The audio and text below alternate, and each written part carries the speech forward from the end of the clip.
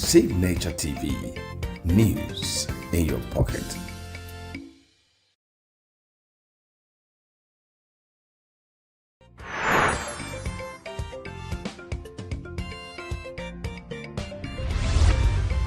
Signaturetv, news in your pocket.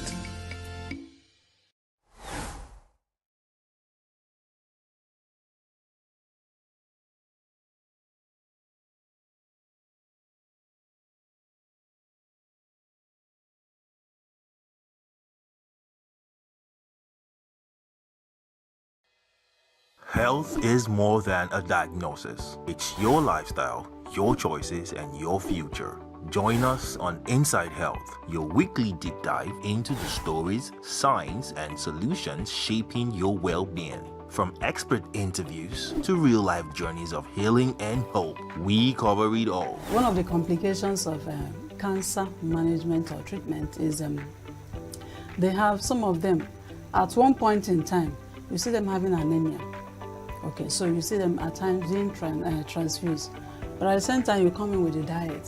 Nutrition, mental health, innovations in medicine, fitness, and everyday wellness. Whether you're managing a condition, staying informed, or just living your best life, Inside Health is your trusted guide. I'm Signaturetv, and I'll be with you every week on Inside Health, only on Signaturetv.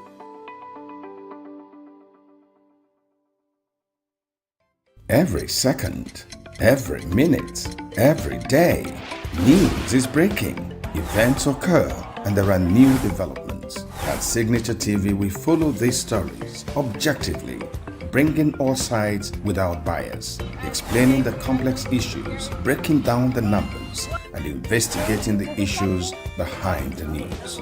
Anywhere and everywhere, near or far, wherever the news is, we will be there. Signaturetv, news in your pocket.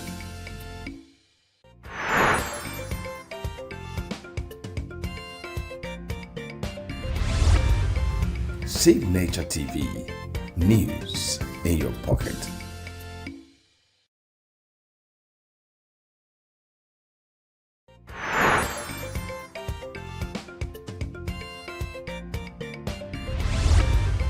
Signaturetv, news in your pocket.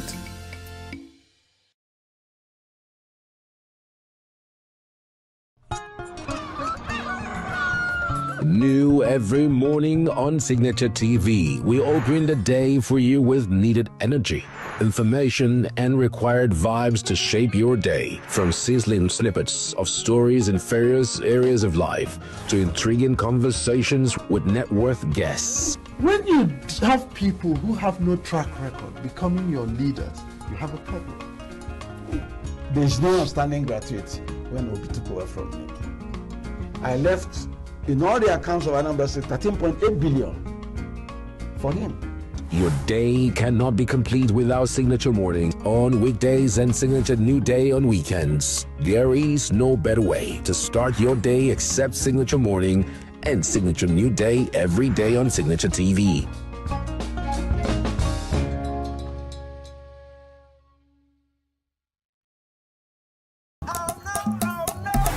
This is Diaspora 5, where we spotlight bold voices and African excellence across Europe and America.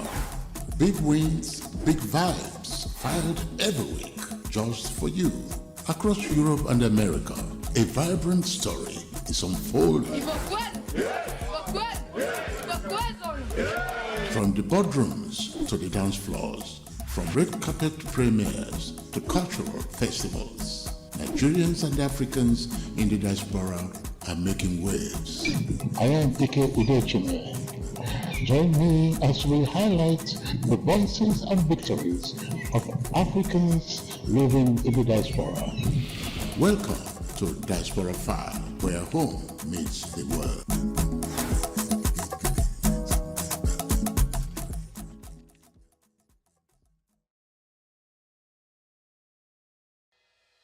Health is more than a diagnosis. It's your lifestyle, your choices, and your future. Join us on Inside Health, your weekly deep dive into the stories, science, and solutions shaping your well-being. From expert interviews to real-life journeys of healing and hope, we cover it all. One of the complications of cancer management or treatment is they have some of them at one point in time, you see them having anemia. Okay, so you see them at times being transfused. But at the same time, you come in with the diet. Nutrition, mental health, innovations in medicine, fitness, and everyday wellness. Whether you're managing a condition, staying informed, or just living your best life, Inside Health is your trusted guide. I'm Signaturetv, and I'll be with you every week on Inside Health, only on Signaturetv.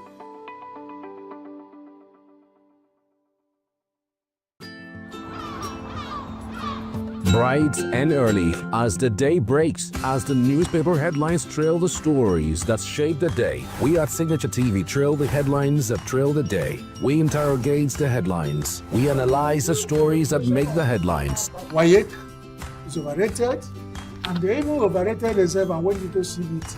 They are insensitive of some Nigerian children who have never had what they call CBT. With passion and emotion, we drive the conversation to change the narrative. Let nobody be deceived by Nigerian high level of performing in agriculture export. We are still where we are. Newspaper review on Signaturetv every morning on Signature Morning, weekdays, and Signature New Day, weekends. Newspaper review on Signaturetv. We do not just review the headlines, we make the headlines relevant to our daily lives.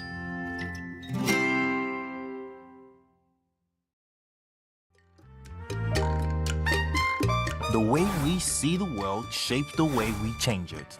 Gender isn't just a checkbox, it's a lens, one that helps us understand the world more deeply and act more fairly. Gender Perspectives, a program for those ready to see more, do more, and be more. Designed to challenge assumptions, ignite conversations, and build inclusive solutions across every sector of society. We are not, fighting the men. We are not saying we are equal in terms of rights. We're only asking they should recognize our existence. Join us on Gender Perspectives, showing every Saturday by 4 p.m. Repeat every Wednesdays by 5 p.m. and Thursdays by 3 p.m. Change begins with perspective. Let's widen yours.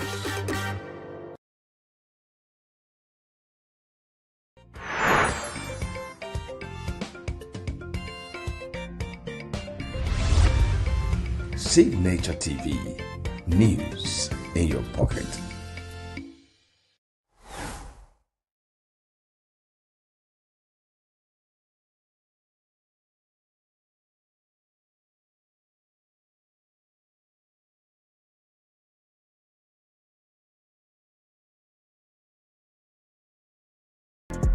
Get plugged into the heartbeat of entertainment on The Hub, your ultimate show on eVibes.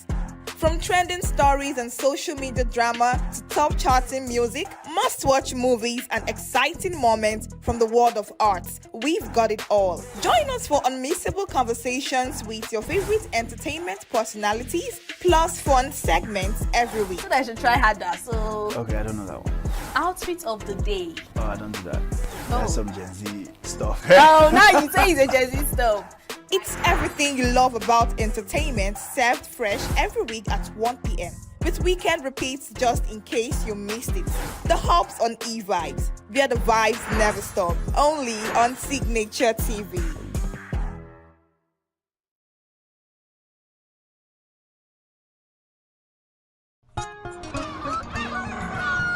New every morning on Signaturetv, we open the day for you with needed energy, information, and required vibes to shape your day. From sizzling snippets of stories in various areas of life to intriguing conversations with net worth guests. When you have people who have no track record becoming your leaders, you have a problem. There's no outstanding gratuity when Obi took over from me. I left in all the accounts of Anambra State 13.8 billion for him. Your day cannot be complete without Signature Morning on weekdays and Signature New Day on weekends. There is no better way to start your day except Signature Morning and Signature New Day every day on Signature TV.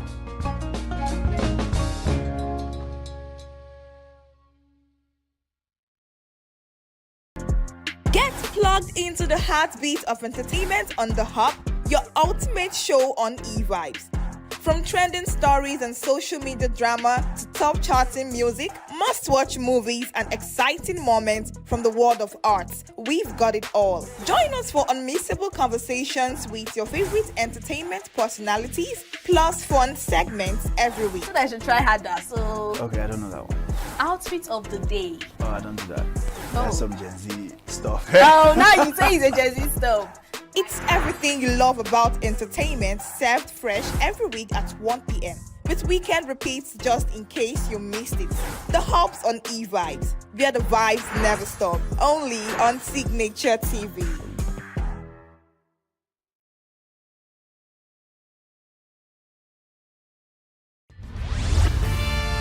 We are local. International communities observing just finished the Why the main market is in chaos. People We are national. Those in support of this motion as amended, say aye. Aye. We have taken the vote by default. We are international. Israeli airstrikes. Donald Trump left us the worst unemployment.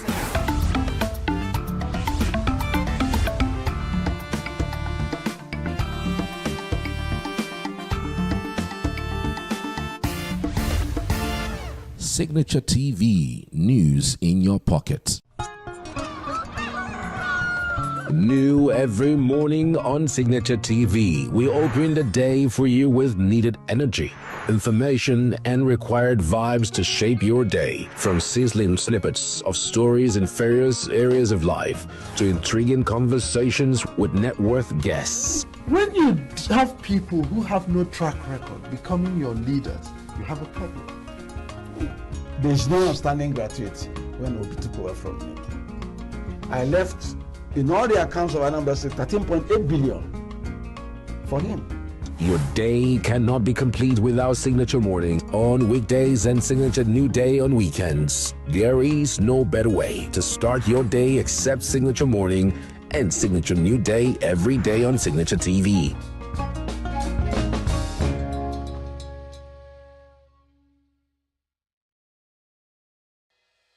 Health is more than a diagnosis. It's your lifestyle, your choices, and your future. Join us on Inside Health, your weekly deep dive into the stories, science, and solutions shaping your well-being. From expert interviews to real-life journeys of healing and hope, we cover it all. One of the complications of cancer management or treatment is they have some of them at one point in time, you see them having anemia. Okay, so you see them at times being transfused. But at the same time, you come in with a diet. Nutrition, mental health, innovations in medicine, fitness, and everyday wellness. Whether you're managing a condition, staying informed, or just living your best life, Inside Health is your trusted guide. I'm Signaturetv, and I'll be with you every week on Inside Health, only on Signature TV.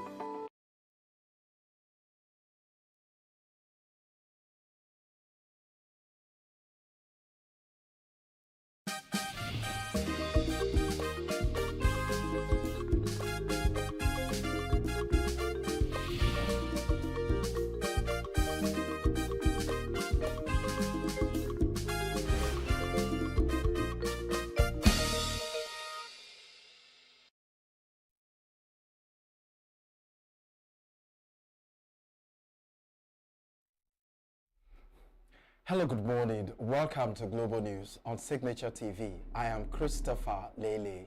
In the headlines, Minister of Finance Wale Edu says federal government is aiming for less borrowing and more investment. Lagos Assembly ignores protests back ongoing controversial demolition. Spain train crash recovery continues as investigators probe gap in rail. Details in a moment. Every second, every minute, every day, news is breaking. Events occur and there are new developments. At Signature TV, we follow these stories objectively, bringing all sides without bias, explaining the complex issues, breaking down the numbers, and investigating the issues behind the news. Anywhere and everywhere, near or far, wherever the news is, we will be there. Signature TV. News in your pocket. The federal government has said it plans to invest more in the economy, rely more on domestic resources, and reduce its dependence on borrowing. Minister of Finance Wale Edu said this while speaking at the ongoing 56th World Economic Forum in Davos, Switzerland on Tuesday. The minister's remarks come as Nigeria implements fiscal reforms aimed at strengthening its economy. Edu emphasized the need to focus on revenue generation. He added that while the country could access international bond markets, if necessary, the government's priority is to mobilize its own resources. He outlined the government's efforts to raise tax revenue and strengthen fiscal sustainability amid mounting global economic pressures. Edu also highlighted strategies aimed at reducing borrowing while expanding revenue generation.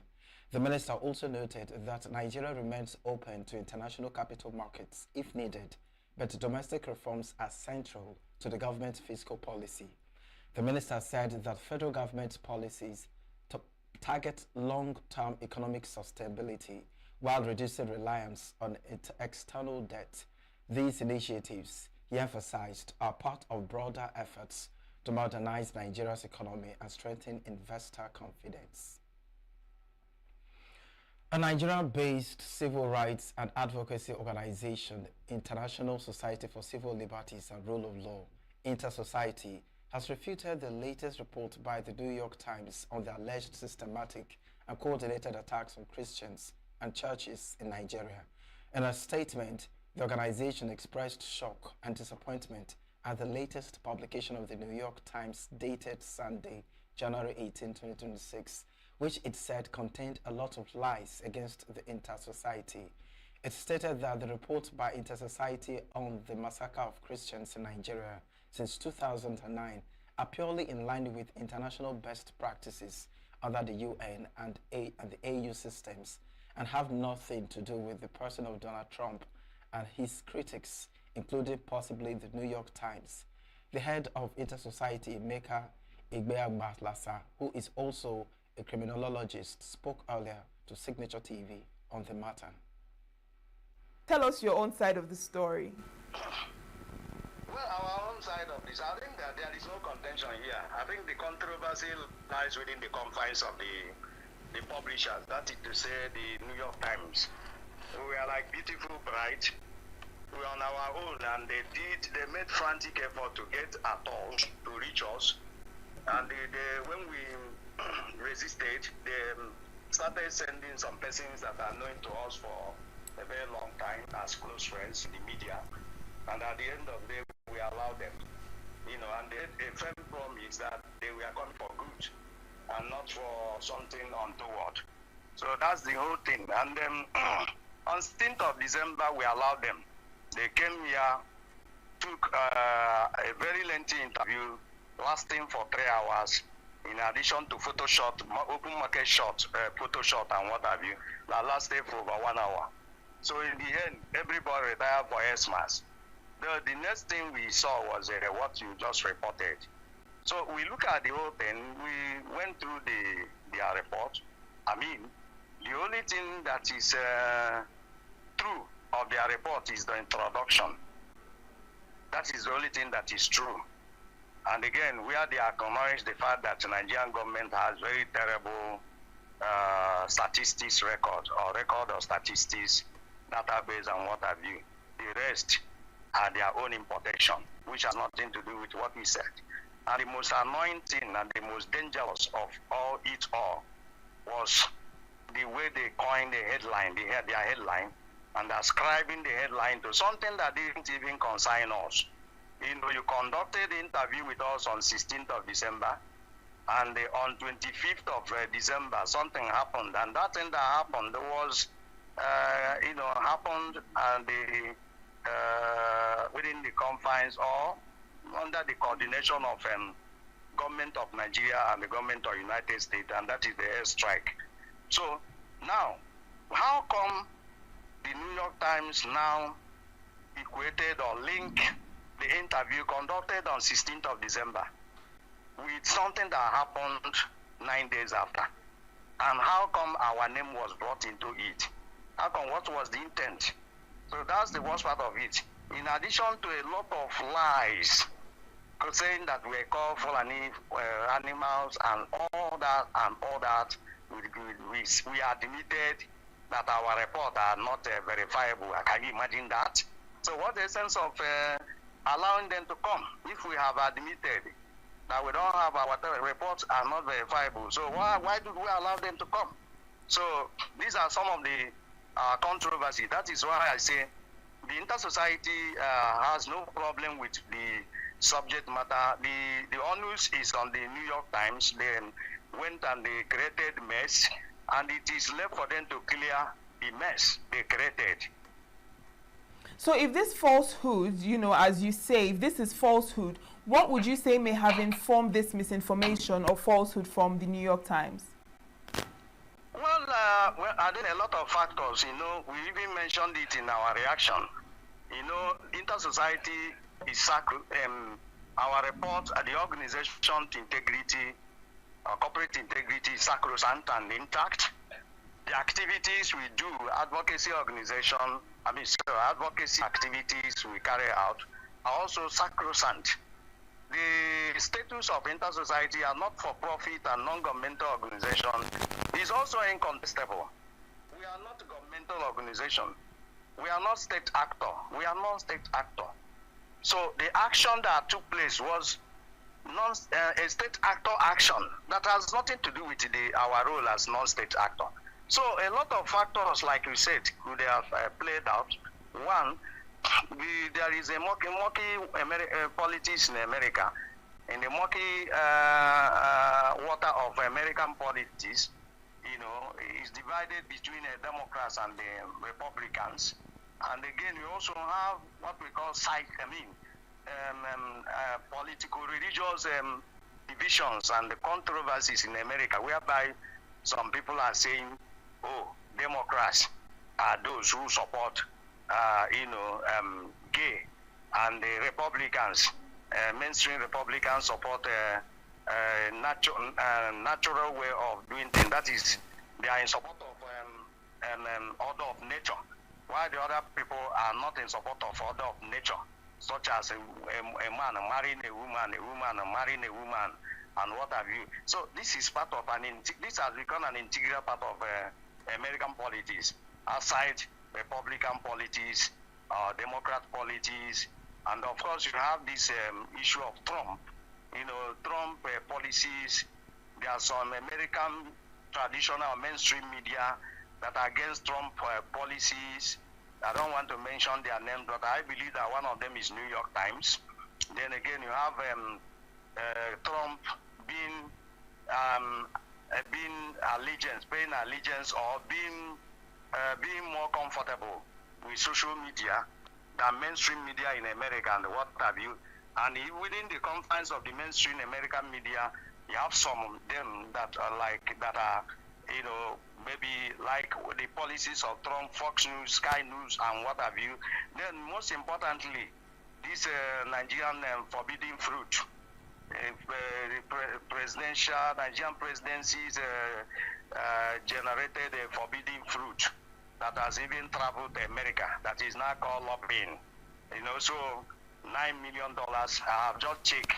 I found out that $9 million can rebuild 2,000 homes, 2,000 IDP homes, and restore more than 30,000 IDPs. But rather, it is being wasted in America, given to people, media to write. What you cannot change, you can never change the fact that there is religious persecution going on in Nigeria.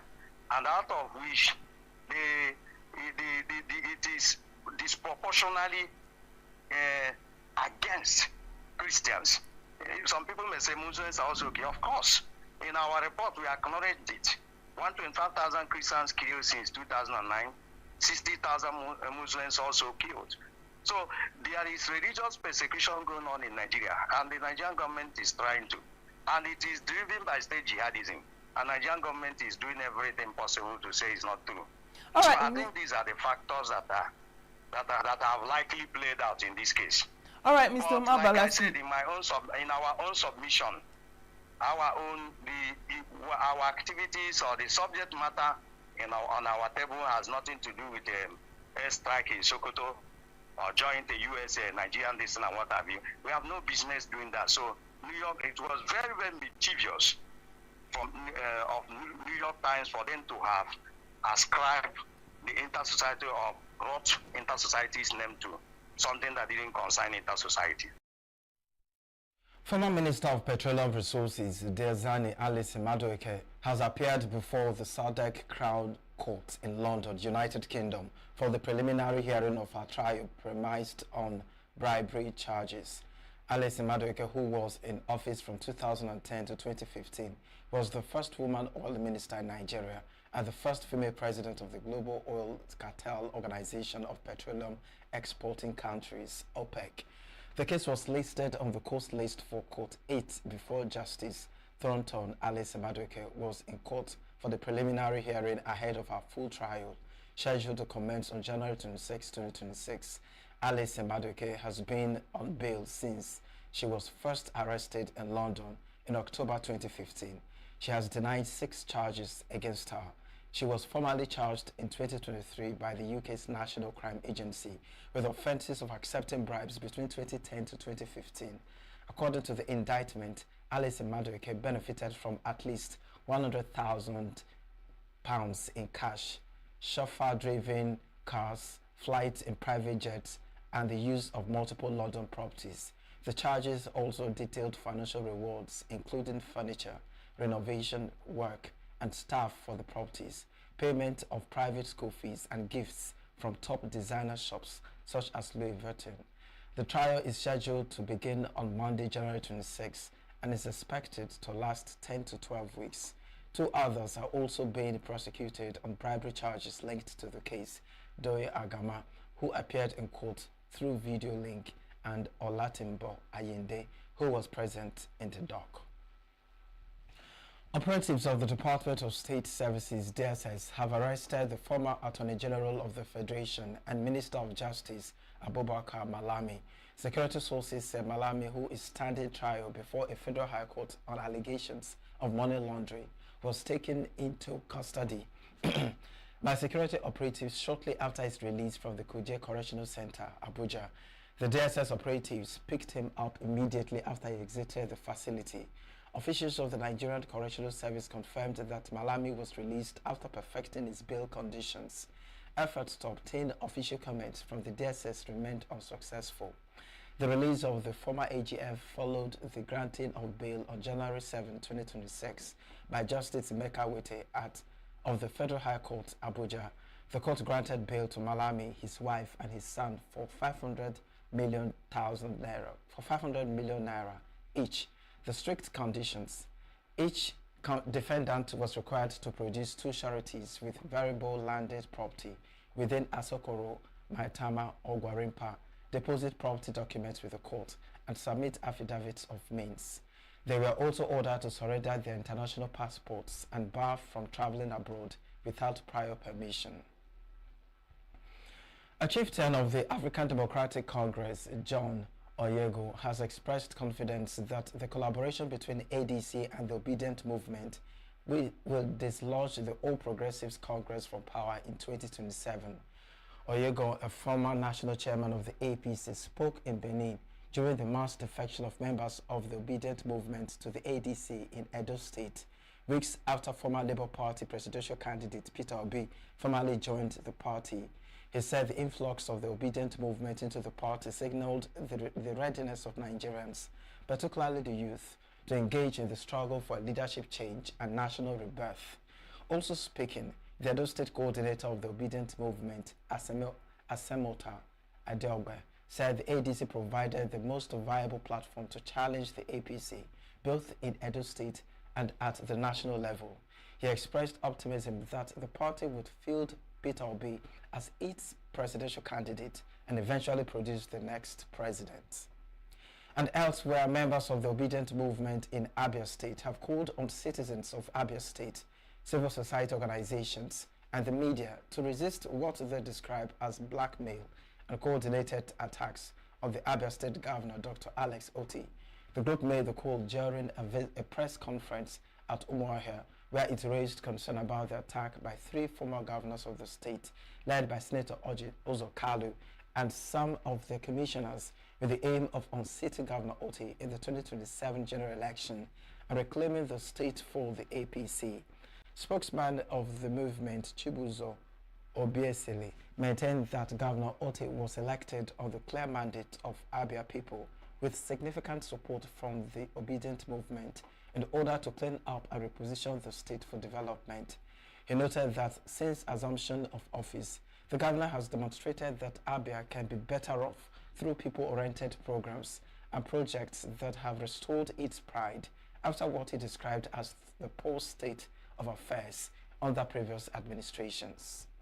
It has come to the public knowledge that a meeting involving the former 3 governors of Abia State alongside the former commissioners, gathering reportedly engineered by Senator Ojuzo Kalu. This gathering, where they reportedly stated their resolution to remove Dr. Alex Chioma Oti in 2027 general election and win Abia State for APC and Tinubu respectively. The outcome of this meeting has been followed up by Oluke granting press audience stating that Dr. Alex Chioma Oti is going to be one-term governor. On this note, we wish to state our resolution and stand as Obedient Movement in Abia State.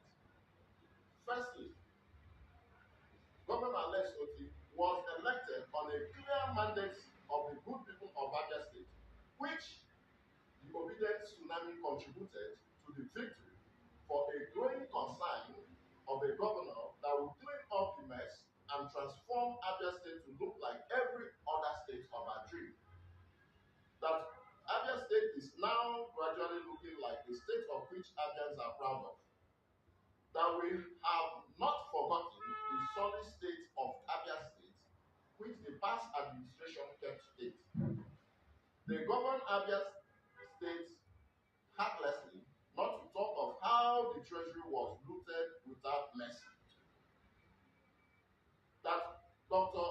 Alex Chioma Oti, since inception of office, has proved that Abia can be better through his people-oriented project, the every reason Abia elected him.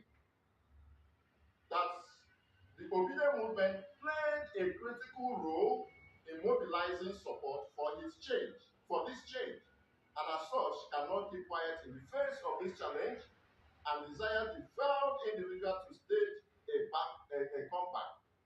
That although the governor has not lived up to his expectation of integrating the obedient faithfuls into the government, but the fact that the administration is people-oriented, delivering to the masses, which is the core desire of the obedient, we have to throw our support behind this performing governor. That we wish to call on all well-meaning Abians to reject this set of people posing as sycophants to the president trying to undermine our state for their own personal gain. We wish to remind Senator Ojuzo Kalu and others that Abia people are enlightened, vigilant, and full aware of the difference between them and our dear governor.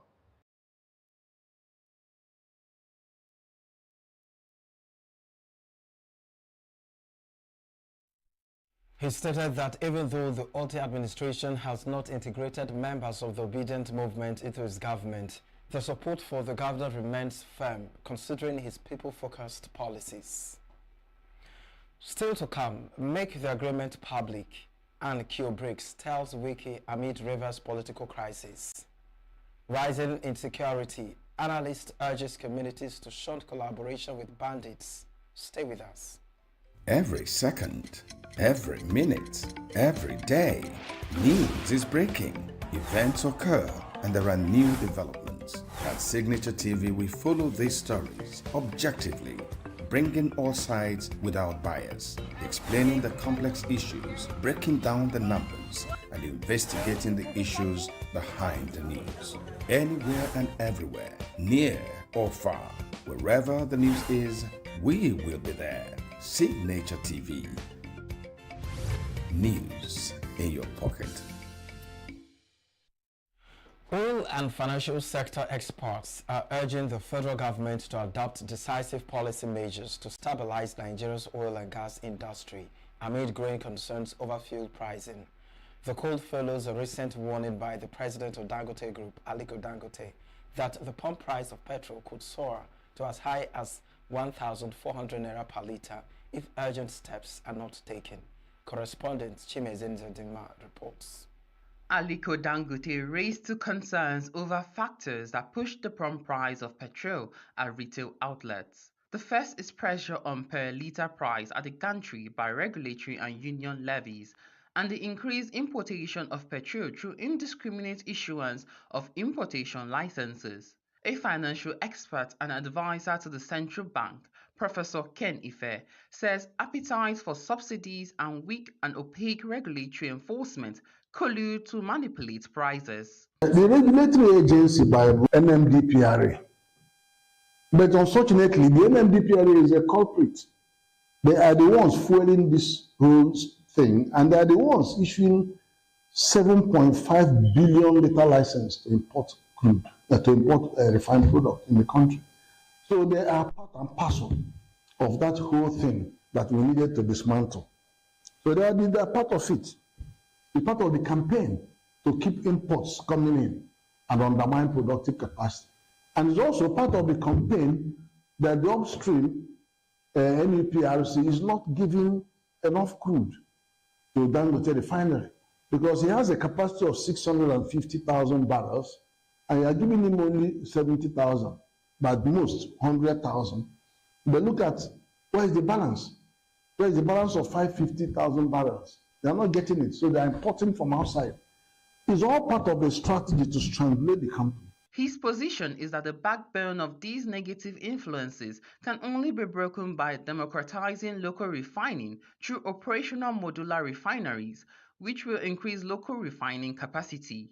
Professor Ife predicts that with transparent regulation and increased capacity, the pump price of petrol can drop to 500 naira per litre. If the local refining capacities are not there, the price of fuel can go to any level. 1,500 is nothing. No, it could even go to 1,500. Because what will happen is that once you decimate the promoter process, you are at the mercy of the importers. And these importers are greedy. They are greedy because even though they import subsidized fuel, but they are substandard. And then even then, they are still selling it they have control of the market. So you cannot control their prices. We don't have price control. And don't forget, even when we were having subsidy, we were subsidizing this fuel, the thing was still high. Now let alone now that the subsidy has been removed and the import has their way. So that is the warning. The warning is that if for any reason the local refining capacities are not there, then we would have, as an economy, thrown caution to the wind and the price can go anywhere. But if you allow them to come in together and they grow the economy, the price will go down to 500. However, a former senior manager at Shell Petroleum Development Company, Madaki Ame, says the 500 naira per litre mark is a consumer ripoff caused by bad policy and corruption. He says Nigeria must move to refine all its crude locally and sell only products with added value. Madaki also wants Nigeria to move out of dollar-dominated oil transactions, which he says undermine Nigeria's economy. We have no business buying crude oil for refining locally at the international price of crude. We've been doing this for years. If we price our crude oil for refining. And if we refine everything that we produce actually, then there will be no need for saying you want to earn foreign exchange and all of that. It's a joke. Yeah, but the government will say that. No, but the government doesn't need to earn any foreign exchange. You will need to rejig the international economy so that the currency of every country is that currency. So if I'm buying something from a country that is that the currency is rupee, I'm not even buying the dollar. You get the point? So it's naira to rupee. So if the country is buying something from me, they pay me in naira. If I'm buying something from them, I pay them in rupee. Nigeria's fuel crisis is not a shortage of crude oil, nor a lack of refining capacity. Experts point to a failure of policy, opaque regulation, and lack of political will. As the debate continues over petrol pricing and energy security, the question remains, will Nigeria choose local refining over perpetual dependence on imports? In Abuja, Chimizi Izedima reporting for Signaturetv News. The Independent National Electoral Commission, INEC, is calling for peaceful conduct among political actors and supporters as the February 21st Rivers State House of Assembly by-elections draw near. The call was made by the resident Electoral Commissioner in Rivers State, Professor Gabriel Yomeri, during a stakeholders engagement in Port Harcourt, which brought together leaders of political parties, security agencies, religious leaders, civil society, organizations, traditional rulers, youth groups, and the media. Professor Yomere said the meeting was aimed at strengthening collaboration among stakeholders and providing updates on the second phase of the continuous voter registration exercise. This election is about Ahoda East 2 being represented in the Rivers State House of Assembly, Ghana Constituency 2 being represented by in the Rivers State House of Assembly, their voices to be heard in the Rivers State House of Assembly, and in short, it's a process of building the democratic system. And that is why this election is very important. Ladies and gentlemen, we have a duty to these two local government areas. As I said, they've been, in one way or the other, not represented in the Rivers State House of Assembly. And now a by-election is to take place. We therefore have the duty and responsibility to inspire and ensure that this election takes place without hitches. And at the same time, for them to have that feeling that whoever wins, it is the true, wish of the people. During the interactive session, stakeholders called on INEC to guarantee a level playing field for all political parties and ensure the neutrality and professionalism of ad hoc electoral staff. Thank you, and well done. You will agree with me that the issue of our party hasn't really gone down. People are still a bit skeptical about how the elections are going to be. Even looking at those invited for this meeting, they are not all here, because some just believe that nothing good will come out of it. Even the voter registration, people still have these beliefs.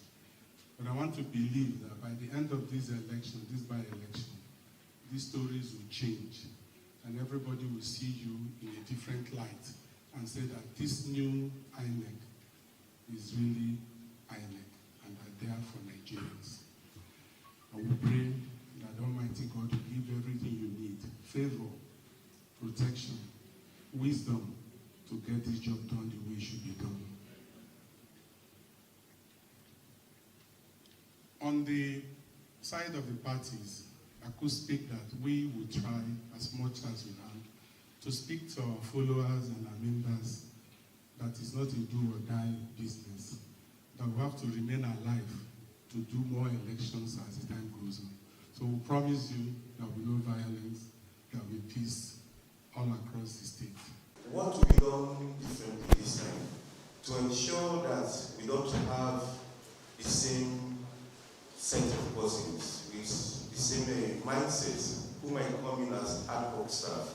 Because in time past, and I speak with a lot of authority in this area, we've had politically exposed persons. In fact, we've had political parties submit names of persons to serve as ad hoc personnel. How do you curtail this so that people going to vote? I've heard the opposition parties also raise a similar concern, so that people are sure that those who are going to be at the endpoint or interfacing with the electorates are people who will be able to defend and ensure that the process is transparent and fully in its level.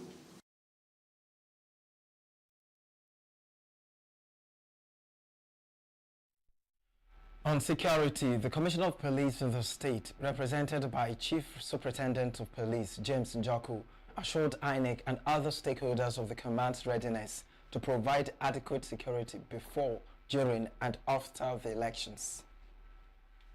When it comes to election, we don't stay behind. We synergize. You can testify during the election. You don't only see the police. The army will be there. Civil defense will be there. Immigration will be there. DSS will be there. And other security agencies. We work together to ensure there is free, fair, credible election. And as then to provide security to the voters, electoral officers, and election materials. We work as a team. Despite the fact we are from different organizations, like I said, we are just brothers, living in the same house, though in different rooms. We work together, we synergize. As I'm talking to you, the security agencies will have joint operational team patrolling, because ours is to make sure, to ensure there is security before, during, even after the election. And we will continue to do that.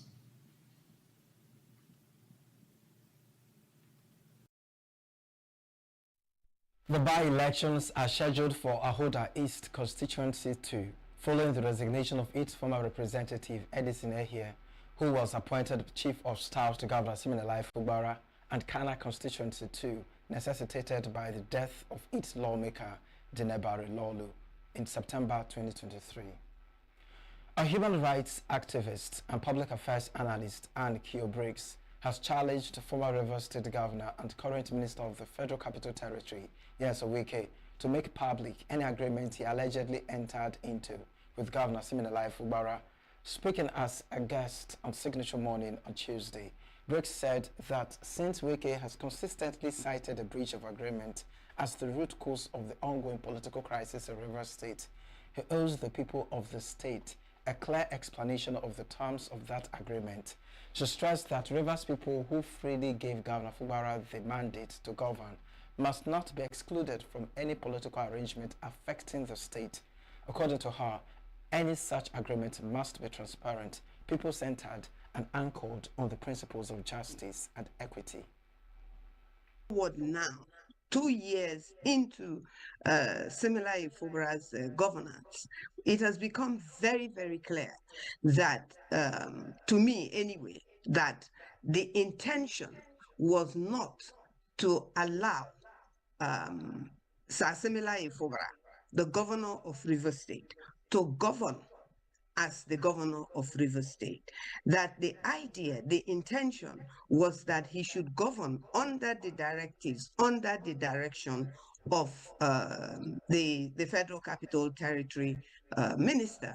Now, there are some Ijaws that agree with that thinking, but I assure you that the majority of Ijaws and the majority of other ethnic nationalities, including the Igwe ethnic nationality, do not agree with this pattern of governance that one person and a handful of people guided by that one person should now have the sole say of what should and should not happen in River State, should be in full control of the whole, literally, not just River State, the whole of the Niger Delta. And as it seems, in the case of even the crisis that was nearly created in Enugu State, this type of political scramble for power is stretching out of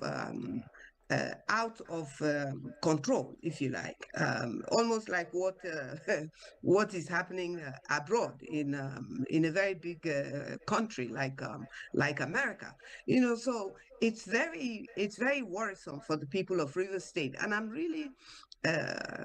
really shocked that people don't seem to understand that this is not about political party, that this is about the people of River State. This is about the soul of River State. This is about the powers that belong to the people of River State being captured by some people, a few people, for their personal interests, being captured by one political party, where we find ourselves that if you are not a member of the APC, then your political views and your political rights are not of any consequence. No, that is not acceptable. Anybody and everybody's political views and political rights must be accepted. Briggs, a prominent Niger Delta and environmental rights advocate, criticized past interventions by the All Progressives Congress, APC, and the presidency in the Wike Fugbara crisis, describing them as one-sided and tilted in favor of Wike while ignoring the will and interest of the people of Rivers State. She argued that the crisis is largely driven by the strategic, political, and economic importance of Rivers State, noting that as a major contributor to Nigeria's economy and the Niger Delta region, developments in the state have far-reaching implications for the entire country.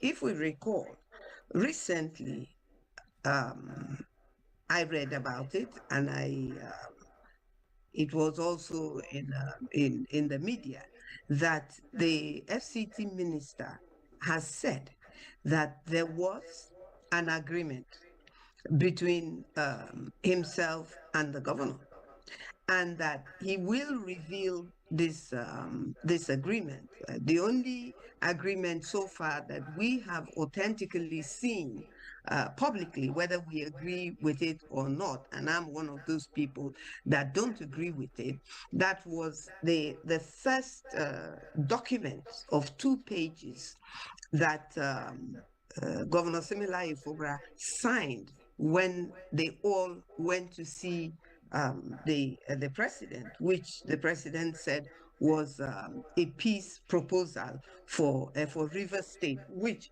was and remains unconstitutional, which is to say that it is not constitutional that the president of Nigeria would be able to sit down and all on his own come up with a proposal of a state that was voted, whose governor was voted into office at that time from another political party. But now we have Sir Similaye Fubara, the governor of Rivers State, has now moved to the APC. In my opinion, moving to the APC, I think was the last thing he definitely have done to show that he wants to have the opportunity to govern the state that he has been voted to govern, if that will come forth by him crossing over to APC political party. The Lagos State House of Assembly has backed the state executive in the ongoing demolition of structures and shanties erected along shorelines and other high-tension cables across the state. The chairman, House Committee on Information, Security and Strategy, Stephen Ogundekbe, said this in a statement in Lagos on Tuesday.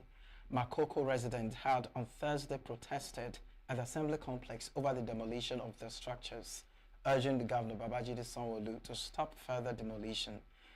Ogundekbe, representing Oshodi Isolo Constituency 1, said the exercise was a necessary step to safeguard the lives and property of residents in the state. He said the leadership of the Assembly viewed the exercise as responsible and forward-looking. He called on residents to remain calm and cooperate with government officials, assuring them that their concerns would not be ignored.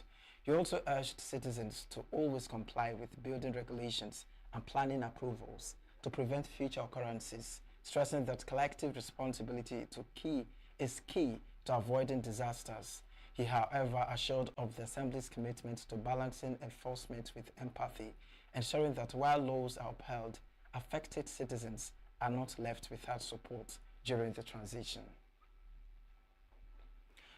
A public affairs analyst, Chris Dalvan Guaman, has attributed the persistent insecurity in parts of the country to what he describes as a growing level of complicity within some local communities. Speaking as a guest on Signature Morning, Guamna expressed concern that insecurity has continued to thrive due to the activities of informants and collaborators who aid criminal groups, particularly in some northern communities. He noted that instead of communities standing united to protect their lives and property, some residents now provide critical information to bandits, making it difficult for security agencies to curb the menace. He described the situation as unfortunate, stressing that Nigerians should channel their energy towards unity and collective development rather than engaging in violence against one another. All of this is going to change shortly, I believe. Our nation will not continue like this. There are various ways of looking at that stuff. In the olden days, you would hear kings that had magicians, and the magicians were able to give a prophetic insight into what the future would look like, and nations were driven by those prophetic visions. We remember the popular story in the Bible of Joseph and the king of Egypt, Pharaoh. And when Joseph interpreted the dreams and gave a blueprint or a pattern for the future, Pharaoh decided to follow it, and he said, we will follow this plan, and for 7 years of famine, 7 years of plenty, we will use it to prepare for the years of famine that was to come. And we understand that the whole world was saved by that agricultural miracle that was orchestrated by the prophetic insights that Joseph gave. So I'm one who believes in prophetic insights. When an economist speaks, an economist is giving you a prophetic insight into the future so it can drive your investments. When political analysts speak, they are supposed to give you a prophetic insight into the future. One of the things that you recognize when you look at Nigeria is that Nigeria has a great future. Nigeria has a stupendously great future. Nigeria has a place in God's plan for the entire nations of the earth. I've observed, I'm a student of history, and I've observed that at various times God always brought new nations to lead the committee of nations of the earth.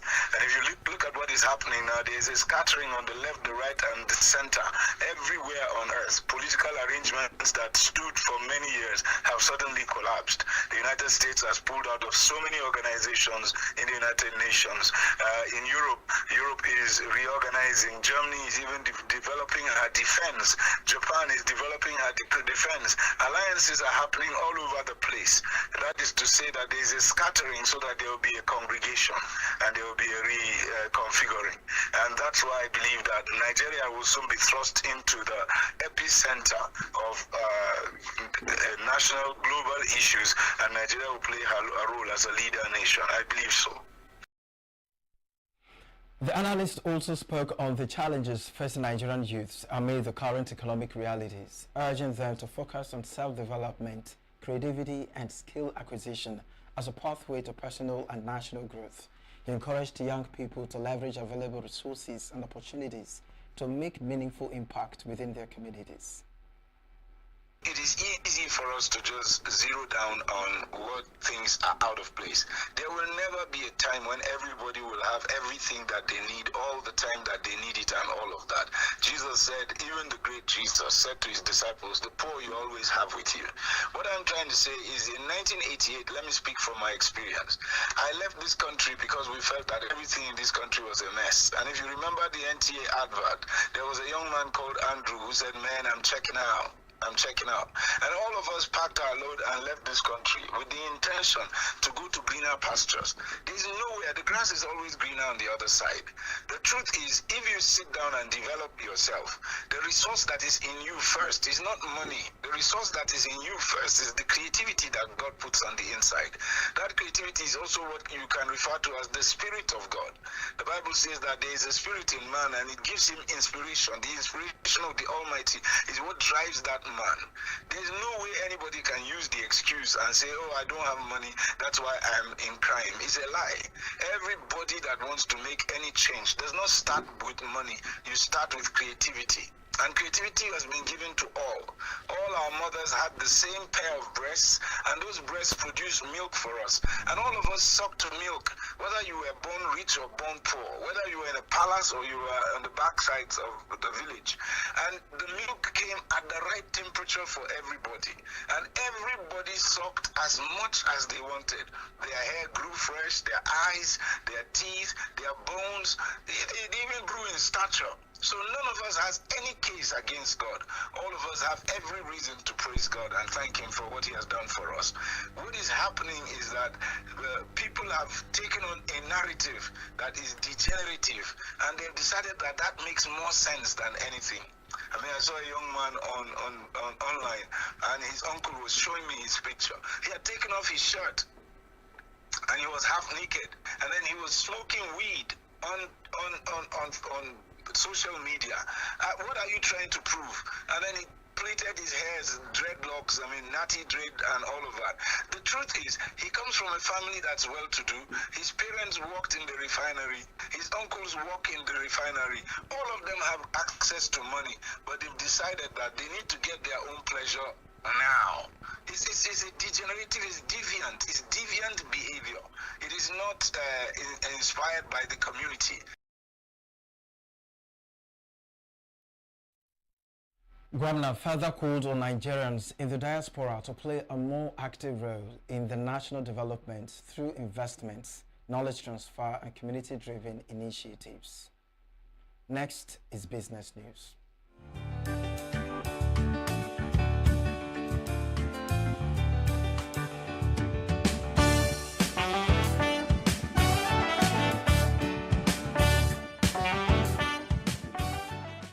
The federal government, through the Debt Management Office (DMO), has offered 3 FGN bonds totaling 900 billion naira for subscription by auction scheduled for January 26, 2026, with settlement on January 28, 2026.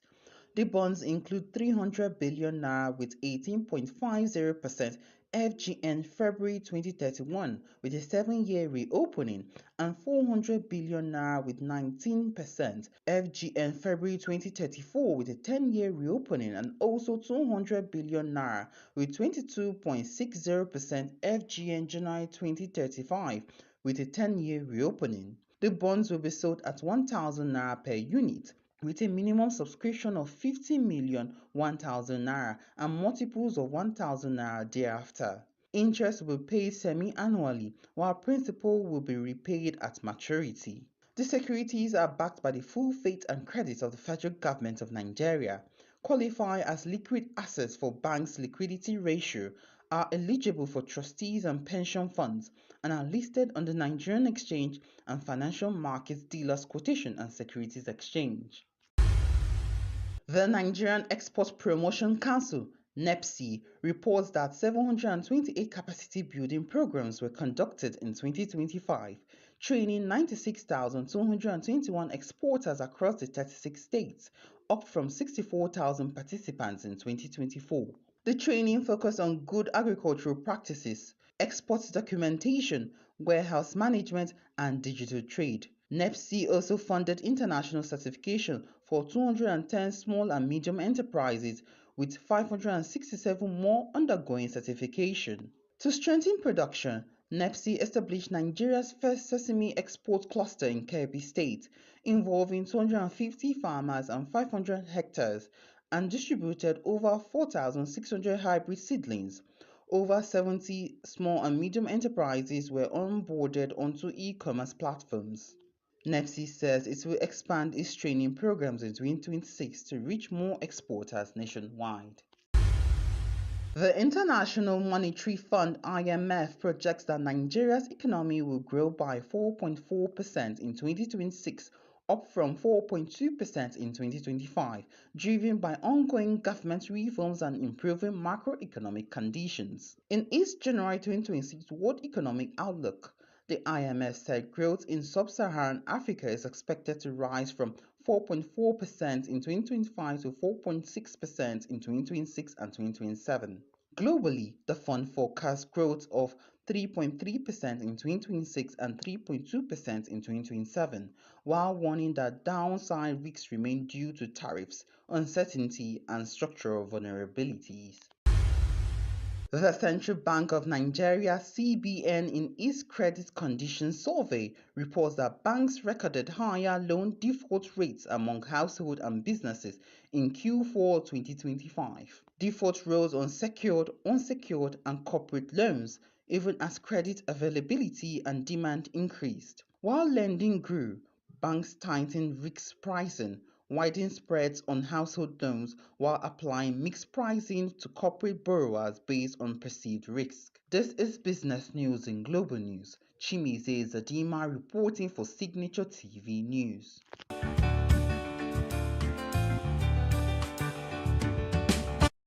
That's the news this hour. I am Christopher Lele. Thanks for watching.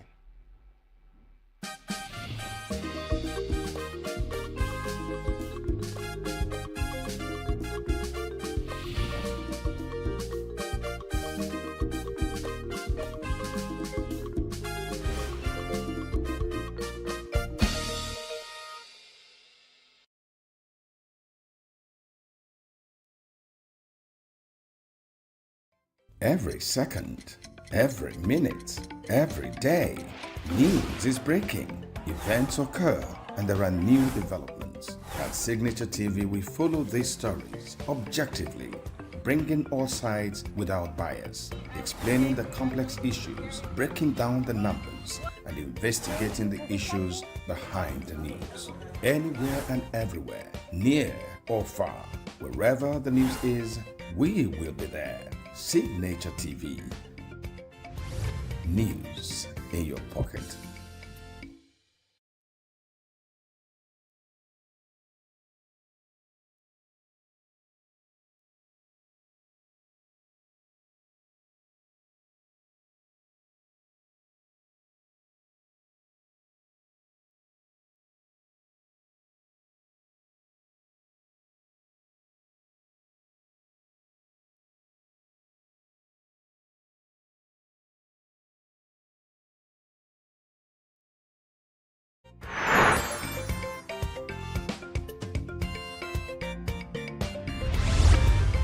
Signature TV.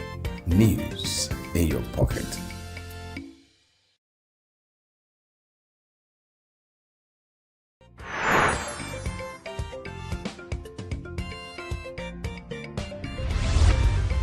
Signature TV. News in your pocket.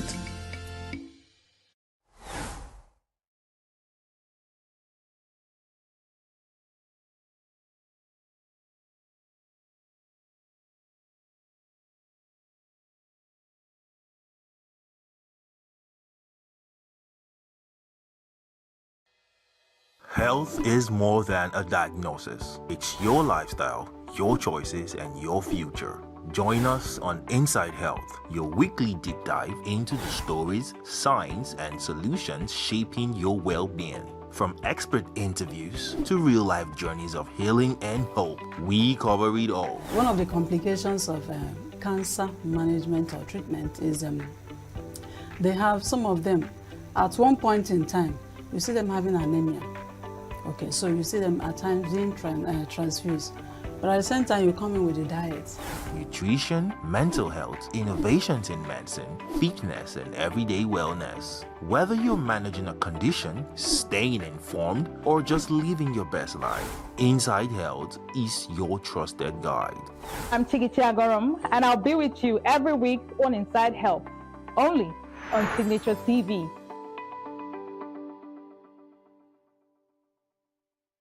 Every second, every minute, every day, news is breaking, events occur, and there are new developments. At Signature TV, we follow these stories objectively, bringing all sides without bias, explaining the complex issues, breaking down the numbers, and investigating the issues behind the news. Anywhere and everywhere, near or far, wherever the news is, we will be there. Signature TV. News in your pocket.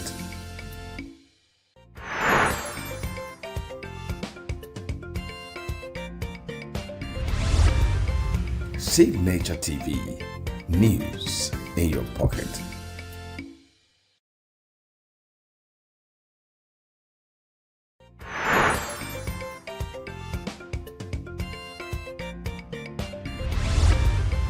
Signature TV. News in your pocket.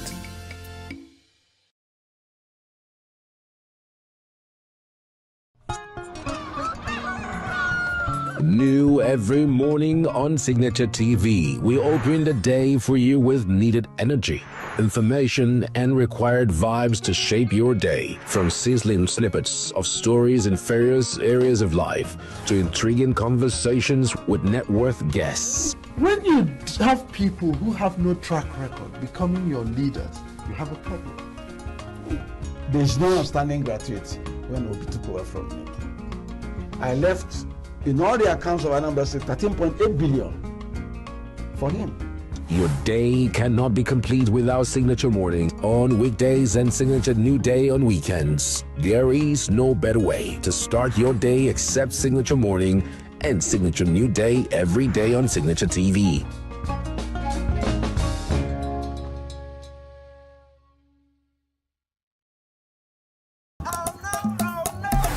This is Diaspora 5, where we spotlight bold voices and African excellence across Europe and America. Big wins, big vibes, fired every week, just for you. Across Europe and America, a vibrant story is unfolding. From the boardrooms to the dance floors, from red carpet premieres to cultural festivals, Nigerians and Africans in the diaspora are making waves. I am Ike Udechime. Join me as we highlight the voices and victories of Africans living in the diaspora. Welcome to Diaspora 5, where home meets the world.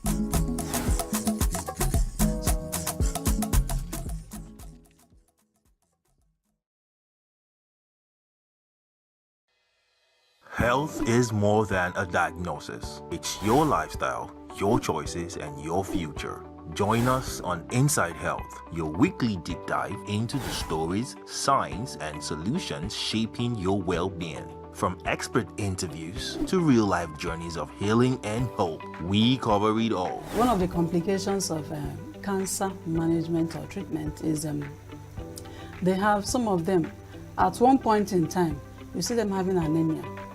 Okay, so you see them at times being transfused. But at the same time, you come in with a diet. Nutrition, mental health, innovations in medicine, fitness, and everyday wellness. Whether you're managing a condition, staying informed, or just living your best life, Inside Health is your trusted guide. I'm Signaturetv, and I'll be with you every week on Inside Health, only on Signature TV.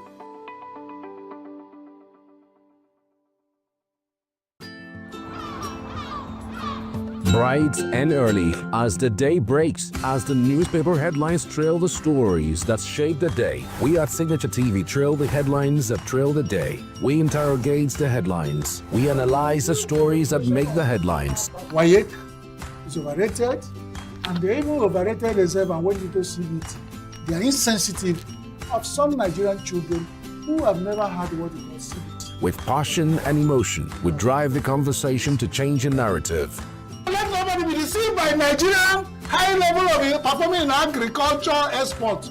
We are still where we are. Newspaper review on Signature TV every morning on Signature Morning weekdays and Signature New Day weekends. Newspaper review on Signature TV. We do not just review the headlines, we make the headlines relevant to our daily lives.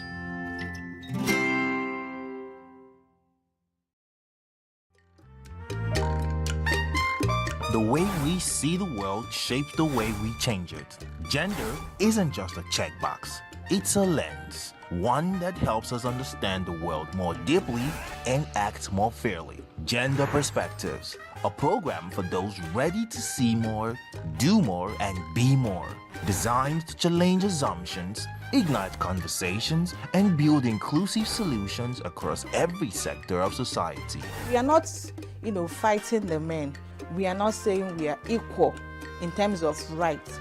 We're only asking they should recognize our existence. Join us on Gender Perspectives, showing every Saturday by 4 p.m. Repeat every Wednesdays by 5 p.m. and Thursdays by 3 p.m. Change begins with perspective. Let's widen yours.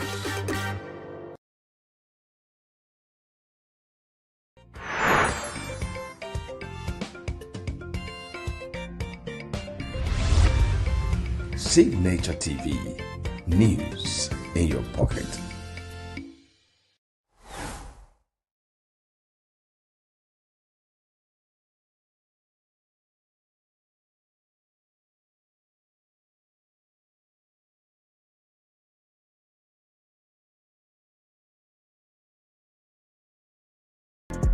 Get plugged into the heartbeat of entertainment on The Hub, your ultimate show on e-vibes.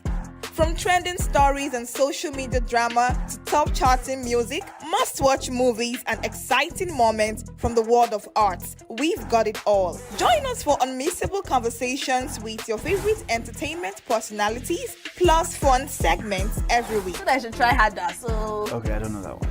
Outfit of the day. Oh, I don't do that. That's some Gen Z stuff. Oh, now you say it's a Gen Z stuff. It's everything you love about entertainment, served fresh every week at 1 p.m. with weekend repeats just in case you missed it. The Hubs on e-vibes, where the vibes never stop. Only on Signature TV.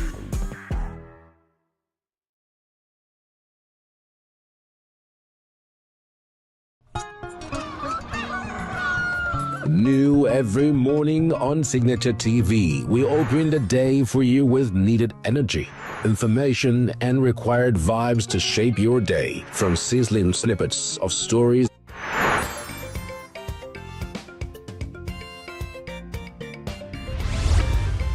Signature TV, news in your pocket.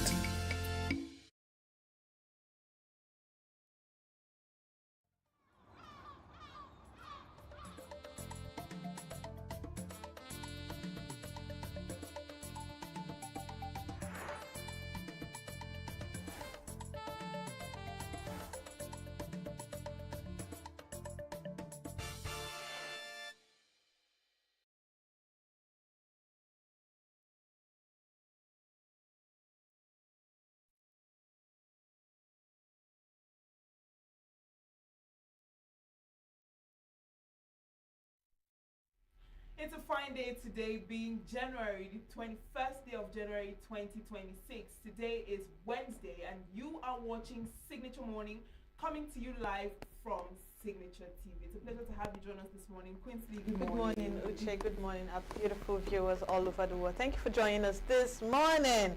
Of course, we have a whole lot to talk about on the Signature Show this morning, and we hope that you will stay glued to your screen, because any moment you blink, if you blink anyhow, you probably miss everything. Of course, before we go into our newspapers this morning, don't forget to follow us on all our social media platforms, and also have the notification on our YouTube channel. I am Quincy Rowland. And I am Uchenna Chimdi Oluoha. Coming to you next is newspaper headlines and review.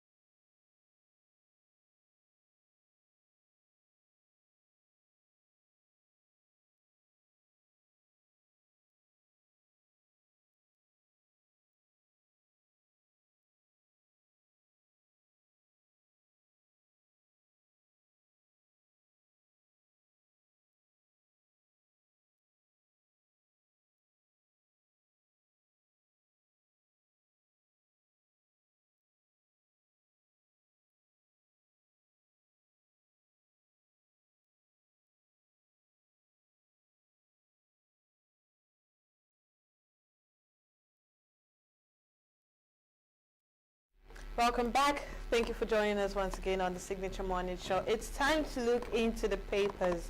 Our first paper this morning is the Vanguard newspaper, and boldly written is Kaduna, names of 177 abducted worshippers revealed. 177 abducted, 11 escaped. CSWN group reveals. Police situation report confirms abduction. Attack occurred 1 week after 2.6 million naira ransom was paid for release of some villagers, say from the source. Rights group accuses security agents of blocking access. Abduction horrific, says U.S. lawmaker Moore. Another unfortunate incident, and this is from Obi. Why we insist attack happened. Hayab Northern Khan chairman, and this can be found on the page 34.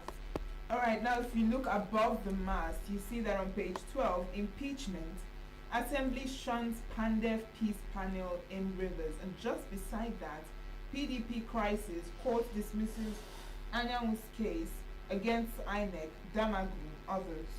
Nigeria spends $1.73 billion on foreign education and health in 6 months. Now we see that fire raises commercial building in Ikeja Computer Village. and FGOPS on collision course over NSITF levy hike. We have fire raises. I think that's all we have on the Vanguard newspaper. Over to the Daily Trust, boldly written abduction. Kaduna villagers recount. All right, now just above that, Desani appears before UK court over alleged £100,000 bribe. 6 drowned in Benue boat mishap. Atiku wades in as supporters obedience clash over ADC ticket. 11 killed in Edo auto crash. Beside that, we have PDP court dismisses Ayanwo's suits after withdrawal. All right, let's look at the Nation newspaper, see what we have on the headlines. Boldly written, page 2, Edu, federal government will rely less on borrowing to drive growth. With Rider, we will depend more on our own resources than on international institutions. Above the mass, we have IG deploys squad to rescue 177 kidnapped in Kaduna. Beside that, Nigeria produced 554 4.4 MB in 2025, says NUPRC. Now, if you look below the newspaper, court likely to seal government's acquisition of Hussaini's controversial UK house. No one has shown up to claim the house after interim forfeiture order.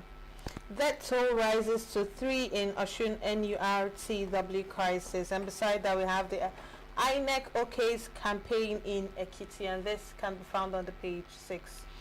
Over to the Guardian newspaper, page 6. Electoral Act gaps in e-transmission, vote buying sanctions, spark calls for reform.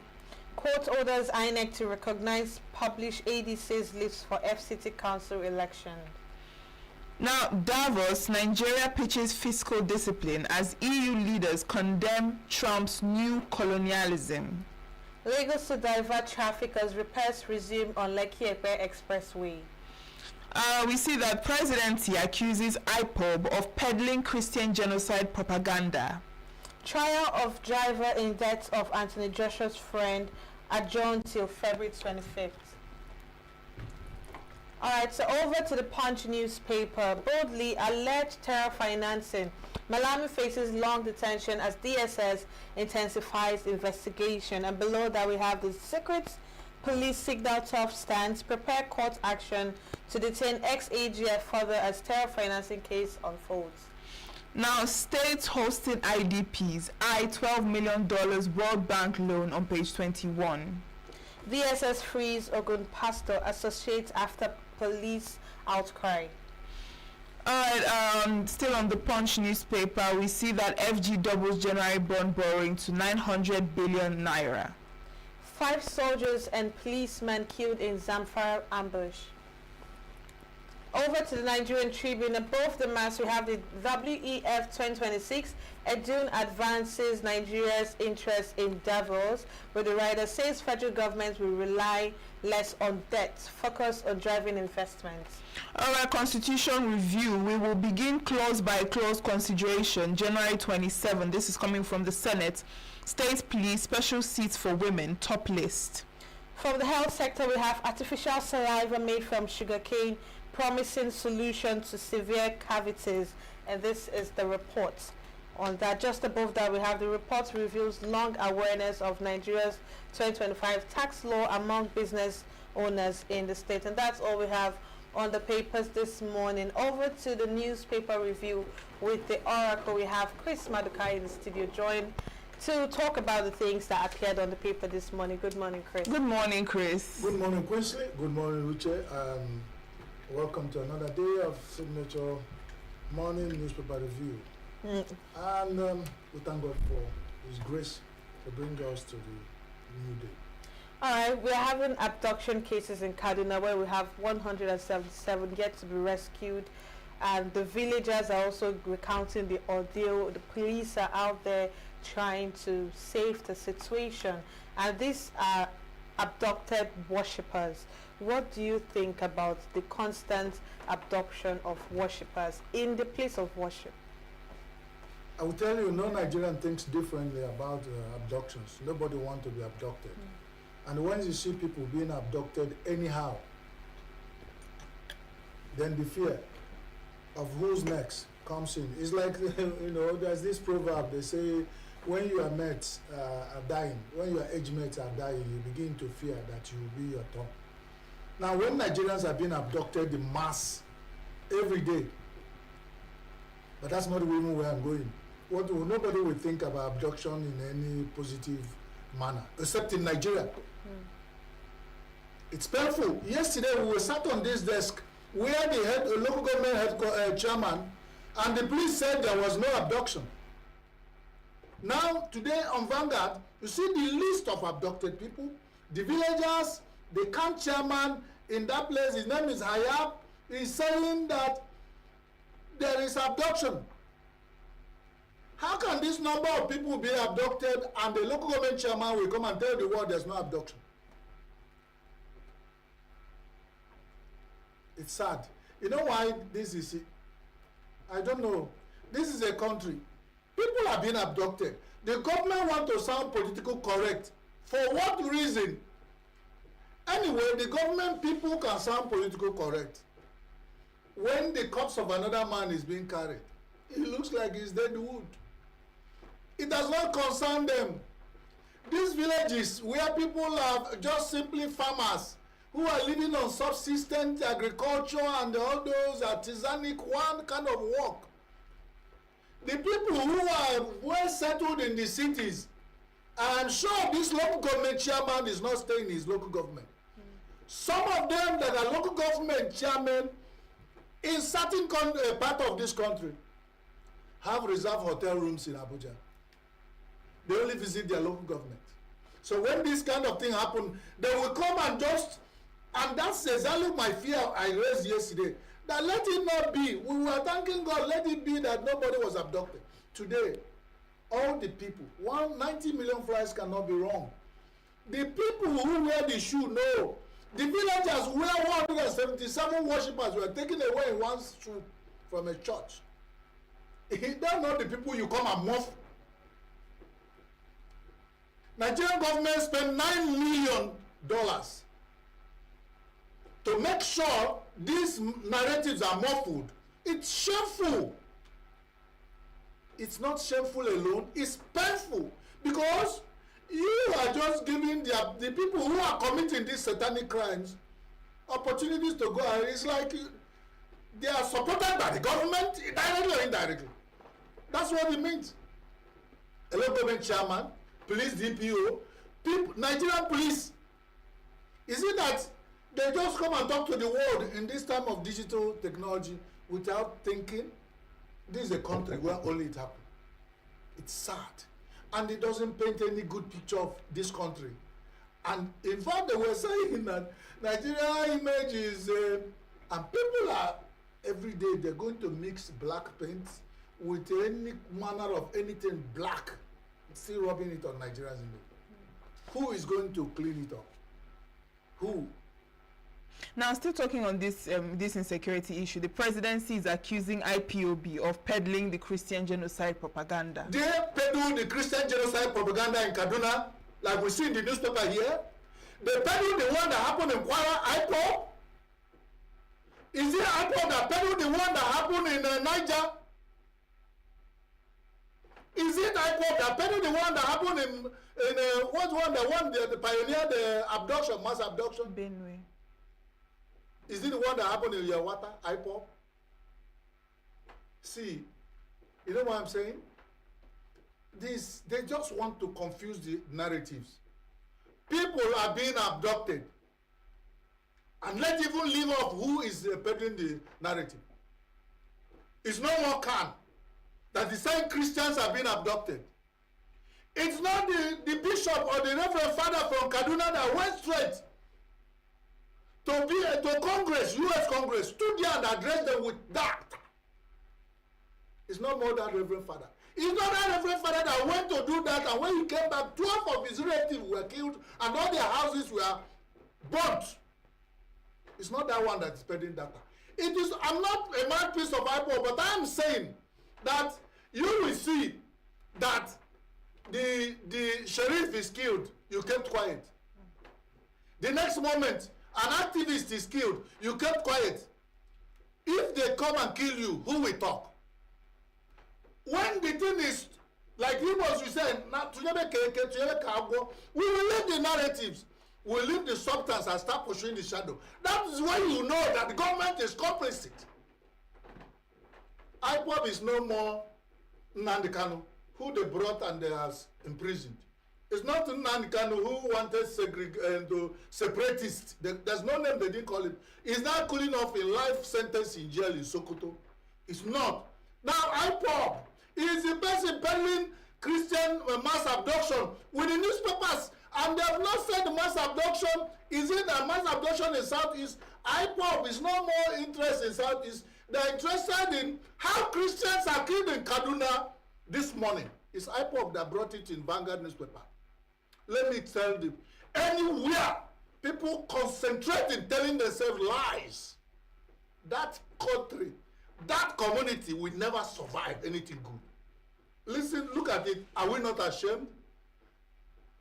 If this thing is overwhelming and we can't handle it, we'll look for another. Instead of looking for who to push the blame, look at it, IPOB. IPOB is not only causing insecurity in Southeast. It's not enough.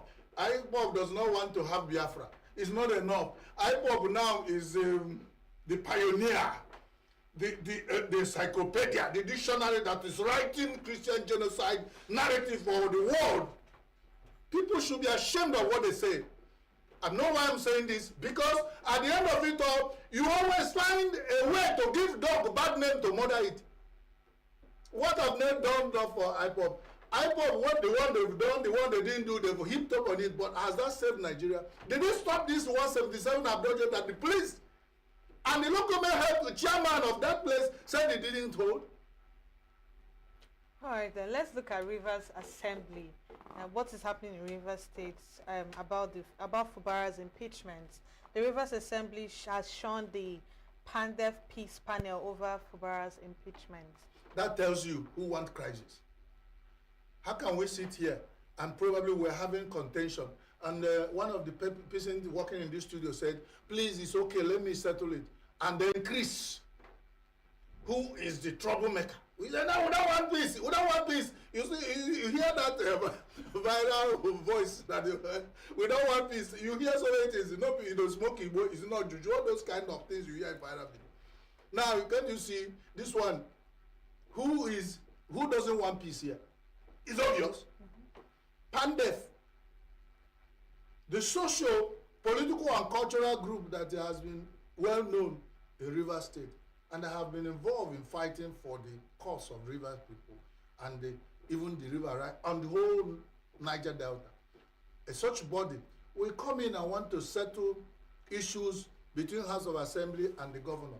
And the House of Assembly people say, we don't want. The world will now see who is the troublemaker in Rivers State. Have not said anything. I mean, because if you want peace, and if what you are pursuing will bring peace to Rivers State, anything that suggests peace, you welcome it. So in this case, the House of Assembly is the people who want, and the river people are watching them.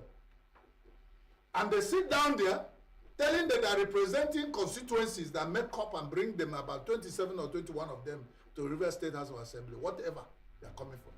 They leave their house and say they go to River State House of Assembly to represent their people. And Pandef will come and say, let us settle this matter. And they say they don't want peace. Since they don't want peace, God in the Bible said, whatever you ask him, he will do for you. The River State House of Assembly want trouble. They don't want peace, from all indication.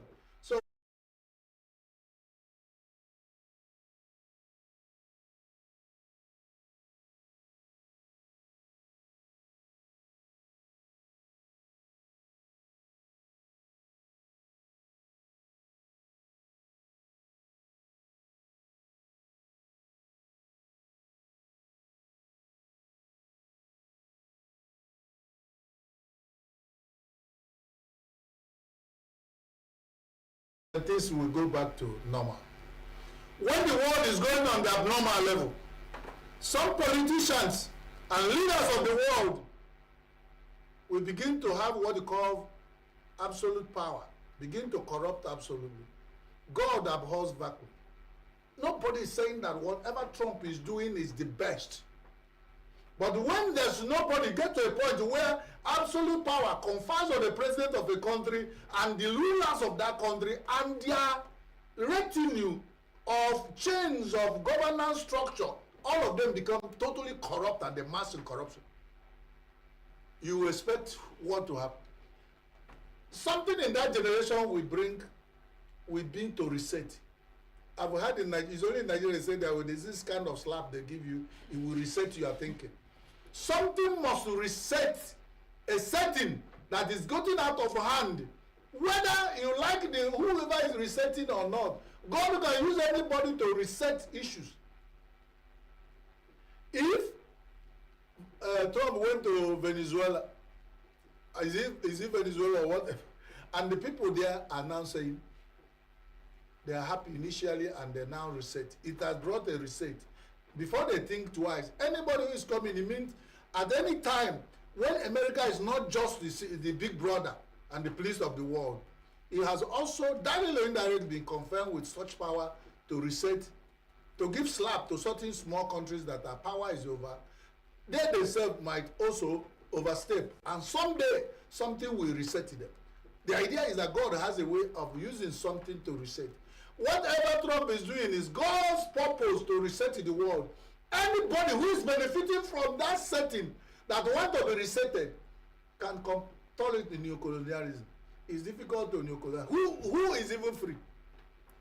The people that say that is the economy that is not neo-colonized. Who decides what happened in Nigeria and price of things in Nigeria?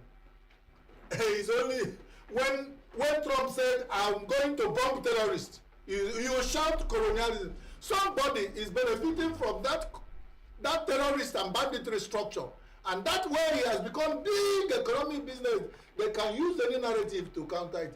When Trump begins to neo-colonize the world, there is a body they call UN that are also resetting themselves to find a way of countering when Trump is overstepping his bounds. But some of the things he has done, people have kept quiet and given what they call taciturn support. Until when it start going out of hand, they will come out. But now this one says neo-colonialism. Who neo-colonize? That's the story I will tell you. Somebody said they come into the village, one rich man want to share rice for them to eat. And the person said, I won't go, they want to clean up my destiny. This is a wine tapper who barely will eat. And the millionaire comes home to want to wipe the destiny of a wine tapper to use it to. That will tell you, when America want to go and colonize Nigeria for what? Nigeria will draw America back 50 years because Nigerians are not moving forward. If America want to colonize Nigeria, it's going to draw America back. So Nigeria is not a good colony to want to look into again. Thank you so much for joining us this morning. Is it over? It's over. Our time is up. Our time is up already. Well, before our time is up, and I know Edun said federal government will not rely on borrowing to drive growth. But the other newspaper we see where he's still talking about borrowing and borrowing. So you find confusion in country where they speak with both sides of their mouth. You hardly ask yourself, do they really sit down to look at the narrative, how it joins before? They don't here say we won't borrow. The other side they are confirming borrowing, and then ask them, if you have to borrow yourself, you won't borrow again. Nobody will borrow again for you. So you better look inside. It's not about decision, whether your choice, because Nigeria has borrowed itself. And I think any country of the world who want to borrow to Nigeria will think about bad debt in the future. Of course. Well, God bless you for having joined us here this morning. And I hope we have not wasted your time or shout you into sleep. It has the kind of passion you put in, people will begin to sleep. But that's by the way. God bless you. God bless you, my angels here. God bless Signaturetv. God bless me too. And replenish my energy of shouting. Of course. And remember that God's blessing meant for those who deserve to be blessed. Thank you so much for joining us this morning, Chris. We'll go on a short break and we'll be back.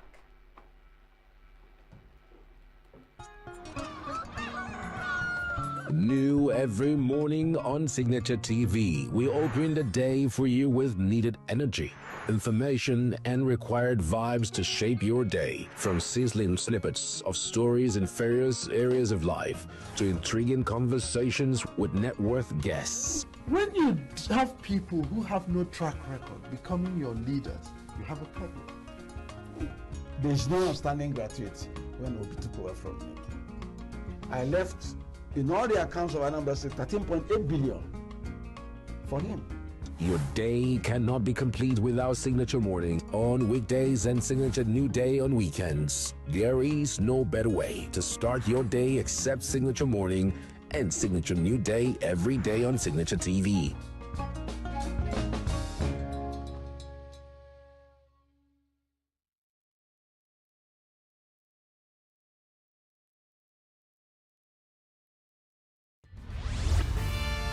We are local. International communities observing Why the main market is in chaos. People.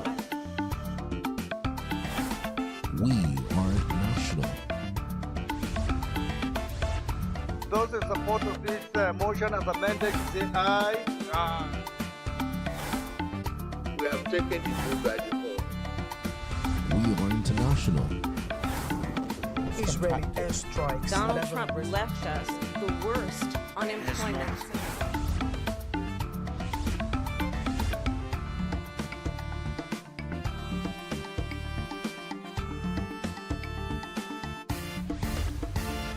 Signature TV, news in your pocket.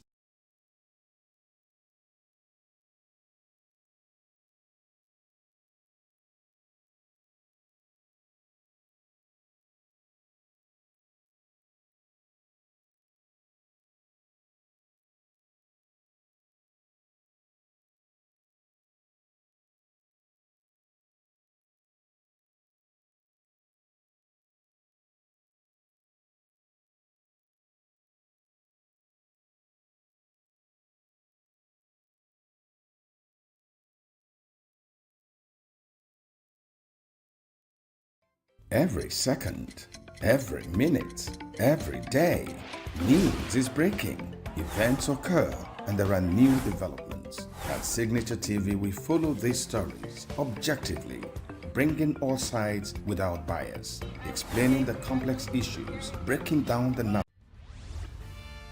We are local. International communities observing Why the main market is in chaos. People. We are national. Those in support of this motion as amended, say aye. Aye.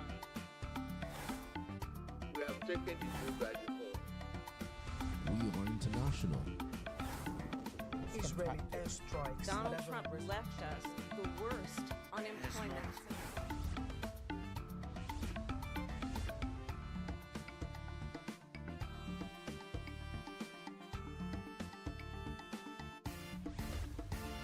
Signature TV, news in your pocket.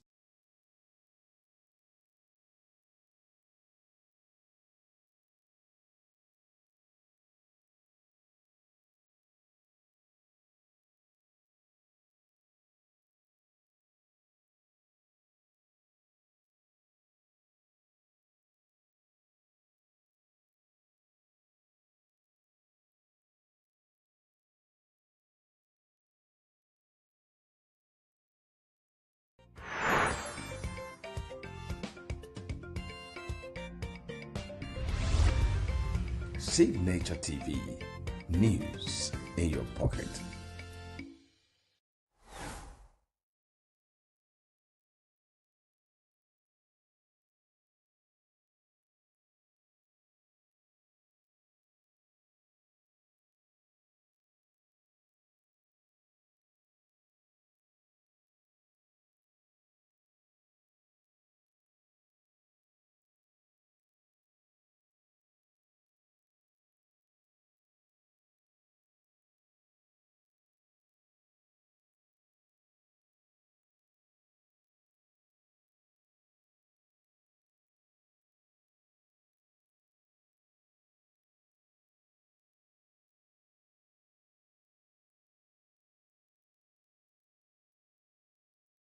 NFF President Ibrahim Gassor reportedly said that the Federation have no immediate plans to discuss contract extension plans with Eric Chell, despite his performance at the recently concluded AFCON.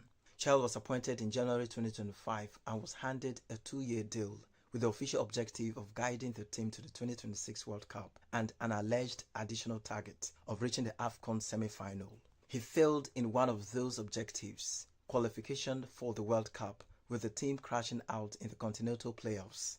However, he delivered a remarkable AFCON tournament in which he reached the semi-finals while coaching some laudable performance.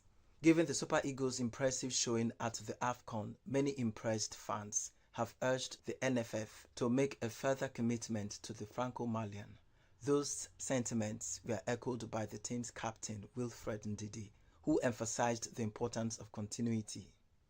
Former African Footballer of the Year, Victor Ikpeba, has emphasized the importance of having at least 2 top-tier goalkeepers in the Super Eagles, insisting that competition for number 1 spot is essential for sustained success. While praising Stanley Nwabali's performance, Ikpeba noted that no position in the national team should be immune from competition.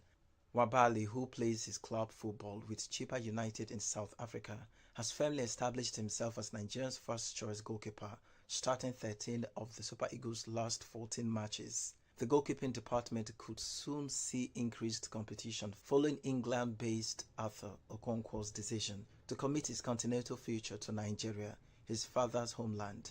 Speaking on the sports platform, Ikpeba stressed that internal competition is vital for maintaining high standards. The recently concluded AFCON 2025 has caused a major shift in the January 2026 FIFA Coca-Cola Men's World Ranking. The Super Eagles of Nigeria have emerged as one of the biggest beneficiaries, climbing an impressive 12 spots to occupy the 26th position in the world.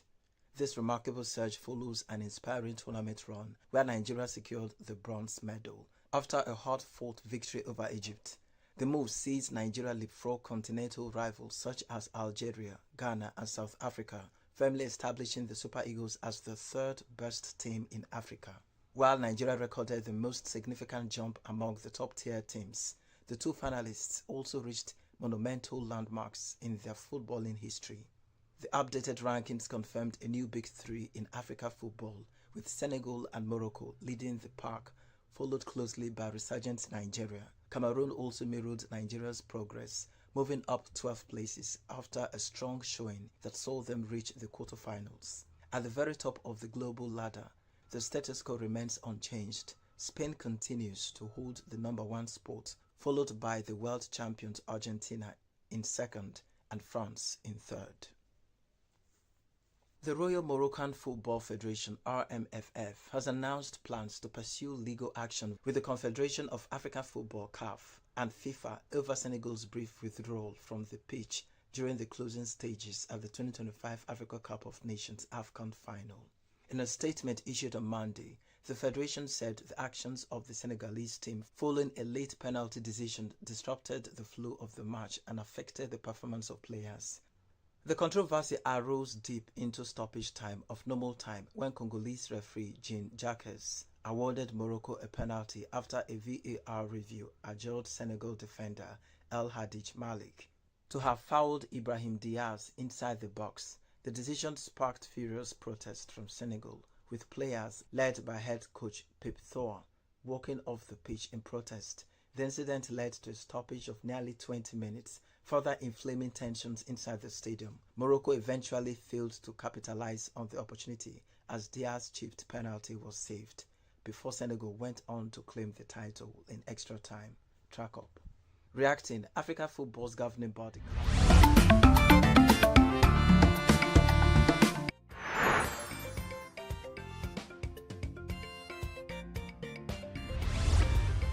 Signaturetv, news in your pocket.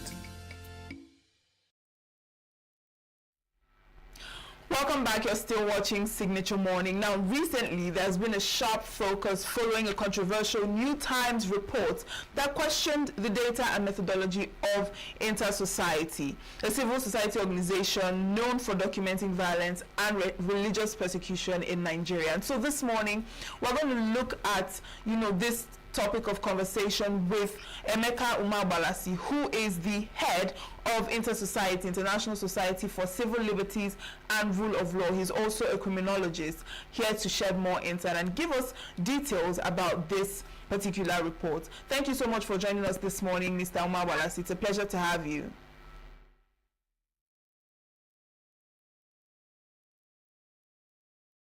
Can you walk us through what actually transpired?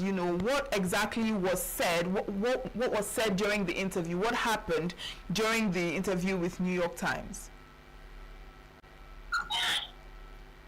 Thank you very much.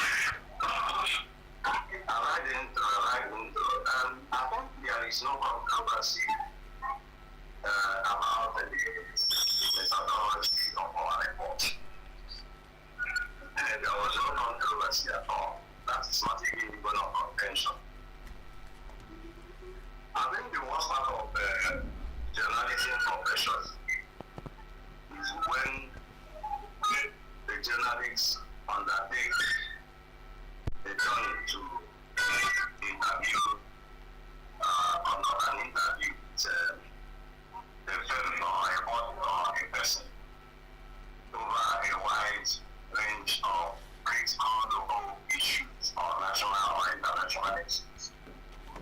And only for the journalists to, at the end of such interview, to turn the whole thing that was said or discussed in that interview into another thing, to the extent of importing things that we have never seen. I think that's high, that is the height of action journalism and what have you. So in respect of the New York Times, that's exactly what happened. So the New York Times, the bone of contention regarding the New York Times inquest wasn't about the methodology or our report on massacre of Christians and the burning down of churches in Nigeria, whether they exist or they were imagined. That's no longer, that was the original intent. That was what they presented that made us to allow them, after weighing so many options on personal safety and all that, and considering the timing of such a journalistic inquest. So, but the bone of contention here, like I said, is that at the end of the more than 3 or 4 hours interview, you can imagine where an interview lasted for more than 3 hours, into 4 hours. In fact, the whole interview clocked not less than 5 hours, including open market photoshops undertaking. So just imagine how exhausted both the person asking the question and the person answering the question would be at the end of such a marathon interview, with expectations very high.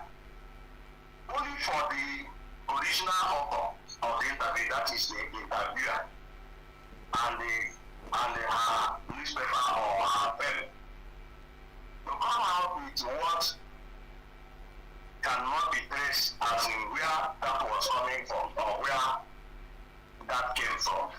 And the interview we are talking about wasn't a mutual interview, it was an open interview in the sense that the interview was centered in a family cycle and had witnesses. For instance, there's a link on the Disney newspaper that help to convince me to allow the woman The West African Bureau Chief of New York Times is what we are talking about. We are not just a journalist.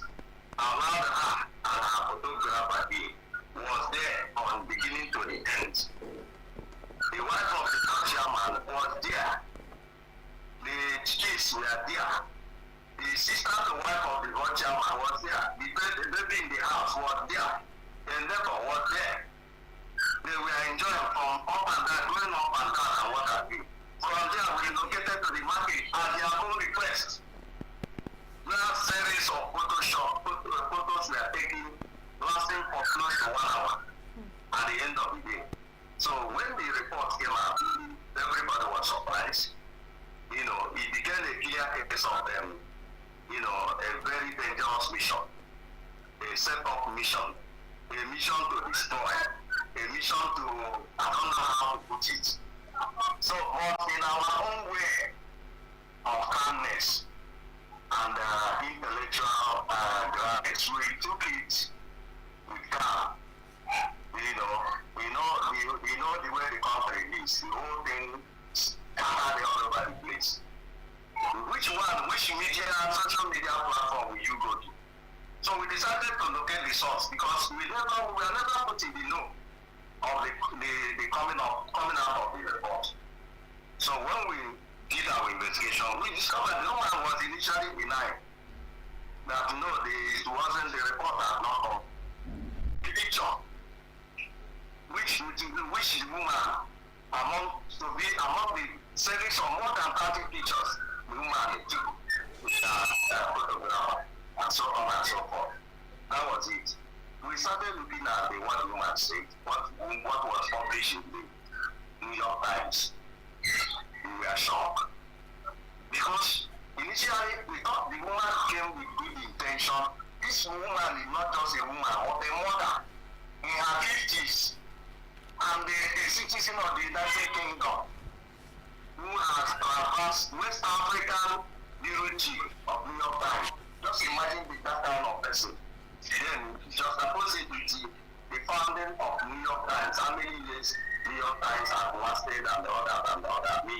It became unthinkable that such a thing.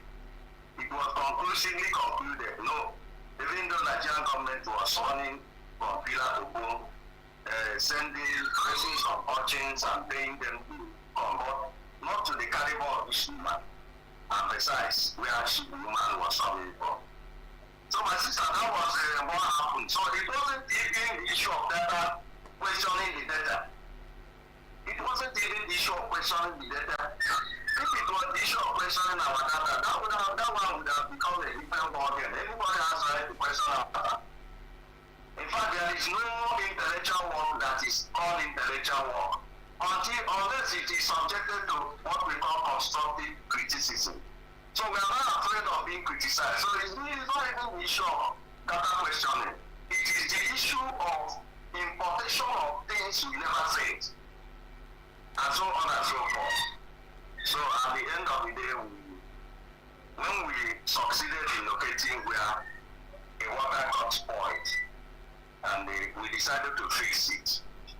You know, and then, Nigeria has a lot of, many people, many Nigerian public commentators in Nigeria don't comment on their own or out of their own conscience. They are induced in their comments. For instance, you see somebody going to AIT channels, Arise TV every morning. Then you go and check out the price tag for an hour program on Arise or AIT. It's millions of naira. Then you now imagine the person, whether it was the person that paid that millions of naira to be there. The answer is no. So you can understand people who have been commenting. Even somebody like Ruben Abati was even calling power head without even having heard from us. Thank God we said it, we said on our lives that called into order. And so on and so forth. In the north we are shouting. Some people who were unfortunate to have been induced to be converted to Islam from Igbo land. ENUGU Mabat is a misplaced information. And so on and so forth. But at the end of the day, we took it calmly. We look at the whole thing. Because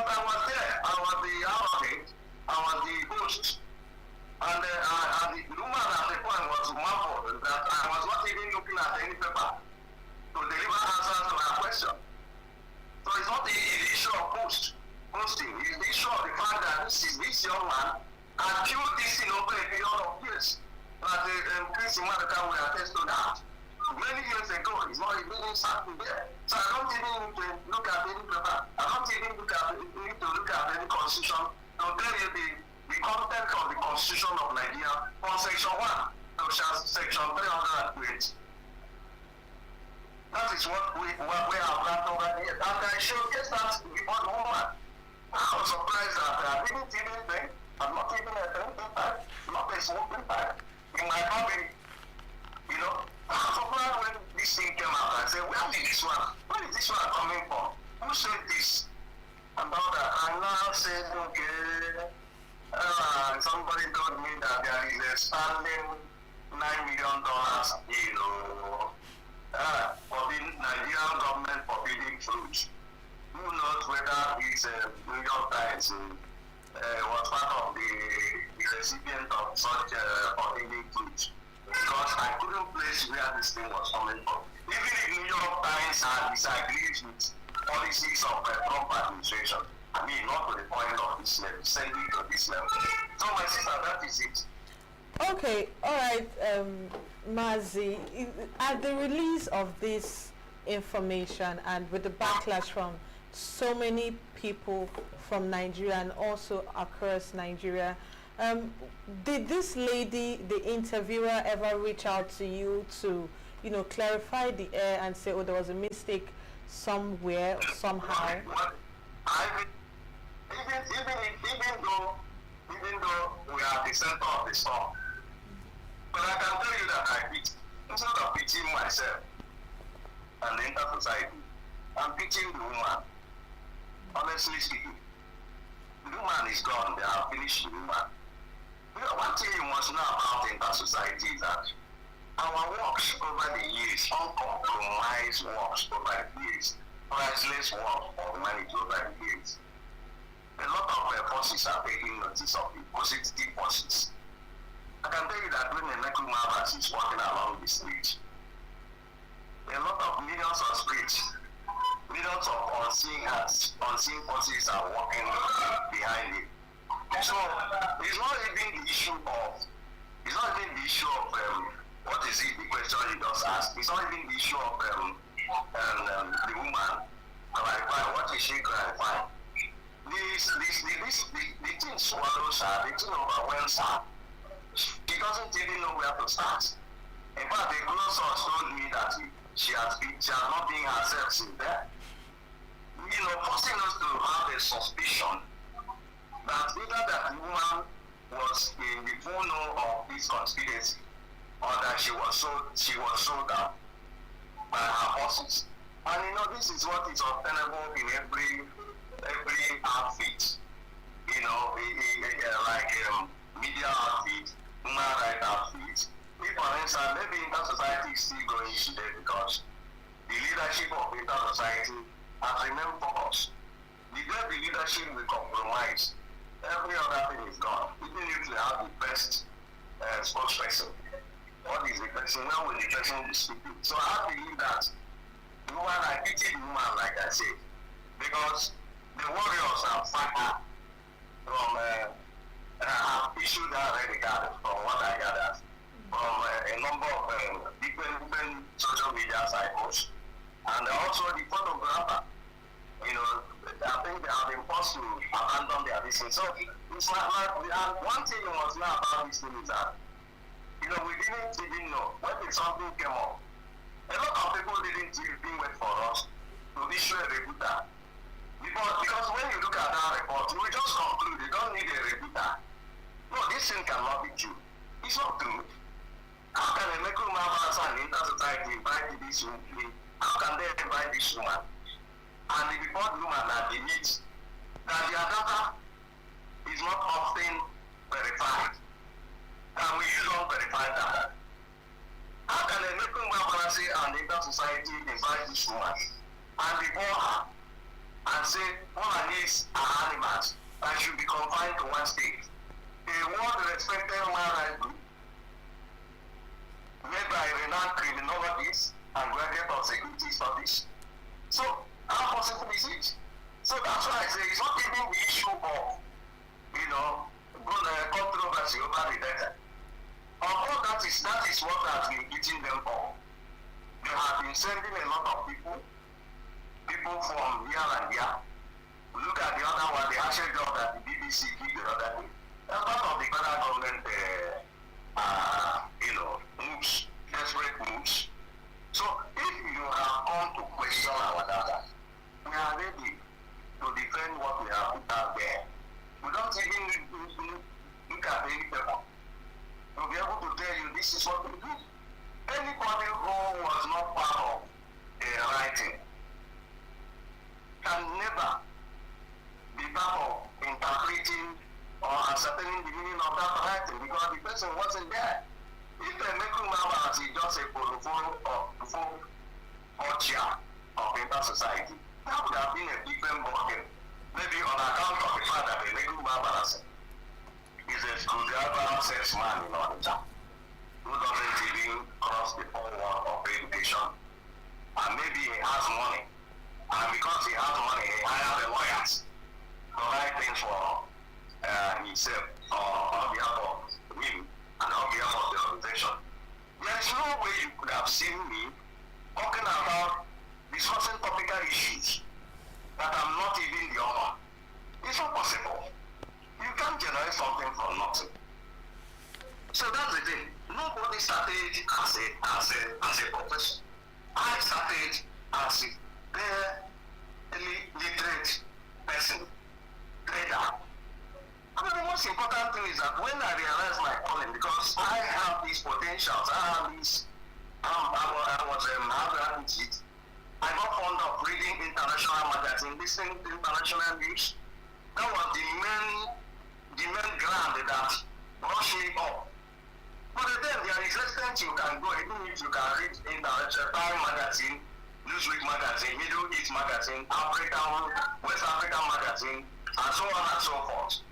There is a limit you can go in that respect. You still need to have formal education. The very reasonable standard.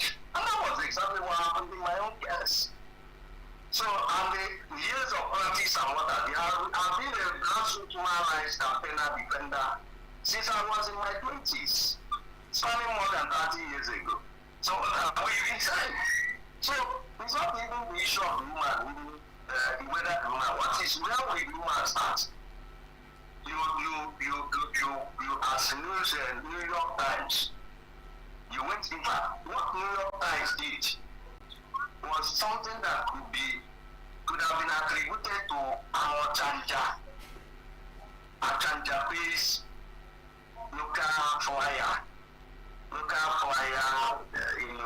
social cycle flyer or something like that. So that is why it is demeaning. It is very, very unbecoming of all respected New York Times. I mean, you can't get any Nigerian newspaper that could have done that kind of and very, very indescribable hatchet job. All right, Mr. Omabalasi, let's look at the link to the U.S. airstrikes narrative, because both the New York Times article and even rebuttals touch on whether your work influenced U.S. military action. So how do you respond to that notion, that has been reported internationally, that your work had, substantive influence on U.S. foreign policy, especially military engagement in Nigeria? I don't think our work has anything to do with U.S. military strike. It's not the issue of saying we, inter-society is one of more than 40 international bodies, body of persons, international respected persons and voices, and have severally spoken on the issue of massacre of Christians here, or if you like, Christian genocide, Christian genocide. So, and if you are putting up a justice campaign out there and make your call, and at the end of the day, the United States government or others now head into your campaign and engage the government of Nigeria. And somewhere along the line, the government of Nigeria said, okay, let us form a kind of dialogue. We are talking about state actor action. That society is a non-state actor body. That society doesn't have army. That society doesn't have intelligence agency. That society does not run a government. That society just an advocacy organization.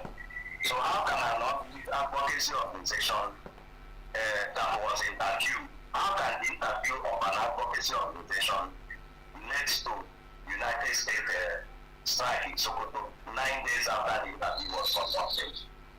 So that is even the bone of contention. So why would you say a thing like that?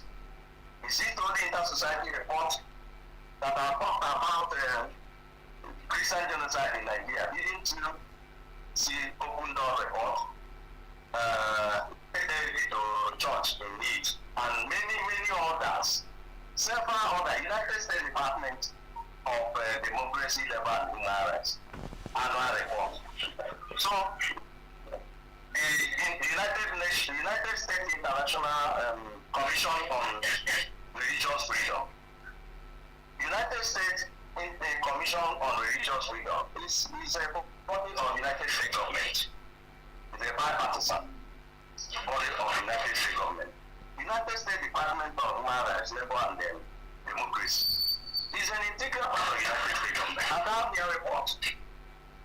Then if this department, United States Department of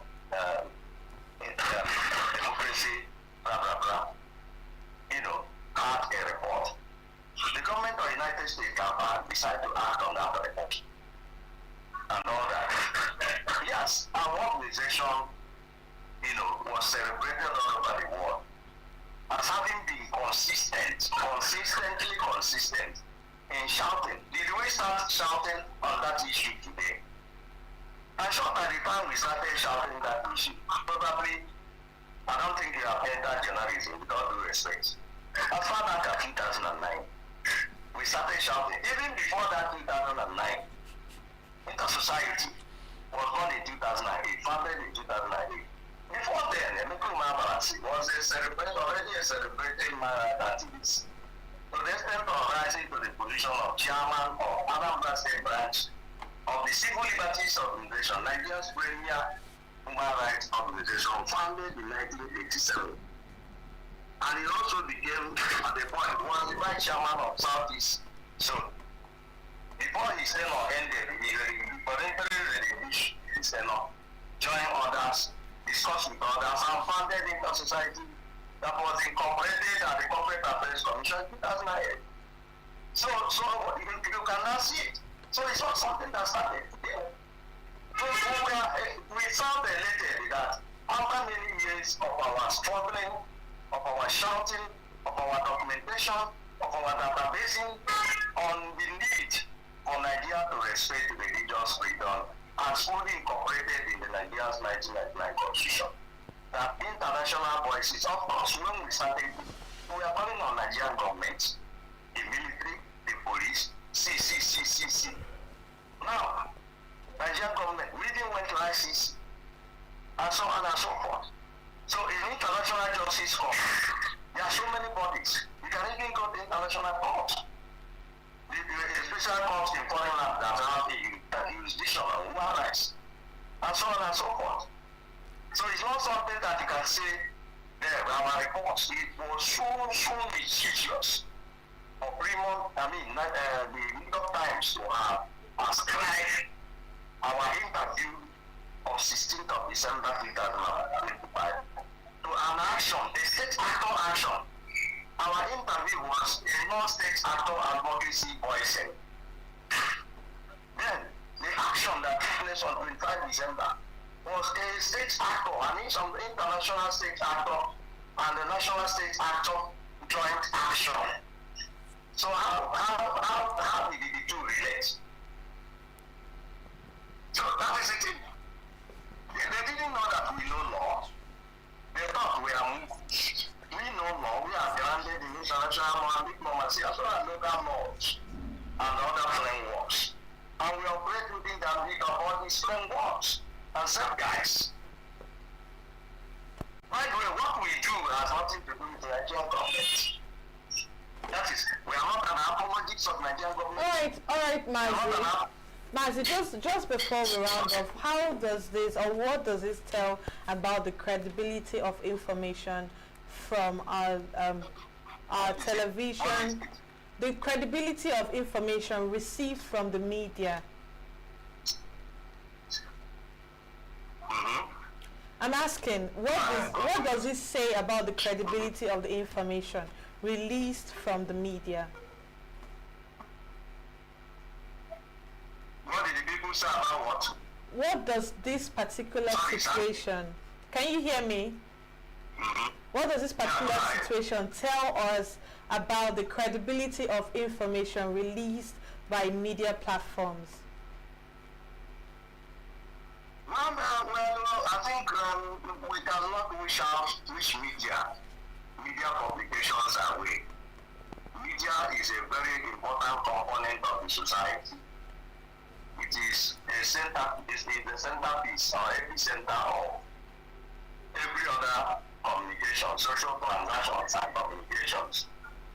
But what we need to do is to just apply caution, to be careful, so to be able to verify information coming from the media. You understand? And again, for instance, like in this case, trying to get the other side, verify the information. Like now you mentioned our recruiter has come out, and that recruiter has quietened a lot of things, and it has addressed so many misgivings and misconceptions and misinformation and misunderstandings and what have you. And then people have, there are people, especially people who started fighting for us, when that thing came out, people started fighting for us without even needing to be alcohol. Now, when our recruiter came out, such people have a side of it. They said, we didn't research, so the inter-society, couldn't have said such words. So that's the thing, that's the only reason. But that's not to say that we are going to throw away the media or the information or publications that's come from them. All right, thank you so much for joining us this morning, Mazi Emeka Umabalasi. Thank you for joining us this morning. Of course, Umabalasi is a criminologist, researcher, head International Society for Civil Liberties and Rule of Law, Inter-Society. And also very important.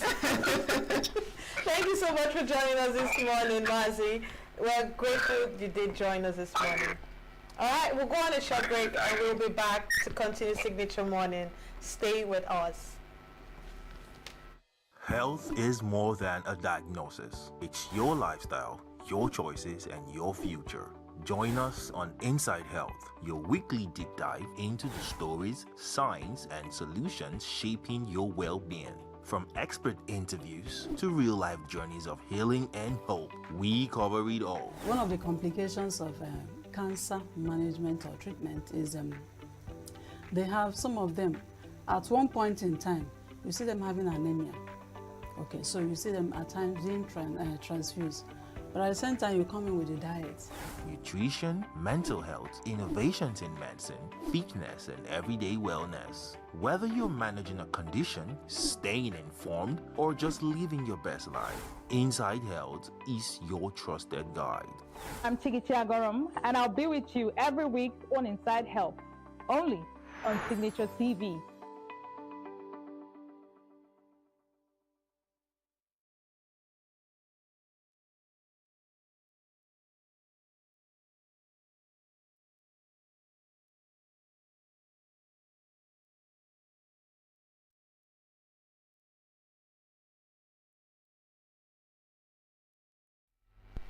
Welcome back. Now we're looking at an interview we had earlier with Professor Obijiofo Aginam, who is the director, UNESCO Mahatma Gandhi Institute of Education for Peace and Sustainable Development, New Delhi, India. We discussed lack of peace, political stability, and sustainable development in Africa. Let's take a look at that interview.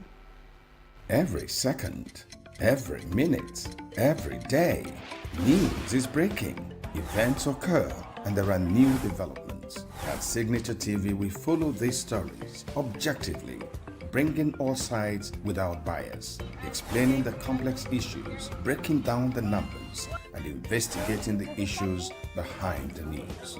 Anywhere and everywhere, near or far, wherever the news is, we will be there. Signature TV. News in your pocket.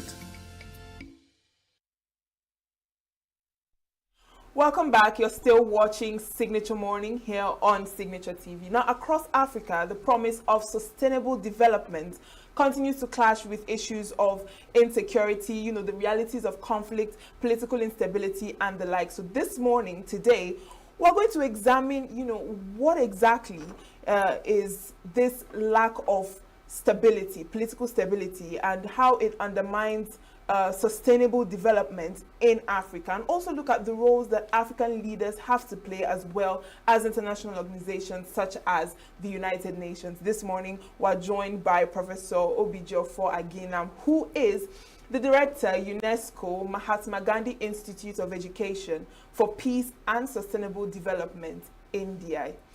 Talking on lack of peace and political stability and sustainable development in Africa. You're very much welcome, Professor Aginam. It's a pleasure to have you on the program. Thank you very much for having me. And Happy New Year to you. Same to you. Same wishes to you.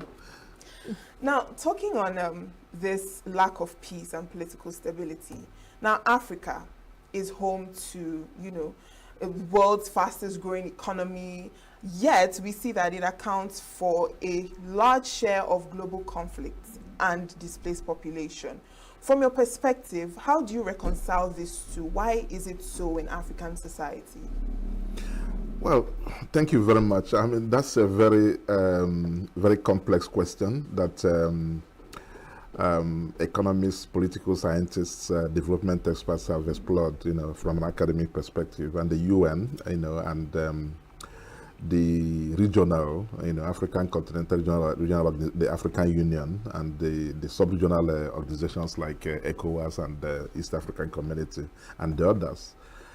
This has been on the agenda for decades, and the root causes, of some would say, that African nation states, African countries, are not cohesive because of the boundaries that were drawn by the colonial, authorities that balkanized the continent, in terms of, if you look around, say Nigeria, for instance, our country, Nigeria, you find that there's affinity between populations in the northern part of the country, with populations in Niger Republic, that's an example. In the southwest, you get the Yorubas who are, in Togo, who are also in Benin Republic. So we know that. I mean, and across the vast African states, you see this kind of, problem. Which dates back to the Berlin Conference of 1885, where, the European powers basically just, divided African populations and carved out the lines that we have today as nation states. Having said that, okay, the period of the 60s, the decade of the 60s that marked rapid decolonization of the African continent, where most of the majority of the African countries, got independence, from these, European colonial powers. Again, was a period where these societies, these territories, were unified by just one issue. Either, say, for instance, in Nigeria, Ghana, Sierra Leone, Tanzania, the English-speaking African countries, the purpose was just to get independence from Britain. Okay, the French-speaking countries were unified by the same purpose of getting independence from, from France. Portuguese-speaking countries, but so that rapid decolonization, you see that in the 60s there are very few conflicts in Africa, and that explains that, But post 70s, the issue is no longer about European powers. Okay, you now have to build the nation states, and that's not easy because if you know where we're coming from with all of these, so that's when all these conflicts started erupting in different places, different parts of the African continent. Have you asked yourself why DRC, Democratic Republic of the Congo, there has been conflict there for 5 decades now. Sudan is almost a forgotten case, okay? So these are the root causes. It's not just that, the challenge of building a cohesive nation state, multilingual, multi-ethnic, multi-religious, from the 70s downwards, it's not an easy task. So you see a lot of social tensions, you see a lot of tensions between different groups, linguistic groups, cultural groups, religious groups across these countries. So you are right. I mean, I'm not holding brief for African heads of state, but it's a very complex problem, and to some extent, the quality of governance, there's a whole lot of work that needs to be done. Then, where you have leaders who are actually not, interested in short-term benefits, okay? I want to win the next election, okay? That's my destiny. I want to favor, this is our turn, okay? To enjoy the national cake, So you see a lot of nepotism, favoritism, inter-ethnic clashes, and all of this. So if how many African countries are serious about fighting corruption? And even if the way you have even that, so the anti-corruption agencies, if somebody is arrested, he's our brother, okay? What did he do? I mean, this is not this. How about 5 years ago, this person did this. He's, working there. So you see all of this, So it boils down to leadership. That's what I will say. That's my response to that. Where you have leaders who actually think sustainably about their people, the welfare of their people, who want to build a legacy, okay? Then all of these, problems, and that's the difference between Africa and Asia, where you have the examples in Singapore, in Malaysia, in Thailand, in Indonesia, where they live with these differences. But the question is, why is it that is much more prevalent in Africa? So my response to that is leadership. That's the difference. All right. Now, you've mentioned a number of things, but you started with Nigeria. And so I want us to look at, in this country, Africa's largest economy, most populous country, democratic rule for a long time now. And yet we struggle with issues of insecurity, from Boko Haram in the northeast to, banditry and a lot of secessionist movements. What does Nigeria's story and everything that is happening in the country, what does that bring to the fore when it comes to the relationship between political stability and sustainable development? I mean, I don't think any country has made any progress, on sustainable development in the midst of insecurity. It's not just, so in the human rights language, the UN language, when Kofi Annan was the Secretary General, he came up with, his signature vision was, what he published as a larger freedom. And he talked about the link between human rights, development, and peace. Okay? The three are interconnected. And you can't just make any progress when the other one piece of the puzzle, is missing. So that seems to be why we're going round and round, okay? I don't even think we're going round. I think we're moving back, we're in reverse. Okay, if you look at Nigeria maybe 5 years ago, and look at Nigeria today, would you say that we're making progress? I don't think so, okay? But I have to put it in context, okay? It's not, there are some sectors, there are some, just incremental progress here and there. But I'm talking about, the macro picture of, sustainable development in Nigeria. So the quality of education, quality of healthcare, the income, levels, poverty, extreme poverty numbers. These things are increasing. I mean, there's more people now that are poor today than probably 5 or 10 years ago. People look at the GDP. Okay, I'm not an economist, but my view is that, and everybody knows that you post these numbers of economic growth. What does it tell you when it comes to sustainable human development? Okay, access to healthcare, access to education, access to quality food, the whole SDG framework, the 17 Sustainable Development Goals. So you know, the case of Nigeria, you know, the insecurity. I remember when this happened, when this started, this Boko Haram thing. That was when Yar'Adua was president. Okay, slightly before that, and it's just something that starts. The analogy I normally give, you know, about terrorism and banditry, is if you have a minor tumor, just a very small tumor in your body, okay, and it's discovered on time, it's like a pimple, you know, just a small thing. It's discovered on time, it's removed. Okay? You live your normal life. 90% chance. Doctors will tell you that. Okay? But that same tumor, that thing that starts like, you know, the tiny pimple, you know, on the destiny, if it's not discovered on time or if it's left untreated, it spreads. Because malignant, the whole body packs up. The lungs, the respiratory system, and that's when the next thing is death. Okay? So that's what terrorism does. When you don't nip it in the bud, and it's, you know, it's spreading. Law enforcement, you know, is important. I listen to a lot of things. I'm even confused myself what is happening about banditry in Nigeria, you know, because depending on who you listen to. Okay? But I'm just talking about the perception of the ordinary person on the streets. The level of insecurity in this country is alarming. And it's not just, you know, now it's no longer Boko Haram, okay? Some of these groups have now been emboldened. You know, you hear about kidnappings, you know, people going to school to kidnap school children. When we heard about Chibok, okay, it was alarming. You know, everybody was, how can you go and abduct this number of school kids from school, okay? And take them away, you know, to this. So, and that was handled the way it was handled.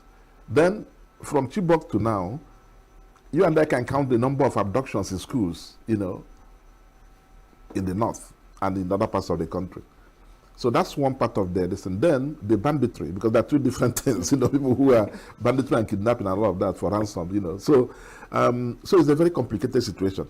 It's, you know, that's just, you know, the way I would put it. And I don't think the country will make progress on development when you have this level of, you know, this degree of insecurity. Because the security forces, for instance, you know, are, you know, they are thin now because they are, you know, everywhere trying to put out the fire, okay? A whole lot of money is budgeted for this. I don't want to go into how this money is spent or whatever, but we see the budget, at least the public ones that we can see, the figures, you know. So it is, the country is sitting on a time bomb. And I don't think, you know, we can make any meaningful progress towards sustainable development, you know, with this kind of security crisis. Right, and now looking beyond Nigeria to other African countries, you earlier mentioned DR Congo and Sudan, and these are countries that have been war-torn for decades, for a long time. At this point, it seems like they are in permanent conflict. What would you say, and pardon me, also in countries like Mali and Burkina Faso, where we see a lot of military coups taking place, what allows instability to become so deeply entrenched in these societies? You've mentioned leadership issues, but is it just only leadership issues that is causing all of this prolonged wars and conflict and military coups in these specific African countries? Well, each of these conflicts has, each of them has a different dynamic, you know, historically speaking, okay? So let's take DRC, for instance. In the 60s, we know the history, you know, when after decolonization, Patrice Lumumba was elected prime minister. Socialist, very popular leader. That was the heat of the Cold War, okay? And Congo, let's put it in context, is the richest African country in terms of natural resources, okay? So there's a lot of foreign interests, okay? First and foremost, it was during the Cold War, the East and West Bloc. Lumumba was socialist. That was when the Western powers were curtailing, you know, those socialist movements in Africa. Okay, so a very despicable coup. There's a lot of open, you know, literature on that now. Belgium was highly implicated, you know, in that. So they assassinated Lumumba and put in Mobutu Sese Seko, okay, who was a brutal dictator, came in for 32 years He didn't know what 32 years in somebody's life, is. So he was there for 32 years, 3 decades of trying to play to, he was a strong ally of the West. He did all kinds of despicable things. We know, if you go and look at the history of, So there is the book by Jeffrey Sachs, The End of Poverty, and the first thing he says there in the first page, he was talking about Congo. That was criticizing the U.S. how they've, removed, assassinated some socialist African leaders, and put in thugs. I'm just quoting him. He said, that Mobutu was a thug, who was a puppet of the West, who was there, the French, the Swiss, the Americans kept him in power for 32 years. So if you have 32 years of bad governance, 32 years of dictatorship, 32 years of a Mobutu type of character in charge of the country, there were some parts of DRC. It's a very vast country, okay, in terms of land mass. There are some parts of DRC that Mobutu, with all his power, never even had access to. Helicopters had to fly in there and then take minerals out. There were some local, rebels or warlords, that were there, okay, and that were in charge. So who is cutting these minerals out? Where are they going to? We know where they will end up. That those minerals are not ending up in African country. They're going somewhere. So this is a very complicated situation. Even Mobutu, when he was in power, he wasn't in charge of the whole country. There were some parts of the country that he couldn't go to, and those countries nobody knew, okay, the richness of the minerals there. So Congo is complicated because there's a lot of external interests, not just countries that assassinated the Lumumba, but very powerful transnational corporations. And you remember that one of the arguably the best UN Secretary General, Dag Hammarskjöld of Sweden, who died in a plane crash in Zambia in 1962, was actually mediating in Congo crisis. He was mediating in the Congo crisis, okay, and he was traveling from Zambia to Destin before that plane crashed somewhere in Zambia. So this is just to put it in context. So it's a very complicated set of Destin. And when I say leadership, will you call Mobutu? I know so many Zairians, Congolese, they're my friends. We all went to school in Canada. And when they discuss their country with you, you feel like this is a hopeless situation. So that's where we are from Congo. The case of Sudan is also, again, very complicated because you see very complex, relationship between ethnic, groups. There are people who are Sudanese who are Arabs. There are those who are, of course, Southern Sudan is now separate. They also have their own issues. But even within what you call Sudan today, you have different, very strong tensions between, these different, so loyalties, to certain, ethnicities and differences. And you'll be wondering, the Sudan today, I'm talking about South Sudan. Sudan today they're all Muslims. Somalia, for instance, So why do we have this kind of, protracted? So it goes beyond that, So I don't think I have the complete answer. But all I'm saying is that, when you have very complex, mix of interests, particularly driven by the hunger for natural resources, for instance, in the case of DRC, then these things don't end, conflicts there don't end easily. The UN also is doing its best, but the UN is also an intergovernmental organization, and the UN is not a global government. Okay, the UN is based on, consultation and consensus by member states. So where there is a hard security threat, the Security Council has to make a decision, and that decision can be vetoed by any of the 5 permanent members. So there's quite a whole lot of dynamics at play in these places. Now, you mentioned some factors that lead to this instability, like poverty, looking at the economy, and also leadership, which is one of the major things that you highlighted. And that brings me to look at the youth population in Africa, because they seem to be at the receiving end most times of all of these things that are happening. And you know, when we see high rates of unemployment among youth, political exclusion, you know, from being in positions where they can advocate for their causes and for their rights as well, and this issue of insecurity. How can the youths in this climate where it seems to be quite hostile, how can youths become agents of peace rather than recruits for violence? Because that seems to be where the tilt is going towards. Yes, I mean, this is part of the work I'm doing in my institute now, the Mahatma Gandhi Institute of Education for Peace and Sustainable Development. We have a huge youth component to our programs, to our activities.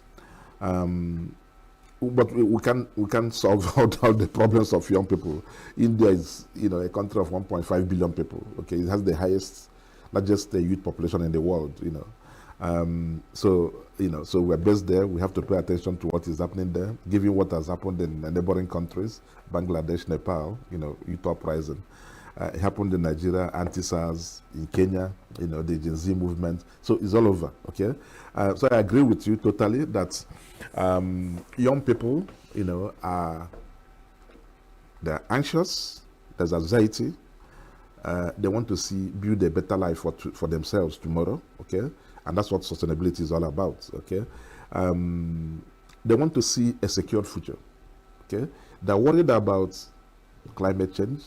They're worried about these wars and, you know, conflicts all over the place.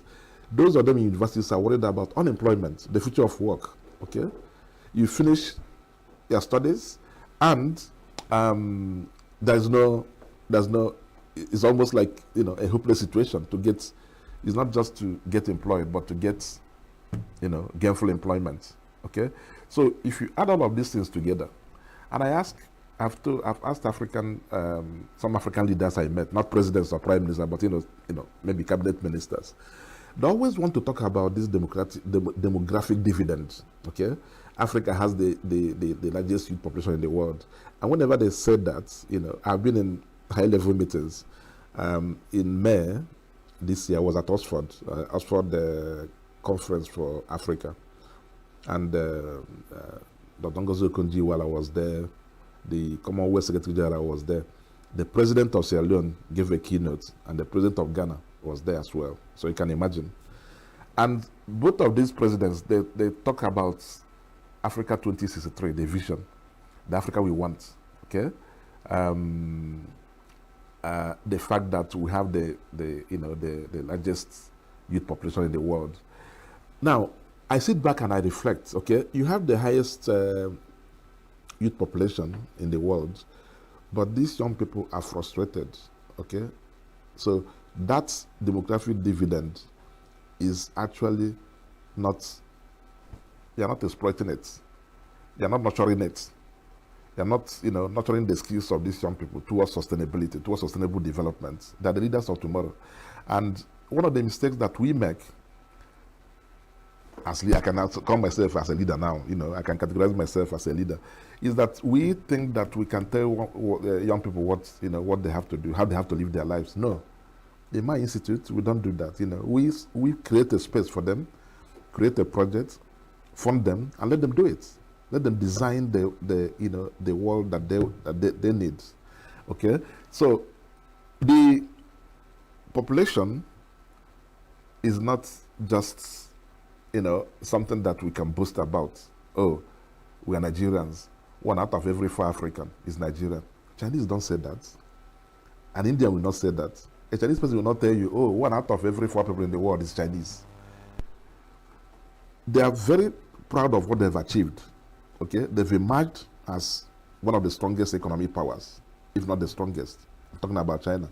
India became the 3rd largest economy in the world, displacing Japan just a few months ago. Okay, I'm not saying India still has a lot of, you know, problems, you know, as I said, but you see countries making progress, and they're not talking about, you know, they're having 1.4 billion people or 1.5 billion or the largest youth population, you know, in the world. No, because, you know, the energy in these young people needs to be tapped, needs to be harnessed.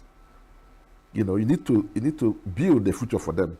Okay, and if you don't do that, you're sitting on a time bomb. So when African governments say this, The question I ask them is that, can you look at the number of African youths that are dying every day trying to cross the oceans or the deserts to go to Europe in search of better opportunities? That's a huge risk. Crossing those, oceans on very rickety boats. Some sleep in the deserts. You do know the number of young people in Nigeria that are trapped in Libya or somewhere in North Africa, just trying to make those risky journeys to Europe. So it is hard. It bleeds my heart bleeds when I and we're talking about hundreds of thousands. So how can you build a future? That's coming back to your question, about building a future for young people, for African youths, Nigerian youths, okay, who are enormously talented. When I look at the skills and the talents, the world belongs to them. Gen Z, for instance, there are things that you give me a mobile phone, I don't even know how to operate most of. I just use it to do WhatsApp and call. Give it to a young person. I'm not talking about the negative impact, but this is, ingenuity. This is creativity. This is innovation. So what future are you building for them? Okay, unemployment is very high. Those who are employed are underemployed. Okay, for some, it's a very hopeless situation. At the age of 24, a young person should be secured, in terms of having finished the first degree, working, knowing, having a focus, what he or she wants to do. Do we have that in Africa? In most African countries? I don't think so. So why are we making noise about, the African, youth dividend, or demographic dividend, they call it? So if you have these young people and you don't have anything for them, it's a waste. And also it's a risk for you because, like I said, the Gen Z movement in Kenya, anti-SARS in Nigeria, what happened in Nepal, what happened in Bangladesh, where they've toppled governments. Very violent. Now, when we had a meeting with the UN Assistant Secretary General for Youth Affairs, it's a medical doctor from Uruguay, so he's in charge of the entire United Nations youth programs. He was on a state visit, to India. So we had lunch with him, and he was worried about these spontaneous youth uprising in different countries. And he said, look, I think governments are making a mistake because you have to find the best ways to engage these people. You don't sit back and when things get out of hand, what do? The response is security agencies on the streets, shooting, maiming. We know hundreds of them who were shot in places where you have these uprisings. Okay? And what makes them unique and innovative is that this is a different movement. It's not like Nigerian Labour Congress.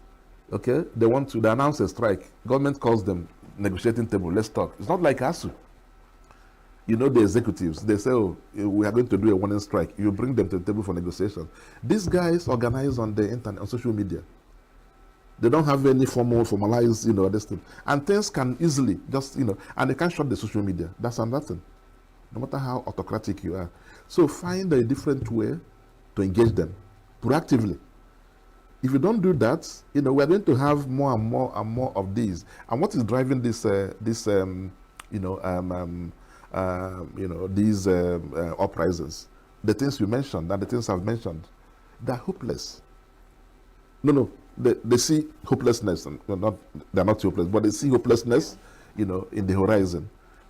The future of work is not there for them. Some of them who want to start businesses, they're innovative, they don't have access to loans and those kinds of things. And they're worried about, there's a lot of anxiety about the world we live in. You see wars and conflicts, you see climate change, you see, this thing. So we need to build that resilience amongst young people. Right. Now, Professor Aginam, we'll continue this conversation in a moment, but let's take a break and Okay. we'll be back. Okay. Thank you very much. Thank you. Right. We'll go on a break shortly and we'll be back.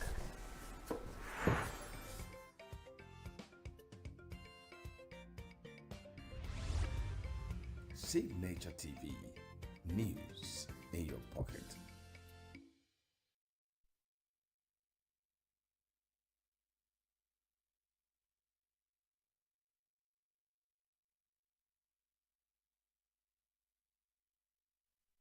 Welcome back. We're still with Professor Agin. I'm talking on lack of peace, political stability, and sustainable development in Africa.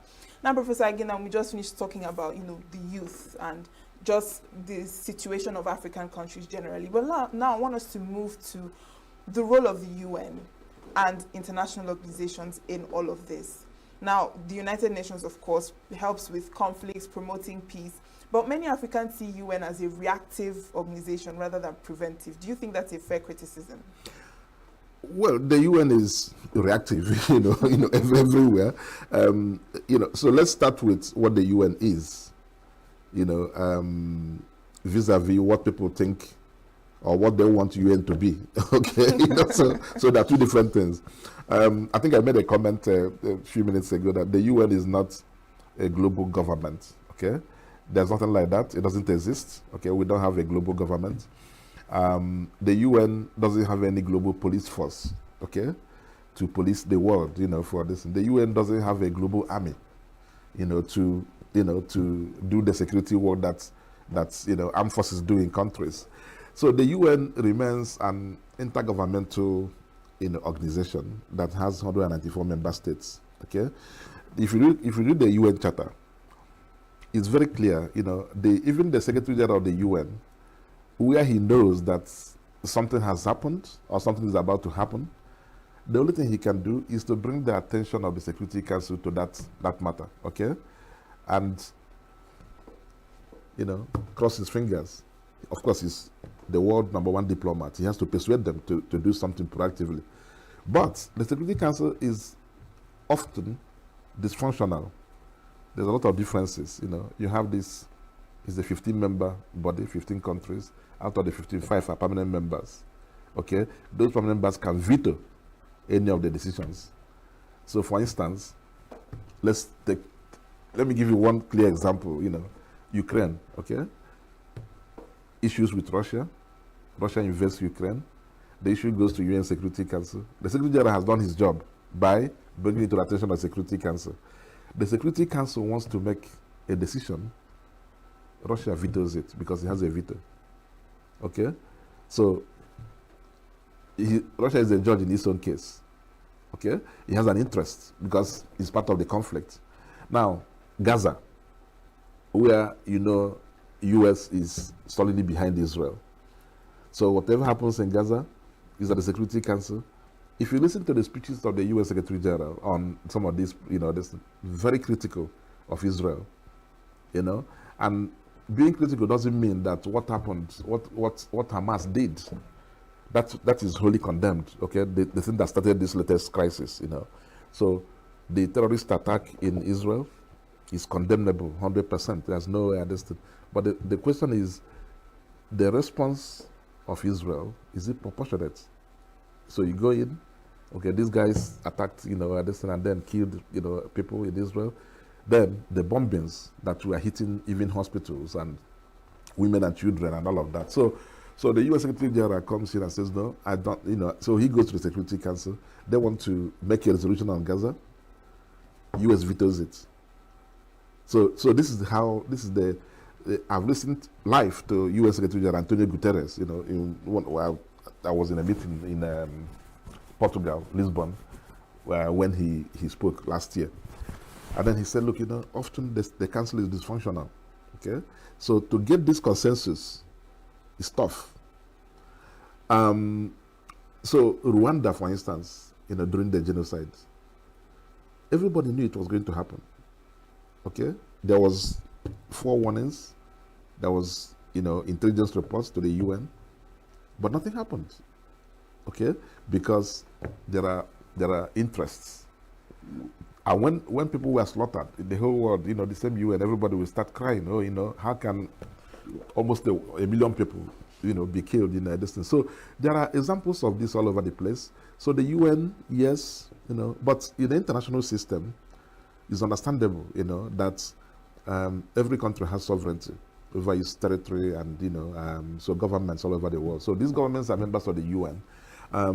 There are instances where the UN, has done enormous work in terms of, peace building, okay, in terms of promoting human rights and and education for peace and all of that. But these are all proactive. These are all preventive. But the reason why we think the UN is reactive, and it is, I agree with you, is that the hardcore conflicts, when they break out, people say, oh, why is the UN? But the UN cannot go in and intervene. It doesn't have an army. It doesn't have a police force. It doesn't have this thing. The UN operates on a persuasive, power of, collective bargaining, and it has to work with its organs. These organs, were set up in 1945. The question is, do we need to reform them now? Are they overdue for reform? Yes. Is the UN operating in the 21st century world order? No. To some extent, no, because the Security Council have explained how it works, and so many, a few other, mechanisms are designed, for 1945 post-war world. So it's overdue for reform. Okay, that's the entire security architecture. So this is the main problem.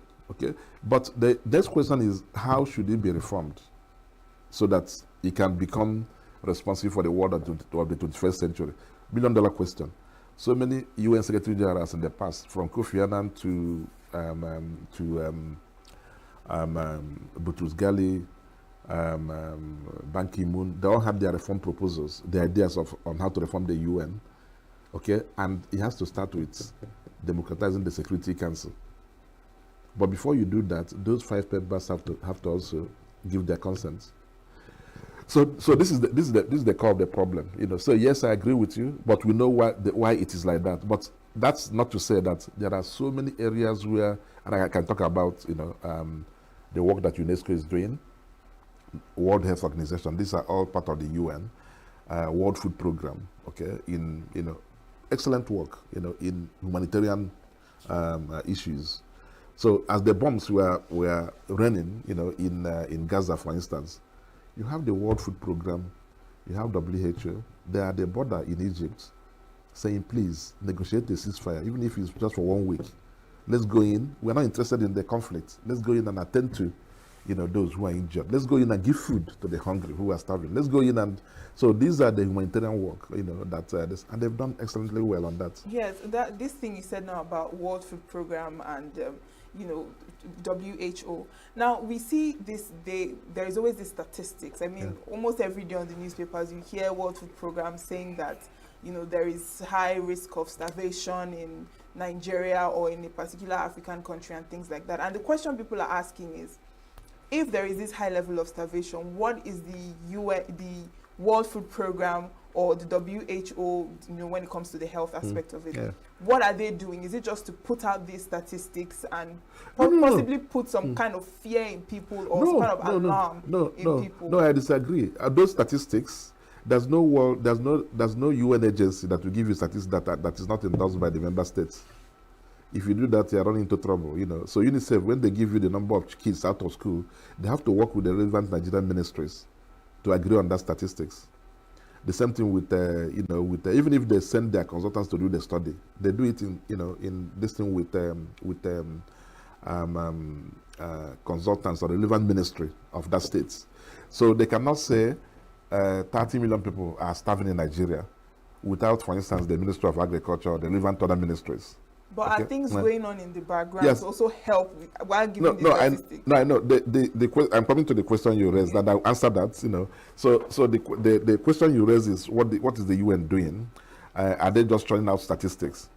Again, the primary duty of governments everywhere in the world, okay, is to govern, the territory, and governing the territory means that it is the primary duty of the government to provide schooling, to provide education, to provide food, infrastructure, all of these things. That's why you have your budgets, you see billions. But the question is, are those billions budgeted actually being spent on those, sectors or those programs? I don't want to say what I'm not supposed to say, but so that's the primary duty. So the UN comes in. The UN doesn't run governments. That's what people don't know. The UN doesn't run governments. The UN cooperates with governments, to, if there are, and there's a lot of funding challenges, because if you raise that question about, about health, is it the job of WHO to come in and build hospitals in Nigeria? Is it their job to come in and employ doctors? Is it their job to come in and employ nurses? Is it their job to come in and, that's not their job. They can come in, sometimes they offer technical assistance, okay, advice, technical assistance. There are some of them that can offer money, but it doesn't go to anywhere close to setting up, these infrastructures. So the duty is the primary duty of the government, and the UN has given the various UN agencies. I can't speak for them, but if an FAO person tells you maybe probably what they've done in Nigeria, you'll be amazed. Okay, the same thing with WHO. What they've done with the Federal Ministry of Education, the Federal Ministry of Health, and allied ministries. So they do, and sometimes there's a lot of technical standards, more like policy advice, but even those things that's why they're intergovernmental. So a WHO person cannot come into Nigeria and do anything without actually, the Ministry of Health. So things like primary health care and situations where, even before we get to pandemics and outbreaks, but there are quite a lot, at the primary health care level. And all of these specific diseases, that constitute a big burden. Malaria, for instance, in most Africa, Nigeria, for instance, WHO has a global malaria program, rollback malaria program. And when I was in Geneva, I know people who were working on that and how many missions they made to Nigeria. So helping them to put in place, Then when it comes to, sometimes there might be, that's what I'm saying, there could be money, but it doesn't go far to that. It's not their job actually. But if you look at the malaria control programs, things like bed nets, and those kind of interventions like bed nets, they can help because sometimes they have a foundation that can help to distribute those, and then essential medicines, for countries that are in need, But the major task remains, that of the government. So I agree with you. The statistics might be alarming, but they're not doing that to scare you. And no, these countries cannot question those statistics because, like I said, it's actually out of a collaborative work. Yeah. But yes, maybe they can do more on the part of trying to, to solve the problem instead of, raising an alarm. Okay, so let's talk about peacekeeping, these peacekeeping missions. Now, in countries, a number of countries, UN peacekeeping missions have been present there for years. But the thing now is that these conflicts continue, and I know you said it's an intergovernmental organization. Yes. But at what point should the international community admit that this peacekeeping alone may not be working, particularly in areas that are very prone to conflicts? Are there other means of helping out apart from just peacekeeping missions? Well, peacekeeping is a very complex endeavor. Okay, I haven't worked in the field, of peacekeeping in the UN operations, but here's how it operates. So there's a conflict in a country. There are 2 or 3 groups fighting. Okay, the UN doesn't send peacekeepers, and that's another thing. There's a difference between peacekeeping and peace enforcement. So they don't send peacekeepers to any country without a ceasefire. Okay, there has to be a ceasefire to maintain the status quo by the countries, by the groups, the rebels, and then the UN peacekeepers will be sent in there again, subject to approval by the Security Council. Okay, it's not the Secretary General. Everything goes through anything that has to do with use of force. So these 5 members, they have to, and even when the Security Council says, okay, yes, there's now a ceasefire between the parties, we need to send 1,000 or 1,500 peacekeepers. Do you know how these peacekeepers are gathered? countries donate their soldiers. The UN doesn't have any standing army, any standing listen. So willingly, of course, the Secretary General, that's his job. He can convince them. Look, okay, now we have a UN Security Council resolution. We need to push in. We need to get peacekeepers there. So you call on countries. So Canada can donate 30 soldiers. Sometimes depending, some might be policemen, depending on the. So various countries, and you raise that 800 or 500 or 1,000, the number, okay? And then they now become, that's why they wear the blue berets, okay? They become the UN, so there's always a commander that is designated to command that peacekeeping troop. So when they get there, they're not involved in the conflict, okay? Remember there's an agreement already, a ceasefire agreement. They're there to maintain the ceasefire so that the negotiations can continue, So they're there. Do you know that some years ago, the UN peacekeepers, so sometimes you're dealing with rebels, and when negotiations are continuing, okay, between them, the peacekeepers are there. Look, guys, please, let's maintain the status quo. So if the thing is going against the groups, do you know that there have been instances where the UN peacekeepers were attacked by one of the sides to the conflict, and when they perceive that, in negotiations, when you don't get what you want, you just say, this peacekeepers, so they attacked. And there was some years ago, they were not even armed. The UN peacekeepers were not armed. They're there to maintain peace. So they're not, So eventually, because of these attacks, they were now armed to defend themselves. They can defend themselves. They're not supposed to take part in any, and that's where sometimes, when things are out of hand, even on ground, you see them withdraw. Because except if there's a threat to themselves, that's when they can fight back in self-defense. So this is how it works. So they're there to keep the peace. So there's peacemaking, there's peacekeeping, there's peace enforcement. All of these things are all different. But peacekeeping is the one that has become much distant. So again, to your question, why do we have situations where conflicts last for so long, even where there are, I've given you the answer, because they are there to maintain, the fragile agreements. And the UN has stopped sending peacekeepers to places that are volatile, okay? Because you're putting their lives at risk. And some of those rebel groups, when they're having an upper hand, assuming you're marching to the capital to take over the government, and then you see peacekeepers as an impediment. You want to go and take over, and then somebody is coming telling you to stop. Let's negotiate. And what are you negotiating? You want to this is so. So it's another complex situation. We need to understand the type of the world that we live in, and the nature of these conflicts. And they're all different. Like I said, they're all different. There are some situations where, of course, amazingly, peacekeeping has worked.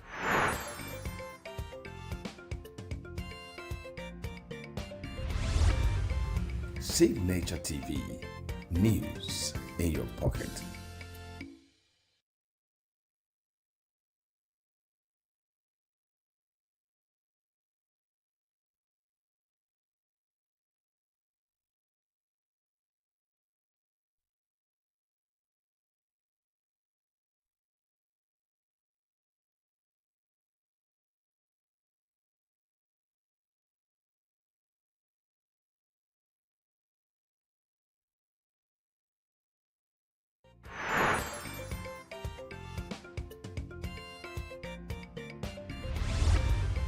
Signaturetv, news in your pocket.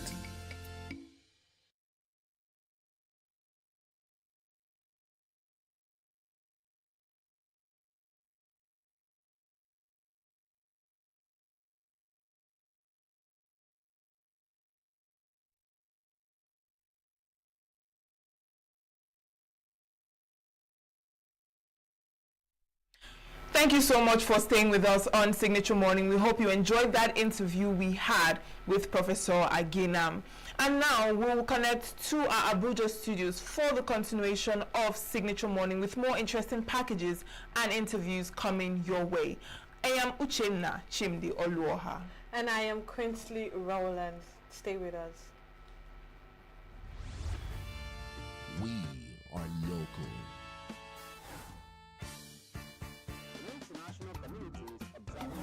Just finished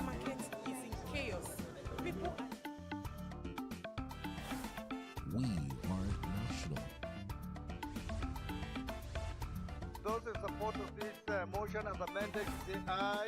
Aye. We have taken the vote by default. We are international. Israeli airstrikes. Donald Trump left us the worst unemployment.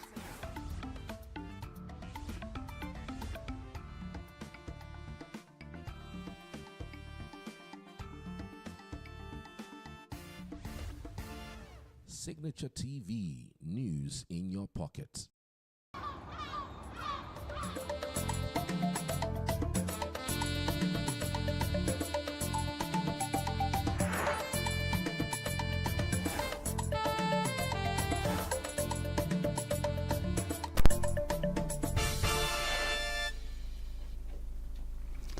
Hello, let me welcome you to Signature Morning, this beautiful morning from Abuja, the Nigerian capital. My name is Mwambe Zenjoko. Now, on the 27th of this month, it will be the World Tourism Day. And this year's Tourism Day celebration had the theme, peace.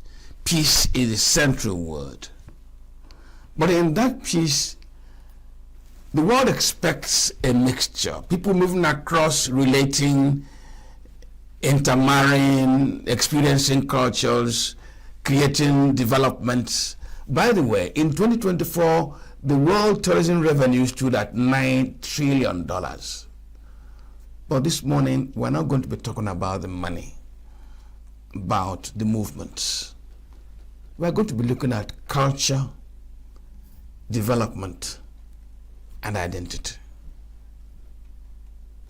Who are we really? So when we mix, who are mixing with the rest of the world? What do we have? What do we bring to the world tourism basket, the cultural basket? And have this morning a guest who fits the bill. I have Ambassador Adetulaju Olusunde. Yes. Now, Adetulaju Olusunde is a high chief from Ekiti State. He is the Obaru Ademula of Orori, of Irori in Ilawe, Ekiti. Don't mind my inflections. If I were broadcasting from Ibadan for many more years, my inflections will be right. Yes. Ambassador, you are welcome to the program. Thank you very much. You are very welcome to the program. Thank you. Now, I said you are a member of the Afro-Caribbean Cultural Association. Yes, sir. That is why I'm getting the award of the name Ambassador. Thank you very much. Yes. Now, when you are a member of a cultural association, it means you will encourage mixing of one culture and another, and sharing understanding and experiences. Yes. But before you do that, you must understand who you are. Yes, exactly. You must understand who you are. My identity. You have to have an identity. Yeah. Now, I've seen you in your attire. So you are a Yoruba Nigerian African. Yes. But what is inside you? The value, the culture. Do you think that the average Nigerian, look at the colonial experience, the coming of the white man, your religion from the beginning, your food from the beginning. Are you still, are we still, am I still, is the African still a real pure black man, or has he been changed by culture and religion? Thank you very much. Our identity has been polluted, extremely polluted. In the sense, our identity does not stay any longer because of interactions. They come there, we go there, they govern us. Yes, but it is not barely our fault. It is the fault of our forefathers. And what has happened to our forefathers is what is still lingering all till today. Merely seeing a white man, you will see as a different being. You yourself, you think they are superior more than you are. But God created us almost the same. And unfortunately, the intellect that was given to us stylishly was tapped away from us. And this is what made the white what they are today. I think our traditional religion, indigenous religion, was the root of our problem. Why was it? Why is it? Because it was emanated in the land of Egypt. Because the reasoning then was that who created this sky that is hanging, no pillar, nothing you can see that hold it. Then you could see the water. Nobody knows who created it. Nobody can create water. Even in a scientific lab, if you want to do distill water, it is from the air, blowing air, that all those something will be gathered. Then the sand, nobody has ever existed that can create a grain of sand up till now. You cannot manufacture air. All this was a surprise to our forefathers. They now suggested that they now find out who is the creator of all this. Who even created human being? Nobody can create a human being. But the China has been doing some practices now. Not that they create human being. Because you cannot create that semen. The man's spermatozoa and the female egg. You can't create that. Unless you fuse them together. This is what they have been doing. Even if they do, if God doesn't want. We learned that, according to the Bible, we learned that God made the mud and something and breathed into it and it started breathing. It's more than that. The secret of creating human being, nobody can get it. It is that Almighty. So when they now saw that, who is responsible for all this? They now thought that there should be a supreme being. That is supreme being is known in the land of Yoruba or Africa as Olodumare. You called God different names. Some people call him God. Some people call him Olodumare. Some people call him Shineke. So all those kind of names. But it is the same. It is the same God. It is the same God.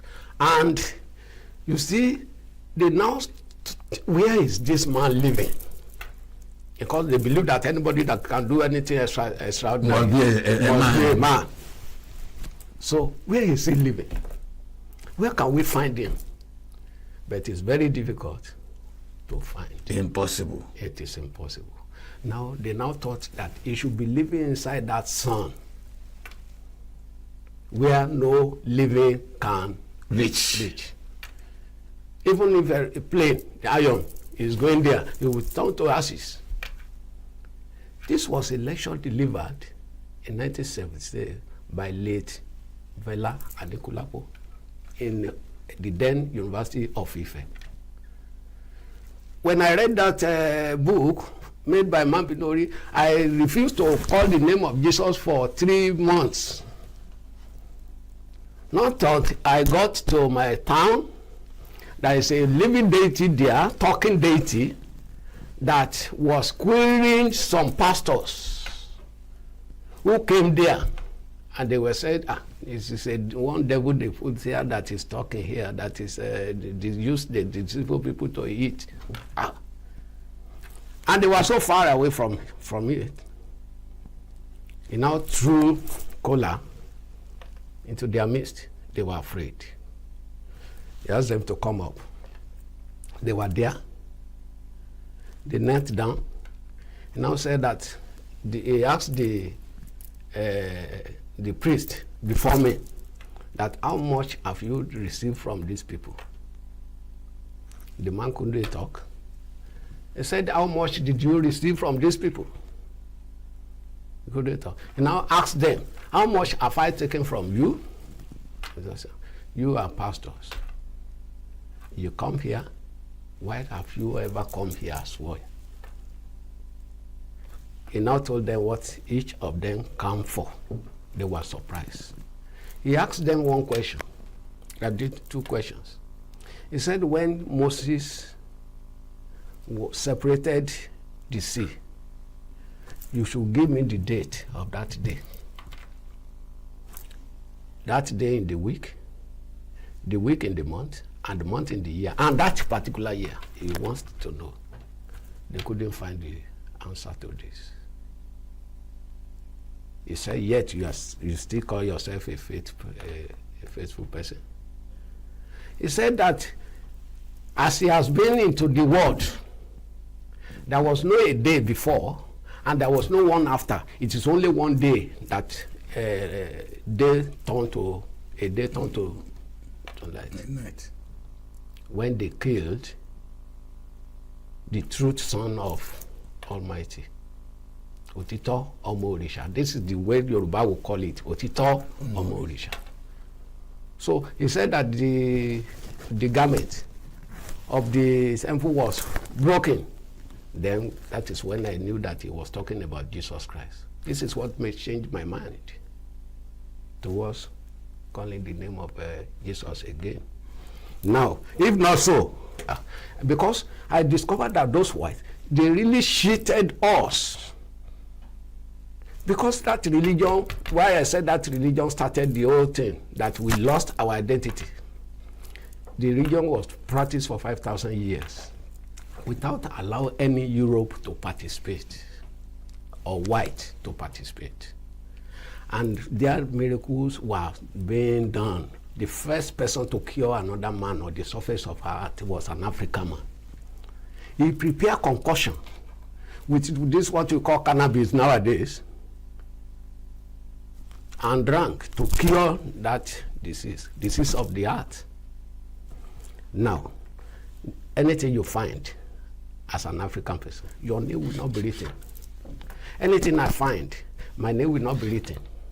Anything other person, even if you are female, it will not be written. What they will is they will just say one Africa. Yeah, but that's what they call patent, so they know who owns it. So, but then that was the infection of the words as time was going on.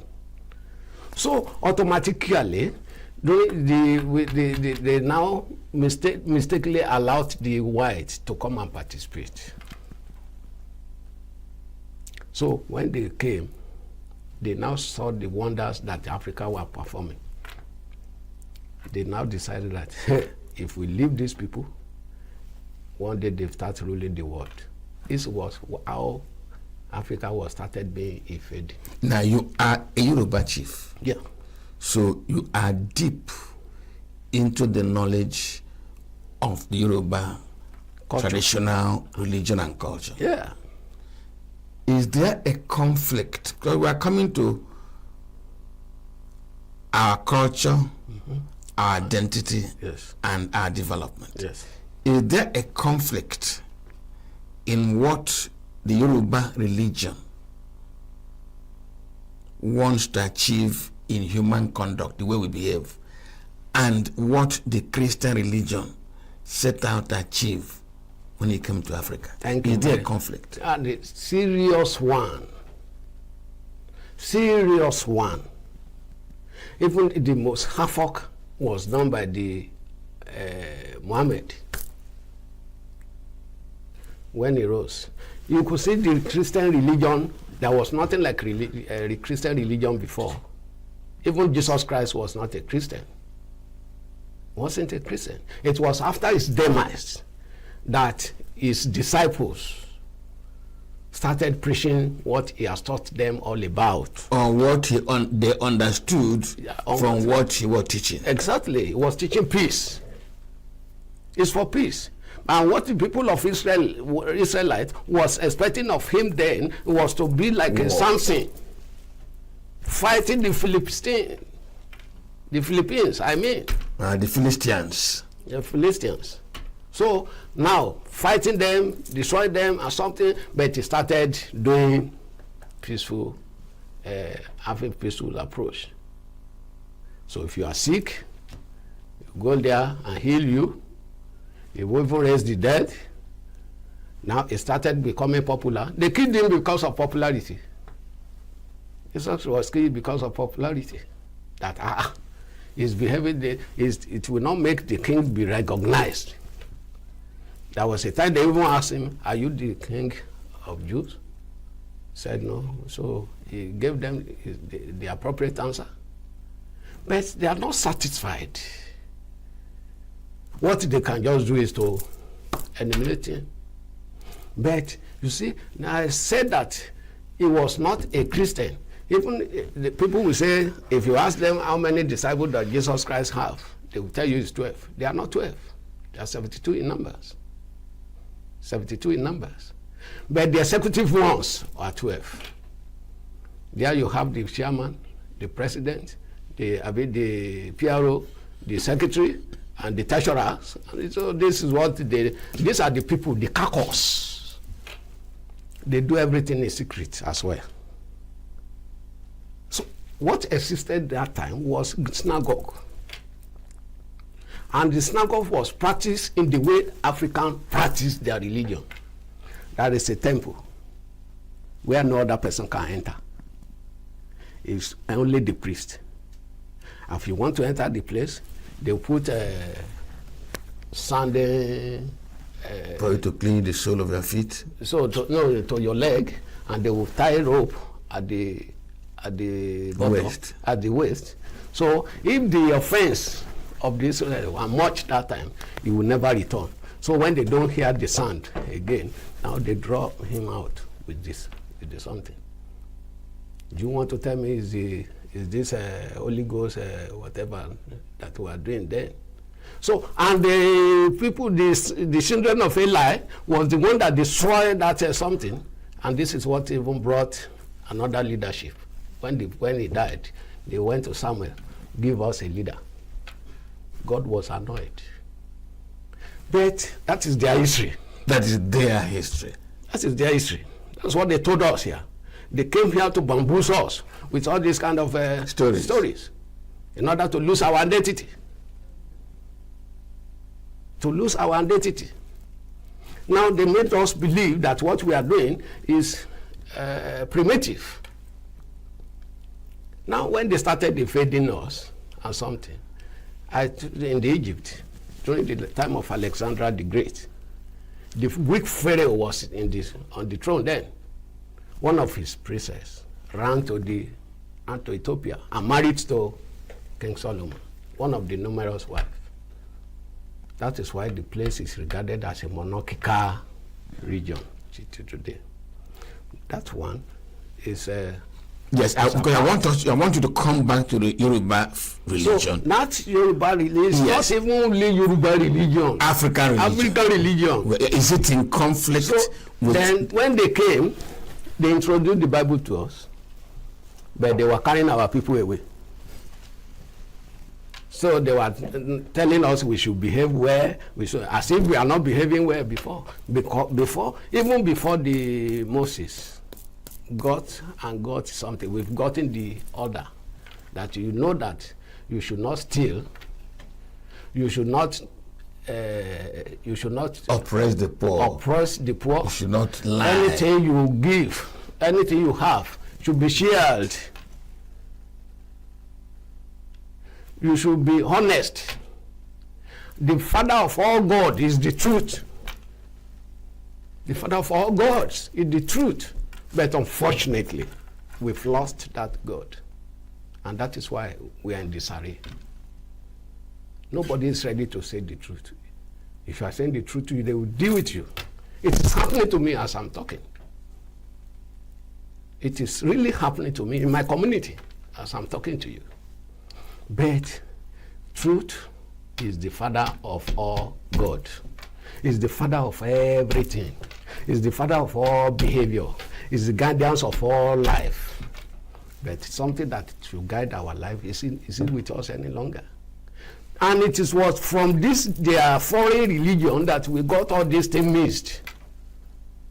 Because our antiquities, which was created, which we believe we will be carrying our message to the Almighty, they started telling us it's not good, and they were cutting it away to their side. The small one, they will now put fire on it. They pepper explosive on it, and they will burn. They are telling us lie. Most of the antiquities in my place has been in Germany and maybe London, anywhere. If they were valueless, why did they take them away? They will tap the power there. These people are so wise. They are cunning. Okay, they are trickish. So they will get somebody who will tell them the what you're supposed to give to that something that will be gained, whatever the something, and when they know all those things, then they will be satisfying them. Up to now, they are still carrying the mommy water. And why are they carrying them? Because they are in another different world. Their technology is more superior than our own. If you could remember the year 1987 or 88, there was a baby fish caught by the Russian. They called them Soviet Union then. Yeah. When there was a ship, there was a plane that has dropped into the water for centuries, and they couldn't find it. They now went down deep the sea, and they saw this baby fish, and they carried it offshore. By the time he told them that they should return him. The captain of the ship fainted, became unconscious for almost 5 days. They were surprised. He said they should return me. If you don't return me, the government, the power of Soviet Union will be in disarray. There will be secessions. And when it gave them 3 years, and when they refused to return, it came to pass. That baby fish said there were parts of Africa that submerged into the sea several centuries ago. And they are coming to the surface of earth to see primitive technology that we are doing here. I was surprised then. Primitive technology, computer is there, aeroplane is flying on the something, there are big house on the water moving, and still call it primitive. Immediately I was feeling that if these people can just go and train me for 6 months and return me back, I would have been performing wonders. But that one cannot really happen, because they will not return someone. So automatically, our religion, they said, is devilish. Anything we do, the blacks is demon. They will describe them. When I was discussing this one with some of my people then, the so-called religion, Christianity, because I was one SU, whatever, that, and they said it's a demon. How are you sure you are not the demon? Somebody who is telling you that your technology is primitive, and you are dying just because you don't know God. That is where I was afraid. Because if they should know God, that somebody is God, and they said we don't know it, that is why we are dying. People will live after 300 years there. And you are still calling us a person in them. Okay, let us leave the world that we don't know. The world in the sea. So automatically, during the colonial eras, this is where we are missing our goals. When they come and introduce all those, They told us that Jesus Christ died 2,000 years ago, 25 years ago. In history, Muhammad rose up in Mecca 652 years. Subtract that from 2025. It's still just a 1,000 plus. Are you getting my point? Are we not in existence before then? Are we not in existence before? Even unfortunately, even our history is lost because we want to graphite ourselves. I am this, I am that. They will be twisting everything. This is what is happening, even among our superior monarchs nowadays. Ambassador, let us. Can we try to? Is it possible, really? Yep. For us to find out who we are again. Before we came on set where we were conversing, I told you a conversation that took place in Otta Farm in Abeokuta. And when former head of state, Olusegun Obasanjo, asked a very interesting question. Yeah. Why is it that culture is always moving from London to Lagos?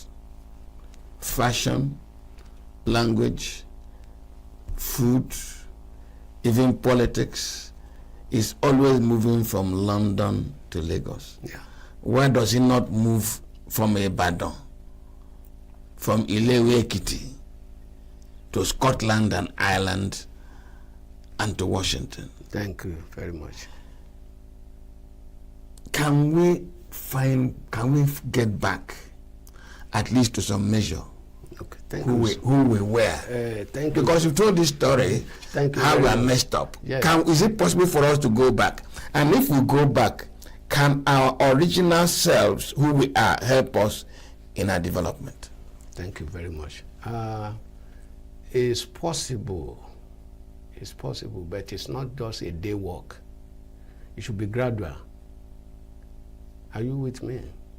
And thanks to social media, it's now exposing everybody. You'll be drinking tea with God. You'll be eating eba with the Almighty. It's exposing all these gimmicks. Because we want to live in affluence. Then you will deceive others. They are using Africa to bamboozle Africa. It's not the white that comes to nowadays telling us that it's only one person, unless you follow Jesus. Even in Netanyahu in Israel now, if you even call the name of Jesus, it's a taboo for you to say that. It's offensive. Christian there, they still maintain their Judaism. They still maintain it. It's their traditional religion. If we go back to our traditional religion, we can find it, because there, anyway, it has been polluted also, because there's something we call LGBT, dubiosity. So it has entered into every looks and cranny of all the African. Ambassador, calm down. Let me tell you something. So, but sir, no, I want you to calm down. I know. I paused because those in charge. I'm going to start from the Yoruba Igbo religion. Every action against the rule, against Eledumare, yes, against the innocent, yes, has its punishment, yes, repercussion, yeah, which is known and visible to those living. It's not waiting for you to die, yes, and get your punishment where nobody sees you. Yes, exactly. Exactly. If you cheat a widow, yeah, in the religion, if you go planting in an orphan's land, which are taken because you are mighty and you're strong, Amadora will strike you dead. Yes. It doesn't wait for you to die. Yes, certainly. But there were processes in that faith. Who can bring them back? You cannot, can you? Thank you very much.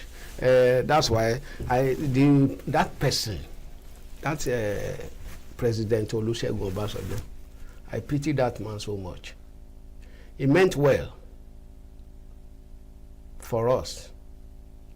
I could remember he organized First Act 77 to bring African culture and something together. What did he get at last?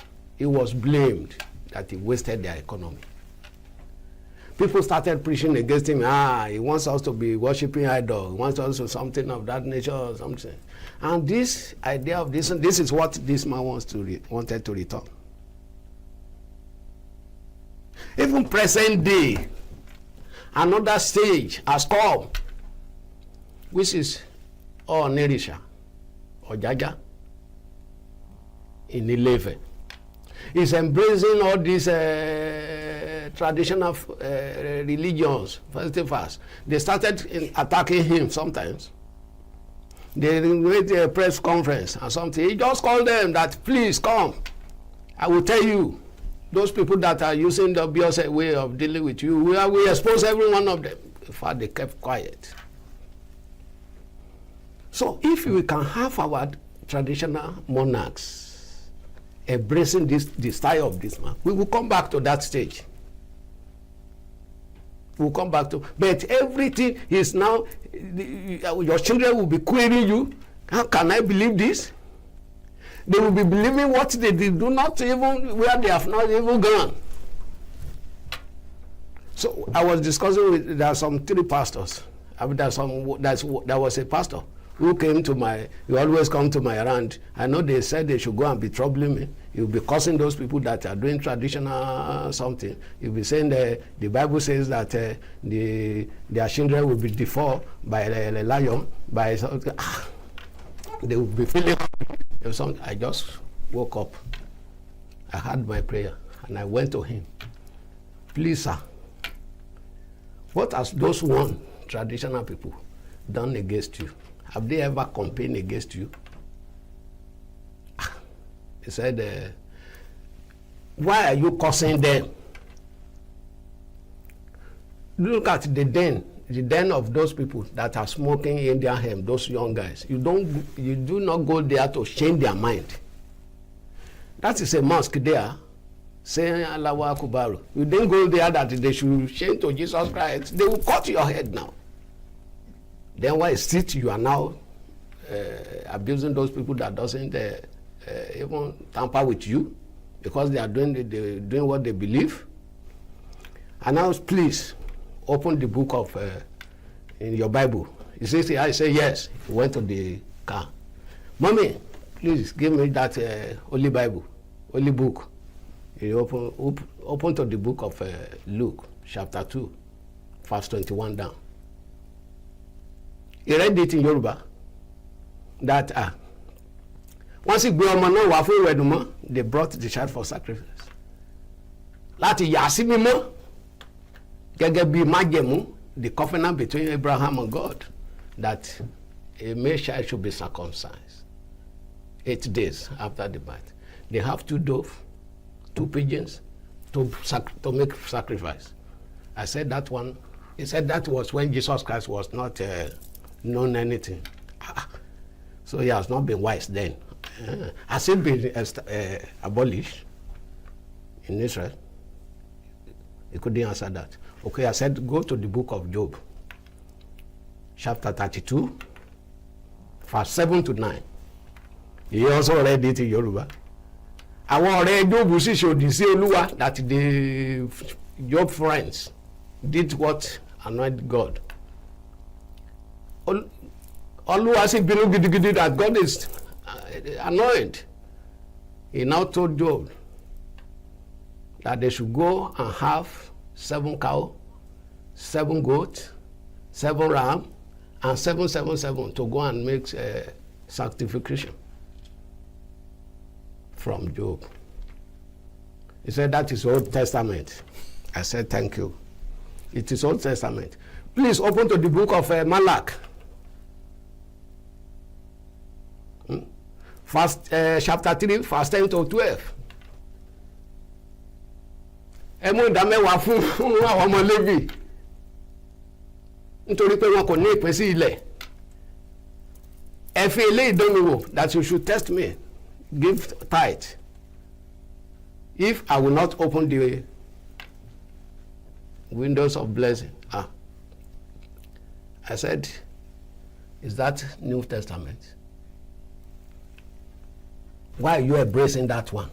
Maybe you said it's Old Testament. Is that the New Testament? He couldn't talk. I said, open the book of Matthew 23, chapter 23, verse 23. He said, woe are to those who are taking tithe unjustly. He said, you are too knowledgeable. You are too knowledgeable. I want to know you. I said, why do you need to know me? I said, you are just because you want to eat. That's why you are making all this blah blah all about. He said it's from the house of traditional people where they do masquerade or something, and you are now saying you are a pastor because you have taken a book called Odumosun to perform wonders. So you are now saying you will now be saying you now write a shop and a bell with the Bible and saying you'll be saying then you'll be doing miracle underneath, and you will say Jesus is the one doing it for you. You are just a lazy person. The man went away frustratedly.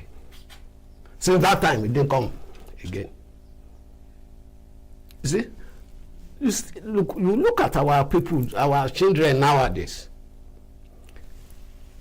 That culture, tradition, our belief has been eroded away. You will see them plating their heads, doing something because of the American boys and the European boys doing their something in their own way. That's the way I'm getting to, Ambassador. So automatically, it is all these stories I've told now. It is us doing us. Yes, exactly. There's no white man, there's no European, there's no American coming to do miracles here, whether they're true or not. Exactly. There's none of them picking and choosing parts of the book they brought here exactly to do miracles. So what do we do to bring ourselves back to some sanity? Thank you, sir. The congregation of Christianity and Islamic religion, they have the wealthiest people. Until those people refuse to be deceived, telling in fact, if your children doesn't read Bible, you will say it's not good. If it doesn't go to Magaranta and be reading Allah, you will say it's not something. That is not. Well, what of our own? But thank God. Yeah, but who will teach our own? Thank God. Please, of recent, Ambassador, who will teach our own? Thank you. Of recent, our Ifa, Oracle, has started moving to the Western world. That's the only one. So meet them there. So, in fact, if the time is coming, they will take it over from us, and they say they are the originated, the founder of this. Yes. Even Elivatia, all these Ifa, whatever, something. In this where they stone Satan. Satan. They said 360 deities were there. Gather from different places and put it there, and then now is what our government is spending money on. If you go there, you become Alaji. Alaji is just the meaning of Alaji is just a traveler.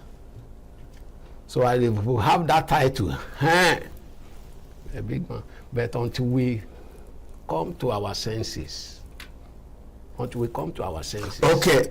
So Ambassador, telling our small children, yes, let us our way of life, our father's way of life. Let us relate with the world. You know that I said that the 27th of May is World Tourism Day. Yeah. Tourism means cultures, means people will travel. Yeah. Experience other. If we go to China now, this conversation may not be necessary because there's no conflict between Christianity and the Chinese religion. Exactly. Either Buddhism or Shintoism they don't even embrace any other religion. They don't have their this. indigenous religion is their religion. So they cannot say that somebody brought the Bible here and came to deceive them, and that people are Look at as we travel, as we go to other societies, and we see their own religions.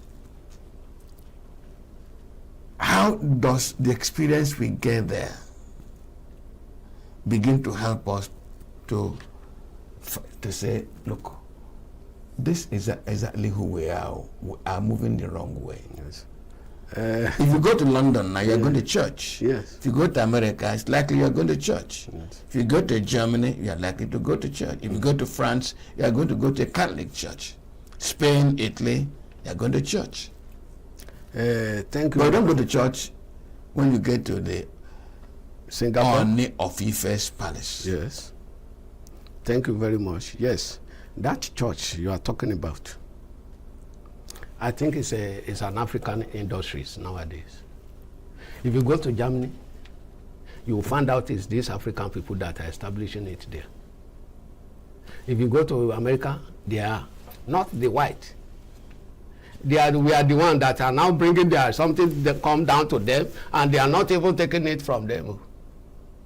It's only we Africa that are there that we even go to that place as well. Because we are the only one that want to enter into the heaven that we don't know.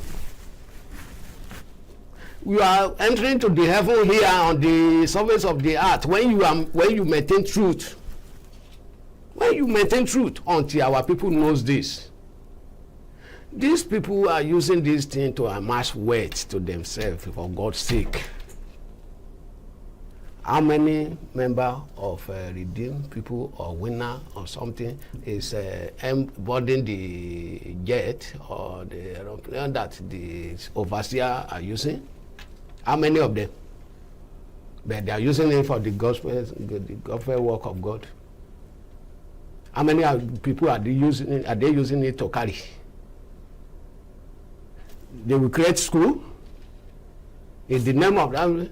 How many poor member of that congregations, their children attended the place?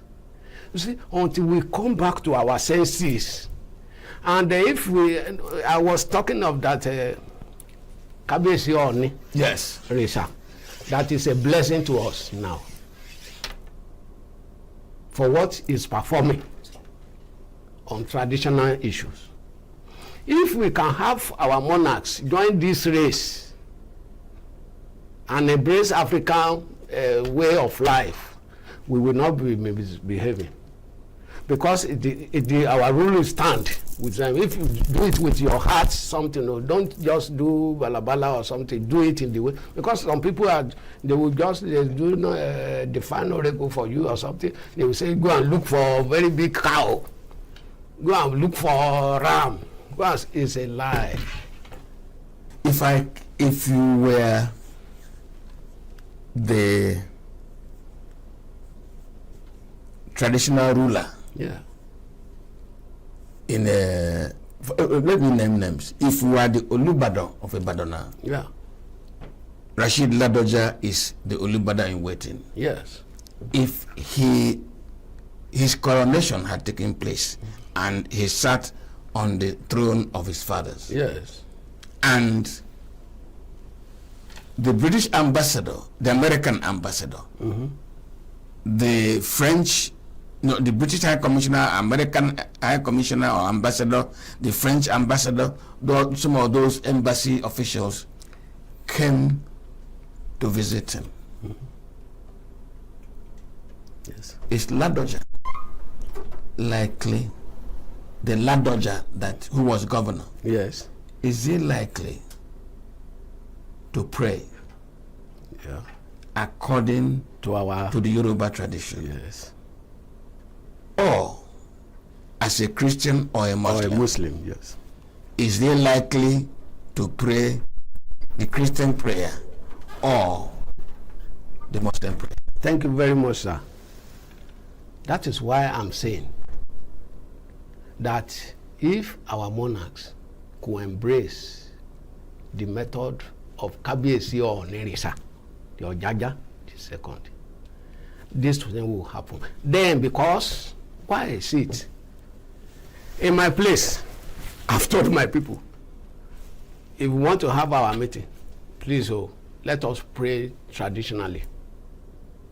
If we are closing, let us pray traditionally. This is a home of tradition. It's not the tradition of Israel.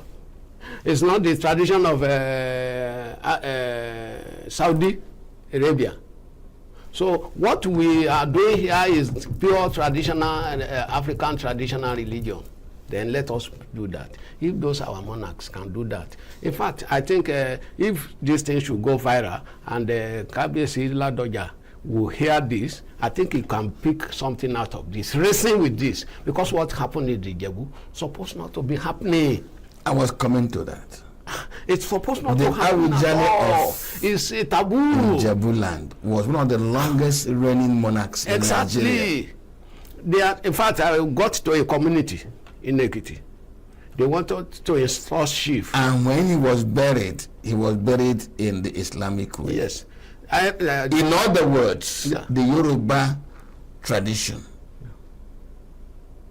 religion, burial was no longer adequate, respectable enough for a Yoruba monarch. Then this is the function of the monarchs. The committee of monarchs, a challenge to them, starting from our Kabiyesi or Nerissa. In fact, there is a small dispute between Kabiyesi or Nerissa and Alaafin. This is unnecessary. It is not supposed to come by at all.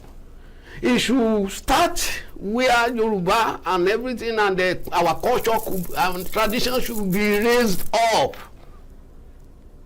This is not, it is these white people, they put all this mess among us. Let me ask you, is education dangerous in this conversation? Because you see, you and I are here, we are blowing grammar. Yes. Why we are blowing grammar now? Yes. You are an Igbo man. Are you with me? You are an Igbo man. Yes. And I'm a Yoruba man. Yes. You know, I was talking in Bible the other time. I was saying this. I don't know if you comprehend. That's why I wanted you to continue in that language because people follow. That's why I was intermittent with the explanation. The explanation. So automatically, this is the they've told us that their language is our mother is greater than our mother language. That is why. If we have selected a language among us, that this is what we want to embrace, it would have paid us. I'm a lecturer. I teach in the university. I have my way of teaching. So because when you are teaching, you should not frown your face. You need to be a bit jovial. Then when I want to speak certain English, I'll just say it in a Yoruba something. Now my children will be so happy. So everything will get glued to their heads. But if I'm just blowing grammar, like if I'm reading newspaper, what would they gain? What would they gain? There's nothing more than our modern tongue. Okay. I'm looking at the time. We don't have 1 year to spend this morning. Yeah. Let me raise, don't forget that we're looking at culture, identity, and development. Some people, not some people, sociologists will tell you that the way people behave in a society affects, if not that it determines, how far they go in development. A people that detest dishonesty and punish dishonesty, people that love merriment, a people that love inquiry. I'm told, I'm not a Greek, I'm told that one of the things that stood the Greek out in world civilization was that they love to inquire, to ask questions. Why is this thing happening the way it is happening? and that all these things I've said are the result of culture. Yeah. Look at our indigenous culture and look at the possibility of that culture breeding human beings of good character, breeding human beings of great industry, and therefore helping us to develop. Do you think our original culture would have produced a more industrious, a more honest, and a more developed Nigeria than the one we got after colonialism? Oh, thank you very much. If our culture had been maintained, our tradition have been maintained, we will not be where we are. Our development have started. We have been starting our development in our own way before. Probably we would have been grown more than this. In fact, not even probably. We must have grown more than this by now. But when we embrace stupid interactions, are you with me now? Seeing them as a superior. In fact, you could remember that man who said that I'm proud of my color. Yeah, I'm black and proud. Muhammad Ali, he said, "But I'm black and proud." You could see, when you are looking at social media, you still see some colonial behaviors of the whites. Racist something. If and if you don't behave the way they behave, you are not a human being. But let us start preaching this through our heads, through our headers. Let it be a compulsory something for the community to embrace to bring up what they have lost. It is then we can be normal. Now look at our politicians. If they want to make oath, they will be saying I'm a Christian. They will be saying I'm a Muslim. Then they are waiting. They are going to suffer for their sin. In the so and nobody has ever gone to them and said, "Come back and tell us this is the religion that makes us clean."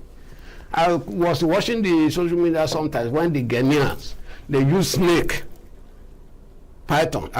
Is it a python? Yeah. They use it and put it at your neck. That if you do this, you will be something. In fact, that one, nobody will misbehave. Nobody will misbehave. There was a man he was a senator then. The president Olusegun Obasanjo appointed him as an advisor. That is Professor Wande Abimbola, who was vice chancellor of University of Ife.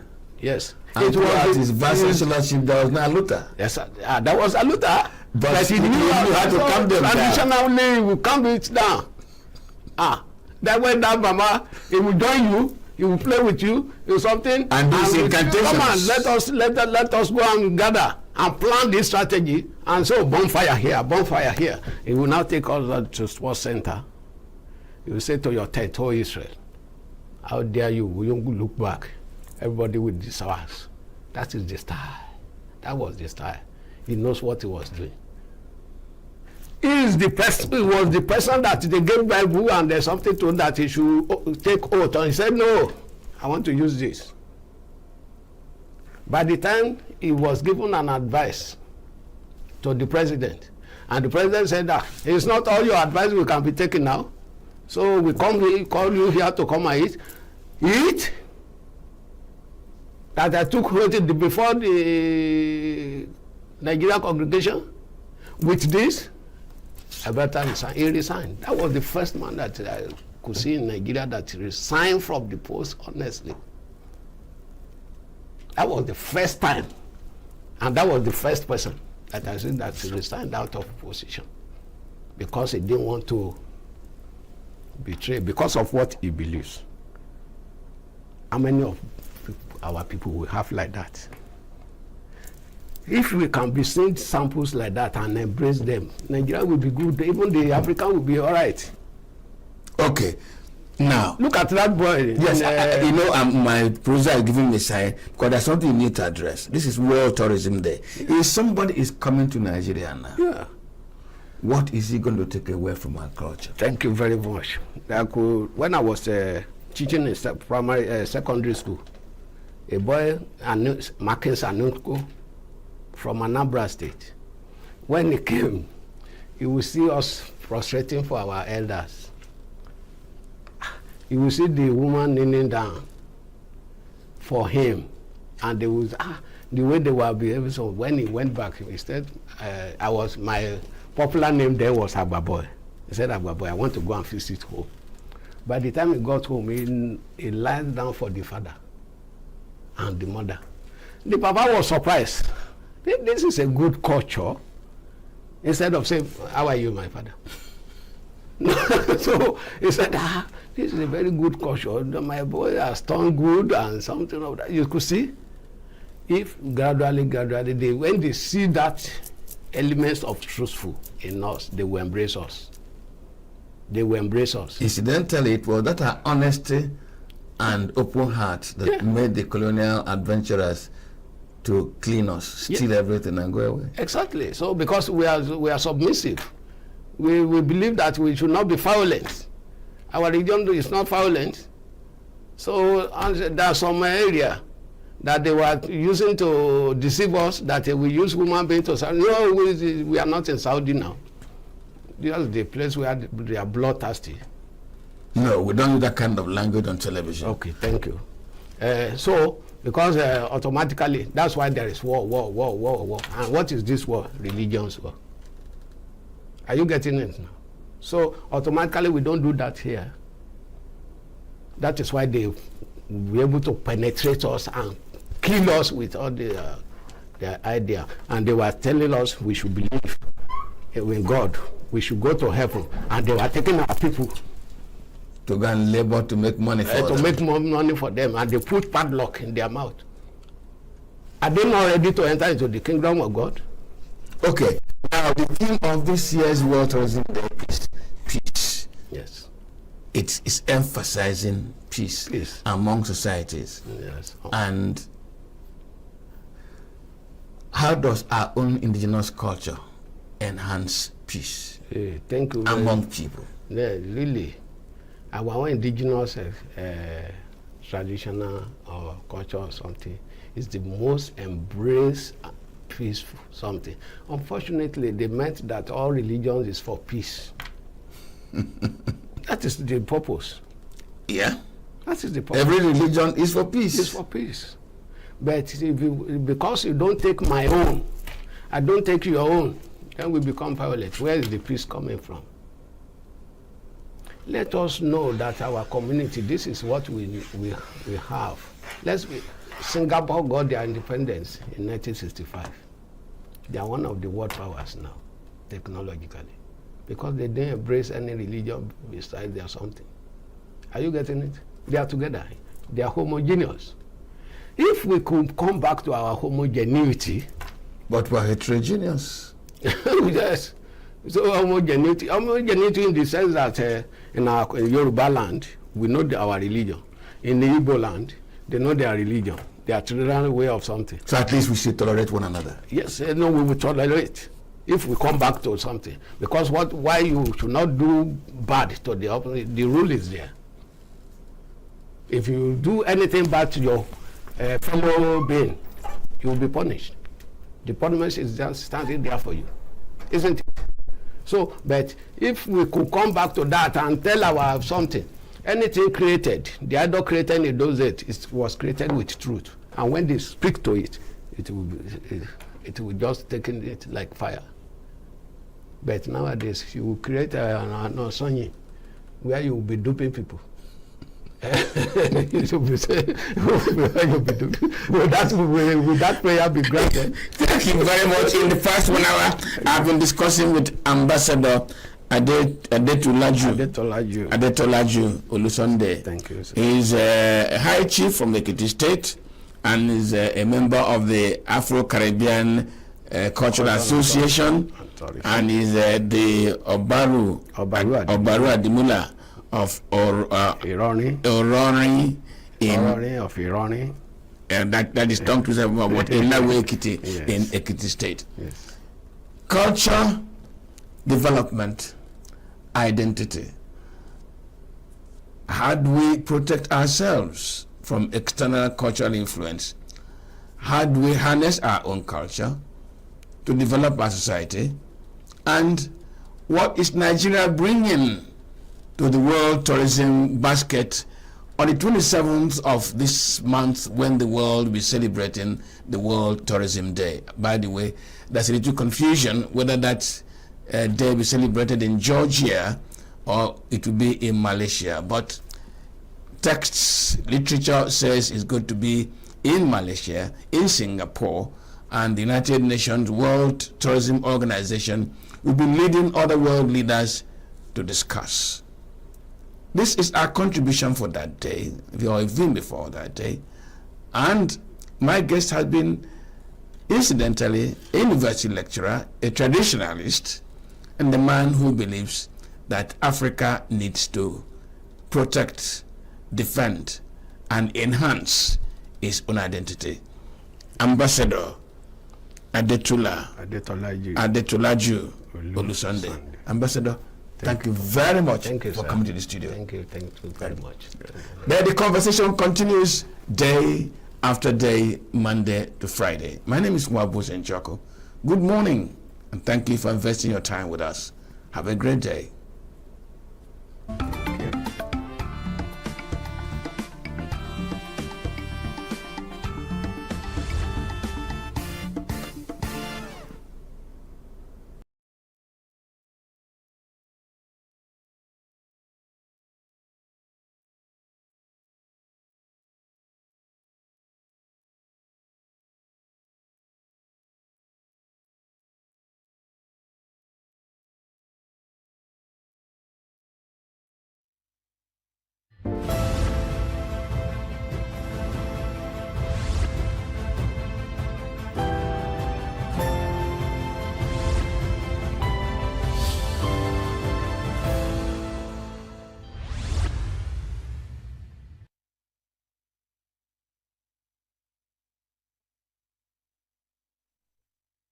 Signature Television Unscripted.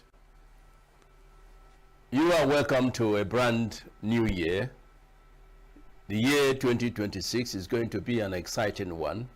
I will thank you for being there with us in the year 2025. And we hope our viewers will continue to patronize us. My name is Mike Ubani, and with me in the studio this morning to give you an exciting discussion on events in our country, happenings in our country. On my right, Dr. Ukeje. Dr. Ukeje, you're welcome to the program. I hope you had a nice, New Year celebration. Well, we're here. We're thanking God for the presence. It's a blessing for the year. Thank you very much. And Mr. Christian Madoka. Well, last time we asked after you, and we were told you traveled. I hope you are back here, and I hope you spent quite some exciting time in the village. Yes, we thank God for His mercies and who has brought us safely to a new year. Yeah. We're also praying that He takes us further into it and even beyond. Yeah. Thank you, gentlemen, for coming. This appears, this is the first edition of Signature Television Unscripted for the year 2026, and I hope it's going to be a very exciting package. Somehow we are back to River State. The crisis in River State appears to be deepening. A political crisis in River State appears to be deepening. On last Thursday, the Speaker of the River State House of Assembly, Right Honorable Amefule, led a group of lawmakers to start impeachment proceedings against the governor of Fubara. And I thought the whole thing had ended. The crisis had ended with, the so-called agreement, signed between Fubara and the Minister of the FCT, Mr. Nyesom Wike. But today we are back to the crisis in River State, political crisis in River State. So we're going to look at this, dissect, discuss, why this crisis has continued to, be with us. Who is Nyesom Wike? why is he insisting that Rivers, is his property? We do know that democracy is government of the people, by the people, for the people. But it appears Mr. Wike is saying democracy is for Wike. So we look into all that, and quite unexpectedly, we have to leave our shores a bit to go to Venezuela, where Mr. Donald Trump, and his troops attacked and abducted a sitting president. What is the implication for Africa? We have sit tight. In fact, when I heard it, I was happy. I looked at our neighbor in Cameroon there. What's his name again? Bia. I said, Bia should receive this kind of treatment. You look at Uganda. The man has been there for... Museveni? No. The president of Uganda, what's his name now? He's been there for over 20 years. Okay. And you begin to feel that what Trump did in Venezuela is right, even though he didn't do it. He didn't claim to have abducted the Venezuelan president, Nicolas Maduro, for sitting in power for a very long time. But we look at his own excuses, the reasons that the president gave for doing what he did. And back home again, Mr. Peter Obi, the presidential candidate of the Labour Party in 2023 general elections, will I call it defection, or declared declared for the fledgling ADC on the 31st of December. What is the implication of his defection to ADC as far as the Southeast politics is concerned? I don't want to go beyond Southeast for now, but if time permits us, we will now look at the general, how his defection to ADC will affect the voting pattern in the country, in 2027. So let me come to you, Mr. Madoka. What do you think is responsible for this unending the political crisis in the Rivers state? Who is this Mr. Wike? Can you pigeonhole him? Give us a portrait of Wike so that we'll be able to understand why really this crisis has continued. Thank you very much, my moderator, Mr. Van. If you ask me to describe who Wike is, from what I know about him, he's a politician of River State descent, and who has risen through to the level of his, he is in Nigerian politics, climbing on the shoulders of people. And what I know about him, he has climbed on shoulders, got to the point, each time he climbs on any ladder to any position, he puts the ladder away. And how he has able to come down from such positions and climb another has become what I will describe. So he is a character that is difficult to preempt. He spawns surprises at any time, but such surprises have not always gone well with the people around him.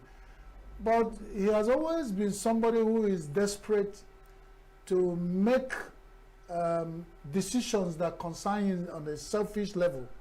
We can't say he's selfish because in politics everything is about interest.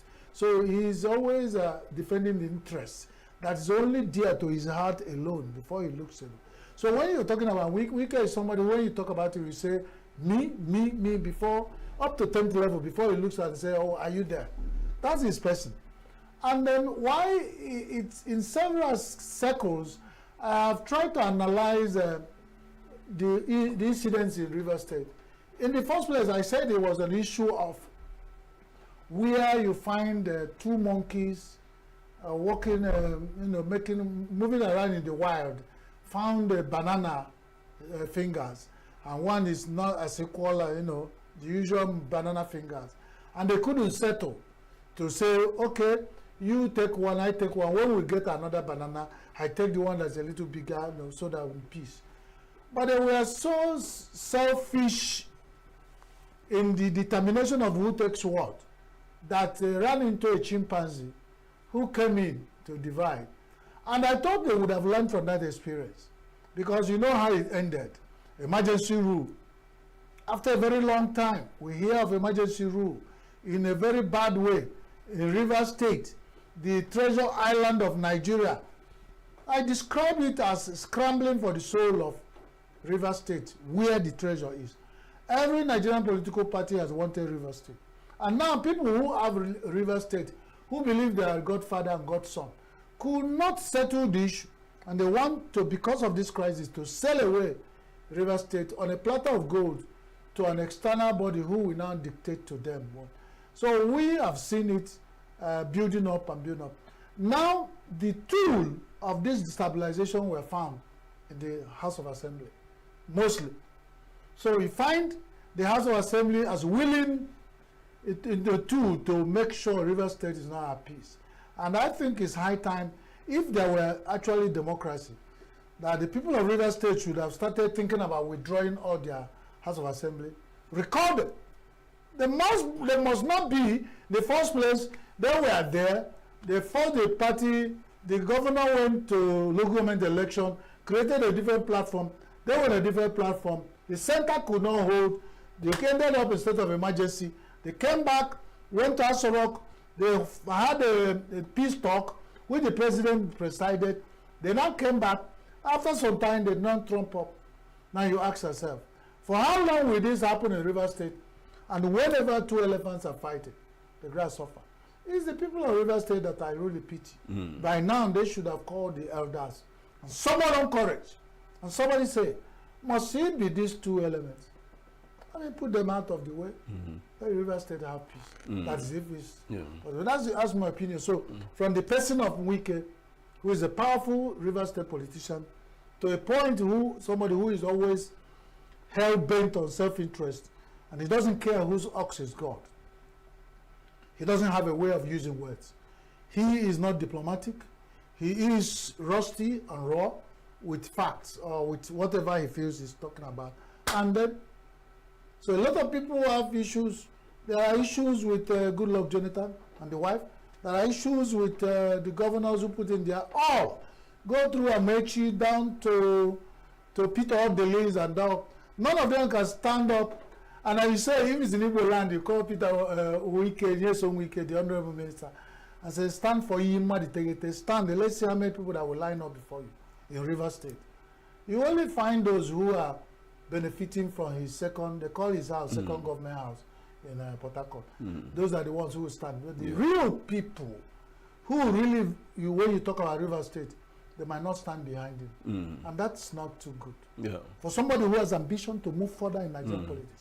When you finish eating your brethren for breakfast or for dinner, you have gone to bed on an empty stomach. That's all I can say. Dr. KJ, I mean, from what he has just said, democracy is explained or interpreted or understood to be government of the people, by the people, for the people, and we have a situation in Rivers State where democracy is government of Nyesom, democracy is government of Wike, any other thing is not there is a group of lawyers in Rivers State that have started recall process against these lawmakers. So why do you think that nobody, when I say nobody, I mean the elders in Rivers State, nobody seems to be talking. Nobody seems, they could be talking in their bedrooms, but we want to see them come out publicly, okay, to say what Mr. Nyesom Wike is doing in their own mind, is good or bad. We'd have the Odelis, we have the Amechis, we have, the Tonyekos in Rivers State, but None appears to have come out to say, Wike, enough is enough. So why do you think we have that kind of situation in Rivers? Well, the people you mentioned, Wike, Odele,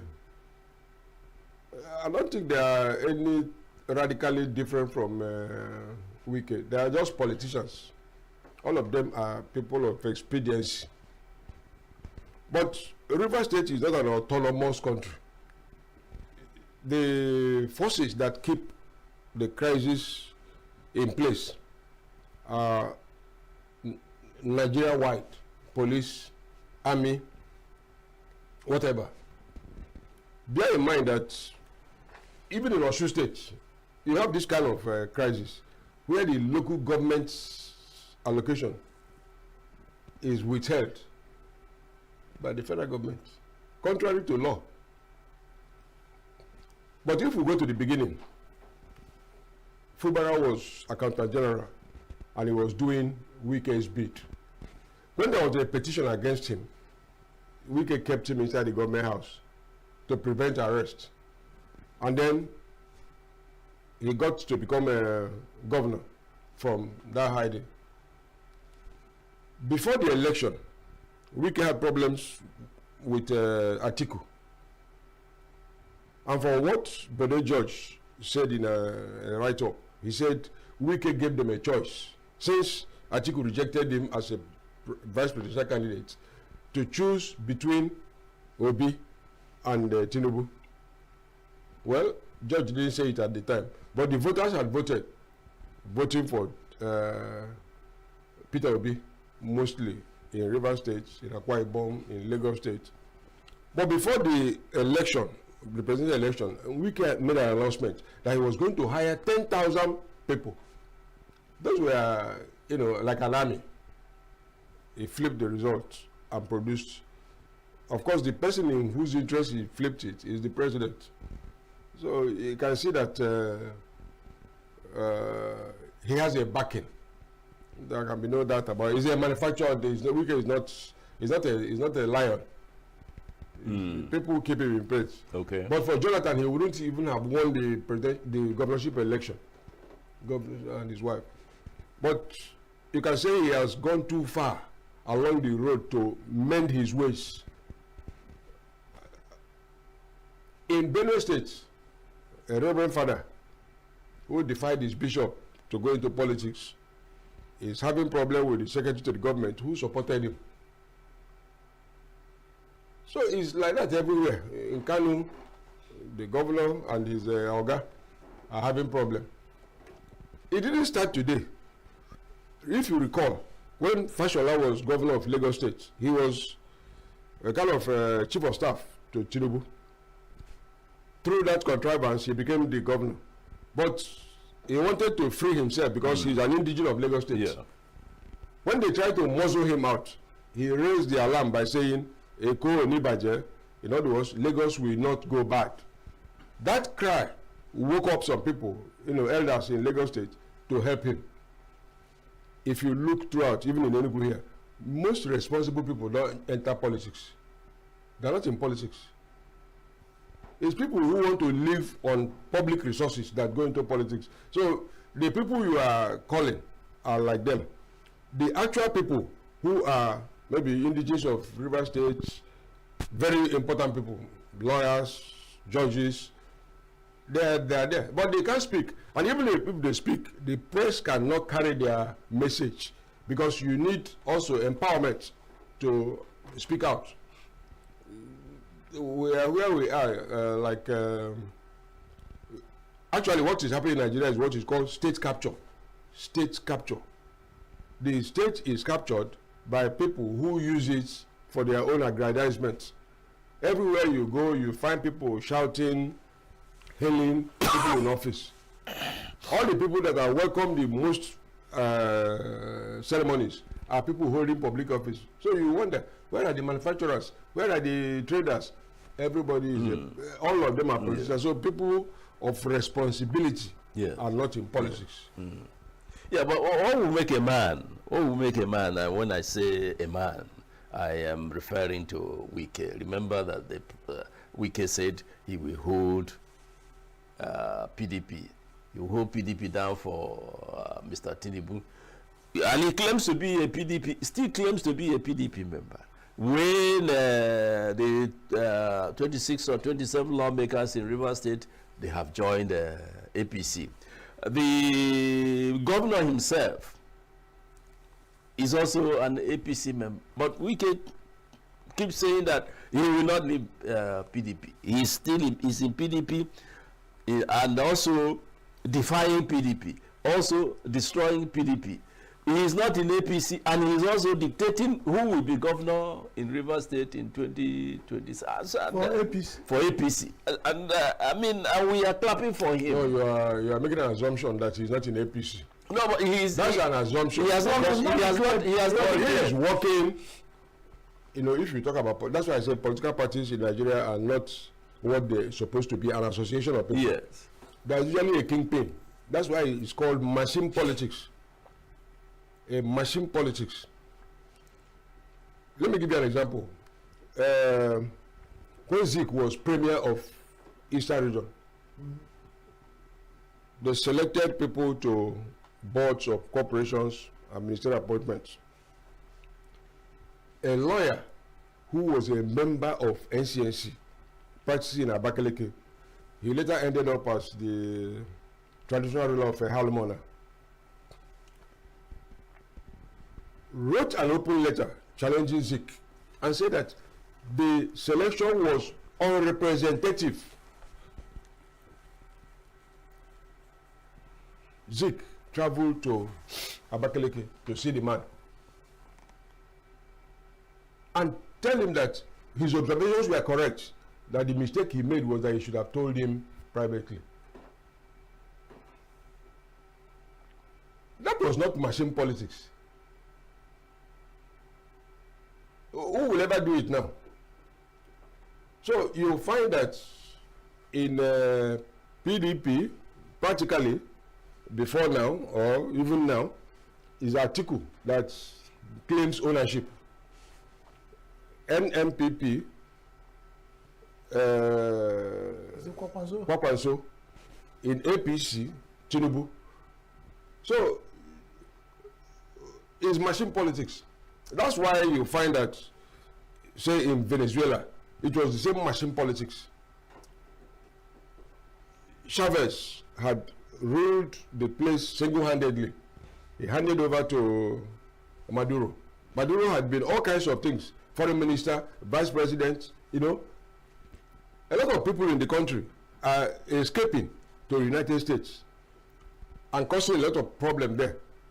So the US had always been worried about developments in Venezuela because of its impact on the domestic situation in the United States. Forget about Trump and his ways. He was just facing what Americans consider to be important problem. If Rivers State was a completely different country, yeah, and Abia was a different country, given the way Abia is ruled and the way Rivers State is ruled, Abia State will intervene to make peace because they have a common border.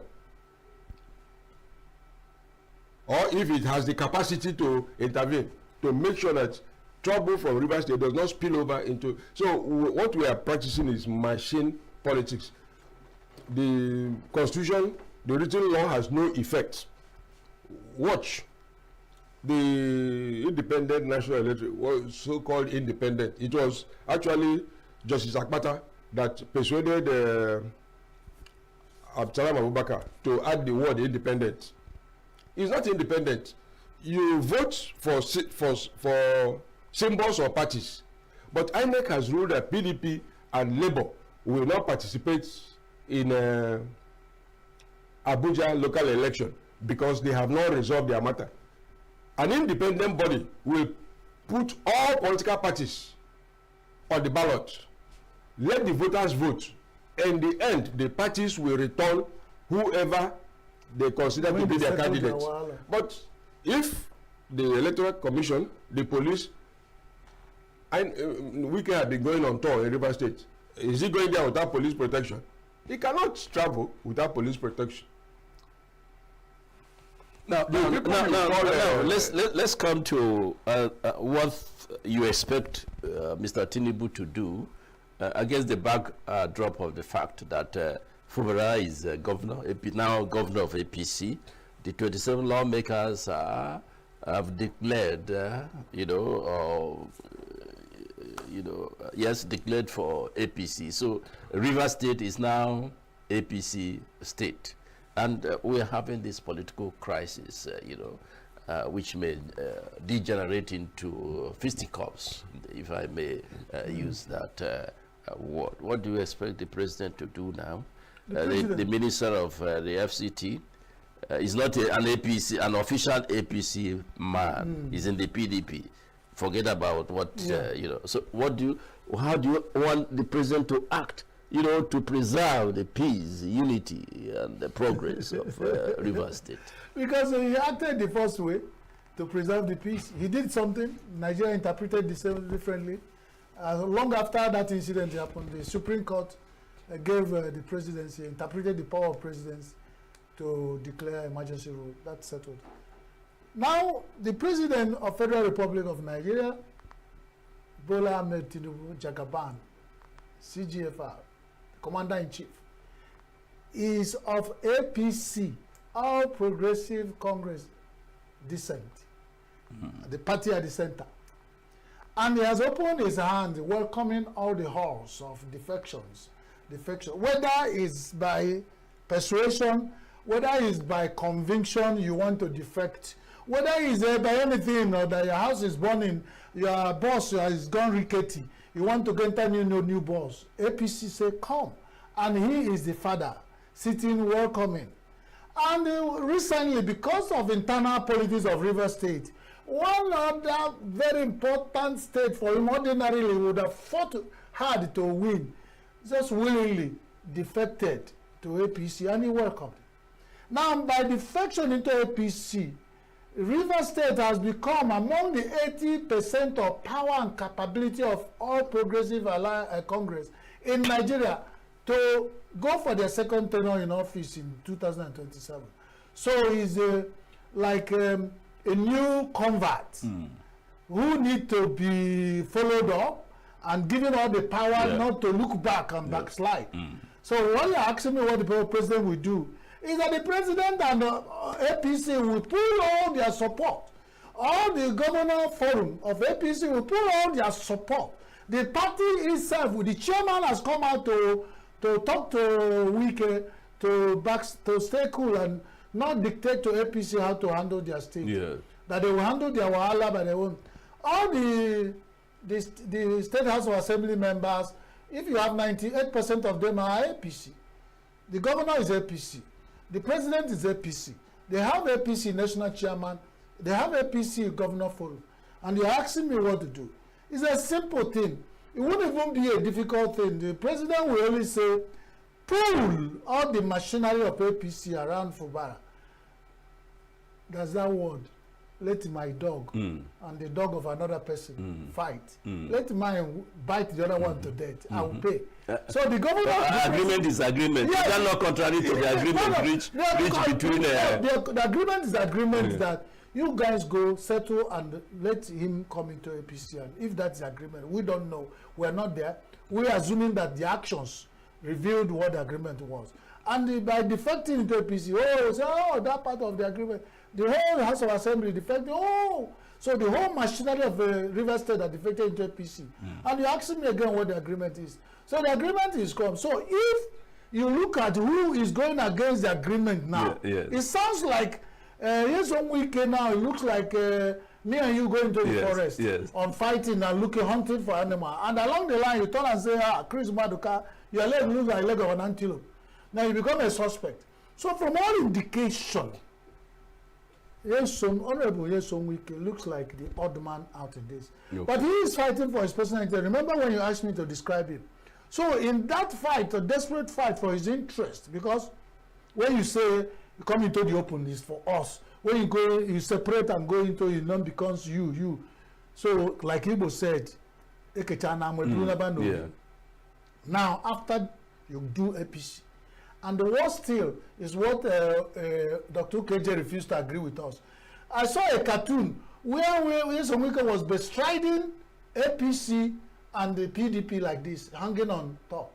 And because if you analyze that cartoon, he's hanging. He wasn't holding it from the ground. He's hanging on top, so his leg is not touching ground. Meaning that when you pull one, he will fall.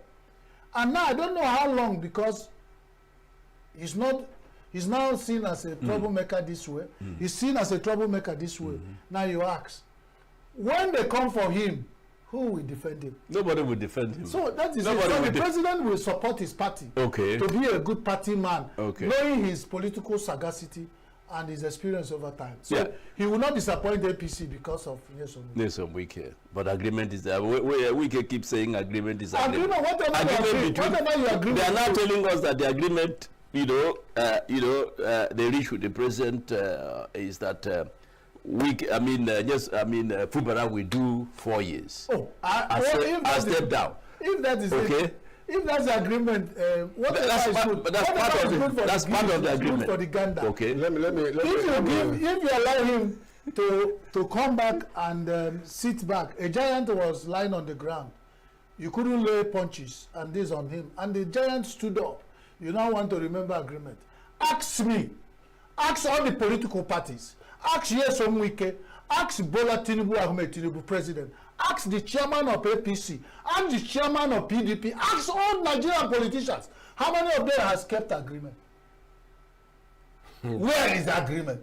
There are politicians. Politicians are like somebody who wants to patronize the commercial sex workers. You promise hell and hell. If you allow him not pay him, and he finish the business, he will tell you tomorrow when I go about, I will buy you a Michelin, and he will disappear until he wants you again.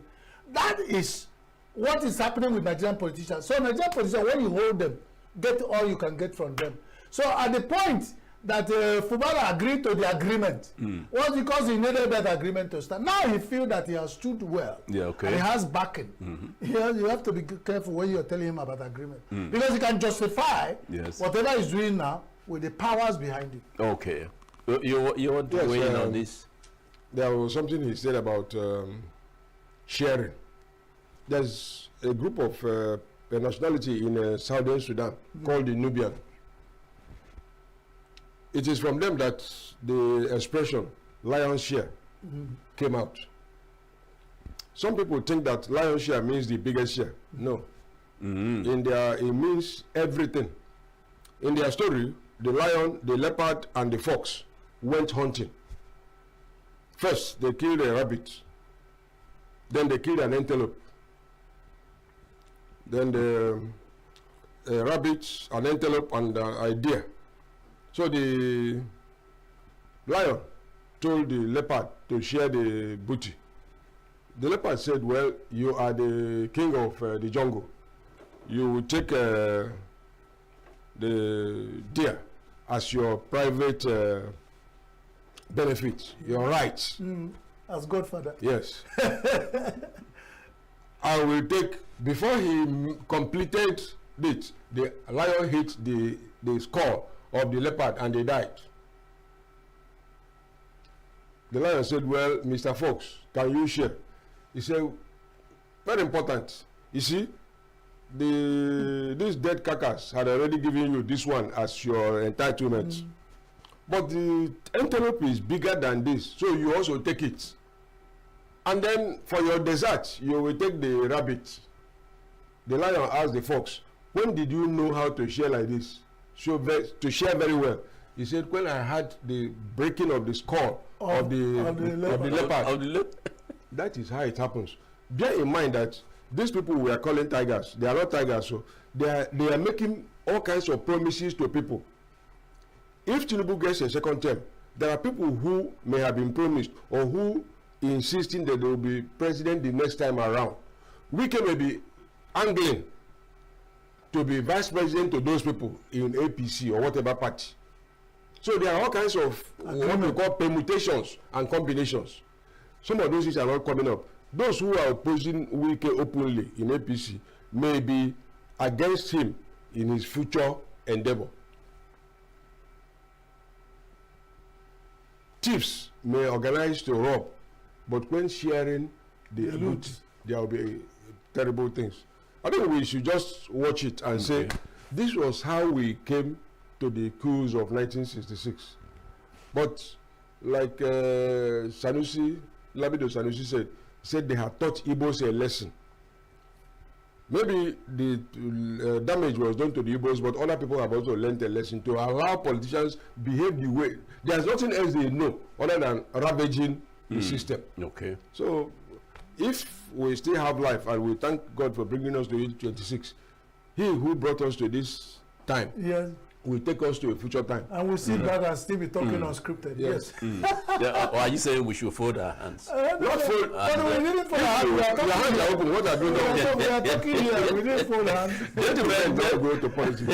Gentlemen, let's move over to Venezuela, where Mr. Trump abducted the sitting president. In fact, I never knew that it was possible, for a sitting president for a country like Venezuela. He has done it many times now. America don't. No, you can do it to a banana republic, but not a country that has about 303 billion barrels of oil, reserve. And I mean, a country that has a long-standing history.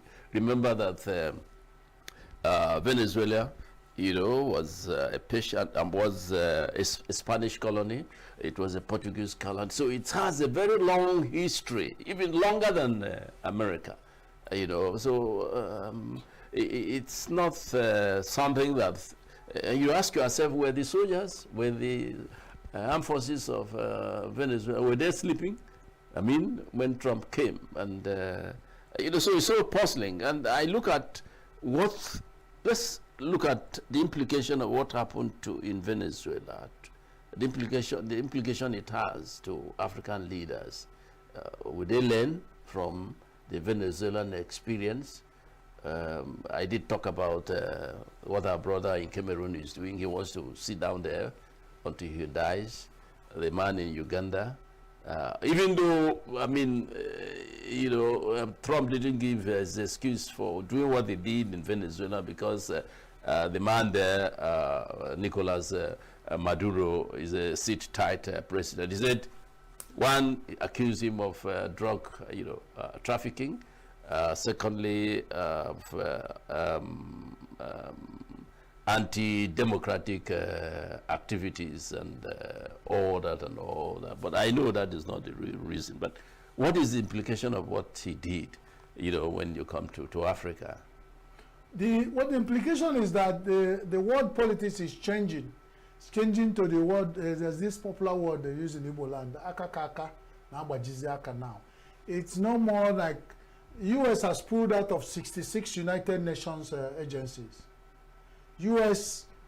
in the hands of Trump felt that is solid enough to fight its cause, establish its hold on the world as a big brother. So there are a few things, a few neighbors you need to annex. Few things. He has won Mexico, he has won Greenland, he has won Cuba. And these are the immediate neighbors that, like you said, he said, if Ebonyi State is a threat to, Rivers is a threat to Abia, and they are in different countries, that the other one will get interested in what happened. Now, you get to a point beyond the morals, because somebody who wants to rape his sister will always find reason to do so, even because he passed in front of him. Now, that's what happened. Trump felt that Maduro has overrated himself and it's become a threat. So you put two and two together. We need the economy of Venezuela, with the highest producer of oil in the world and their small population. But you cannot combine it at that neighborhood with the drug cartel and rulership money, illegal money, and the flow around and the outflow into U.S. The push into U.S. as the biggest market, because that's their nearest neighbor. And then they find out about the powers. Who know Maduro? Because if you are Obani and this is your house, this is America, and this man is not in good time with you, but I am his friend. It means your chain of enemies increasing, and the one I know are. So the person is to become physical. Yeah. You are not looking at the morals and legality of world politics to do what you are doing. So what I'm saying, the implication is that the world politics can be broken by the superpowers. Let's wonder why they are finding it difficult to allow some of these smaller powers into the Security Council. So because you can pick them. With this example, it means France can decide to look the nearest country that is a threat and annex it. And then look about it in Japan, all those 5 major ones. Okay. So the superpowers are becoming threats to the smaller powers. Yeah. And we talked about sovereignty in the world of unequal powers. They will tell you we are signing bilateral agreement and we are going to the world economy thinking together. Well, we are not equal. We are trading all the world in pounds and dollars and euro. So even if I'm owing America, I'm owing them in their own coins. And I'm going to pay them in US dollars. I'm not owing them in Naira. If I owe European Union, I'm owing them in Euro, or what they call Euro. And I'm not going to pay them in Euro, not paying them in dollars. So the ones that are controlling these powers, that is, we need also somebody, if these big powers think they are now monitors, they are now playing big brothers upon smaller nations. Will we play big brother upon them? That's a danger. Because absolute power corrupts absolute. Don't you think sovereignty is at risk? Is at risk. Nigeria's sovereignty, what he did in, what Trump did in Venezuela, he can do in Africa, he can do in Nigeria, he can do in Cameroon.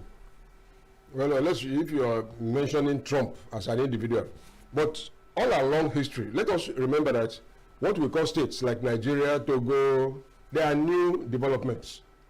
If you follow scripture, at the time of Jesus Christ, there were no Nigeria. What you had were empires. Italy, what we call Italy now, didn't exist even at the time of Christ. It was several small kingdoms, Naples, Sicily, and all those things. So states, as we see them now, are a recent development, and the majority of the states were created by European powers. Yeah. South America, Africa, much of Asia. So if you are talking of sovereignty, there are the people that granted it to you. So they can take it back. Not only take it back, you hold it, it remains as long as they like it.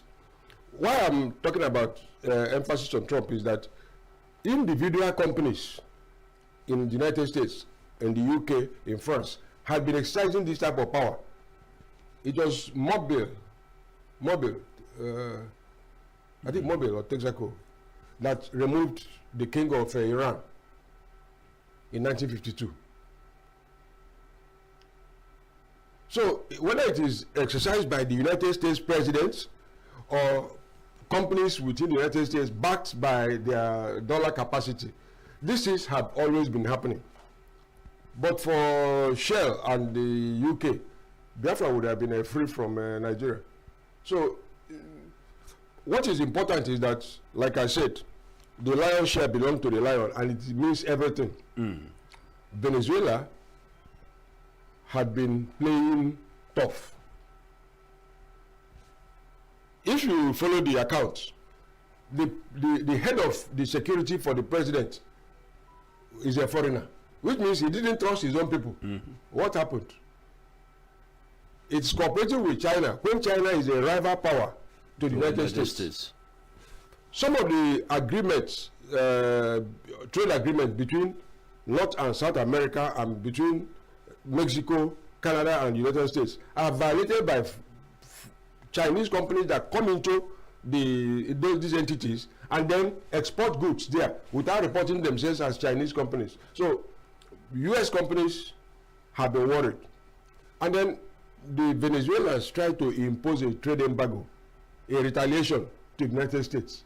But you can see that there's a limit. Anytime you have a neighbor, like I said, Rivers and Abia, you either trade or you fight. Trade is an exchange. If you cannot trade, there will be war. Yes.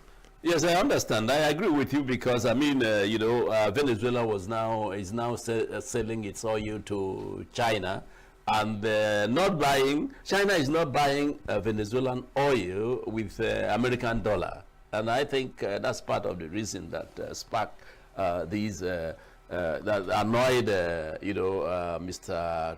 Trump.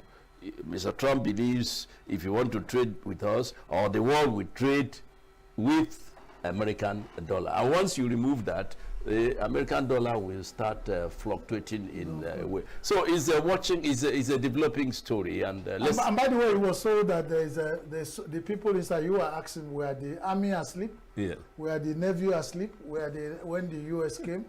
These people folded their hands because they got tired of overrating. That is, say, when power gets to a point where even the rat at home gives the symbol to the rat in the bush that's meat over the fire.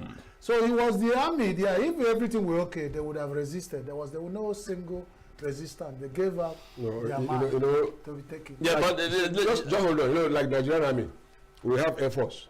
We don't manufacture aircraft. Yes. We don't manufacture guns. So all this, what they call, whatever the army there in Venezuela, belongs to foreign countries. They know if they give you radar to read when an aircraft is coming, they know how to cover the radar so that you don't know when they are coming. So it's, I mean, the country itself was divided, just like Nigeria now. We were talking about River State. If somebody were to take Weekend's shoe, some people will be clapping. The Venezuela was already divided by machine politics. Okay. For the president to have a foreigner as his chief of defense. Yeah, Dr. Gage, next time we meet, we'll talk about this machine, politics. We'll talk more about machine politics. We're also going to talk more about what you did say, the other time that Nigeria was not founded to succeed. We'll talk about all that. But before we go, how many minutes we have? I'm getting instruction from my producer. It appears our time is up. But can our time be up without talking about Mr. Peter B's defection quickly, we can talk APC? about that. No, just 2 minutes is enough for us to. What do you think? Let's start. Okay, what do you think? Mr. Peter B's defection to the ADC, how will it affect the politics in the Southeast, for instance? I think Obi's, I wouldn't consider Obi as defecting. Obi is declaring for ADC. And the kind of people that came with him shows regional solidarity. Okay. I think we should recognize that there are many nations within Nigeria. If Obi has demonstrated something, he demonstrates that he comes from a place. What is happening in River State, like he's pointed out, is being sponsored by external people who would like to colonize River State. I watched the television where our Kwara State government was praying for this year. It was on TVCN, owned by Tinubu. But they have a radio station. Before, it used to be on Arise and AIT. So it is a combination, that's what I call it, machine politics. If you belong to this group, you are in this man's pocket. If you want to do something, you use his radio station, you use his newspaper, you use his voice. In ENUGU now, the head of the state television is from the Southwest. The head of the forest guard is from the Southwest. What does he know about locations in ENUGU state? But these are signals of loyalty which the people do not identify with. That was why you could pick up people from Venezuela, and the people are just going about their way. That man, I beg, let him go. I believe that for him to come home to declare is to start from the base. It doesn't mean he's declaring for the Igbos. He just has to go to your base to. So you don't agree with regional solidarity? No, he's not. He's not a regional politician. He's a politician that's loved by all Nigerians. Or national base. When you talk about, if you doubt it, ask the obedient. Thank you very much, gentlemen. we're going to draw the curtain here. Thank you for coming, and I wish next week we do it. And thank you, our viewers, for being there for us.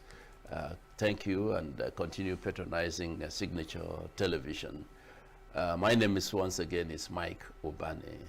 Thank you. I'm Chris. Thank you, Mike. Thank you.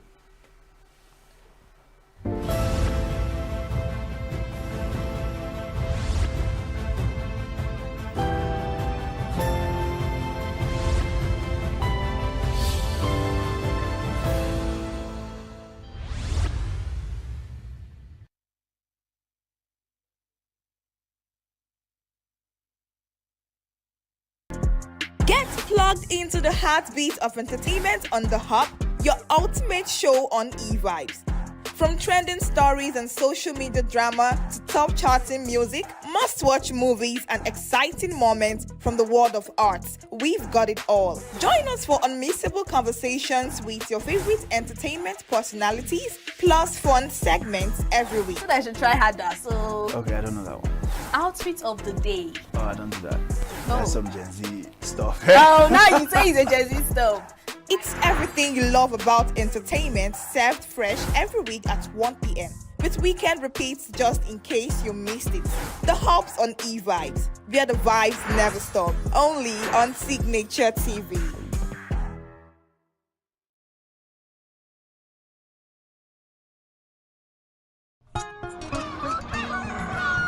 New every morning on Signature TV, we open the day for you with needed energy, information, and required vibes to shape your day. From sizzling snippets of stories in various areas of life to intriguing conversations with net worth guests. When you have people who have no track record becoming your leaders, you have a problem.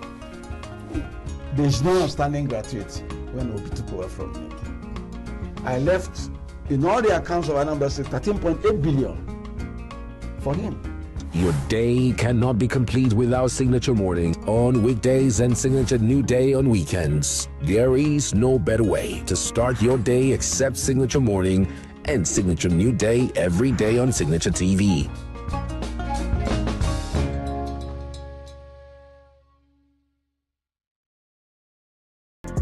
Get plugged into the heartbeat of entertainment on The Hub, your ultimate show on eVibes. From trending stories and social media drama to top charting music, must-watch movies and exciting moments from the world of arts, we've got it all. Join us for unmissable conversations with your favorite entertainment personalities, plus fun segments every week. I should try harder, so... Okay, I don't know that one. Outfit of the day. Oh, I don't do that. That's some Gen Z stuff. Oh, now you say it's a Gen Z stuff. It's everything you love about entertainment, served fresh every week at 1 p.m. with weekend repeats just in case you missed it. The Hub's on eVibes, where the vibes never stop. Only on Signature TV.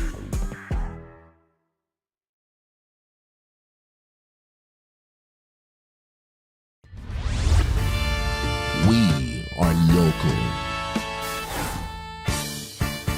International communities observing every the market is in chaos. People are... We are national. Those in support of this motion as amended, say aye. Aye. We have taken the bill by default. We are international. Israeli airstrikes. Donald Trump left us the worst unemployment.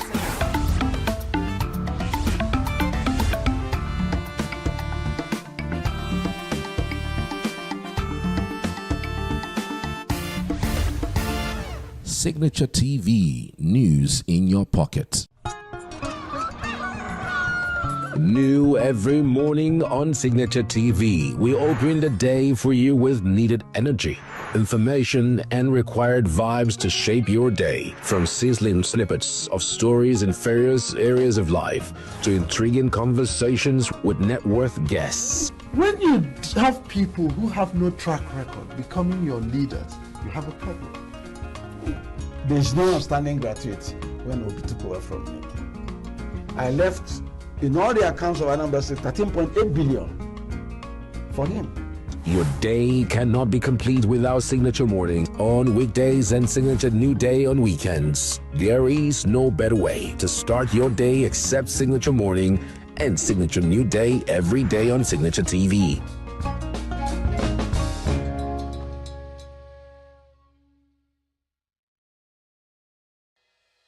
Health is more than a diagnosis. It's your lifestyle, your choices, and your future. Join us on Inside Health, your weekly deep dive into the stories, science, and solutions shaping your well-being. From expert interviews to real-life journeys of healing and hope, we cover it all. One of the complications of cancer management or treatment is they have some of them, at one point in time, you see them having anemia.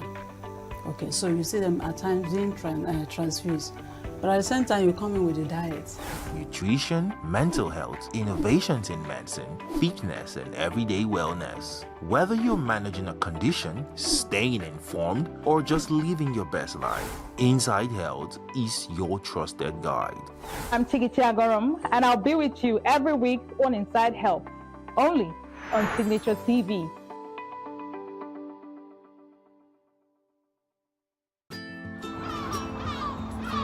Bright and early, as the day breaks, as the newspaper headlines trail the stories that shape the day, we at Signature TV trail the headlines that trail the day. We interrogate the headlines. We analyze the stories that make the headlines. Why is overrated, and they even overrated themselves and went into CBT.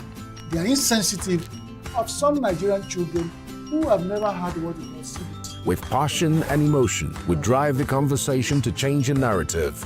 Let nobody be deceived by Nigerian high level of performing in agriculture export.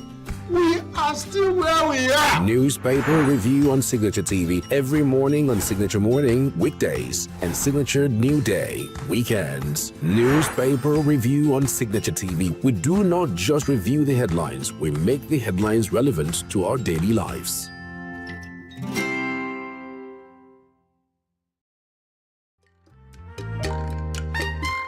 The way we see the world shapes the way we change it. Gender isn't just a checkbox, it's a lens, one that helps us understand the world more deeply and act more fairly. Gender Perspectives, a program for those ready to see more, do more, and be more. Designed to challenge assumptions, ignite conversations, and build inclusive solutions across every sector of society. We are not, fighting the men. We are not saying we are equal in terms of rights. We're only asking they should recognize our existence. Join us on Gender Perspectives, showing every Saturday by 4 p.m. Repeat every Wednesdays by 5 p.m. and Thursdays by 3 p.m. Change begins with perspective. Let's widen yours.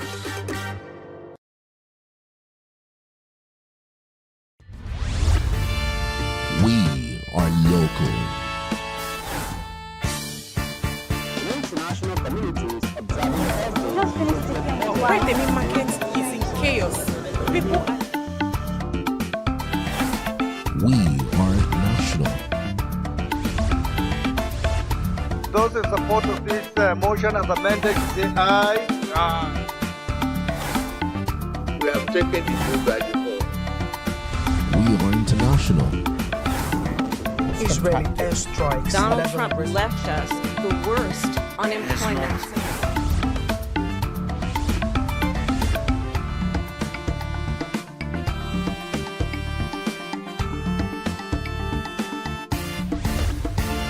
Signature TV, news in your pocket.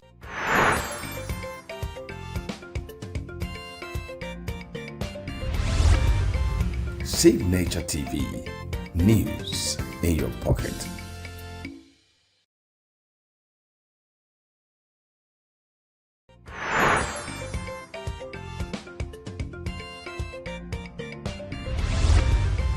Signature TV, news in your pocket.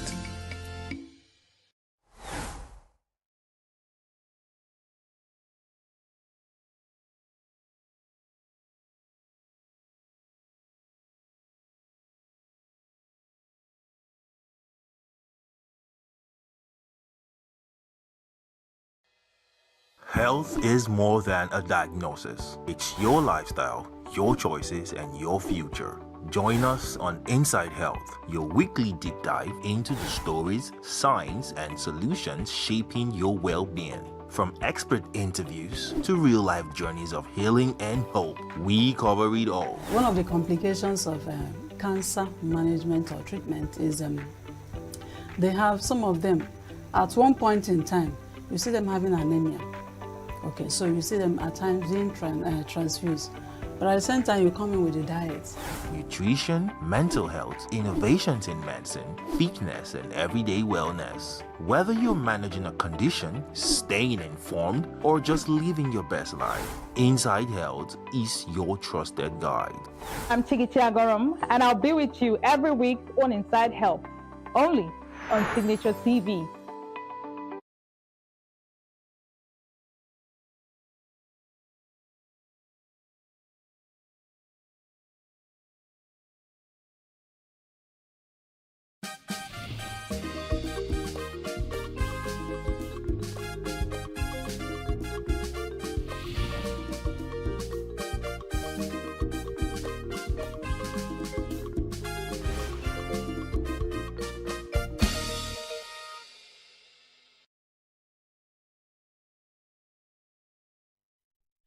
Welcome to Global News on Signaturetv. I am Uchenna Chimdi Oluoha.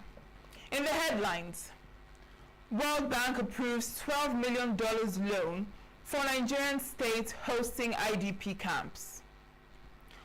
Abia State government gives landlords 4 weeks to upgrade their property. Bobby Wine says he will not contest Uganda election results in court. Trump to meet global CEOs in Davos. Details in a moment. Every second, every minute, every day, news is breaking. Events occur and there are new developments. At Signaturetv, we follow these stories objectively, bringing all sides without bias, explaining the complex issues, breaking down the numbers, and investigating the issues behind the news. Anywhere and everywhere, near or far, wherever the news is, we will be there. Signaturetv. News in your pocket. The World Bank has earmarked up to $12 million in performance-based loans for Nigerian states hosting internally displaced persons, IDPs, under a new federal project. The funding is part of a $300 million concessional credit approved in August 2025 for the Solutions for the Internally Displaced and Host Communities project. Access to the funds is tied to strict data, governance, and integration benchmarks, with disbursements made only after independently verified results. States that successfully register and profile IDPs in host communities will receive phased payments over 3 years, starting with $250,000 in the first year and rising to a total of $12 million once 80% of IDPs are documented. Additional performance conditions focus on improving local government assets management and supporting the long-term integration of IDPs through access to documentation, land ownership, livelihoods, and social services. Only states meeting specific IDP population thresholds and security requirements are eligible, while failure to meet targets could lead to funds being withheld or reallocated. The loan, repayable from 2031 to 2050, reinforces the World Bank's emphasis on accountability and measurable outcomes, as it remains Nigeria's largest external creditor.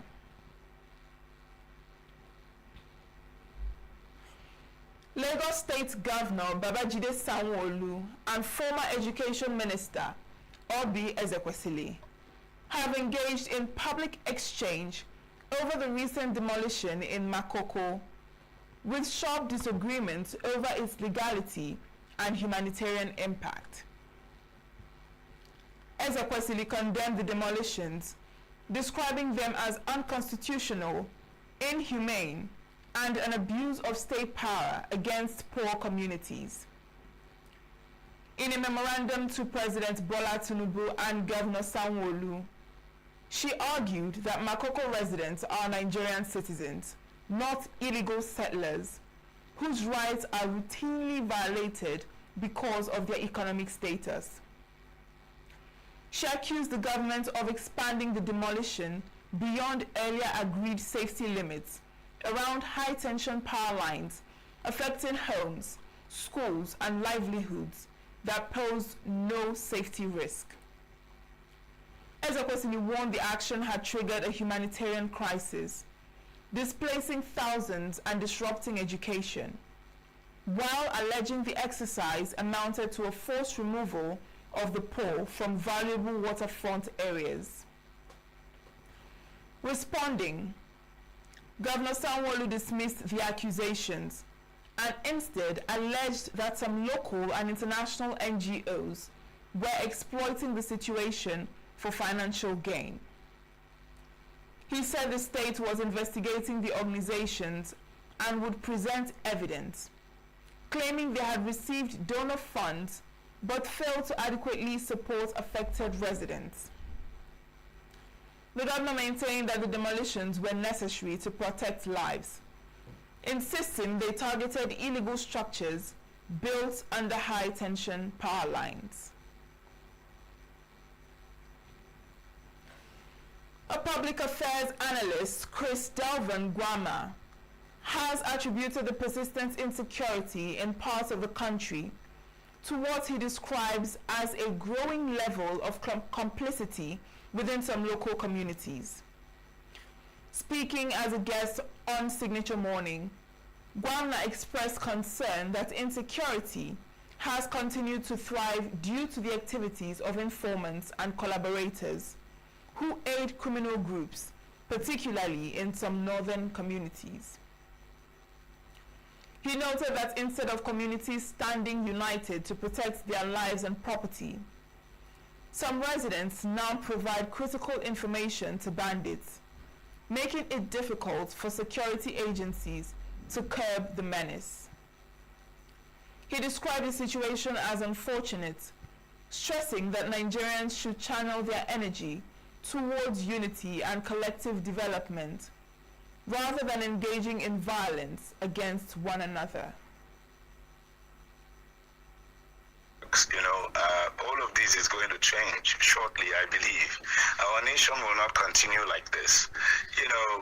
There are various ways of looking at stuff. In the olden days, you would hear kings that had magicians, and the magicians were able to give a prophetic insight into what the future would look like, and nations were driven by those prophetic visions. We remember the popular story in the Bible of Joseph and the king of Egypt, Pharaoh. And when Joseph interpreted the dreams and gave a blueprint or a pattern for the future, Pharaoh decided to follow it, and he said, we will follow this plan, and for 7 years of famine, 7 years of plenty, we will use it to prepare for the years of famine that was to come. And we understand that the whole world was saved by that agricultural miracle that was orchestrated by the prophetic insights that Joseph gave. So I'm one who believes in prophetic insights. When an economist speaks, an economist is giving you a prophetic insight into the future so it can drive your investments. When political analysts speak, they are supposed to give you a prophetic insight into the future.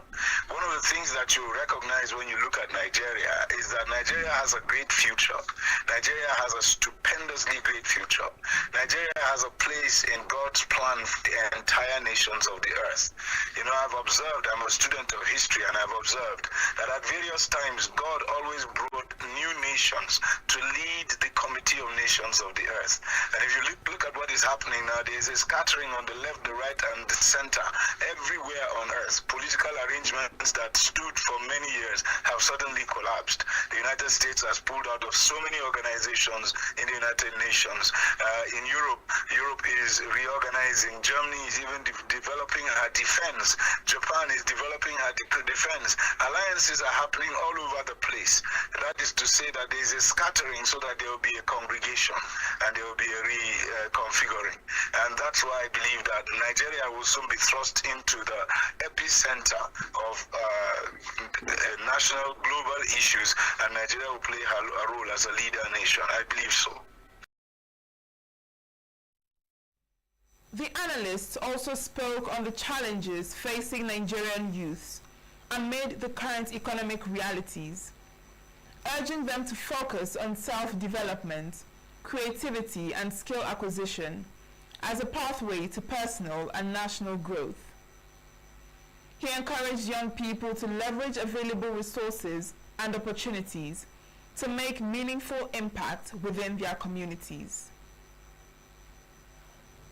It is easy for us to just zero down on what things are out of place. There will never be a time when everybody will have everything that they need all the time that they need it and all of that. Jesus said, even the great Jesus said to his disciples, the poor you always have with you. What I'm trying to say is in 1988, let me speak from my experience. I left this country because we felt that everything in this country was a mess. And if you remember the NTA advert, there was a young man called Andrew who said, man, I'm checking out. And all of us packed our load and left this country with the intention to go to greener pastures. There's nowhere, the grass is always greener on the other side. The truth is, if you sit down and develop yourself, the resource that is in you first is not money. The resource that is in you first is the creativity that God puts on the inside. That creativity is also what you can refer to as the Spirit of God. The Bible says that there is a spirit in man and it gives him inspiration. The inspiration of the Almighty is what drives that man. There's no way anybody can use the excuse and say, oh, I don't have money, that's why I'm in crime. It's a lie. Everybody that wants to make any change does not start with money. You start with creativity. And creativity has been given to all. All our mothers had the same pair of breasts, and those breasts produced milk for us. And all of us sucked to milk, whether you were born rich or born poor, whether you were in a palace or you were on the backsides of the village. And the milk came at the right temperature for everybody. And everybody sucked as much as they wanted. Their hair grew fresh, their eyes, their teeth, their bones, they even grew in stature. So none of us has any case against God. All of us have every reason to praise God and thank Him for what He has done for us. What is happening is that people have taken on a narrative that is degenerative, and they've decided that that makes more sense than anything. I mean, I saw a young man on online, and his uncle was showing me his picture. He had taken off his shirt, and he was half naked, and then he was smoking weed on social media. What are you trying to prove? And then he plaited his hairs, dreadlocks, natty dread and all of that. The truth is, he comes from a family that's well-to-do. His parents worked in the refinery. His uncles work in the refinery. All of them have access to money, but they've decided that they need to get their own pleasure now. It's a degenerative, it's deviant behavior. It is not inspired by the community. Wamna further called on Nigerians in the diaspora to play a more active role in national development through investments, knowledge transfer, and community-driven initiatives. The African Democratic Congress, ADC, has condemned plans by the Katsina State government under Governor Diko Rada to release 70 suspected bandits in custody. Speaking in Katsina, ADC spokesperson Lawal Tukur Batagarawa warned that releasing the suspects would weaken public trust and undermine efforts to tackle insecurity, describing the move as dangerous and a betrayal of communities affected by banditry. The party cited a leaked letter from the Ministry of Justice dated January 2nd, 2026, indicating that legal steps were underway to secure the detainees' release.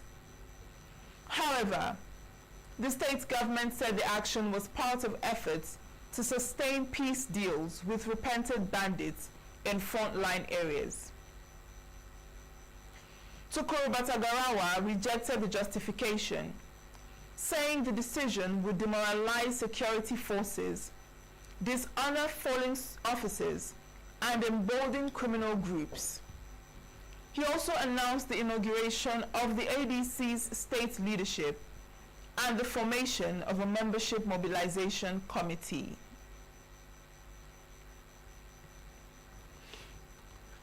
The Nigeria Police Force has confirmed that an abduction occurred in Kurmin Wali community, Kanjuru local government area of Kaduna State, ending days of conflicting reports. In a statement, the force public relations officer, Benjamin Hundeyin, said the incident was initially disputed during a Kaduna State Security Council meeting, but was later confirmed through operational units and intelligence sources. He explained that earlier comments by the Kaduna State Commissioner of Police, Rabiu Muhammad, widely seen as a denial, were intended to prevent panic while verification was ongoing. Following confirmation, the Inspector General of Police, Kayode Emetoku, ordered the deployment of tactical and intelligence assets to Kajuru and nearby communities. The police say patrols have been intensified and search and rescue operations launched to locate the victims and restore calm. The force also urged the public and media to rely on official information and avoid speculation that could disrupt ongoing operations. The incident comes amid recurring cases of mass abductions in parts of the country.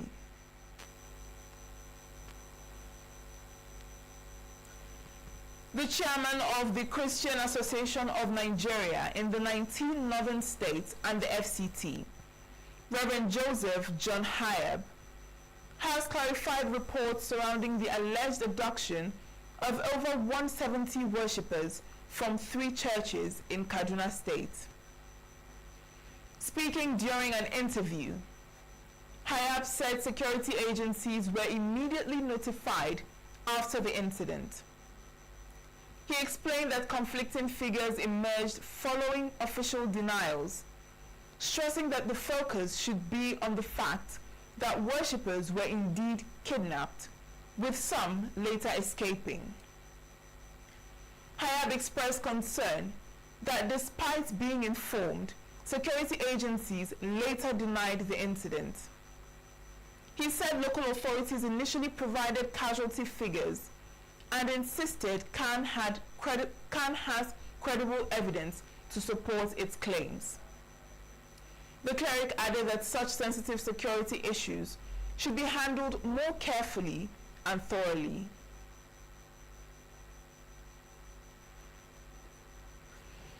The Iowa State government has signed a memorandum of understanding with a private tourist firm for the creation of an online app for the grading, classification, and documentation of all hospitality establishments with their locations across the state.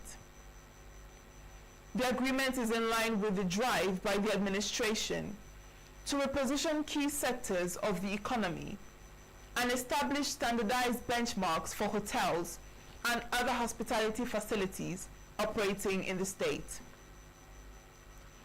Speaking at the event held at the Ministry of Justice, Umuahia, the Commissioner for Arts, Culture and Creative Economy, Dr. Matthew Ekuribe, said the initiative would enhance traveler confidence by providing consistent and reliable hospitality standards for both domestic and international visitors. He explained that the partnership would improve service quality, by raising accommodation standards and promoting healthy competition within the hospitality sector, as well as boost security and regulatory compliance. It will bring the hotels, bring a standard, and also build confidence in anyone, both Abians and those who are as Abia states, that what they are coming to meet in Abia states, what they expect in terms of quality. So this exercise is going to last maybe for 4 or 5 months. We are going to go around the state to ensure that everything in the hospitality industry is picked up and documented. And it's not a manual grading and classification. It's actually a digital grading and classification with geolocation and every other thing with the pictures. And at the end of the day, you will be able to book every hotel that will meet our standard to be on that platform online in United States and In his remarks, the Attorney General and Commissioner for Justice, Ikechukwu Owanna, said the MOU aligns with Governor Otis' policy direction of revitalizing all sectors of the state's economy. He emphasized that the administration remains committed to giving deliberate attention to reforms that promote growth, professionalism, and sustainability across industries. The team from Tourism and Hospitality Innovation Technology Solutions for cooperating with our legal team while we're trying to go through the service level agreement. We've gone back and forth and we have an agreement which we are going to sign today, which will herald what I think is a new era, a new dawn in the hospitality industry in United States. We have crossed all the T's and dotted all the I's, and I know that as we proceed to the implementation phase after the signing today, it's going to be swift, and it will ensure that United States will have a better hospitality environment where there is good database to improve security and ensure that United States there's transparency in the running of the hospitality business. The rating, grading, and documentation according to the MOU is expected to last for 5 months. The Abia State government has given all landlords whose buildings need a facelift or routine maintenance to do so within the next 4 weeks or they would face sanctions. The State Commissioner for Information, Prince Oke Kanu, disclosed this at the Government House, Umuahia, while briefing journalists on the outcome of this week's Executive Council meeting, chaired by the Governor, Alex Oti. Kanu observed with dismay that many landlords in the state have decided not to carry out routine maintenance or give facelifts on their buildings for years, thereby defacing the city centers of the state. What we are bringing in the public and the private people is to ensure efficiency, and then at the end of the day, we will be sure that we will develop to the quality we want, because we're going to supervise it, and then it will also come at a cheap rate so that people can have access to quality and affordable housing. The Commissioner stated that the State Ministry of Housing would soon flag off the construction of a Civil Service Commission pocket layout in Umuahia, in line with the Governor's vision to provide for the welfare of Abia citizens in the area of housing. Prince Kanu said the state government has employed 649 medical personnel out of the proposed 771 medical personnel in the state's health sector. He explained that the State Electricity Regulatory Authority would soon issue an order for the regularization of electricity activities in the state, following the release of final transfer of regulatory authority to the Abia State Electricity Regulatory Agency.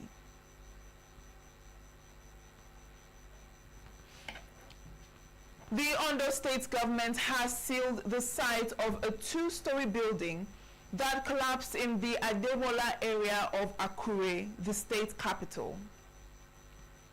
The building, which was still under construction, collapsed on Tuesday at about 3:30 p.m., leaving several site workers with varying degrees of injuries. Officials of the Ministry of Physical Planning and Urban Development, led by Commissioner Sunday Olajide, visited the scene and ordered the immediate sealing of the site. Olajide said the state government has launched an investigation to determine the cause of the collapse and prevent similar incidents in the future. He cautioned contractors and developers against the use of substandard building materials and stressed the need to obtain all necessary permits and adhere strictly to approved building standards. The commissioner confirmed that no lives were lost in the incident, but expressed concern over the injuries sustained by workers, adding that appropriate action would be taken once the investigation is concluded. Still to come, Senate will pass new electoral law without delay, says Monday Ubani. Benue Assembly passes bill to protect widows from harmful cultural practices. Do stay with us. Every second, every minute, every day, news is breaking, events occur, and there are new developments. At Signature TV, we follow these stories objectively, bringing all sides without bias, explaining the complex issues, breaking down the numbers, and investigating the issues behind the news. Anywhere and everywhere, near or far, wherever the news is, we will be there. Signature TV. News in your pocket. A human rights activist and public affairs analyst, Ankyo Briggs, has challenged former River State Governor and current Minister of the Federal Capital Territory, Nyesom Wike, to make public any agreement he allegedly entered into with Governor Siminalayi Fubara. Speaking as a guest on Signature Morning on Tuesday, Briggs said that since Wike has consistently cited a breach of agreement as the root cause of the ongoing political crisis in River State, he owes the people of the state a clear explanation of the terms of that agreement. She stressed that Rivers people who freely gave Governor Fubara the mandate to govern must not be excluded from any political arrangement affecting the state. According to her, any such agreement must be transparent, people-centered, and anchored on the principles of justice and equity. What now? 2 years into Siminalayi Fubara's governance, it has become very, very clear that, to me anyway, that the intention was not to allow Sir Siminalayi Fubara, the governor of Rivers State, to govern as the governor of Rivers State. That the idea, the intention was that he should govern under the directives, under the direction of the Federal Capital Territory minister.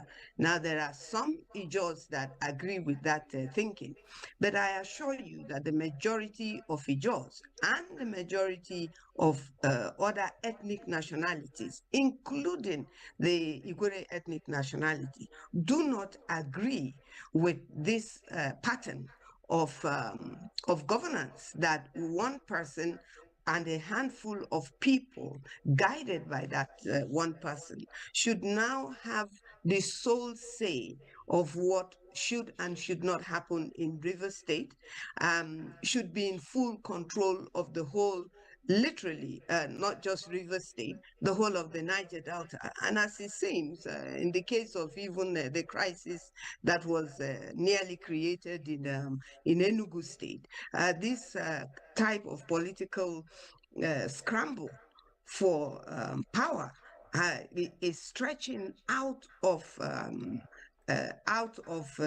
control, if you like, almost like what is happening abroad in a very big country like America. So it's very worrisome for the people of Rivers State, and I'm really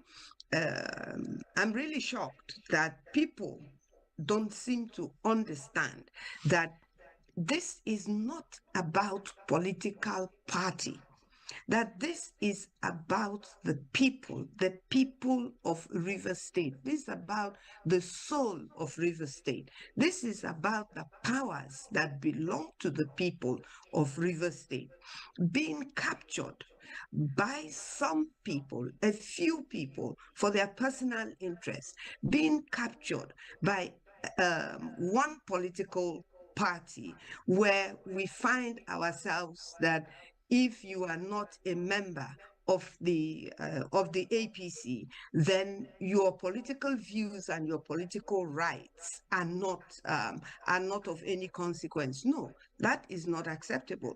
Anybody and everybody's political views and political rights must be accepted. Briggs, a prominent Niger Delta and environmental rights advocate, criticized past interventions by the All Progressives Congress (APC) and the presidency in the Wike Fubara crisis, describing them as one-sided and tilted in favor of Wike, while ignoring the will and interests of the people of River State. She argued that the crisis is largely driven by the strategic, political, and economic importance of River State, noting that as a major contributor to Nigeria's economy and the Niger Delta region, developments in the state have far-reaching implications for the entire country. If we recall, recently I read about it, and it was also in the media, that the FCT minister has said that there was an agreement between himself and the governor, and that he will reveal this agreement. The only agreement so far that we have authentically seen publicly, whether we agree with it or not, and I'm one of those people that don't agree with it, that was the first document of 2 pages that Governor Similaye Fubara signed when they all went to see the president, which the president said was a peace proposal for River State, which was and remains unconstitutional, which is to say that it is not constitutional that the president of Nigeria would be able to sit down and all on his own come up with a proposal of a state that was voted, whose governor was voted into office at that time from another political party. But now we have Sir Similaye Fubara, the governor of River State, has now moved to the APC. In my opinion, moving to the APC, I think was the last thing he definitely have done to show that he wants to have the opportunity to govern the state that he has been voted to govern, if that will come forth by him crossing over to APC political party.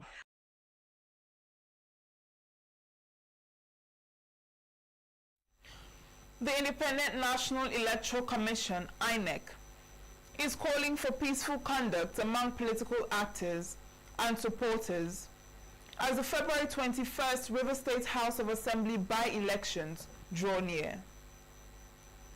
The call was made by the resident electoral commissioner in River State, Professor Gabriel Yomere, during a stakeholders engagement in Port Harcourt which brought together leaders of political parties, security agencies, religious leaders, civil society organizations, traditional rulers, youth groups, and the media. Professor Yomere said the meeting was aimed at strengthening collaboration among stakeholders and providing updates on the second phase of the continuous voter registration exercise. This election is about Ahoda East 2 being represented in the River State House of Assembly, Ghana Constituency 2 being represented by in the River State House of Assembly, their voices to be heard in the River State House of Assembly, and in short, it's a process of building the democratic system.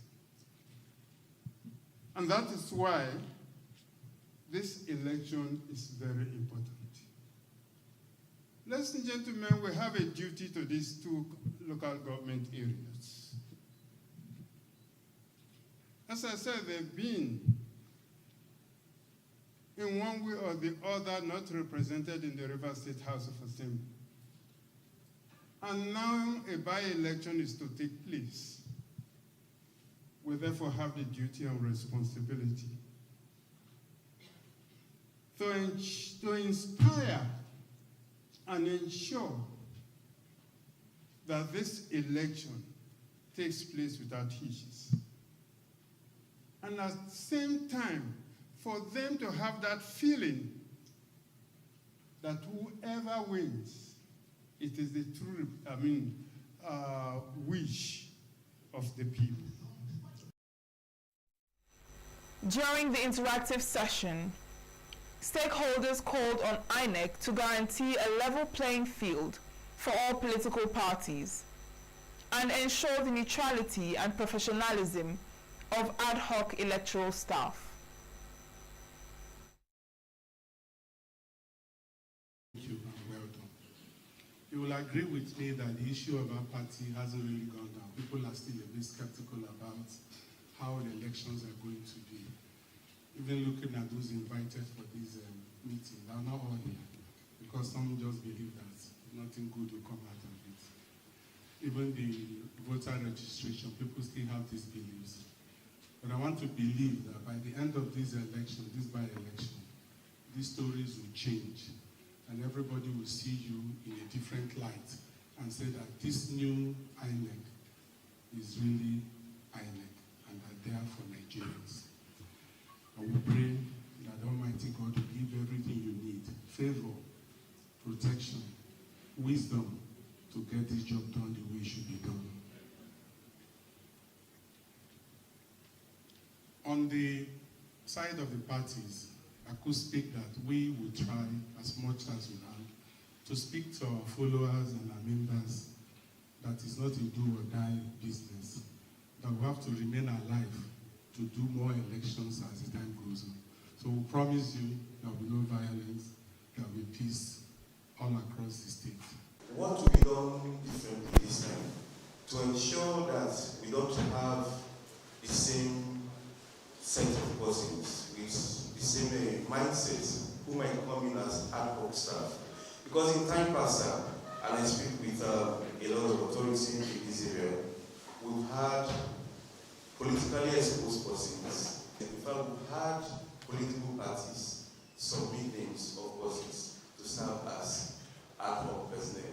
How do you portray this so that people going to vote have heard the opposition parties also raise a similar concern, so that people are sure that those who are going to be at the endpoint or interfacing with the electorates are people who will be able to defend and ensure that the process is transparent and fully in its level.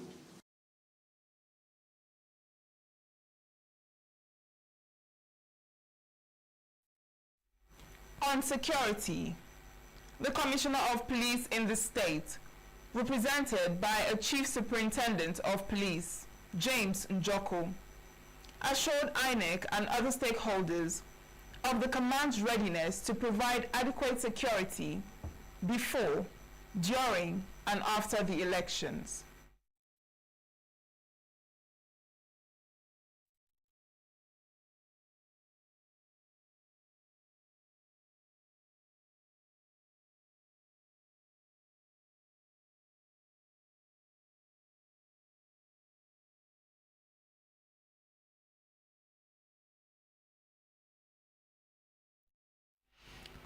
The chairman of the Nigerian Bar Association MBA Electoral Reform Committee, Monday Ubani San, says there is a strong sense of urgency within the Senate to pass the proposed new electoral law. Ubani disclosed this on Tuesday during a televised interview, noting that both the Senate and the House of Representatives have expressed their readiness to ensure the bill is passed in time for the next general election. He said he has held discussions with the chairman of the electoral committees of both chambers, who assured him that lawmakers are committed to delivering a new legal framework for Nigeria's electoral process. According to Ubani, once the National Assembly resumes in January, the Senate is expected to prioritize the harmonization of the versions passed by both chambers and forward the bill to the President for assent. Ubani also explained that the proposed amendments address critical issues around election timelines, including the period allowed for challenging election results and resolving leadership disputes.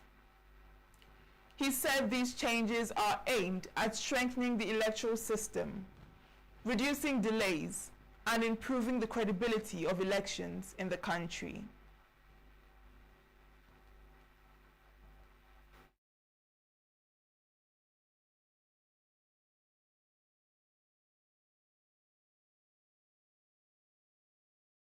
Up next is business news.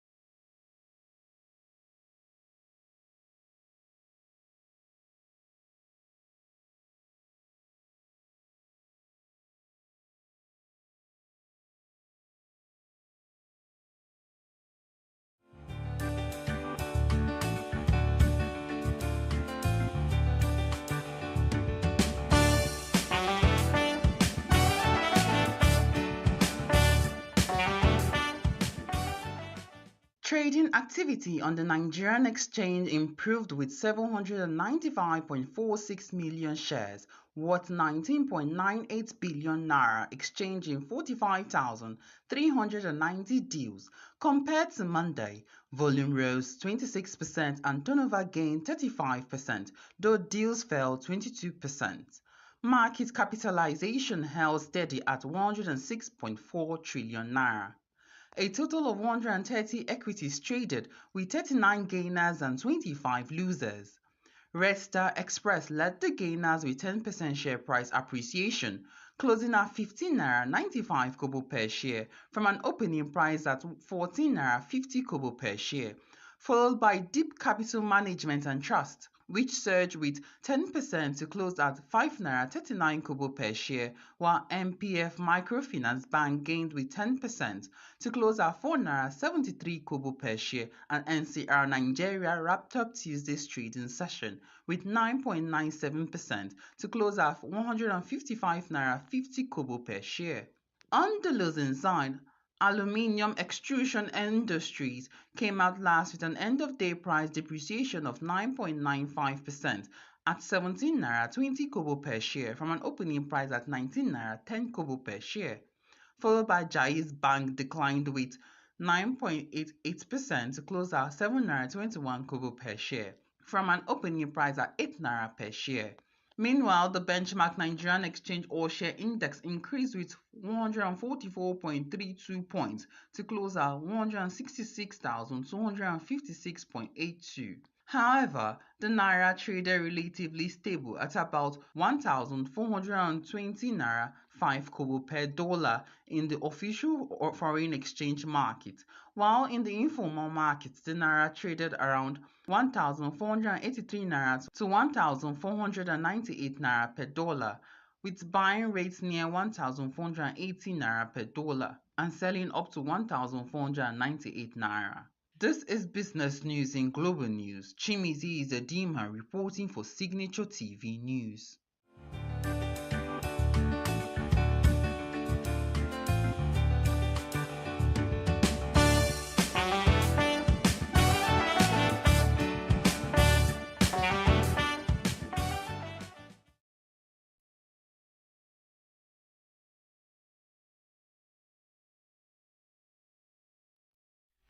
Suspected jihadist attack kills 31 civilians in Niger Republic.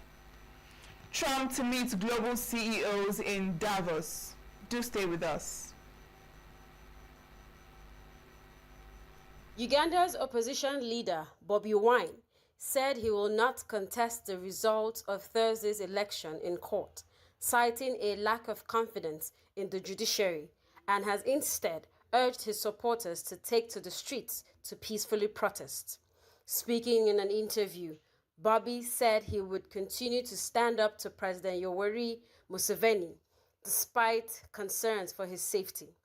Museveni, 81, won the vote by a landslide and has accused the opposition of seeking to overturn the result through violence, calling them terrorists. He gained 72% of the vote, while Wine, his closest challenger, got 25%.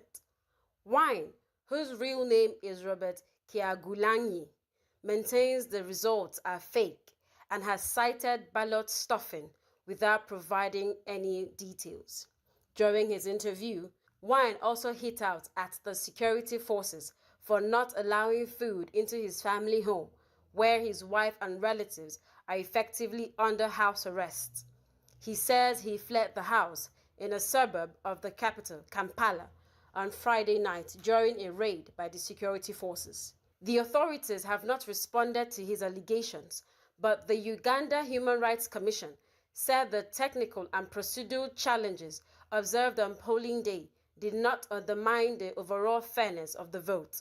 In their report, the African Union election observers said they saw no evidence of ballot stuffing, but condemned days-long internet shutdown, which only returned hours after President Museveni was declared the winner on Saturday. An armed attack has killed at least 31 civilians in western Niger, near the borders with Burkina Faso and Mali, in a region rife with jihadist groups.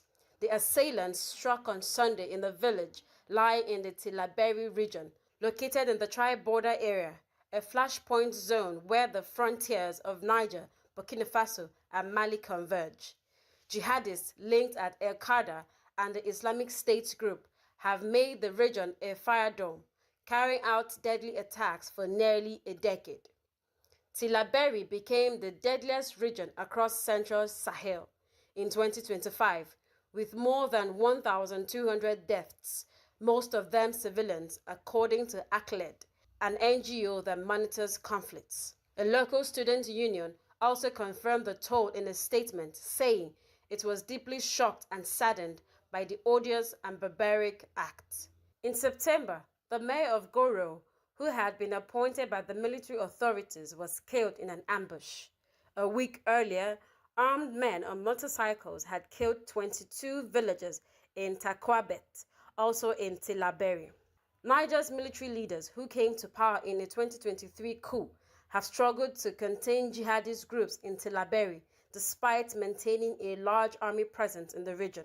According to ACLED, jihadist violence killed nearly 2,000 people in Niger in 2025. Donald Trump is expected to meet global business leaders in Davos on Wednesday.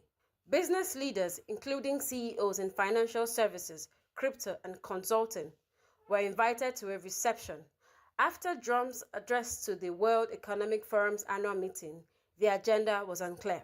Trump is expected to arrive on Wednesday in the Swiss Mountain Resort, where he is due to deliver a special address. Several top U.S. officials, including Treasury Secretary Scott Bessent, are also accompanying Trump. Meanwhile, China is being represented by Davos by Vice Premier He Lifeng.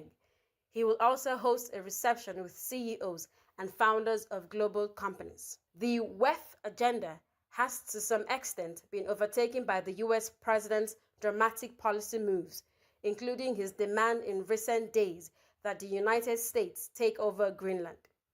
WEF organizers have said that over 3,000 delegates from more than 130 countries will attend this year, including 64 heads of state and government, particularly from emerging economies. The list also includes several heads of G7 nations, with changes in U.S. policy under Trump in focus.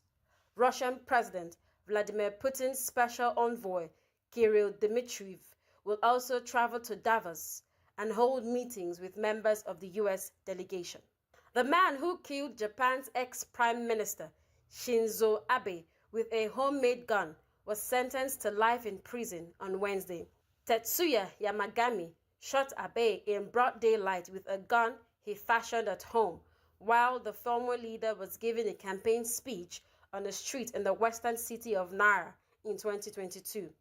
Abe had stepped down as prime minister in 2020 over health reasons, but he was still politically active and wielded enormous influence as Japan's longest-serving premier. Yamagami, now 45, was arrested at the scene and indicted the following year on murder and firearms charges.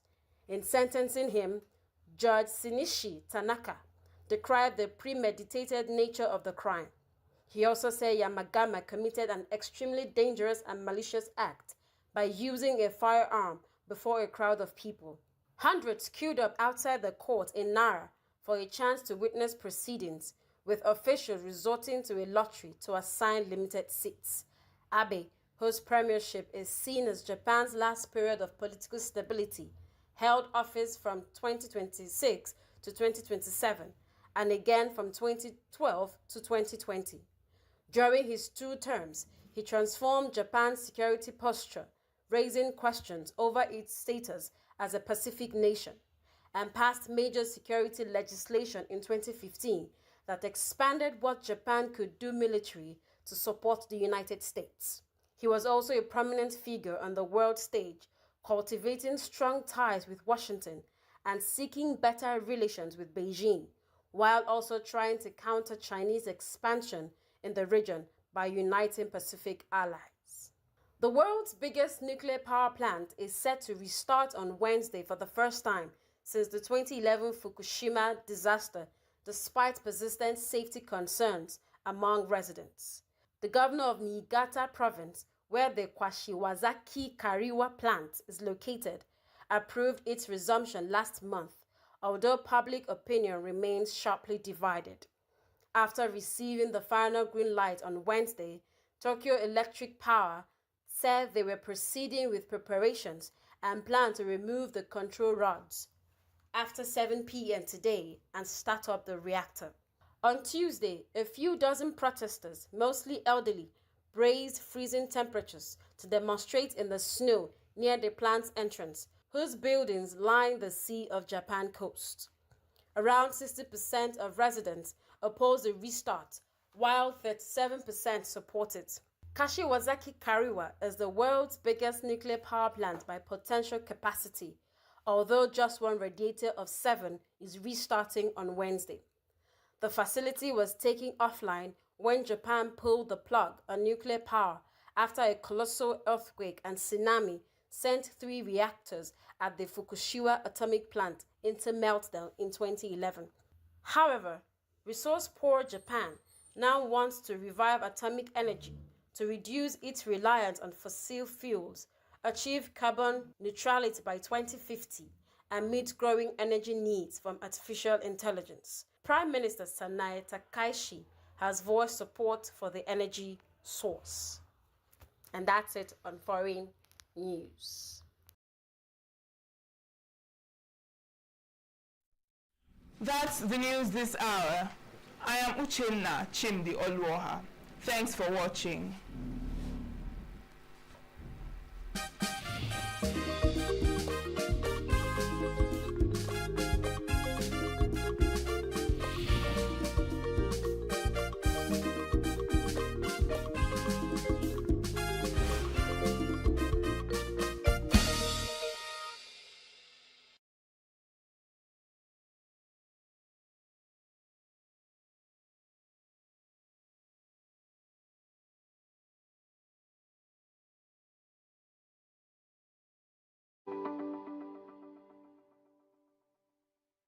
Every second, every minute, every day, news is breaking.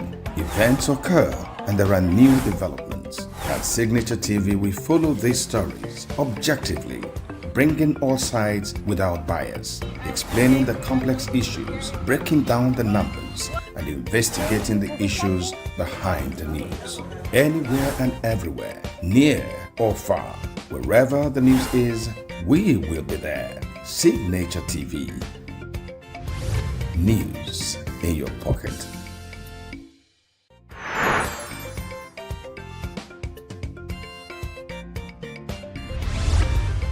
Signature TV. News in your pocket.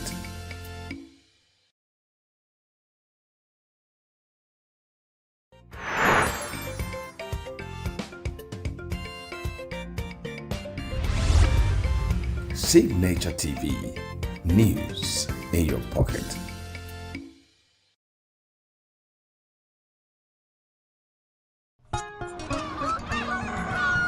New every morning on Signature TV, we open the day for you with needed energy, information, and required vibes to shape your day. From sizzling snippets of stories in various areas of life to intriguing conversations with net worth guests. When you have people who have no track record becoming your leaders, you have a problem. There's no outstanding gratuity when Obi took over from me. I left, in all the accounts of Anambra State, 13.8 billion for him.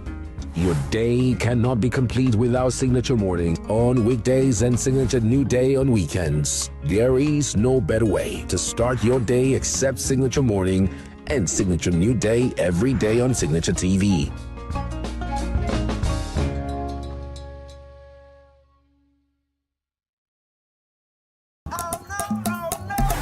This is Diaspora 5, where we spotlight bold voices and African excellence across Europe and America.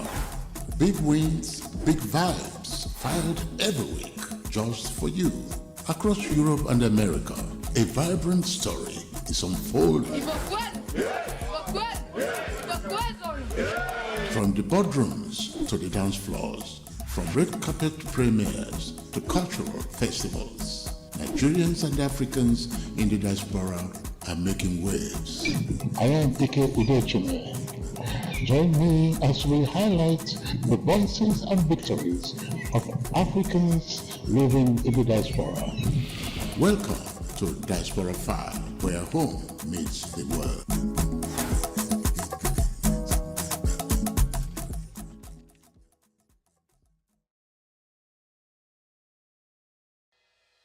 Health is more than a diagnosis. It's your lifestyle, your choices, and your future. Join us on Inside Health, your weekly deep dive into the stories, science, and solutions shaping your well-being. From expert interviews to real-life journeys of healing and hope, we cover it all. One of the complications of cancer management or treatment is they have some of them, at one point in time, you see them having anemia. Okay, so you see them at times being transfused. But at the same time, you come in with a diet. Nutrition, mental health, innovations in medicine, fitness, and everyday wellness. Whether you're managing a condition, staying informed, or just living your best life, Inside Health is your trusted guide. I'm Signaturetv, and I'll be with you every week on Inside Health, only on Signature TV.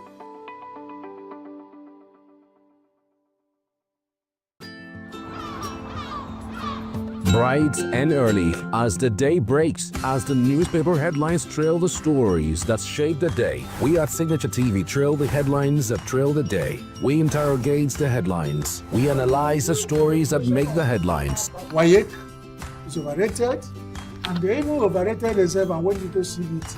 They are insensitive of some Nigerian children who have never had what they call CBT. With passion and emotion, we drive the conversation to change a narrative. Let nobody be deceived by Nigerian high level of performing in agriculture export.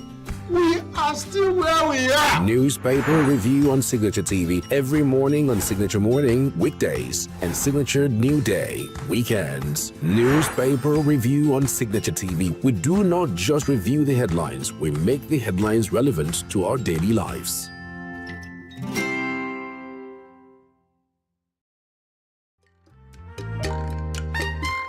The way we see the world shapes the way we change it. Gender isn't just a checkbox, it's a lens, one that helps us understand the world more deeply and act more fairly. Gender Perspectives, a program for those ready to see more, do more, and be more.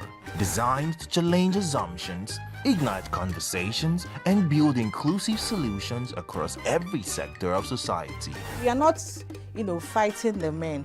We are not saying we are equal in terms of rights. We're only asking they should recognize our existence. Join us on Gender Perspectives, showing every Saturday by 4 p.m. Repeat every Wednesdays by 5 p.m. and Thursdays by 3 p.m. Change begins with perspective. Let's widen yours.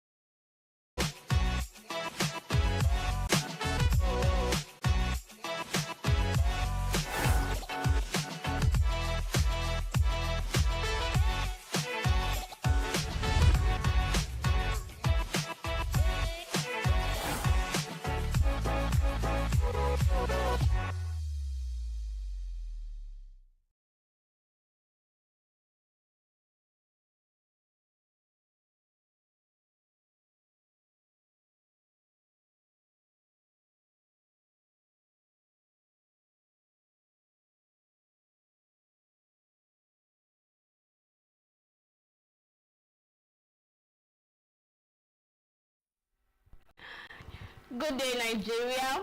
This is E-Vibes, the entertainment show on Signature TV. I'm your baby girl, Queenette Wokunta. I bring interesting stories, talk, chatting, drama from the world of art, fashion, movie, music, social media, name them. I've got it all covered for you today. And today is Wednesday, as usual, Playlist Pal / TikTok trend. So we'll be doing Playlist Pal today. And I have interesting stories. We'll be having a conversation with our correspondent after all this, right? But first of all, let's talk about the trending stories. Popular Nollywood star Sarah Martins has reportedly collapsed and taken to the hospital following a sudden health emergency. The actress shared details of the frightening incident on her Instagram page, explaining that she woke up unable to feel parts of her body and momentarily feared she was lifeless. Despite the alarming symptoms, Sarah said she still pushed herself to go to the shop to carry out 30 medical examinations, including checks for cancer, fibroid, kidney and liver function, malaria and typhoid, but all tests returned negative. Medical personnel have reportedly advised her to embark on complete rest due to extreme exhaustion. Her fans and colleagues have since flooded her page with prayers and well wishes, and I'm so particular about this enough rest, right? Because I know how it can be for entertainers. It's either they're going for one shoot or the other. It's either they're going for a photo shoot or the other. It's either they're in one business or interview or the other. It's literally not easy for them. Be you an actor, an actress, whatever you do, it's not even easy. Especially if you happen to be a celebrity. That is the that's the end. Because you are going to be in one camera or the other. Then if you have a side business to attach to it, that's, I don't know. So I'm always particular about how they get to rest, how they get to, you know, do personal things, because there's a whole lot on their templates, right? Their health, their relationships, their family. I tend to wonder how they do things. Now imagine that she collapsed and felt like, oh my God, she could be lifeless, you know, but she's not. She knew that, oh, something is not right with her, but she still had to push. You know, this whole work harder, go get your urgent 2K, go, you know, things like that. People just tend to do multiple things to make money. In fact, in Nigeria, if you have just one source of livelihood, I'm so sorry for you, because hunger will finish you. Hunger will. So I'm so particular about how they tend to do this. That's why you see we most times lose most of our actresses and actors, right? It could be kidney failure, whatever. And these things comes from stress. It comes from whatever they eat. It comes from, you know, what they do, lifestyle and all that, because they don't get enough rest. There was a whole lot of movies out there on YouTube, on Netflix, Movie Box, name them, and these people are part of it. So how do you even get to rest? Some of them will say, hey, I had fun, I had this, I had that, and trust me, that fun is just for 2 days. I promise you, it's not even enough, because even in that holiday, they are also doing things. Anyways, thank God she's a bit okay, and I hope she would adhere to instructions given to her by the doctors that she should get enough rest. Now, Afrobeat star Iku Foriji Olaitan, popularly known as Oxlade, has revealed that he doesn't smoke or take hard drugs. In a candid interview with gospel singer Tim Godfrey, Oxlade explained that his family and religious backgrounds made him shun vices. The closer hitmaker emphasized that he is from a strong Christian and musically inclined family. Oxlade stated that he started his music career in the choir, and that shaped his personality and approach to music. The singer added that regardless of how he perceived, it's important to understand that God is blessing him just as he is blessing anyone else. Touring 40 cities with a debut album doesn't happen unless it is part of God's plan. As long as he's ordaining his step and guiding his movement, there is truly nothing for him to worry about, and that's the truth. And you know, anyways, people would say they must not be a gospel artist, right? But whenever I tend to interview most of these artists, you would hear them say, I come from a family that loves music. My father sings, my mother sings, you know, things like that. Or I sing in choir. So that means you must have a background in either choir, or music is supposed to be running through your veins, like through your family or something, for you to be able to sing, right? I think it's just maybe 20% of some musicians that is just a talent given to them by God. They are not in choir, they're not from a musically inclined family. They just tend to start singing because it's gifts. It's a gift given to them by God, right? So now he said he doesn't smoke, he doesn't do drugs, and that people find it difficult to tend to believe that, because we know that maybe some artists tend to take some certain things, especially to go up stage. Even if they don't smoke, they might drink, right? They might do some certain things, and maybe not because, maybe just to feel, I don't know how it's been done, but most times it's very difficult to see a music artist not doing things like this. So I'm so surprised that Oxlade said he doesn't do it. I was so surprised. I don't know, as far as I felt, is it because you're having this conversation with a gospel artist? But I guess before the gospel artist even invited him, he must have known that, okay, he doesn't do things like this, so why don't you? But thank God that at least, you know that thing they say, what's that adage now? Train up a child in the way he should go, and when he is old, he will not depart from it. So since he's from a very inclined Christian family, that upbringing they gave him from the beginning is still rooted in him, so he cannot do certain things, literally. All right, now Nigerian singer Ayodeji Balogun, popularly known as Wizkid, has finally responded to comments made by Grammy-nominated singer Seun Kuti. Seun Kuti had earlier criticized Wizkid and his fans during several recent live streams, targeting the star on multiple occasions. Amid the backlash, Wizkid broke his silence, addressing Seun Kuti's remarks on both Instagram and X. Responding on his Instagram story, he said, "I beat past your papa, waiting you don't do." He continued and exchanged the exchange on his X account, sarcastically declaring that everyone was superior to him before urging people to move on. He contrasted meaningful struggles for freedom with what he described as a trivial fan-based dispute, using strong language to express his frustration.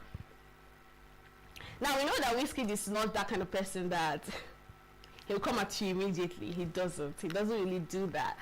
And Seun has been going on and on and on about this and talking about most of our Afrobeat artists, Burna Boy, Wizkid, you know, trying to be like his father, that they are not his father, which we know, right? But what is the whole point? Mind you, the Gen Zs do not know who your father is. They don't know who Fela Kuti is, I promise you. They don't know the songs. It's just, okay, it happens that they tend to start listening. Maybe someone was playing it and they heard it and they're like, oh, who sang this song? And they're like, oh, it's Fela Kuti. Oh wow, the legend, you know. The Fela Kuti of our time is either Burna Boy or Wizkid and others, you know, name them. There's so many of them, right? So Seun has been so particular about this. I know he's trying to keep his father's name alive. He's trying to keep it alive. But the truth is, the world has evolved, right? Music can never be the way it used to be in the 90s and the 80s. As the world is growing, you just have to grow with it, right? And talents are being born every single day. Wizkid is a legend. Burna Boy is all of them are legend, because it's not even easy to have talent, right? So I think Wizkid was just so pissed, you know, he has had enough.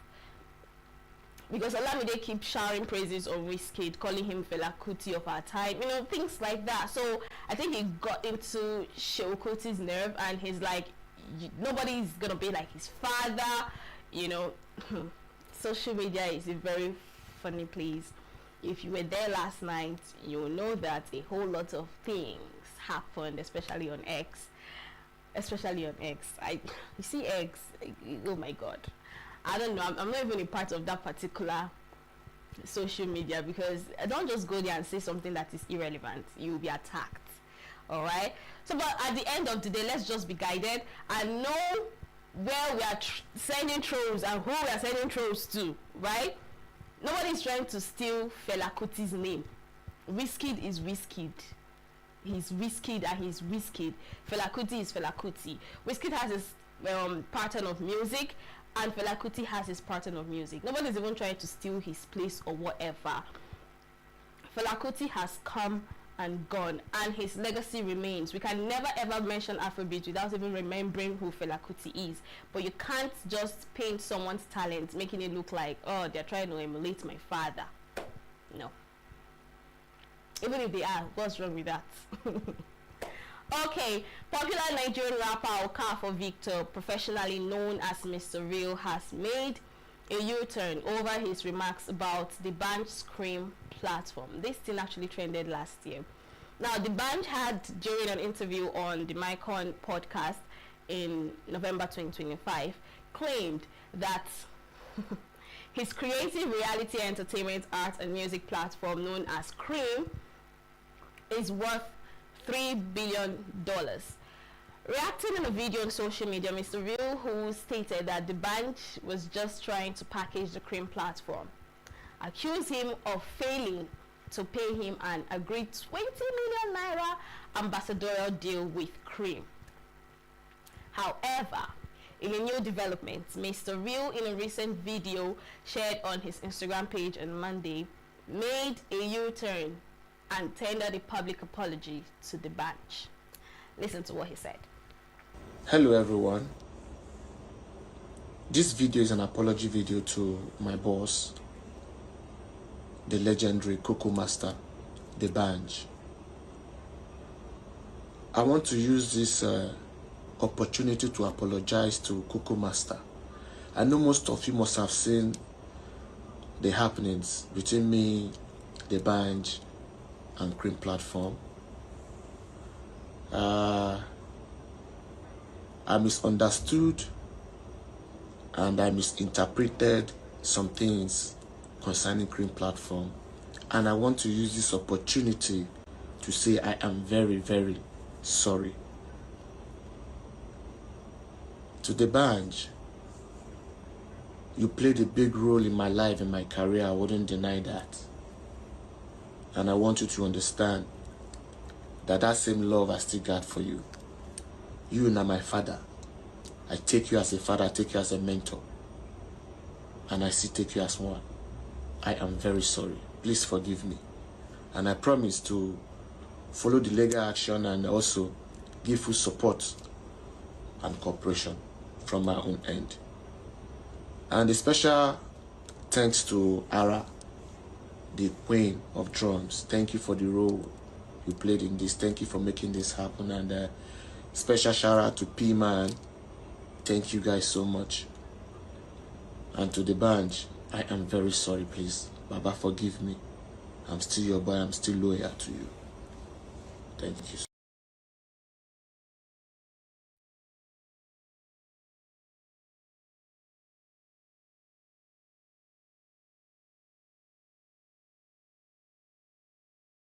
Heard it from Mr. Real. He's apologizing, and I hope the bench forgives him. Now, social media commentator Very Dark Man released a video approximately 23 to 24 hours ago in response to the controversy surrounding the use of the new rattle for B-Lord business. In the video, he addressed public reactions to the brand name, offering his perspective on the issue and questioning its implications. In the video has since sparked conversations online with social media users sharing mixed reactions and debating the claims and points raised by Very Dark Man. As of the time of the report, neither B-Lord nor his representatives have issued an official response to the video. Now, we know this has been trending since Monday. In fact, yesterday was another part of it. So let's listen to what Very Dark Man said.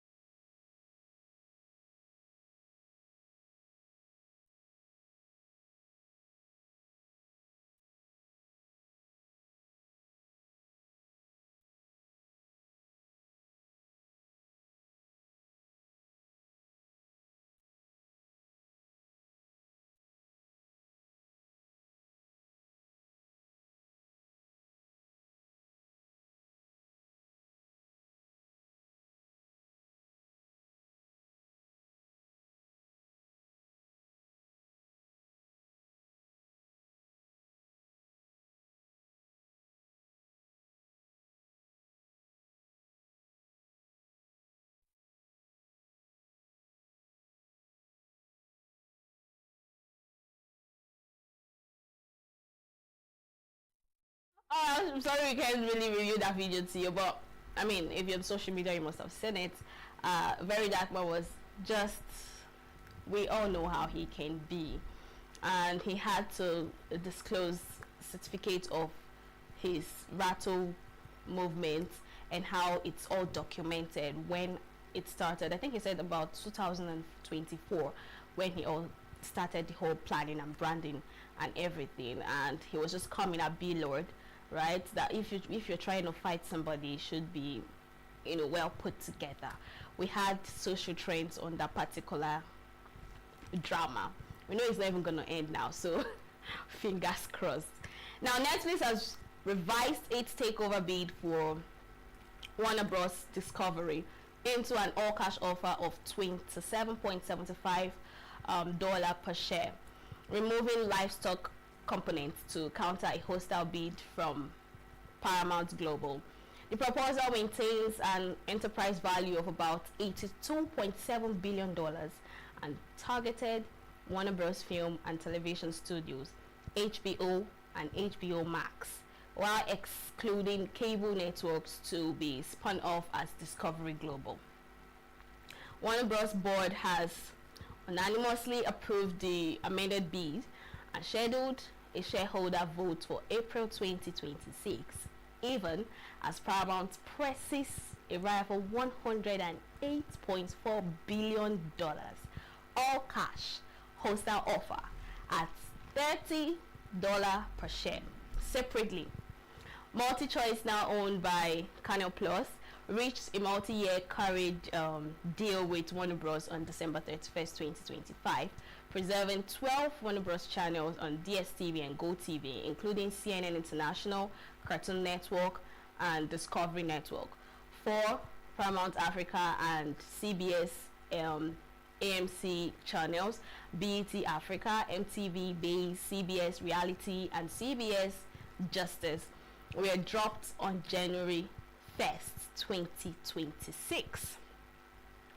The arrangement also includes plans to launch HBO Max on MultiChoice platforms on 2026.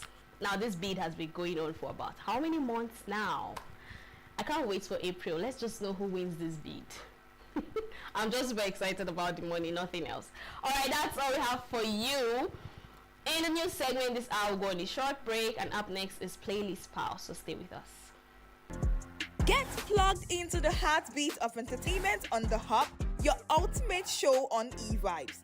From trending stories and social media drama to top charting music, must-watch movies and exciting moments from the world of arts, we've got it all. Join us for unmissable conversations with your favorite entertainment personalities, plus fun segments every week. I should try harder, so... Okay, I don't know that one. Outfit of the day. Oh, I don't do that. That's some Gen Z stuff. Oh, now you say it's a Gen Z stuff.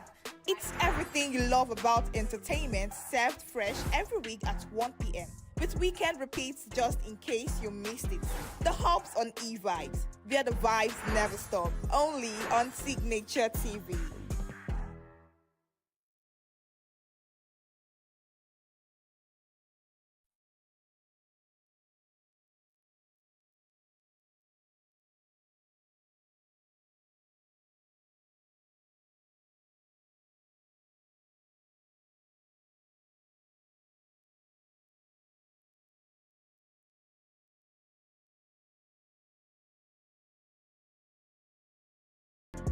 Get plugged into the heartbeat of entertainment on The Hub, your ultimate show on eVibes. From trending stories and social media drama to top charting music, must-watch movies and exciting moments from the world of arts, we've got it all. Join us for unmissable conversations with your favorite entertainment personalities, plus fun segments every week. I should try harder, so... Okay, I don't know that one. Outfit of the day. Oh, I don't do that. That's some Gen Z stuff. Oh, now you say it's a Gen Z stuff. It's everything you love about entertainment, served fresh every week at 1 p.m. with weekend repeats just in case you missed it. The Hub's on eVibes, where the vibes never stop. Only on Signaturetv.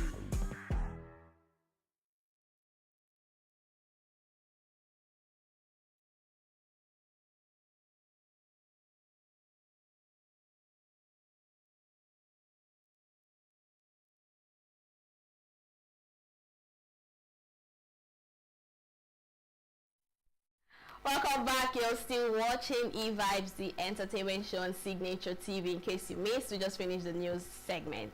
So this is Playlist Pal segment, and today on Playlist Pal, we are revisiting some of Tekno's biggest hits.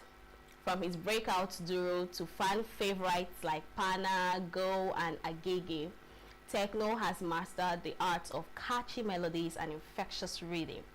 Each track showcases his growth as an artist and his unique influence on modern Afro-pop. So let's relive the magic of Tekno sound, even though we don't know where he is. So first on the list is Duro. Duro is the 2013 breakout single that put Tekno on the map with his catchy Afrobeat rhythm, playful melody, and romantic lyrics. The song captures the excitement of love and admiration as Tekno encourages his love interest to hold on. Duro in Yoruba. So Duro in Yoruba means hold on and stay with me. Its infectious beats, smooth vocals, and danceable groove made it an instant hit across Nigeria and beyond, cementing Tekno's reputation as a rising star in Afrobeat. So, listen to it. Alhaji, Tekno,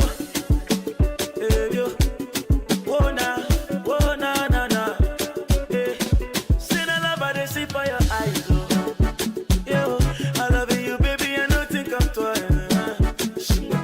Your beauty making me to realize, baby, say never, don't bring it light. Say you must marry me, you go love me, you go kill me, baby, you go follow me.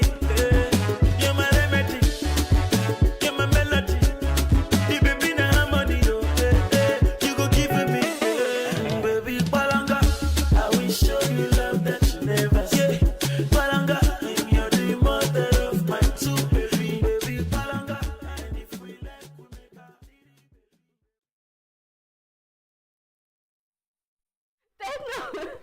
What was that towards the end? Like, what was that?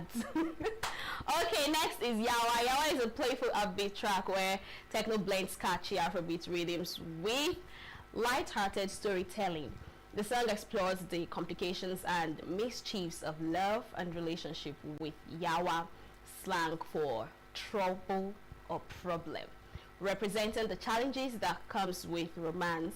Its infectious beats, melodic hooks, and fun lyrics makes it a fan favorite for dancing and sing-along. So listen to it. I say, Monica, no be today. Me and you done they fight it, don't they? I no go pursue man, I go change my ways. I go reduce the banana, I no go do it again. If you leave me, now I go there. See go baby, now I go there. My baby, if you leave me, now I go there. Oh, see go baby, now I go there. Yeah, only you go up a level. I no go play for a fool. No be April fool. This is how I used to do. Only you go chop a level. No be April fool.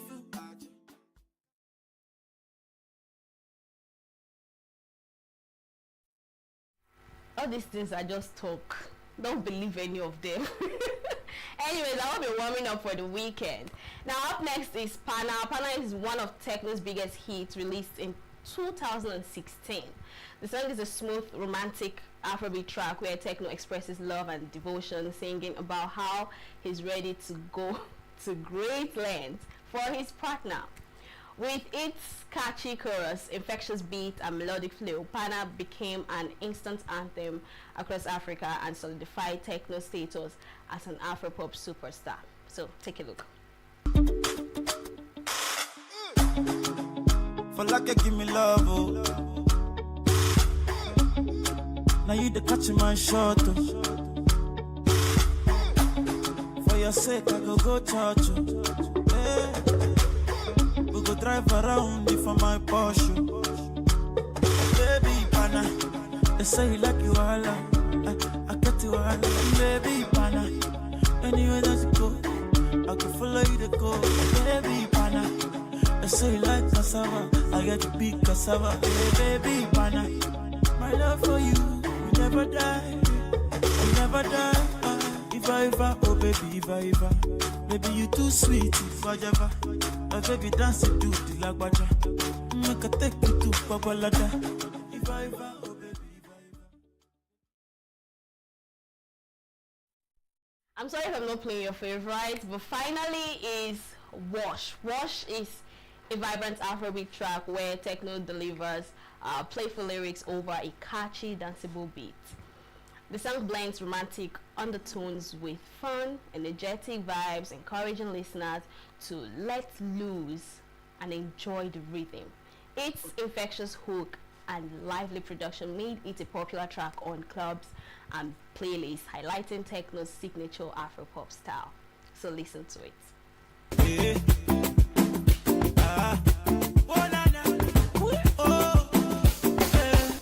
Love is what I see when I look at you. You're my fantasy, you're my baby boo. Signaturetv, Genevieve, my love is true. Say make we give them my cosa, them my cosa.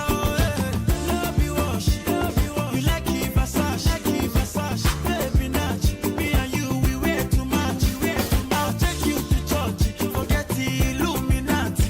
If you like it karate, I'll teach you mathematics. Monica, lava lava, you sweetie baby, your love is killing me. Monica, lava lava, I want to shop your spaghetti. Monica, lava lava, you go wake up for new Bugatti. Oh, Monica, lava lava.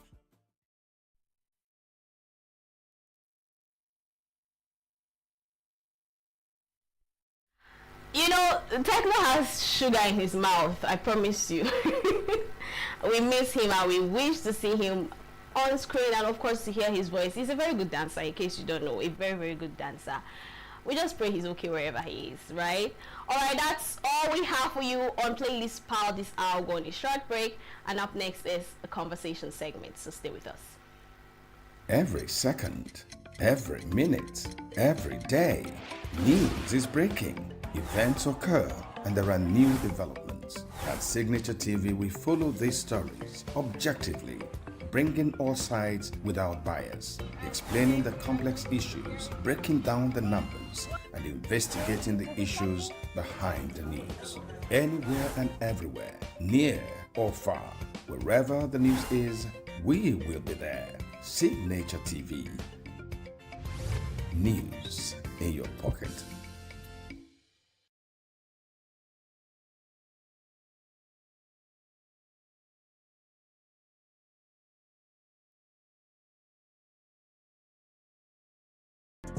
Get plugged into the heartbeat of entertainment on The Hub, your ultimate show on e-vibes.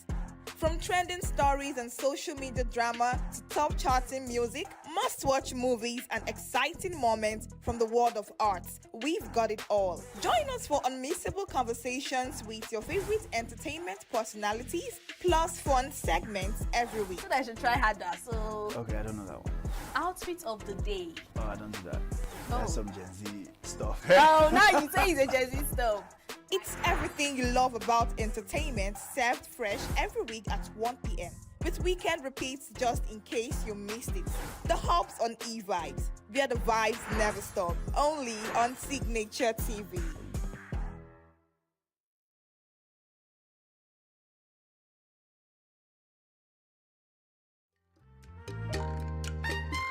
The way we see the world shapes the way we change it. Gender isn't just a checkbox, it's a lens, one that helps us understand the world more deeply and act more fairly. Gender Perspectives, a program for those ready to see more, do more, and be more. Designed to challenge assumptions, ignite conversations, and build inclusive solutions across every sector of society. We are not, fighting the men. We are not saying we are equal in terms of rights. We're only asking they should recognize our existence. Join us on Gender Perspectives, showing every Saturday by 4 p.m. Repeat every Wednesdays by 5 p.m. and Thursdays by 3 p.m. Change begins with perspective. Let's widen yours.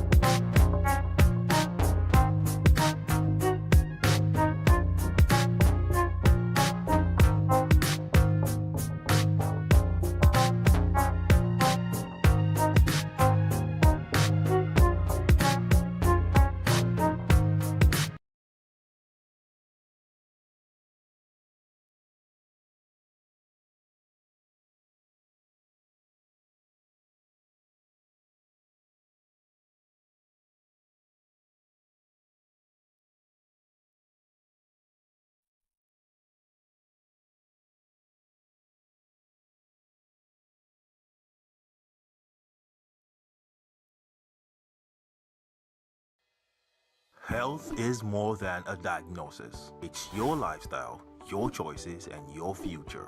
Join us on Inside Health, your weekly deep dive into the stories, science, and solutions shaping your well-being. From expert interviews to real-life journeys of healing and hope, we cover it all. One of the complications of cancer management or treatment is they have some of them at one point in time, you see them having anemia.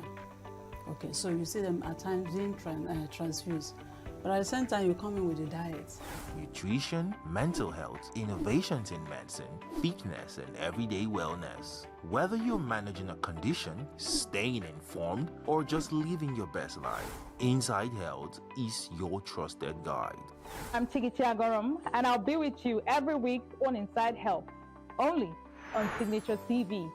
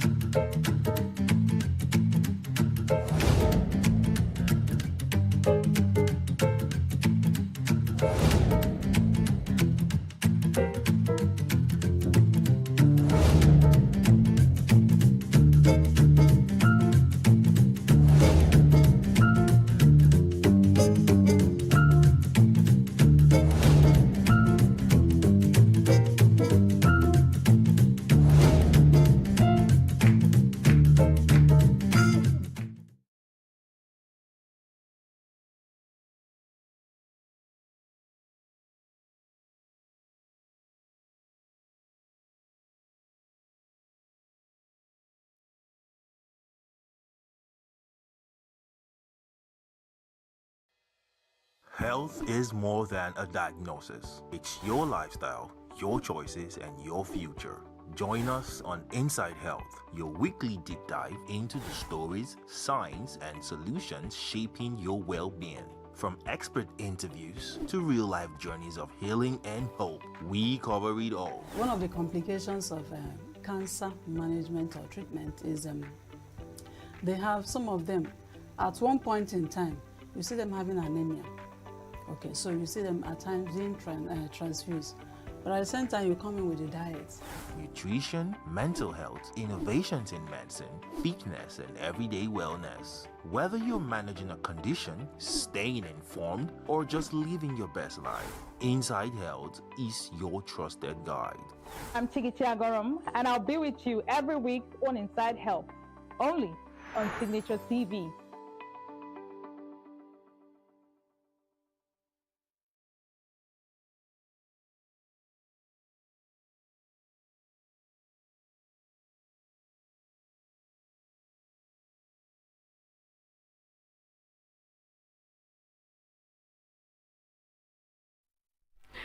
Welcome back from that long break. Up next is an interview we had with Nazmin, who is the pioneer of Southeast Food and Fashion Festival. So listen and be blessed.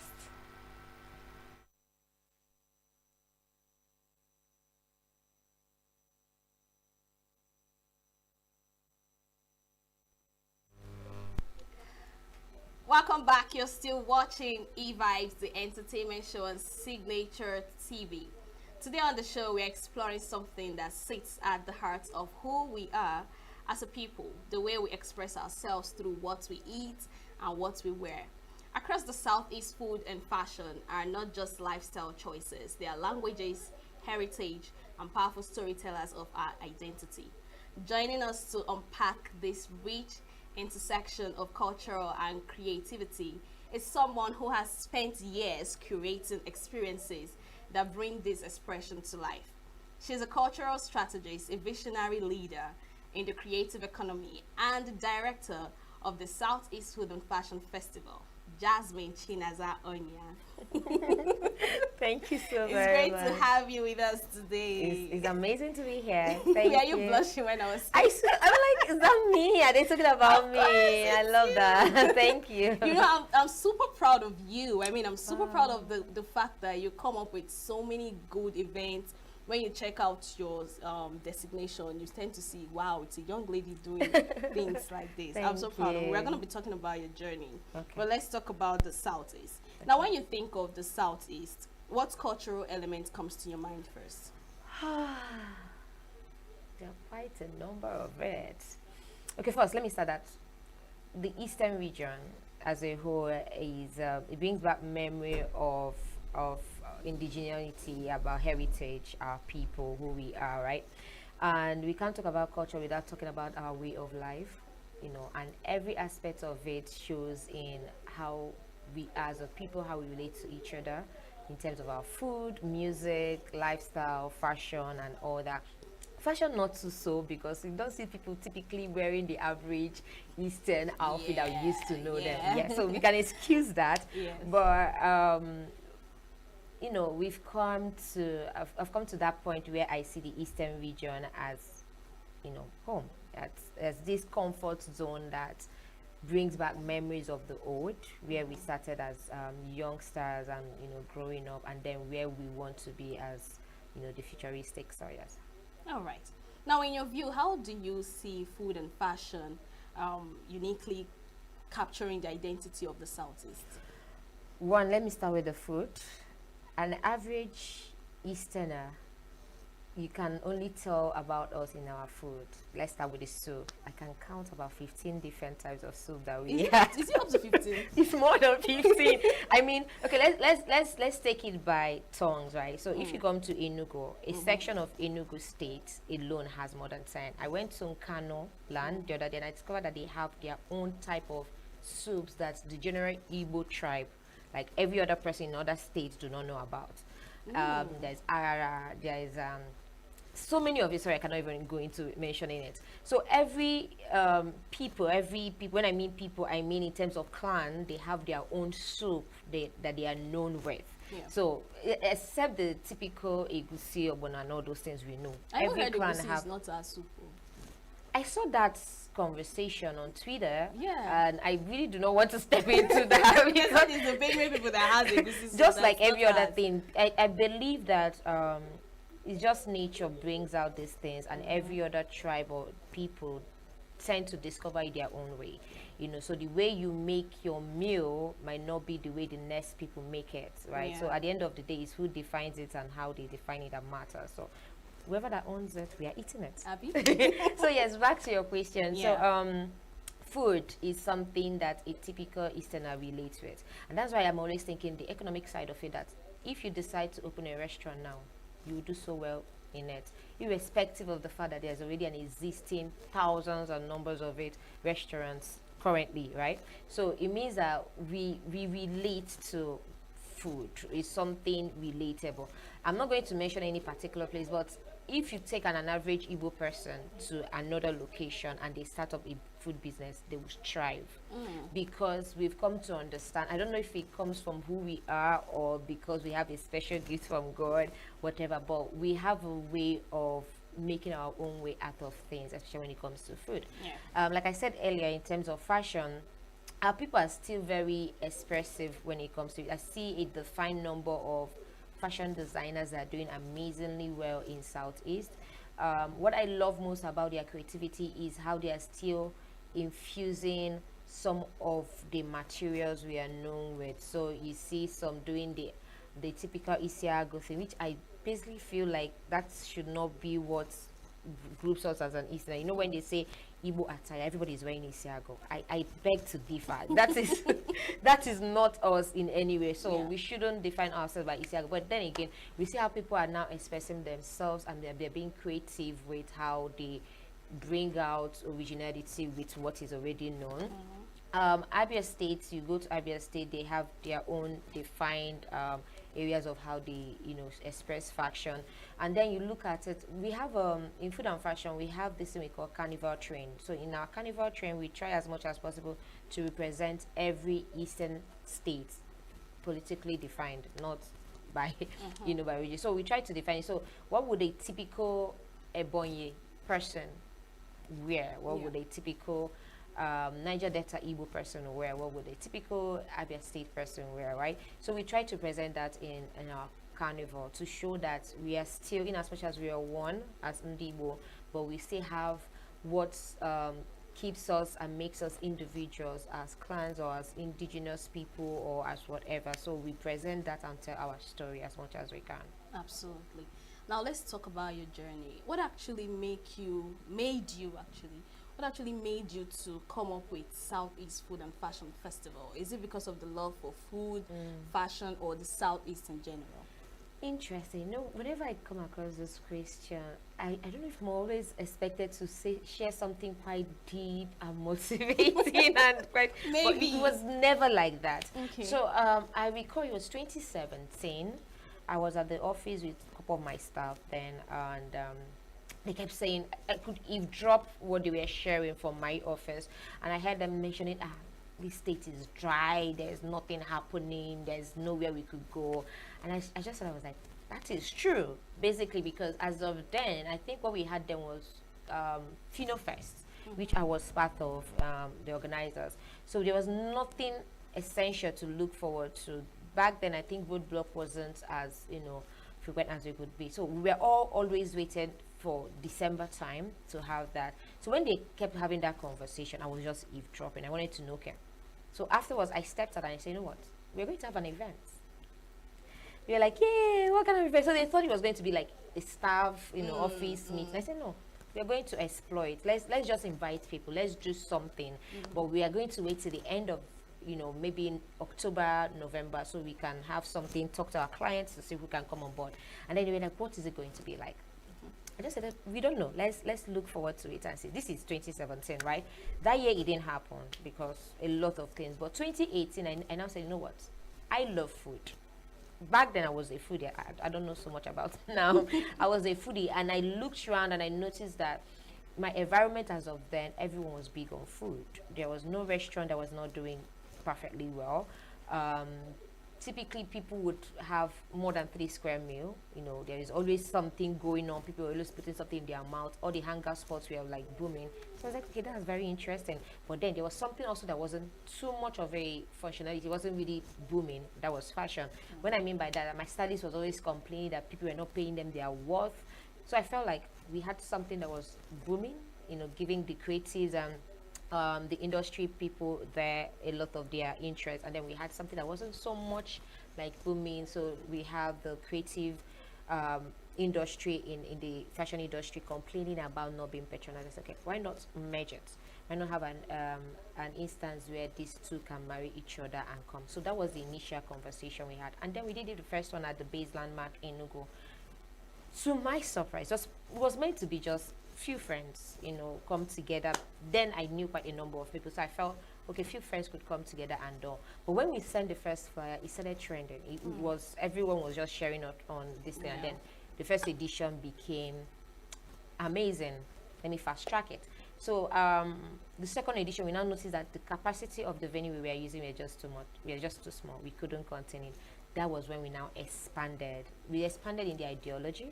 We expanded in the narrative. We now felt like beyond that, we now want it to be a lifestyle. Want it to be a community-focused event where everyone can key in. Target audience became more larger. We now said it's a family fun event. You can come with your family, with your kids. You know, socialites can come around, influencers, industry elders, politicians. Let it be that one-stop place where anyone can want to come out and just have a nice plate of our local dishes while exploring other tribes meal. Yes, so this edition we had amala, right? Because we felt like you can also not coexist without also being able to explore. Exploring is what gives you the understanding where you can perfectly understand what meal or food is. So we welcome the other cuisines and say, you know what, we can have amala, we can have other things, just for why we are definitely exploring and understanding our own thing. So it's been really amazing. We didn't start with any deep depth understanding. It just started with just advocating for what we wanted, to have fun, but now it's become so much more than it. This is our 7th edition, and we love the fact that we've come such a long way and God has been faithful. Yeah, so you've said a whole lot about the whole journey. So I want you to point out some of the challenges you encountered. We noticed that last year was kind of emotional from the beginning when they changed the allocated sites for the event to less than 12 hours. Less than 12 hours. You were all crying. I trended on social media. So tell us how that particular scene made you feel and other challenges that you've actually gone through coming out with this. I'll be very honest. I felt like that particular incident, for one, undermined all the work we've put in over the years. You know, when you've done something, consistency is not easy to come by, right? So when you've done something for so long, you get to a point where you feel like at least there's been recognition. There should be a bit of respect to the brand. So if some sort of thing should happen, there should be a bit of come to the round table, let's discuss and note. But we are uprooted without a bit of notification and all. So that really went where we didn't want it to go. But challenges, of course, financing. You know, this is a festival. I keep telling people it's not a fair, it's not like a normal event, it's a festival, it's a weekend-long festival. We are dealing with a workforce of over 500. We have students, we have the carnival team, we have the runway team, we have the food guys, we have the main onboarding team, the students work. Like, everyone is coming together to make it work. So when you have such a great number of things, and when you want to bring your creativity to life, it takes money, right? It takes a lot to bring it up. So we have that challenge because, to be very honest, not a lot of brands support events in the East. We've not gotten to that level with Lagos scene where there's a lot in terms of push and support. So it is taking us a while, but there's still some that keep, you know, the support coming. Aside that, there's also about people understanding what you want to do. I think we are yet to get to that point where our objectives have been known and welcome, because it's not the typical local content. When I say local content, it's not something someone can easily. People are still thinking we are elites in our behaviors, right? So we are still trying to defend it. One, it's not a fair, it's a festival. Secondly, it's not a rave. You know, it's not the typical party thing. It's a proper industry movement. So we are trying to establish a narrative here. So it's taking its turns, but is really, as the year goes by, we are seeing the changes, the adaptation. We are seeing how people are recognizing and adapting to it. So we are excited. All right, we have just few minutes left. So maybe in 1 minute, right? Looking back, what was the earliest okay, I've asked the question. Sorry about that. Would you say that it has been the biggest turning point in your journey? Would you say that this 7th edition is the biggest turning point for your journey? Definitely. For one, there are some things we've not been able to get right over the years that we got right this year, and I am so grateful for that. Turning point again, yes, I think for once, people are starting to understand what exactly we are trying to do. That in as much as we are celebrating the local dishes, our spirit, our whatever it is we offer, we are still trying to blend it so that it's something that we can also offer to the world out there. You know, the truth is that we own it, we understand it, but when you're trying to share it out for more people to understand and respect what you have, you need to find a way to balance it so that it's more understandable to the rest of the people out there. So that's why we are opening it up to, you know, a lot of other individuals to come on board and to accept what we are doing. So yes, this year has really been a redefining moment for all of us. And the fact that it was sold out. And the fact that it was sold out. I know that made you so excited. I mean, Upper Square is such a huge place. Yes. And it's such a, my people will say it's a virgin land because every other thing you have to like import it in. So for once we conquered it. Yeah. High five to that. High five to that. Well, thank you, my darling.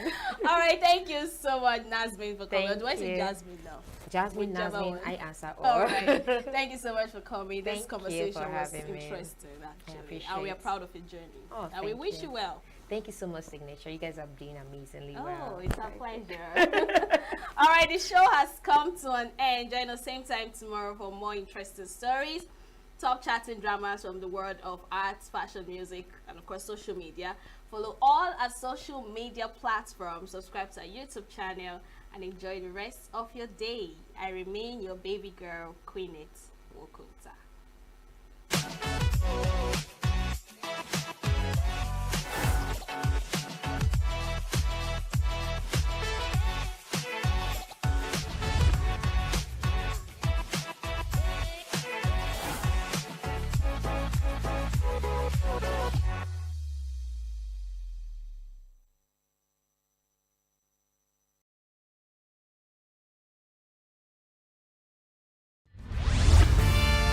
We are local.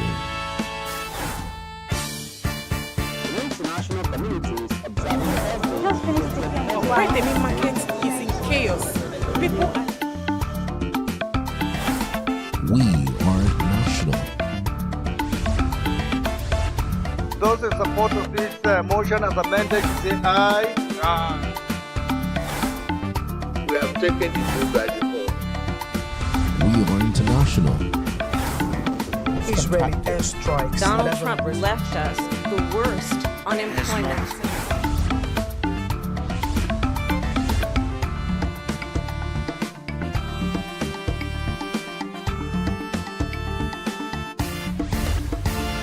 Signature TV, news in your pocket.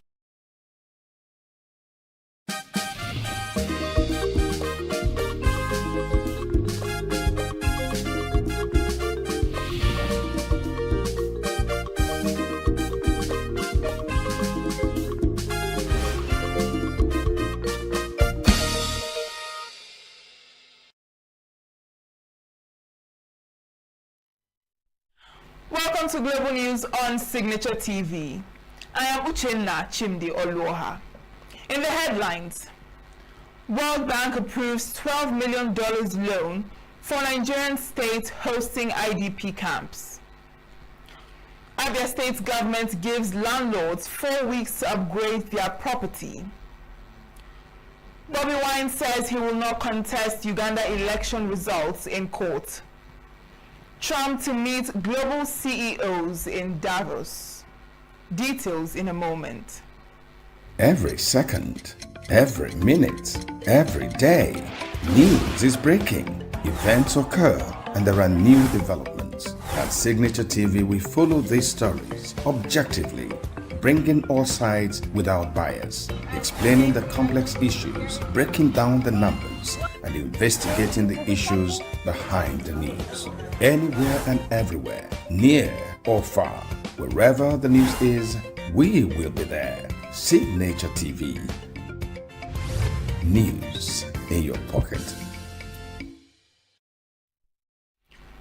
The World Bank has earmarked up to $12 million in performance-based loans for Nigerian states hosting internally displaced persons, IDPs, under a new federal project. The funding is part of a $300 million concessional credit approved in August 2025 for the Solutions for the Internally Displaced and Host Communities project. Access to the funds is tied to strict data, governance and integration benchmarks, with disbursements made only after independently verified results. States that successfully register and profile IDPs in host communities will receive phased payments over 3 years, starting with $250,000 in the first year and rising to a total of $12 million once 80% of IDPs are documented. Additional performance conditions focus on improving local government assets management and supporting the long-term integration of IDPs through access to documentation, land ownership, livelihoods, and social services. Only states meeting specific IDP population thresholds and security requirements are eligible, while failure to meet targets could lead to funds being withheld or reallocated. The loan, repayable from 2031 to 2050, reinforces the World Bank's emphasis on accountability and measurable outcomes, as it remains Nigeria's largest external creditor.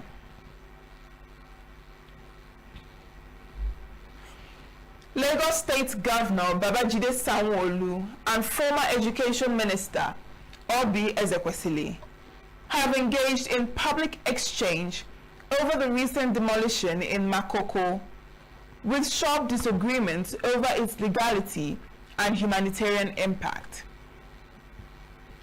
Ezekwesili condemned the demolitions, describing them as unconstitutional, inhumane, and an abuse of state power against poor communities.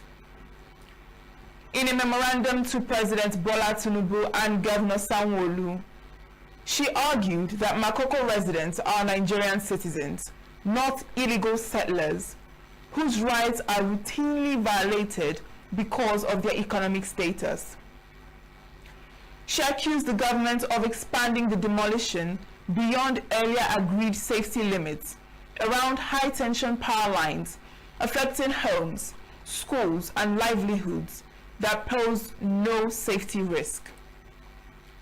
Ezekwesili warned the action had triggered a humanitarian crisis, displacing thousands and disrupting education, while alleging the exercise amounted to a forced removal of the poor from valuable waterfront areas.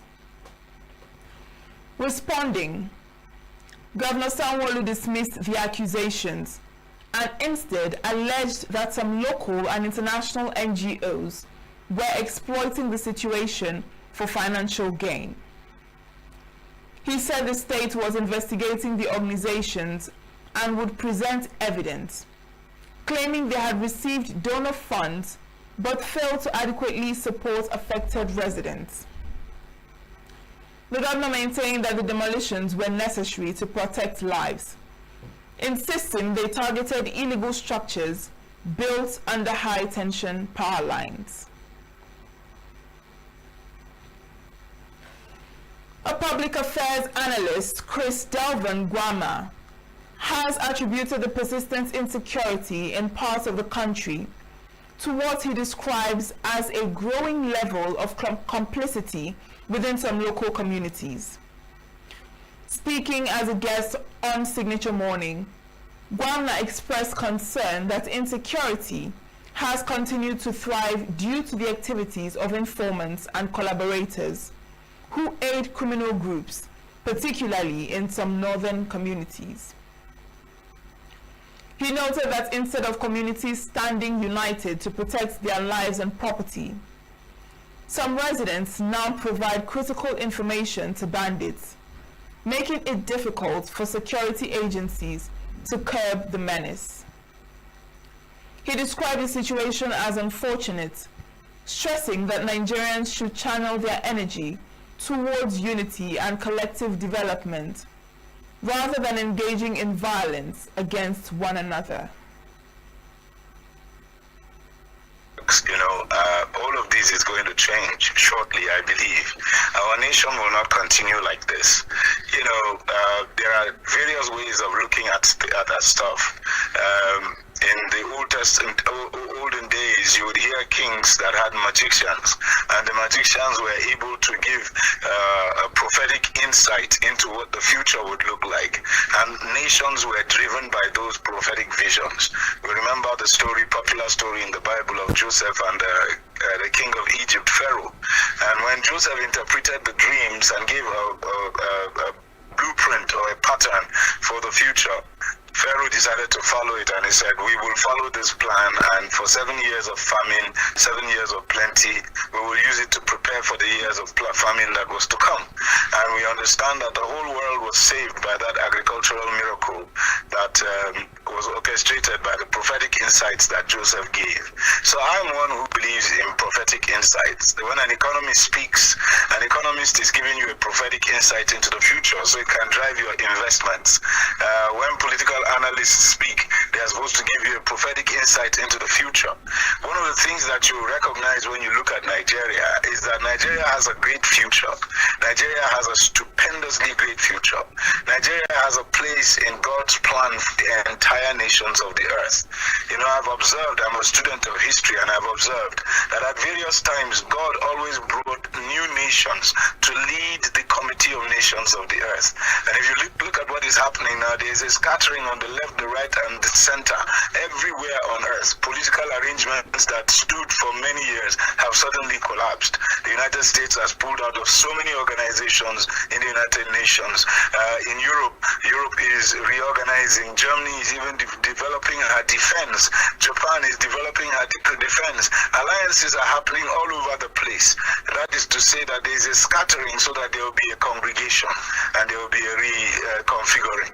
And that's why I believe that Nigeria will soon be thrust into the epicenter of national global issues, and Nigeria will play a role as a leader nation. I believe so. The analysts also spoke on the challenges facing Nigerian youths amid the current economic realities, urging them to focus on self-development, creativity, and skill acquisition as a pathway to personal and national growth. He encouraged young people to leverage available resources and opportunities to make meaningful impact within their communities. It is easy for us to just zero down on what things are out of place. There will never be a time when everybody will have everything that they need all the time that they need it and all of that. Jesus said, even the great Jesus said to his disciples, the poor you always have with you. What I'm trying to say is in 1988, let me speak from my experience. I left this country because we felt that everything in this country was a mess. And if you remember the NTA advert, there was a young man called Andrew who said, man, I'm checking out. And all of us packed our load and left this country with the intention to go to greener pastures. There's nowhere, the grass is always greener on the other side.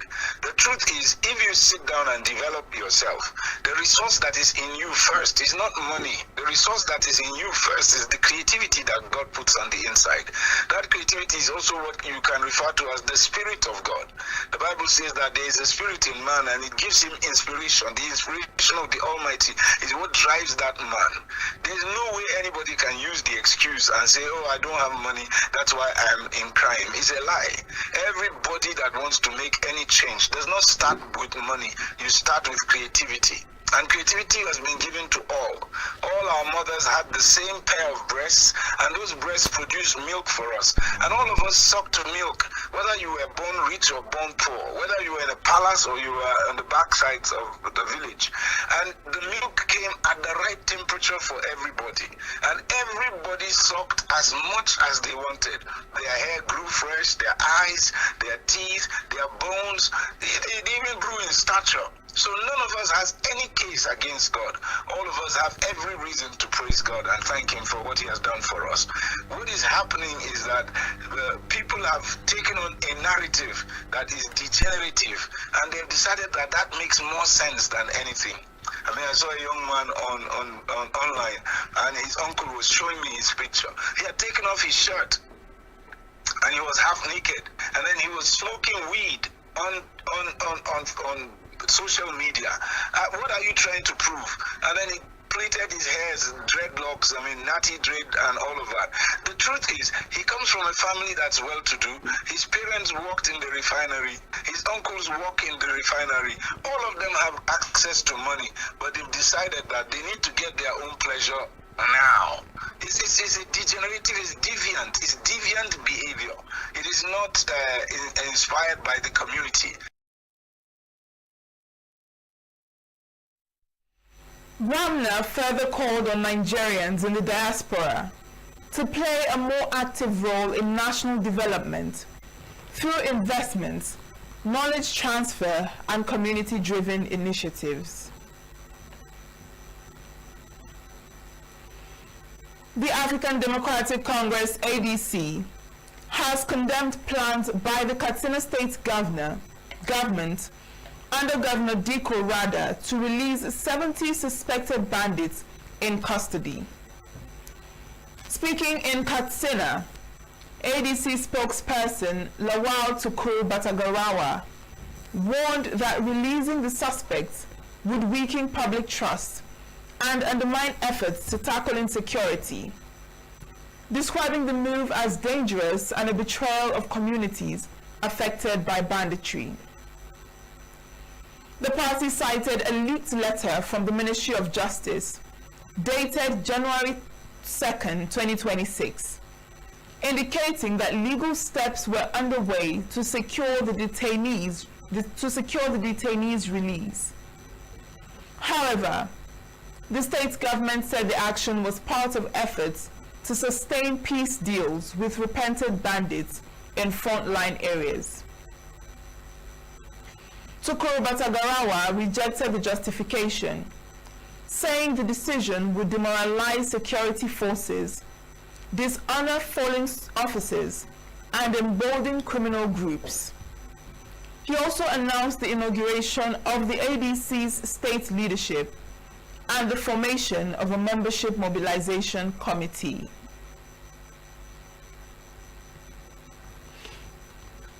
The Nigeria Police Force has confirmed that an abduction occurred in Kurmin Wali community, Kanjuru local government area of Kaduna State, ending days of conflicting reports.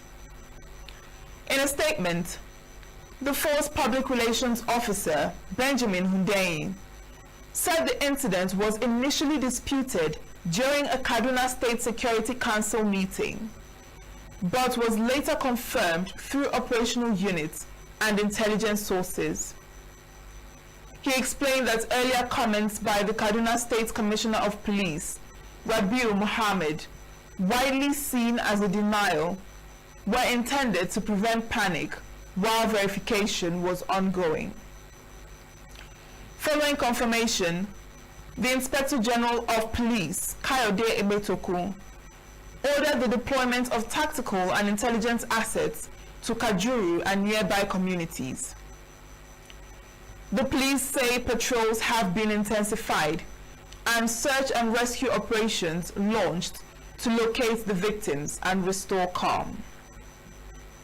The force also urged the public and media to rely on official information and avoid speculation that could disrupt ongoing operations. The incident comes amid recurring cases of mass abductions in parts of the country.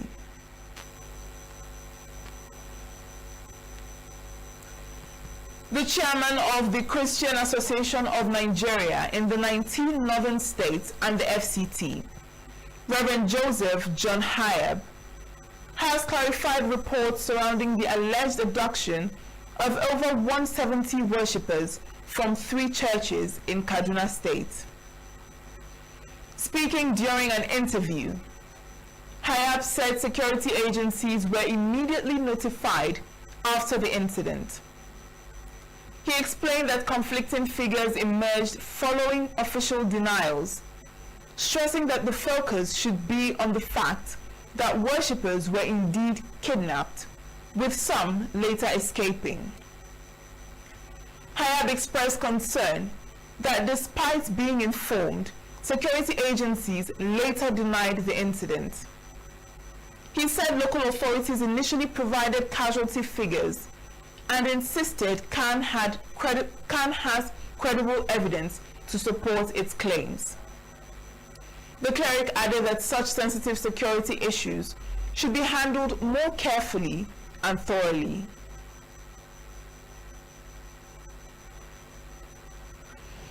The Abia State government has signed a memorandum of understanding with a private tourist firm for the creation of an online app for the grading, classification, and documentation of all hospitality establishments with their locations across the state.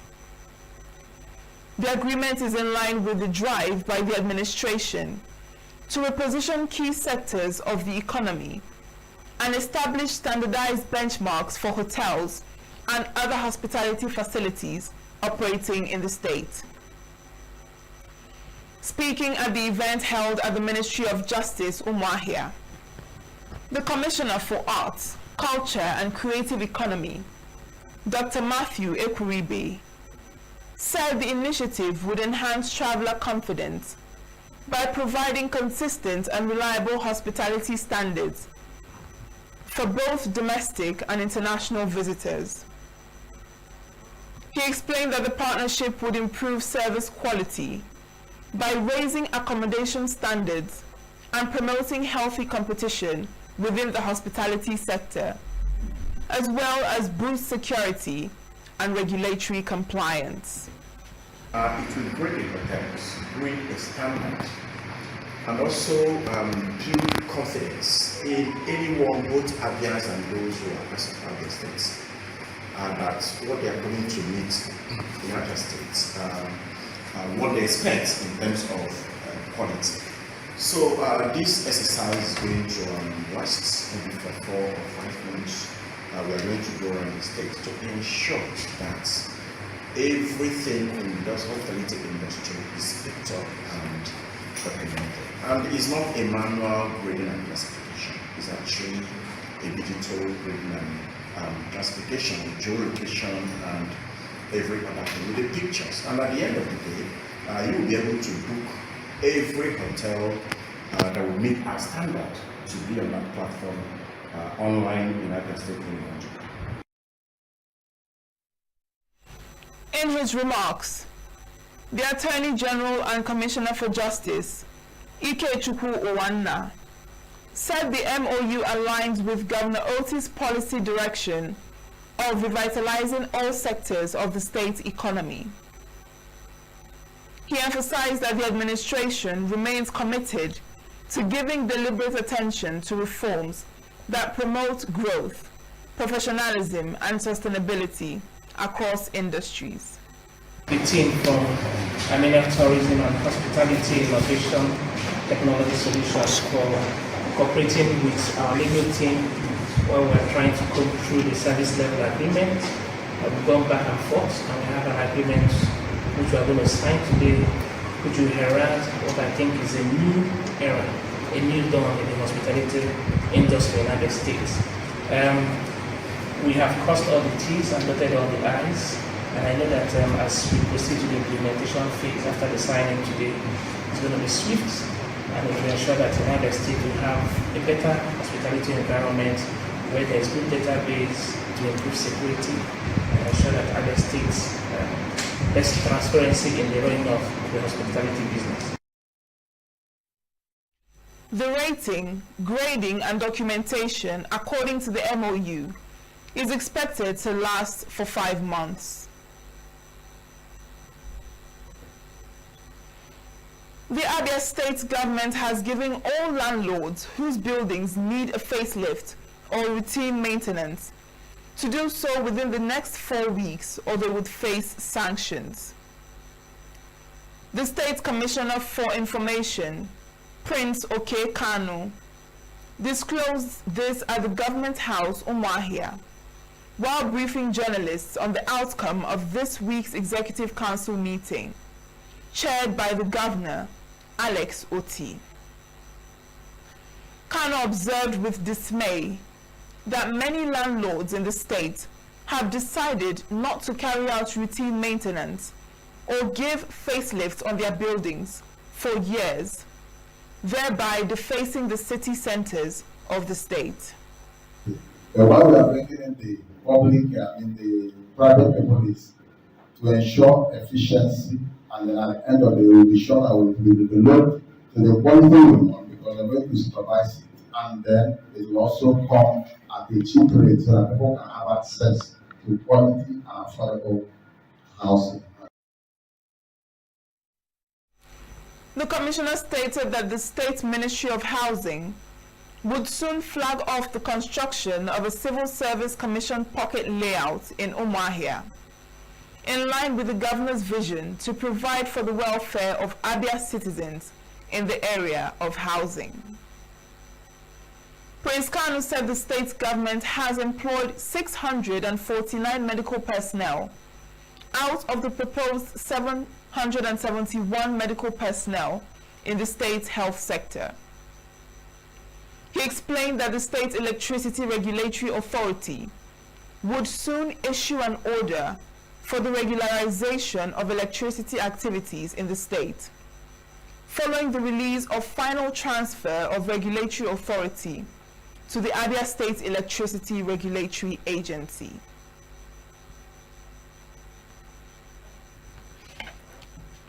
The Ondo State government has sealed the site of a 2-story building that collapsed in the Adewola area of Akure, the state capital.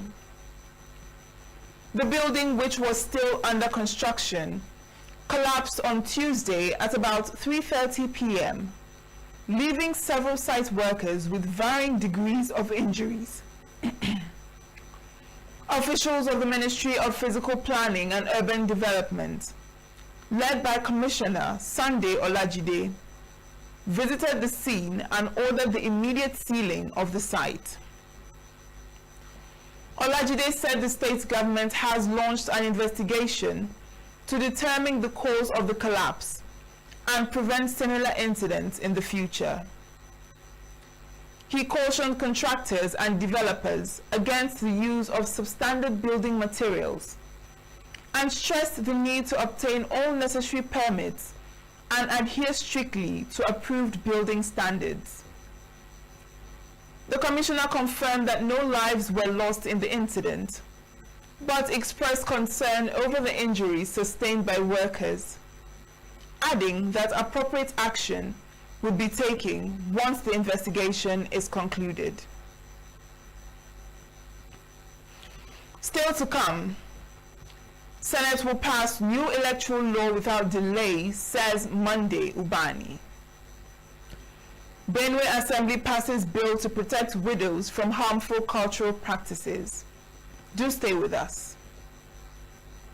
Every second, every minute, every day, news is breaking, events occur, and there are new developments. At Signature TV, we follow these stories objectively, bringing all sides without bias, explaining the complex issues, breaking down the numbers, and investigating the issues behind the news.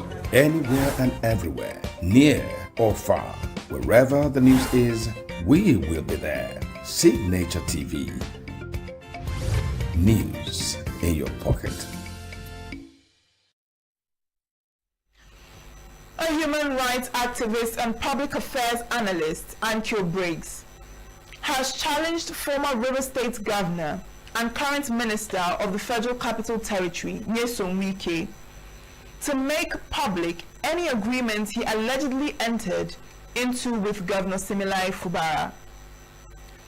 Speaking as a guest on Signature Morning on Tuesday, Briggs said that since Wike has consistently cited a breach of agreement as the root cause of the ongoing political crisis in Rivers State, he owes the people of the state a clear explanation of the terms of that agreement. She stressed that Rivers people who freely gave Governor Fubara the mandate to govern must not be excluded from any political arrangement affecting the state. According to her, any such agreement must be transparent, people-centered, and anchored on the principles of justice and equity. What now?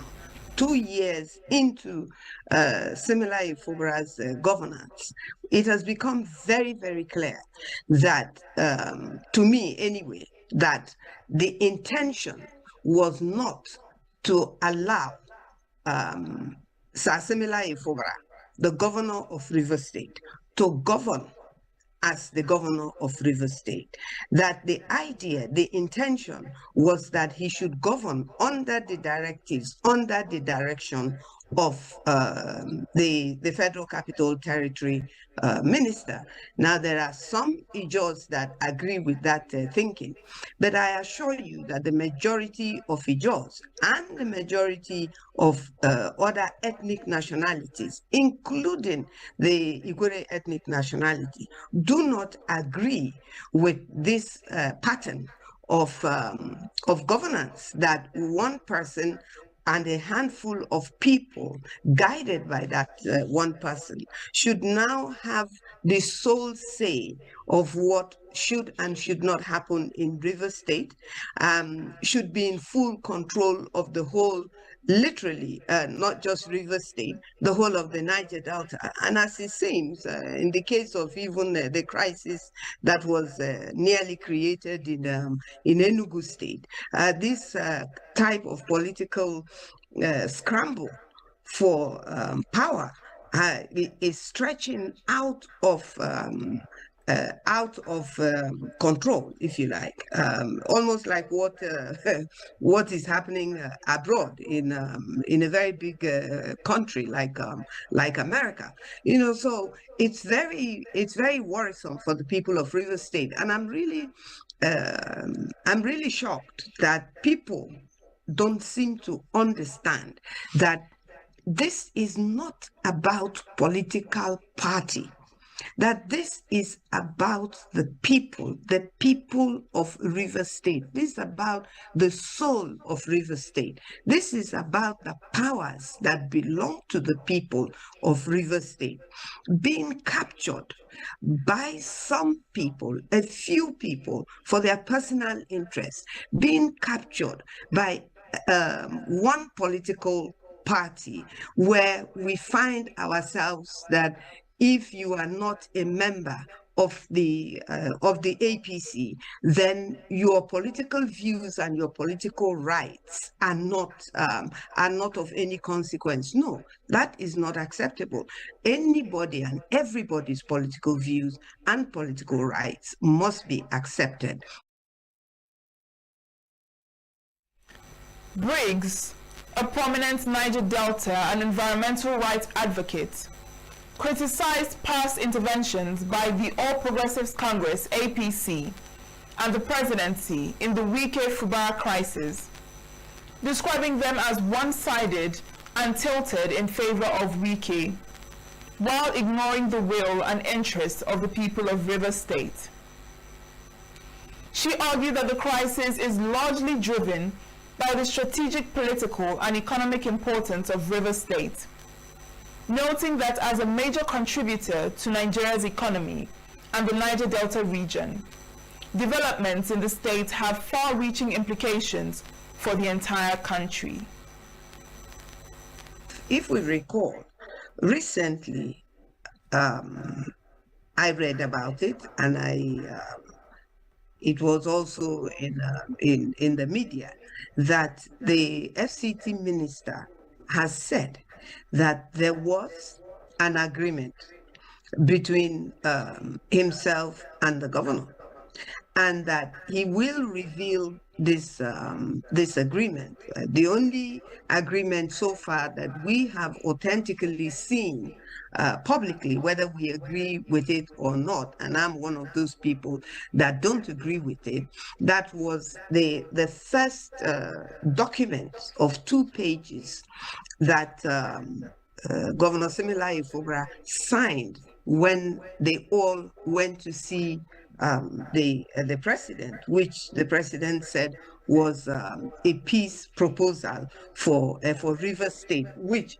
was and remains unconstitutional, which is to say that it is not constitutional that the president of Nigeria would be able to sit down and all on his own come up with a proposal of a state that was voted, whose governor was voted into office at that time from another political party. But now we have Sir Similayo Fubara, the governor of Rivers State, has now moved to the APC.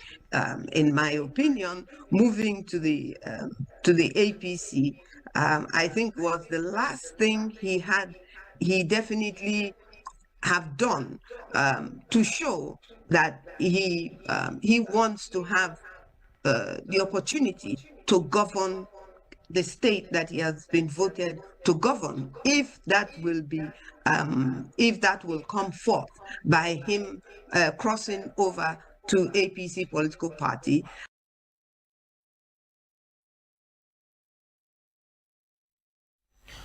The Independent National Electoral Commission, INEC, is calling for peaceful conduct among political actors and supporters as the February 21st Rivers State House of Assembly by-elections draw near. The call was made by the resident electoral commissioner in Rivers State, Professor Gabriel Yomere, during a stakeholders engagement in Port Harcourt, which brought together leaders of political parties, security agencies, religious leaders, civil society organizations, traditional rulers, youth groups, and the media. Professor Yomere said the meeting was aimed at strengthening collaboration among stakeholders and providing updates on the second phase of the continuous voter registration exercise. This election is about Ahoda East 2 being represented in the Rivers State House of Assembly,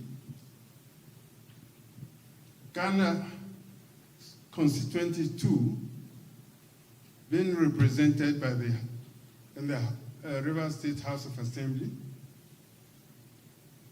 their voices to be heard in the Rivers State House of Assembly,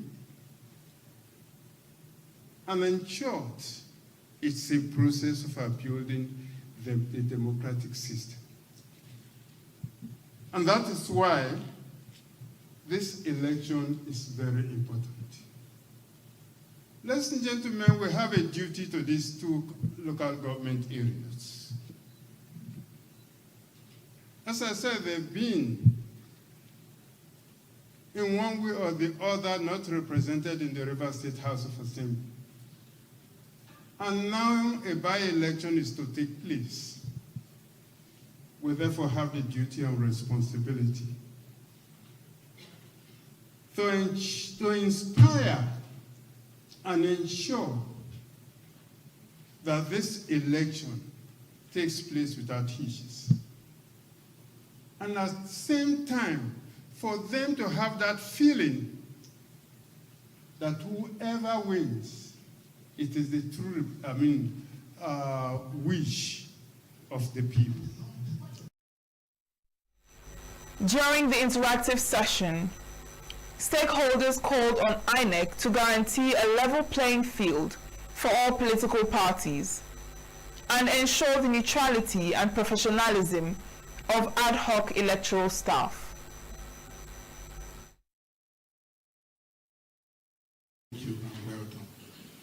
you will agree with me that the issue of our party hasn't really gone down. People are still a bit skeptical about how the elections are going to be.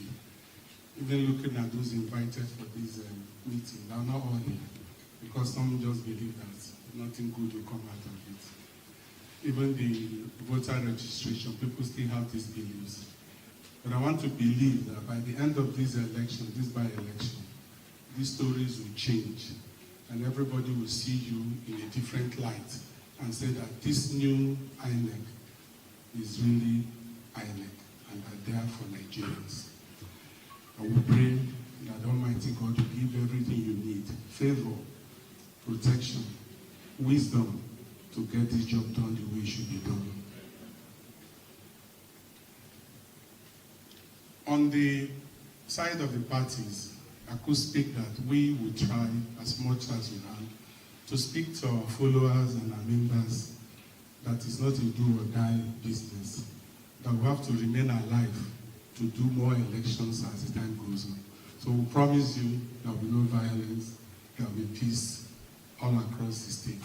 What will be done differently this time to ensure that we don't have the same set of persons with the same mindset who might come in as ad hoc staff? Because in time past, and I speak with a lot of authority in this area, we've had politically exposed persons. In fact, we've had political parties submit names of persons to serve as ad hoc personnel.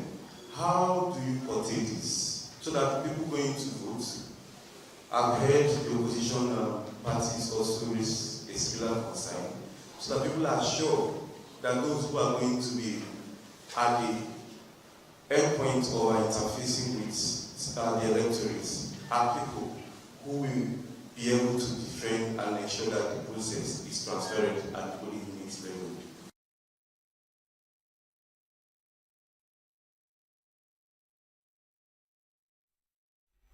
On security, the Commissioner of Police in the state, represented by a Chief Superintendent of Police, James Njoko, assured INEC and other stakeholders of the command's readiness to provide adequate security before, during, and after the elections.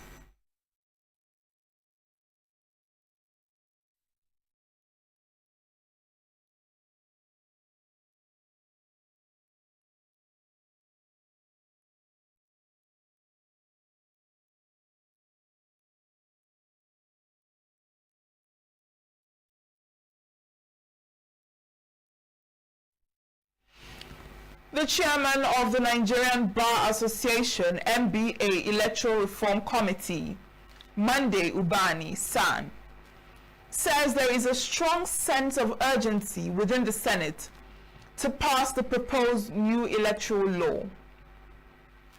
Ubani disclosed this on Tuesday during a televised interview, noting that both the Senate and the House of Representatives have expressed their readiness to ensure the bill is passed in time for the next general election. He said he has held discussions with the chairman of the electoral committees of both chambers, who assured him that lawmakers are committed to delivering a new legal framework for Nigeria's electoral process.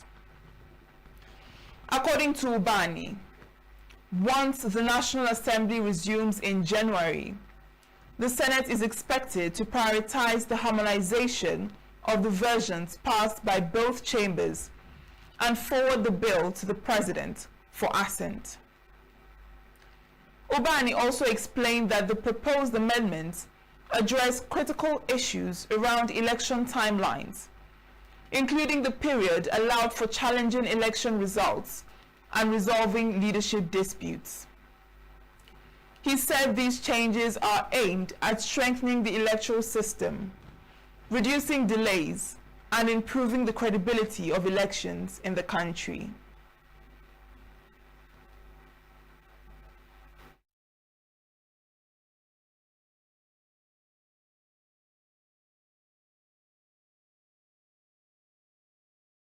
Up next is business news.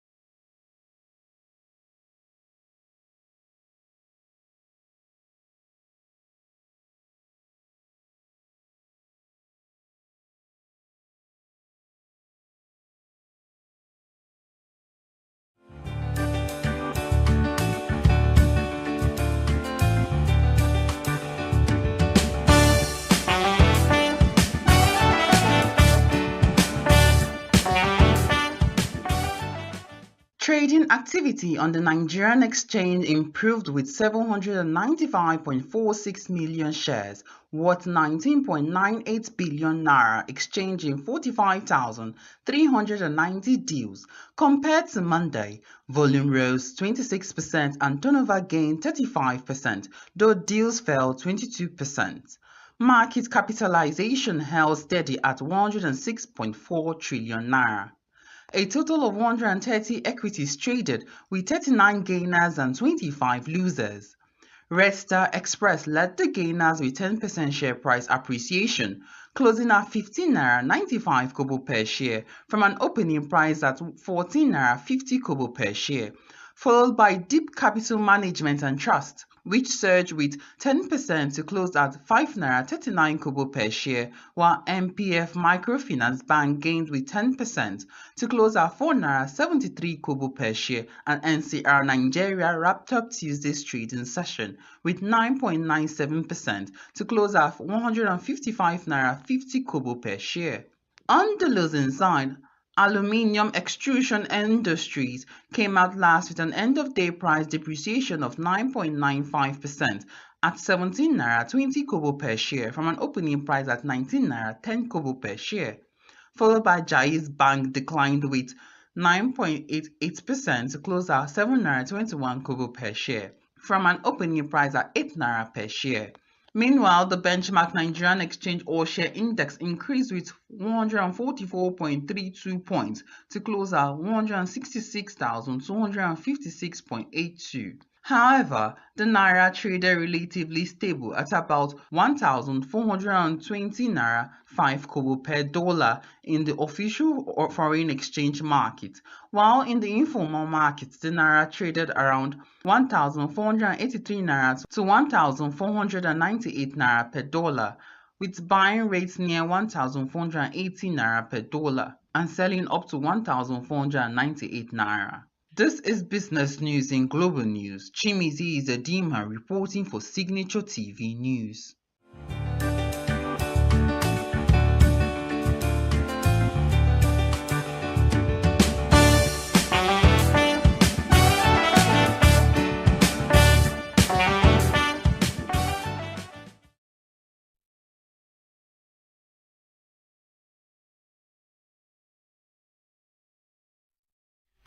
Suspected jihadist attack kills 31 civilians in Niger Republic. Trump to meet global CEOs in Davos. Do stay with us. Uganda's opposition leader, Bobi Wine, said he will not contest the results of Thursday's election in court, citing a lack of confidence in the judiciary, and has instead urged his supporters to take to the streets to peacefully protest. Speaking in an interview, Bobby said he would continue to stand up to President Yoweri Museveni, despite concerns for his safety. Museveni, 81, won the votes by a landslide and has accused the opposition of seeking to overturn the result through violence, calling them terrorists. He gained 72% of the vote, while Wine, his closest challenger, got 25%. Wine, whose real name is Robert Kyagulanyi, maintains the results are fake and has cited ballot stuffing without providing any details. During his interview, Wine also hit out at the security forces for not allowing food into his family home, where his wife and relatives are effectively under house arrest. He says he fled the house in a suburb of the capital, Kampala, on Friday night during a raid by the security forces. The authorities have not responded to his allegations, but the Uganda Human Rights Commission said the technical and procedural challenges observed on polling day did not undermine the overall fairness of the vote. In their report, the African Union election observers said they saw no evidence of ballot stuffing, but condemned days-long internet shutdown, which only returned hours after President Museveni was declared the winner on Saturday. An armed attack has killed at least 31 civilians in western Niger, near the borders with Burkina Faso and Mali, in a region rife with jihadist groups. The assailants struck on Sunday in the village lying in the Tillaberi region, located in the tri-border area, a flashpoint zone where the frontiers of Niger, Burkina Faso, and Mali converge. Jihadists linked at Al-Qaeda and the Islamic State group have made the region a fire dome, carrying out deadly attacks for nearly a decade. Tillaberi became the deadliest region across Central Sahel in 2025, with more than 1,200 deaths, most of them civilians, according to ACLED, an NGO that monitors conflicts. A local student union also confirmed the toll in a statement, saying it was deeply shocked and saddened by the odious and barbaric act. In September, the mayor of Goro, who had been appointed by the military authorities, was killed in an ambush. A week earlier, armed men on motorcycles had killed 22 villagers in Takwabet, also in Tillaberi. Niger's military leaders, who came to power in a 2023 coup, have struggled to contain jihadist groups in Tillaberi despite maintaining a large army presence in the region. According to ACLED, jihadist violence killed nearly 2,000 people in Niger in 2025. Donald Trump is expected to meet global business leaders in Davos on Wednesday. Business leaders, including CEOs in financial services, crypto, and consulting, were invited to a reception. After Trump's address to the World Economic Forum's annual meeting, the agenda was unclear. Trump is expected to arrive on Wednesday in the Swiss Mountain Resort, where he is due to deliver a special address. Several top U.S. officials, including Treasury Secretary Scott Bessent, are also accompanying Trump. Meanwhile, China is being represented by Davos by Vice Premier He Lifeng. He will also host a reception with CEOs and founders of global companies. The WEF agenda has to some extent been overtaken by the U.S. president's dramatic policy moves, including his demand in recent days that the United States take over Greenland. WEF organizers have said that over 3,000 delegates from more than 130 countries will attend this year, including 64 heads of state and government, particularly from emerging economies. The list also includes several heads of G7 nations, with changes in U.S. policy under Trump in focus. Russian President Vladimir Putin's special envoy, Kirill Dmitriev, will also travel to Davos and hold meetings with members of the U.S. delegation. The man who killed Japan's ex-prime minister, Shinzo Abe, with a homemade gun was sentenced to life in prison on Wednesday. Tetsuya Yamagami shot Abe in broad daylight with a gun he fashioned at home while the former leader was giving a campaign speech on a street in the western city of Nara in 2022. Abe had stepped down as prime minister in 2020 over health reasons, but he was still politically active and wielded enormous influence as Japan's longest-serving premier. Yamagami, now 45, was arrested at the scene and indicted the following year on murder and firearms charges. In sentencing him, Judge Shinichi Tanaka decried the premeditated nature of the crime. He also said Yamagami committed an extremely dangerous and malicious act by using a firearm before a crowd of people. Hundreds queued up outside the court in Nara for a chance to witness proceedings, with officials resorting to a lottery to assign limited seats. Abe, whose premiership is seen as Japan's last period of political stability, held office from 2026 to 2027 and again from 2012 to 2020. During his 2 terms, he transformed Japan's security posture, raising questions over its status as a Pacific nation, and passed major security legislation in 2015 that expanded what Japan could do militarily to support the United States. He was also a prominent figure on the world stage, cultivating strong ties with Washington and seeking better relations with Beijing, while also trying to counter Chinese expansion in the region by uniting Pacific allies. The world's biggest nuclear power plant is set to restart on Wednesday for the first time since the 2011 Fukushima disaster, despite persistent safety concerns among residents. The governor of Niigata province, where the Kashiwazaki Kariwa plant is located, approved its resumption last month, although public opinion remains sharply divided. After receiving the final green light on Wednesday, Tokyo Electric Power said they were proceeding with preparations and plan to remove the control rods after 7 p.m. today and start up the reactor. On Tuesday, a few dozen protesters, mostly elderly, braved freezing temperatures to demonstrate in the snow near the plant's entrance, whose buildings line the Sea of Japan coast. Around 60% of residents oppose the restart, while 37% support it. Kashiwazaki Kariwa is the world's biggest nuclear power plant by potential capacity, although just one radiator of 7 is restarting on Wednesday. The facility was taken offline when Japan pulled the plug on nuclear power after a colossal earthquake and tsunami sent 3 reactors at the Fukushima atomic plant into meltdown in 2011. However, resource-poor Japan now wants to revive atomic energy to reduce its reliance on fossil fuels, achieve carbon neutrality by 2050, and meet growing energy needs from artificial intelligence. Prime Minister Sanae Takaishi has voiced support for the energy source. And that's it on foreign news. That's the news this hour.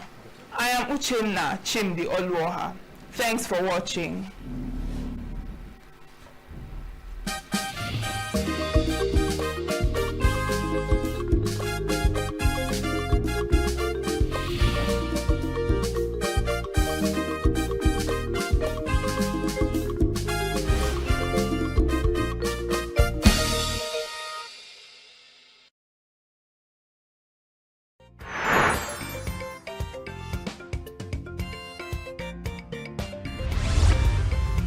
Signaturetv, news in your pocket.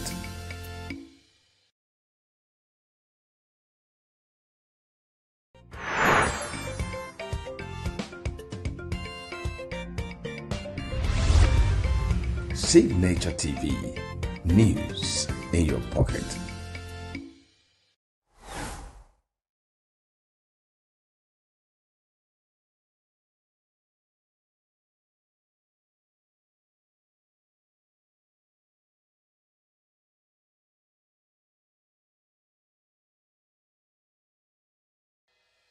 Health is more than a diagnosis. It's your lifestyle, your choices, and your future.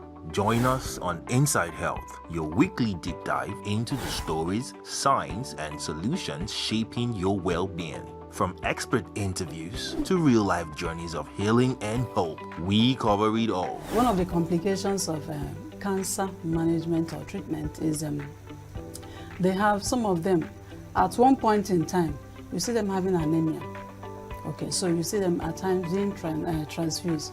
But at the same time, you come in with a diet.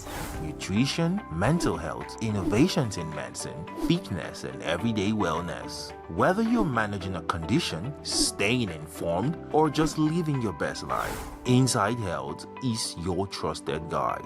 I'm Chigichi Agorum, and I'll be with you every week on Inside Health, only on Signaturetv.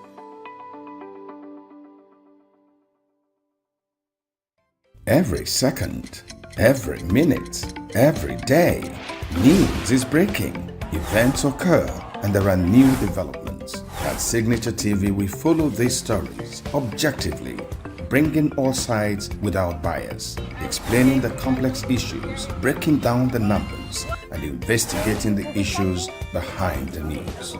Anywhere and everywhere, near or far, wherever the news is, we will be there. Signaturetv, news in your pocket.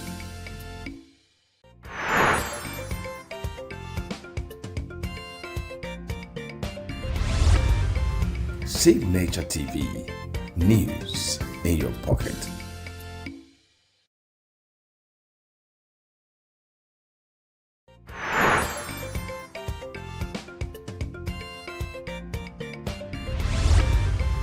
Signature TV. News in your pocket.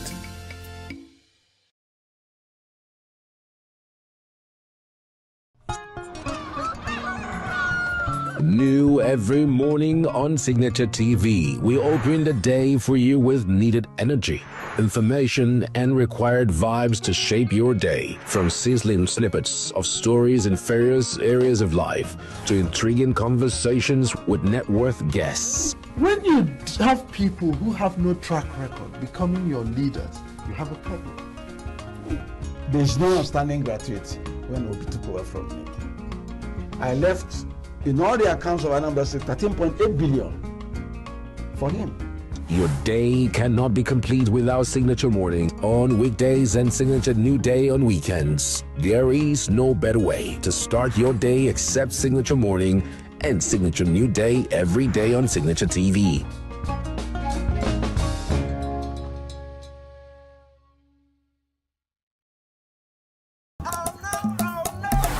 This is Diaspora 5, where we spotlight bold voices and African excellence across Europe and America.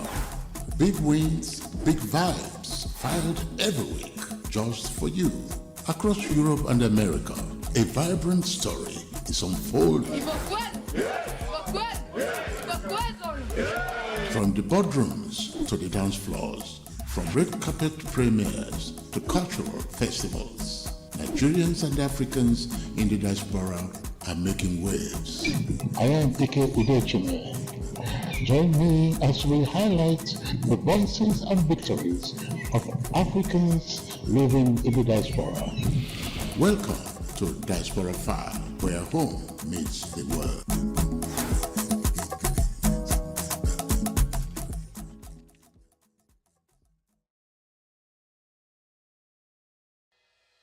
Health is more than a diagnosis. It's your lifestyle, your choices, and your future.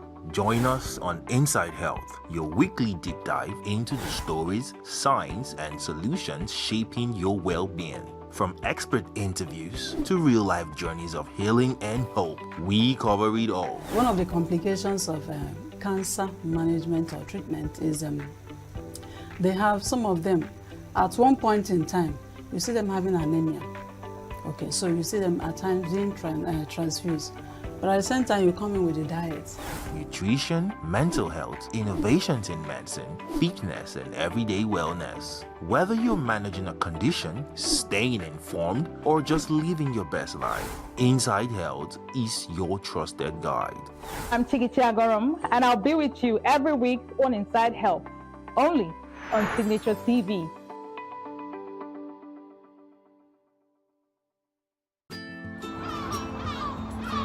Bright and early as the day breaks, as the newspaper headlines trail the stories that shape the day. We at Signature TV trail the headlines that trail the day. We interrogate the headlines. We analyze the stories that make the headlines. Wyatt is overrated, and they even overrated themselves and went into CBT.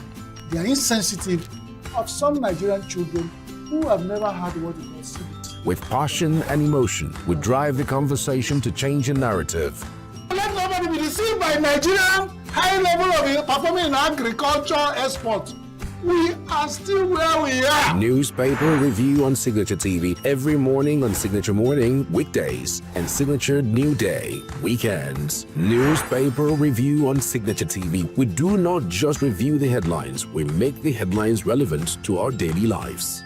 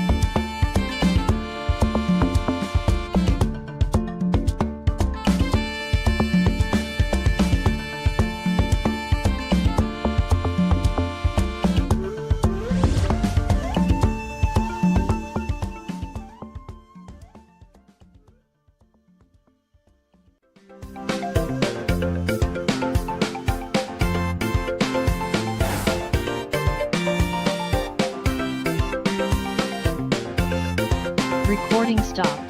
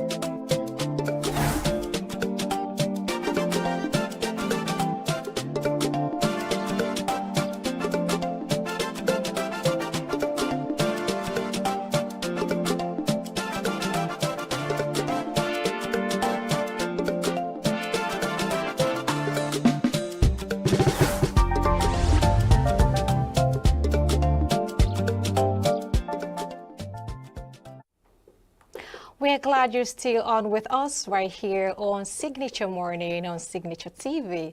And moving ahead to another segment of our discussion would be on federal government charge of treason on 10 and bad governance protesters. And to discuss that right now, we have Barrister Mwabweze Ugu. Good morning, Barrister.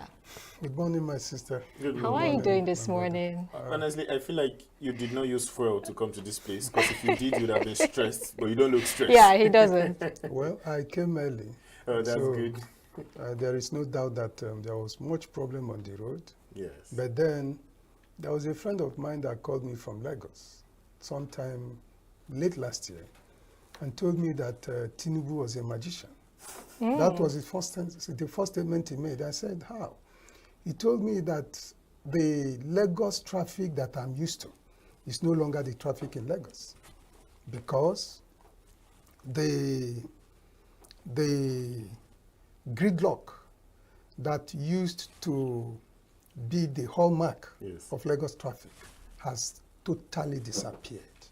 That distance that would take me about 5-6 hours to travel, I now do it in 10 minutes. So that's the same case with ENUGU, the same case right around this country. But even before we go to what we want to discuss, I want to have your own take on the federal government, NNPC saying that they want to be selling 855 naira. What's your take on this? You see, already most of the stations are selling 980, 1,000 naira per liter. And I think that if NNPC, which is a federal government company, and the federal government itself, if they are really serious about having Nigerians stay alive, then they have to create an enabling environment for Nigerians to remain alive. The price of fuel is so gargantuan, it's unimaginable, it is incomprehensible, it is incongruous. I do not understand it. All right, thank you. Of course, we've discussed that already. So let's go to the pressing issue at hand. We've seen the federal government come out to, give 10 of these guys the charge of treason.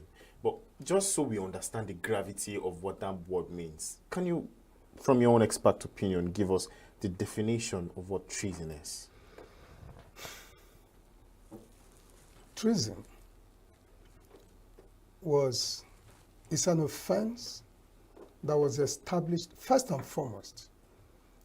It is important to let us know that the Constitution, which is the ground norm, that is the highest law in this country, it is the lawgiver. Anything anybody is doing in Nigeria that does not have foundation in the Constitution is a nullity. Now that Constitution said in section 36, I think it's subsection 10 or 12, that for any act to be an offense, to be punished by any court of law, that act must be contained in a written law, which written law must also state the penalty for that offense. This country has a criminal code act, which has been here from the early 20th century. That's early 19 something. Now the criminal code defines and establishes the offense of treason.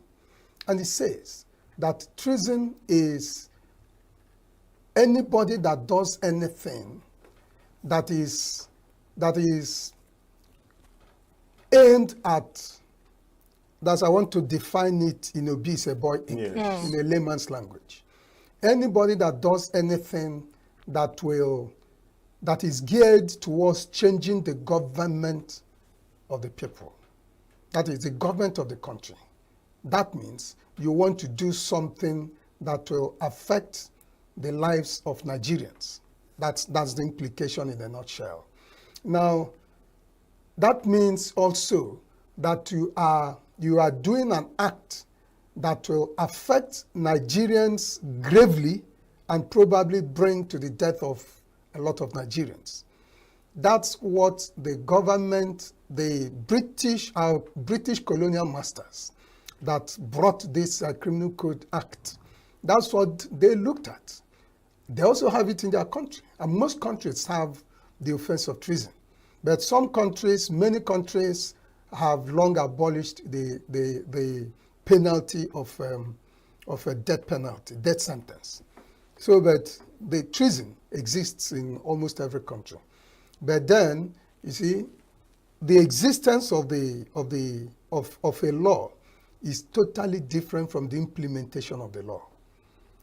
Now, I've said that treason is anything done by anybody, either by word of mouth or by action, which is aimed at violently changing the government of the country. So anything done to change the government of the country, not within the bounds of the law.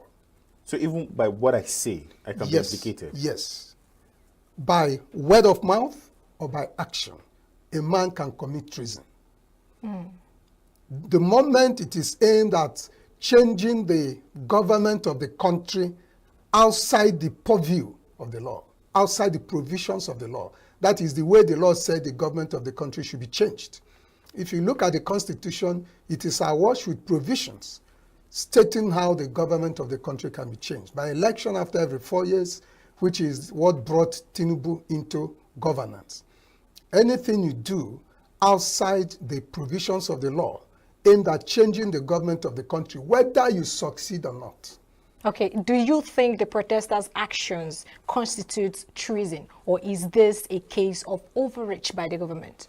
First and foremost, I think it would be right to look at it from, again, the provisions of the Constitution, because you must continue to refer to the Constitution because it is the ground norm. It is the final norm.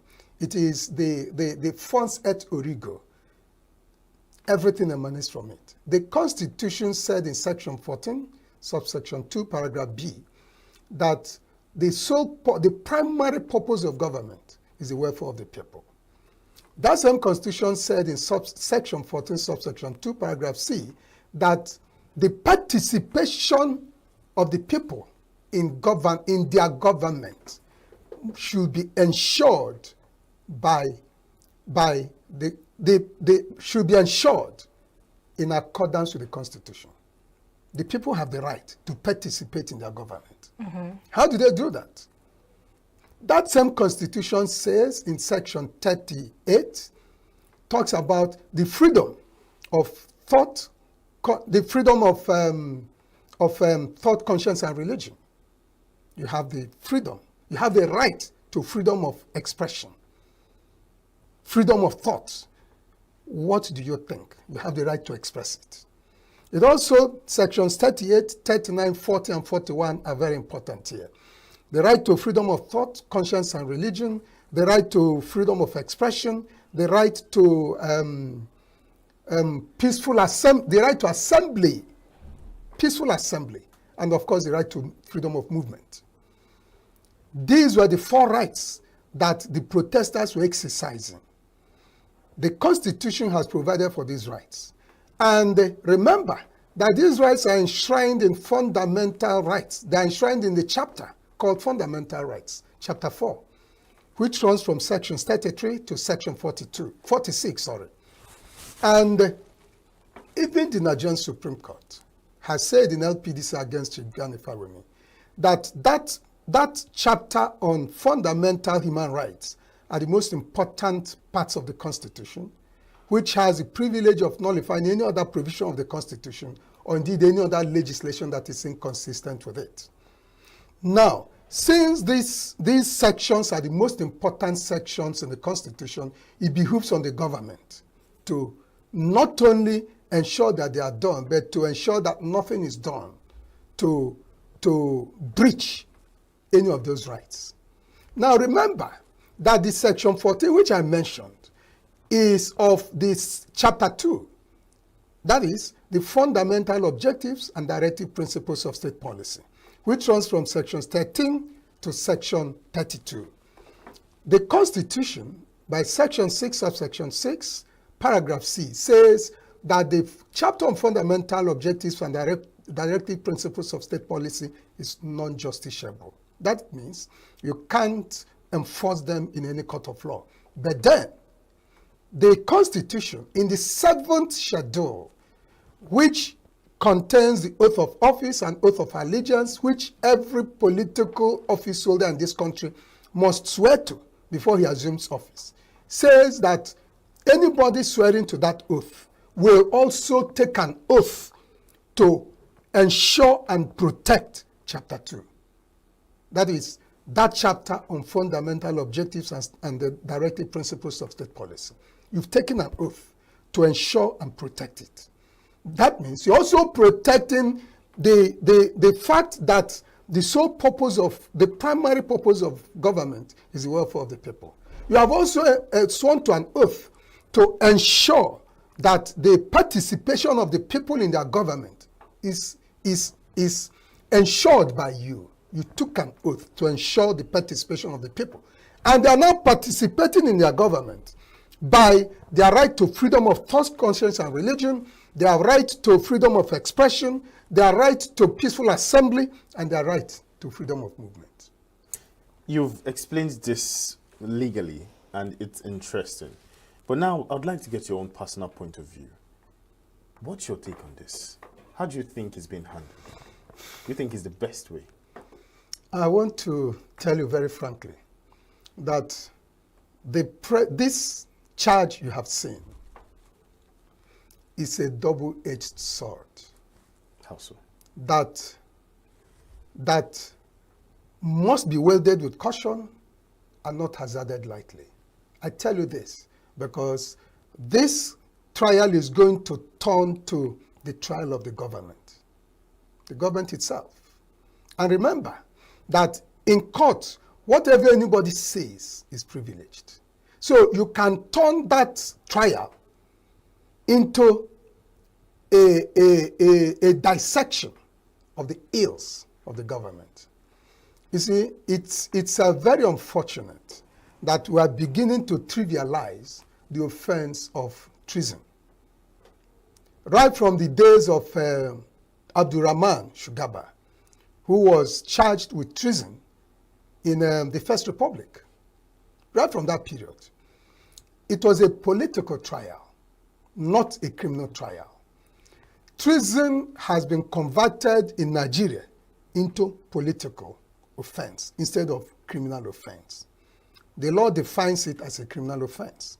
But instead of trying criminals for treason, we now anybody that does not accept the opinion of the government is now branded a treasonable, branded a treasonable felon. It is wrong. If the government is well advised, they should immediately withdraw that charge. Looking at yesterday's newspaper headlines from the Daily Independent, we have that Britain, as a Nigerian but British international, was being put 20 million naira bounty was put on her, to be able to be arrested or so. And you see her coming out to react or reply to the government that she isn't running, she's not a fugitive. So are you saying that government has gone overboard in the case of even putting 20 million naira bounty? You see, that underscores the frustration of the government with that protest of August 1 to August 10. But I think that the question should be on what was it that necessitated that protest? Why not forget the fallout of the protest and attack the cause of the project, of the protest? Attack the cause, C-A-U-S-E, not the cause, C-O-U-R-S-E. It's very important for the government. If I were the government, the question should be, why should that protest have even been contemplated by the people of this country? What was the reasons that made it not just indispensable, but probably mandatory for the people of this country to engage in protest? That protest was indispensable. It was not just necessary, but indispensable. Because let me tell you, just walk on the streets. You will see even people who are well dressed. Many of them may not have eaten for days, and they are begging for food. Somebody will come and tell you, he's not asking you for money, he's asking you to just buy bread. Enter any store to buy anything.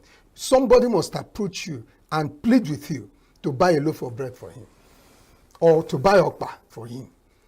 You see, Nigerians have the hardship has gotten to a level that is unprecedented in the economic history of this country. And it is any responsible government will not even wait for a protest to do something. And the position is even getting worse. The other day I listened to a former secretary to the government of the Federation. I've forgotten his name now. I think it's the one that Buhari removed. He said that he's now a farmer, and that he's a mechanized farmer, that he is telling Nigerians that what we have today is a situation whereby we want to buy food, but we can't see money to buy food. But by next year, the question will be that there is money to buy food, but the food to be bought is not there. What is the situation? That statement, I should think that the government should take it very seriously. That's why they need to do something, because the farming period, the farming season is dictated by nature, not by the government. The government should have started doing something long ago to ensure that this farming season is that a lot of food is planted, so that by the next year, Nigerians will no longer talk about food. There is no reason why Nigeria should not even be feeding the entire Africa. We have everything. We have the landmass, and most of our land are arable, very, very arable, very rich in those vitamins that make food to grow very well. And I do not see what the problem is. But you know that at the foot of the entire problem about food security is the security of lives and property. That is why farmers are no longer free to go to the farms. It is women that farm in Nigeria, not men. That's when you talk about the subsistence farming, which is the major thing that is done in Nigeria, not mechanized farming. It's the women that go to farms. Now, over time, the last 9 years, since APC came into power 2014, when the women go to farms, most of them are raped. Not only raped, but killed. And the thing sends shock waves down the spines of other women. And so most of them no longer go to the farm. So everybody is now busy chasing very tiny food that is available. The long and short of it is that if you were feeding your family in a month with 50,000 naira, you now need probably 500,000 to feed the same family within the same period. Government should have long declared a state of emergency on food production in Nigeria. And unless they do that, they're talking about protests. Well, I'm not a prophet of doom. But then the question is not whether the government should do something. The question is, what should the government do and how urgently? Okay, now, you explained a lot of things when you were giving us the freedom of, the things where we have freedom to do, freedom of thought and everything. And then everybody knows that there is freedom of speech. And then these people came out to voice their opinion, and then they've been hit with treason. Do you think this is a plan from the government to keep people muted? You see, it was Atanda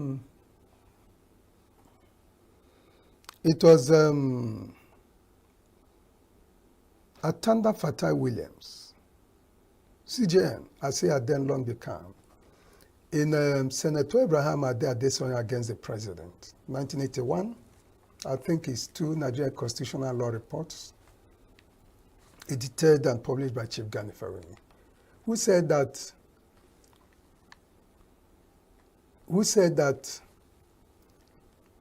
it is better that you allow freedom of speech, because when you breach freedom of speech, you are asking the government, you're asking the people to do the opposite.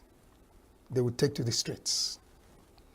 They may even go for the worst, which is probably revolution. I can't call for it.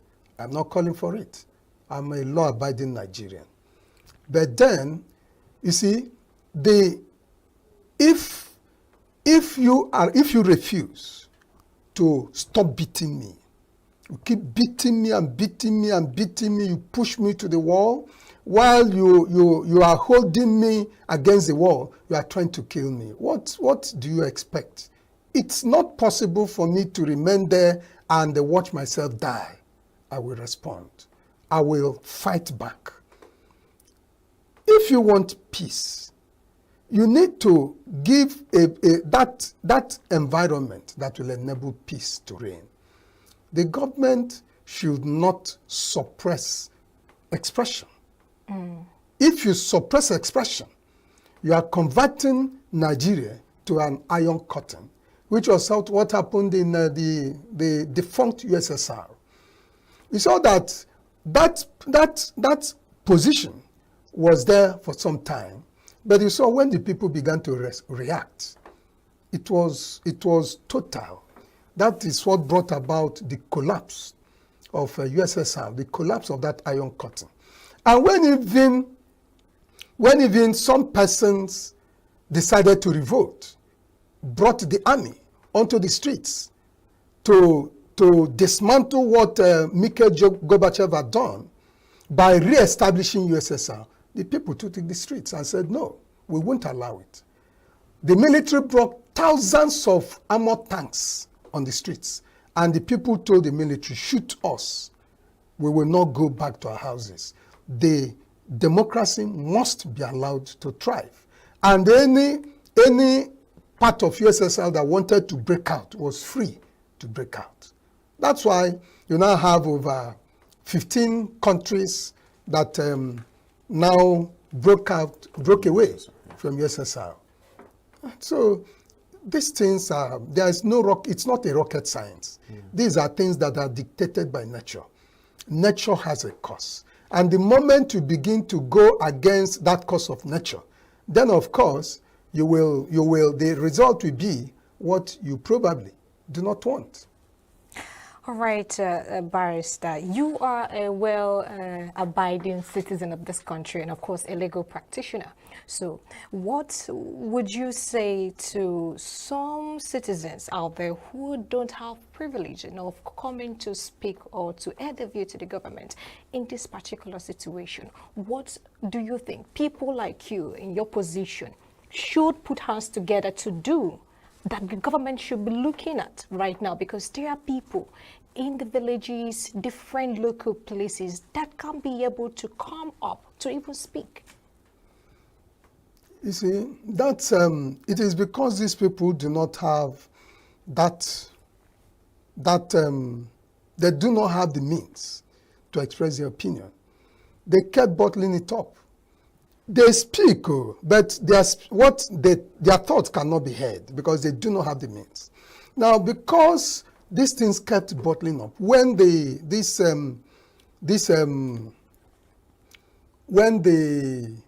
opportunity of protest now came, all of them jumped at it and began to say, this is what we want. This is what we do not want.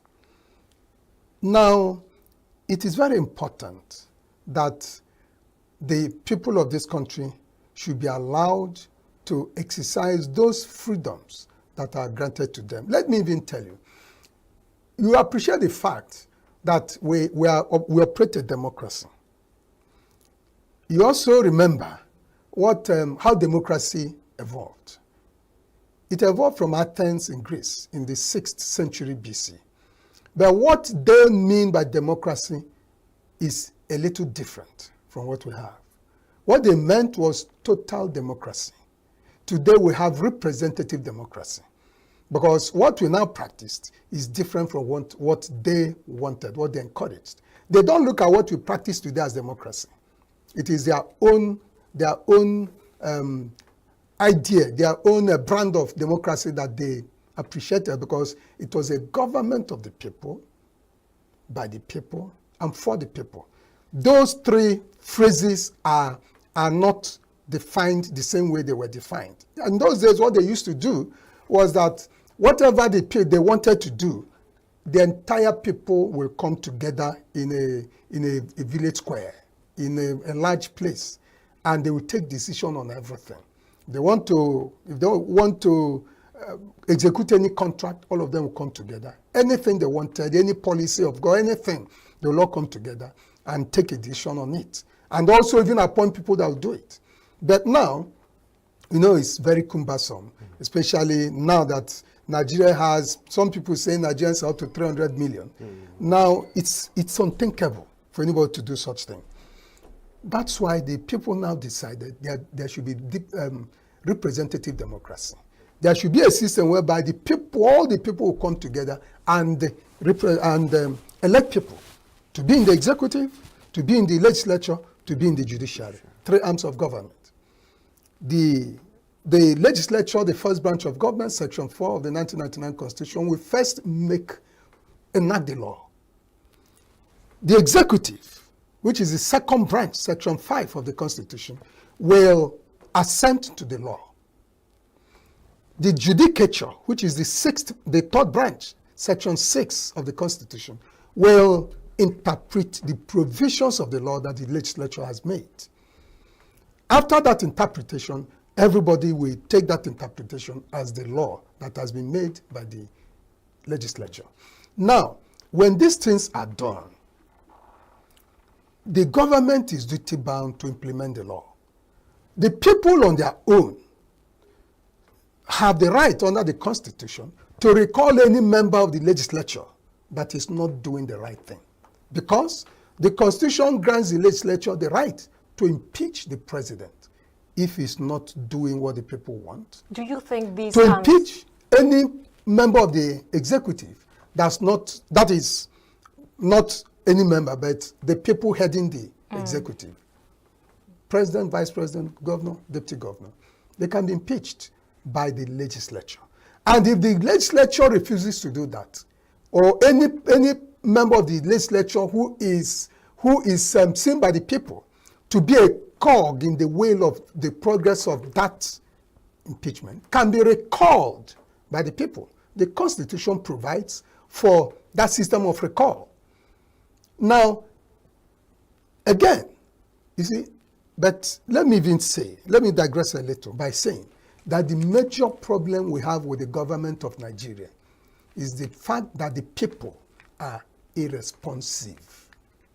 The people, yes, I use the word irresponsive. They do not know what they should be doing. They just elect the government and go home and start sleeping.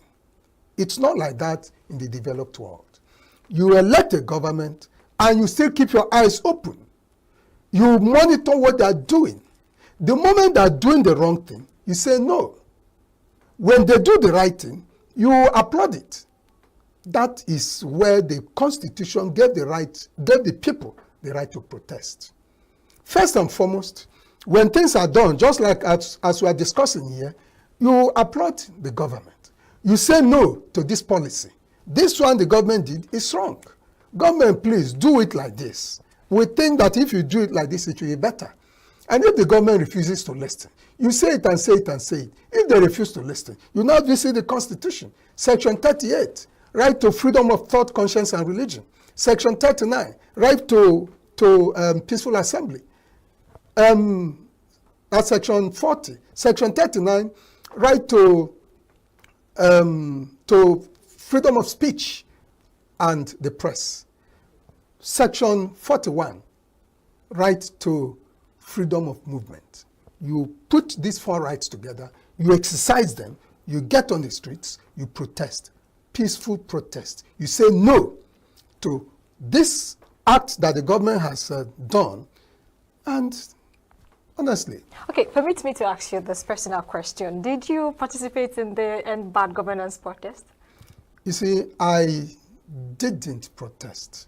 I didn't participate. If you may, why? I didn't participate physically. Okay.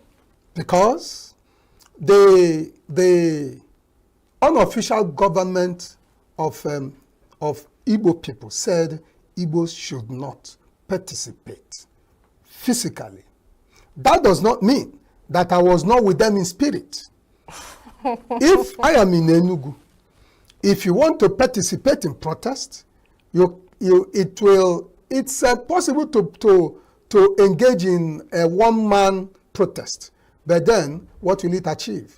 Is there a legal declaration by the federal government to prevent the Igbos from protesting? That's what I said. There's no government anywhere in this country that said Igbos should not protest. But I said the unofficial government of the people of Igbo land, that is Ohaneze, said Igbos should not participate physically. Could you say a reason why they made that? They said so because the Igbos have been at the receiving end of every protest in this country. They borne the brunt of every single protest in Nigeria. Beginning from 1967, when the government, the soldiers then, engaged in pogrom against the state of the people of Igbo land. Right from that time till now. In fact, if you even look at the recent history, any protest that takes place, it is the Igbos that bear the brunt. Even this last August 1 to August 10 protest, it was still Igbos that bore the brunt, not considering the fact that they refused to join in that protest. Because go to Lagos, go to the north, all the properties that were destroyed belong to Igbo people, all from A to Z. Okay, moving ahead from that, you said earlier that the people should, call for a recurrence of these arms if they are not working, if they are not doing what they're supposed to do. And I'm asking, what is there an organization set apart by the people, for the people, that should do the recurrence? Now, the Constitution says that if you come to the State House of Assembly, there are state constituencies. ENUGU State is divided into 24 constituencies. If you go to the federal, there are constituencies, 371 for the federal national for the House of Reps, and 109 for the Senate. These are constituencies. You have senatorial constituency, you have federal constituency, you have state constituency. Now, anybody, assuming that I am now representing this constituency and the people want to recall me, the Constitution said that they will write a letter to be subscribed by a percentage of the voting population in that constituency and addressed to the chairman, national chairman, the chairman of National Independent National Electoral Commission, INEC. The moment the chairman receives that letter, he will inform the legislator that is sought to be recalled. Then the legislator will state his own reaction, which the INEC will publish. And at the end of the day, the people, after looking at the reaction of the man, may still vote for his recall or not. That's the process of recall. But you and I know that it is very, very difficult, if not impossible. Because even when I was in government, when I was in the legislature, the government of the day tried to recall me. But it was, they found a brick wall, they met a brick wall. Because looking at the Constitution, it is difficult. Probably, like I did say before, impossible to do it. Okay, I'm going to go personal right now. Why were you recalled? You see, it's been a long story, and I believe that most Nigerians, especially most also in Nigeria at that time, they all followed the thing, and they were also, all of them know about it. You see, and it was simply because when you vote a man into the legislature, his duty is to speak. And so, but when you are speaking, there are persons who may not like what you are saying. In as much as what you are saying is for the people. Because when a constituency says, go and stay there and speak our mind, you go there and you are speaking their mind, there are people who will not like it. So those persons who will not like it will begin to fight you. Just like you know that the moment you begin to fight corruption, corruption will start fighting back. Does it mean that corruption is in the interest of the people? It's certainly not. But then that same corruption will fight you back and will even use those things that are legal, those things that the law supports to fight you. If there's our colonial masters in 1677 had a big problem. That big problem they had with the law, they decided to change the law. That's in the spirit of that legal maxim that says that ratio est legis anima, mutata legis ratione mutato et lex. That reason is the soul of the law. That the moment the reason changes, the law must of necessity be changed. So because that problem was there, they decided to enact a law, the Statute of Fraud. Because fraud was indescribable in Britain, in the United Kingdom. They now enacted this Statute of Fraud of 1677. But after enacting the Statute of Fraud, which was enacted to eliminate fraud, the fraudsters converted the statute into an instrument of fraud. They now began to use that statute to even commit more fraud.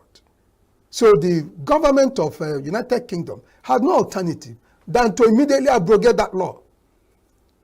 So that's what I'm saying, that if there is something that is being done and that thing is no longer serving the purpose for which it was brought into being, you owe a duty and a responsibility to change it. All right, so because of time, I just want to ask you, you said they found a brick wall during your own case. Was it because you were found not guilty? You mean when I was in the assembly? Yes, when you were in the assembly. No. When I was in the assembly, I think that the entire country were too happy with me.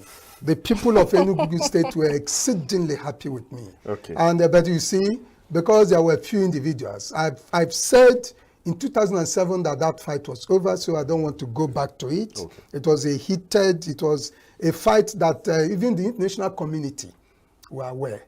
In fact, I remember that I used to get a lot of calls from overseas, from Nigerians, especially Igbo people, who called to tell me that they found their way out of Nigeria and they went to the refugee camp in some of those countries.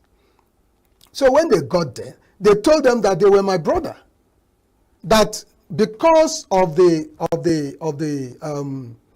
circumstance where I found myself, some persons were sent to kill me because of my principled dissent on the floor of the House of Assembly. The people ended up killing my look-alike brother, and they were still pursuing me because I was in the papers, every paper, every news, every television, every radio, even BBC, just anything. So because these people were still pursuing me, they were also pursuing my brothers.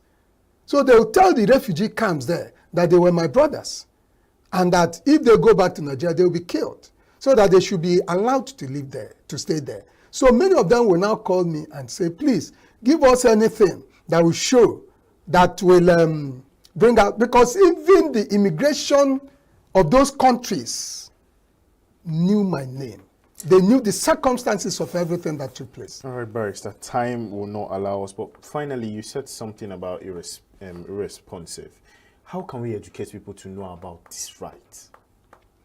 Just in a few minutes. Yes, it is important that Nigerians should know. Nigerians should know that the government is their own. They should not be talking about the leadership.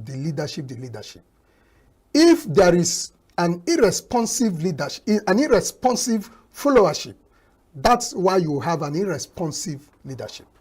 If the people know that they must keep their leaders on their toes, then we will have a government that is responsive, responsible, and very, very good. It's important. Thank you very much. From anywhere anybody is, yes, let the person speak up. All right. Thank you very much, Barrister. It's been enlightening having you in the studio with us to educate us on many of these things. Of course, we would want to have more conversation with you over time, but thank you very much for coming. Thank you. Yes. I'm grateful. Now, we've been discussing with Barrister, and he has been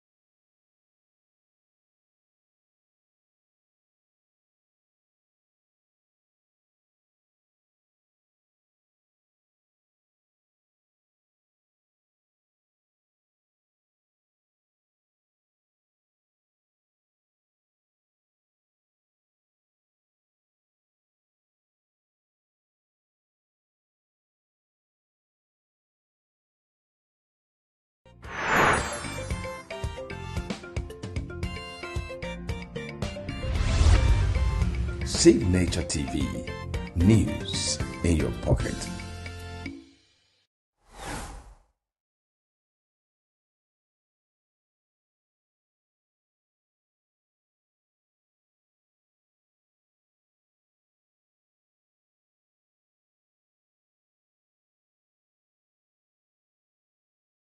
We come from a place of values, a place where hard work and discipline is taught early.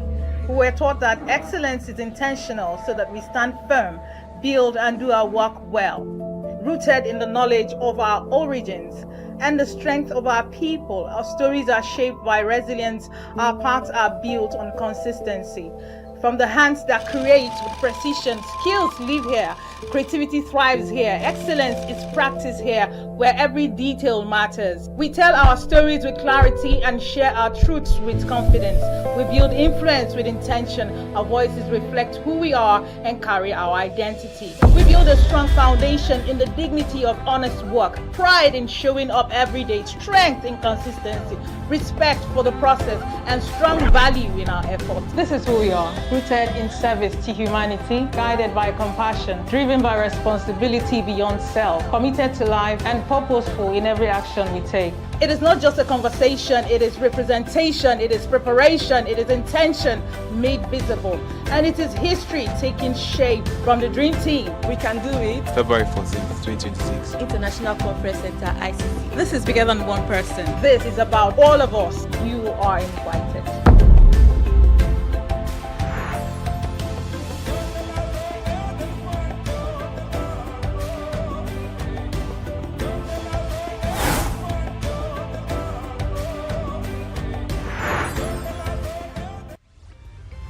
Signature TV, news in your pocket.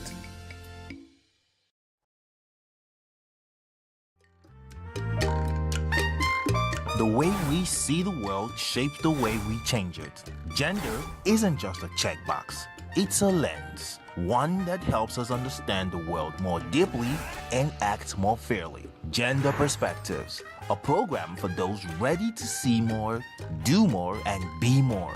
Designed to challenge assumptions, ignite conversations, and build inclusive solutions across every sector of society. We are not, fighting the men. We are not saying we are equal in terms of rights. We're only asking they should recognize our existence. Join us on Gender Perspectives, showing every Saturday by 4 p.m. Repeat every Wednesdays by 5 p.m. and Thursdays by 3 p.m. Change begins with perspective. Let's widen yours.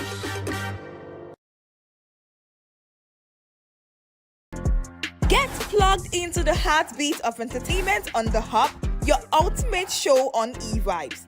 From trending stories and social media drama to top charting music, must-watch movies and exciting moments from the world of arts, we've got it all. Join us for unmissable conversations with your favorite entertainment personalities, plus fun segments every week. I should try harder, so... Okay, I don't know that one. Outfit of the day. Oh, I don't do that. That's some Gen Z stuff. Oh, now you say it's a Gen Z stuff. It's everything you love about entertainment, served fresh every week at 1 p.m. with weekend repeats just in case you missed it. The Hub's on eVibes, where the vibes never stop. Only on Signature TV.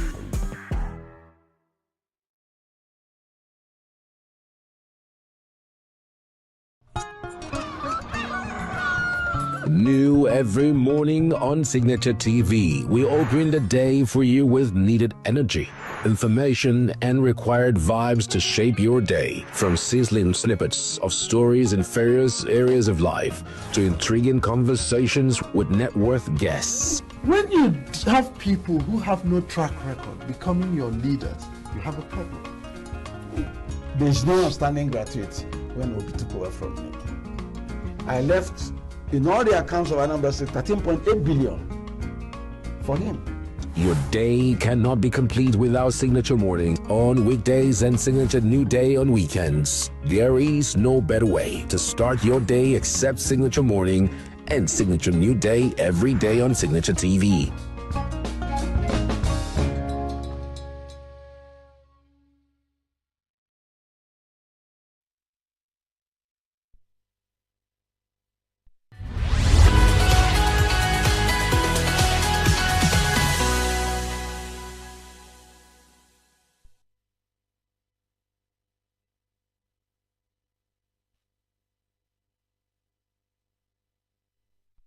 Welcome to another exciting episode of Gender Perspectives.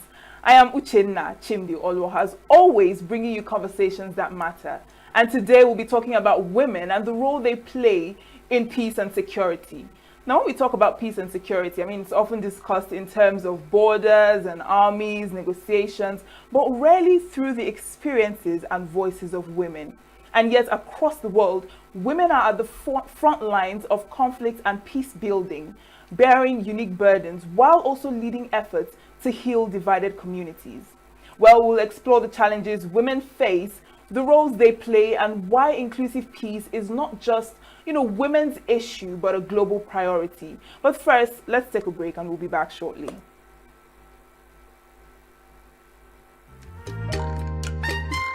The way we see the world shapes the way we change it. Gender isn't just a checkbox, it's a lens. One that helps us understand the world more deeply and act more fairly. Gender Perspectives, a program for those ready to see more, do more, and be more. Designed to challenge assumptions, ignite conversations, and build inclusive solutions across every sector of society. We are not, fighting the men. We are not saying we are equal in terms of rights. We're only asking they should recognize our existence. Join us on Gender Perspectives, showing every Saturday by 4 p.m. Repeat every Wednesdays by 5 p.m. and Thursdays by 3 p.m. Change begins with perspective. Let's widen yours.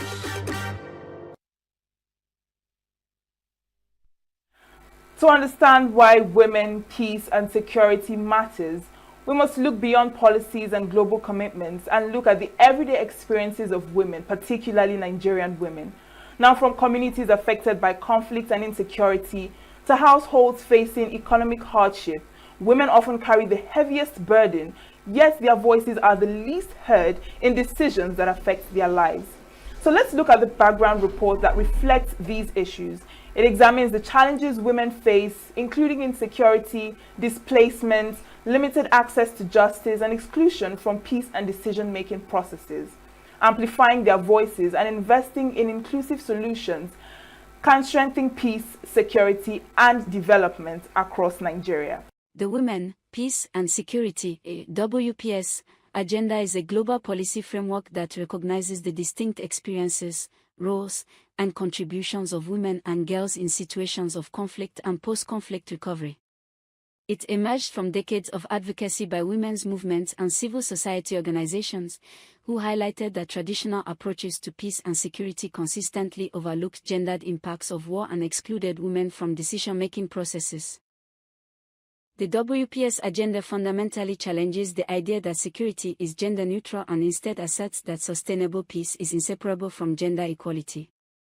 The formal foundation of the WPS agenda was laid with the adoption of United Nations Security Council Resolution 1325, UNSCR 1325, in October 2000. This was a landmark moment. For the first time, the UN Security Council acknowledged that armed conflict affects women and men differently and that women's participation is essential to conflict prevention, resolution, and peace building. The resolution was influenced by lessons from conflicts in the Balkans, Rwanda, Liberia, and Sierra Leone, where women were disproportionately affected by violence yet played critical, often informal, roles in peace efforts. UNSCR 1325 rests on 4 interconnected pillars. Participation, increasing women's meaningful involvement in peace processes and decision-making. Protection, safeguarding women and girls from gender-based and sexual violence. Prevention, preventing conflict and violence, including sexual violence, through gender-sensitive approaches. Relief and recovery, ensuring women's needs and capacities are addressed in post-conflict reconstruction. Since 2000, the Security Council has adopted 10 additional resolutions that collectively expand and operationalize the WPS agenda. These include resolutions on sexual violence in conflict, such as UNSCR 1820 and 1888, Women's Leadership and Economic Empowerment, UNSCR 2122, Youth and Peace Building in UNSCR 2250, and the link between gender equality and sustaining peace, UNSCR 2242. Together, These resolutions form a comprehensive normative framework. Armed conflict affects women, men, boys, and girls differently due to pre-existing gender inequalities. Women and girls are often at heightened risk of sexual and gender-based violence, including rape, forced marriage, sexual slavery, and trafficking. Such violence is frequently used as a tactic of war to terrorize populations, destabilize communities, and destroy social cohesion. Beyond direct violence, conflict exacerbates structural inequalities. Women are more likely to experience displacement, loss of livelihoods, food insecurity, and barriers to healthcare and education. As men are killed, detained, or conscripted, women often become primary heads of households, assuming new responsibilities without corresponding access to resources or political power. These realities underscore why gender-blind security policies fail to fully address the consequences of war.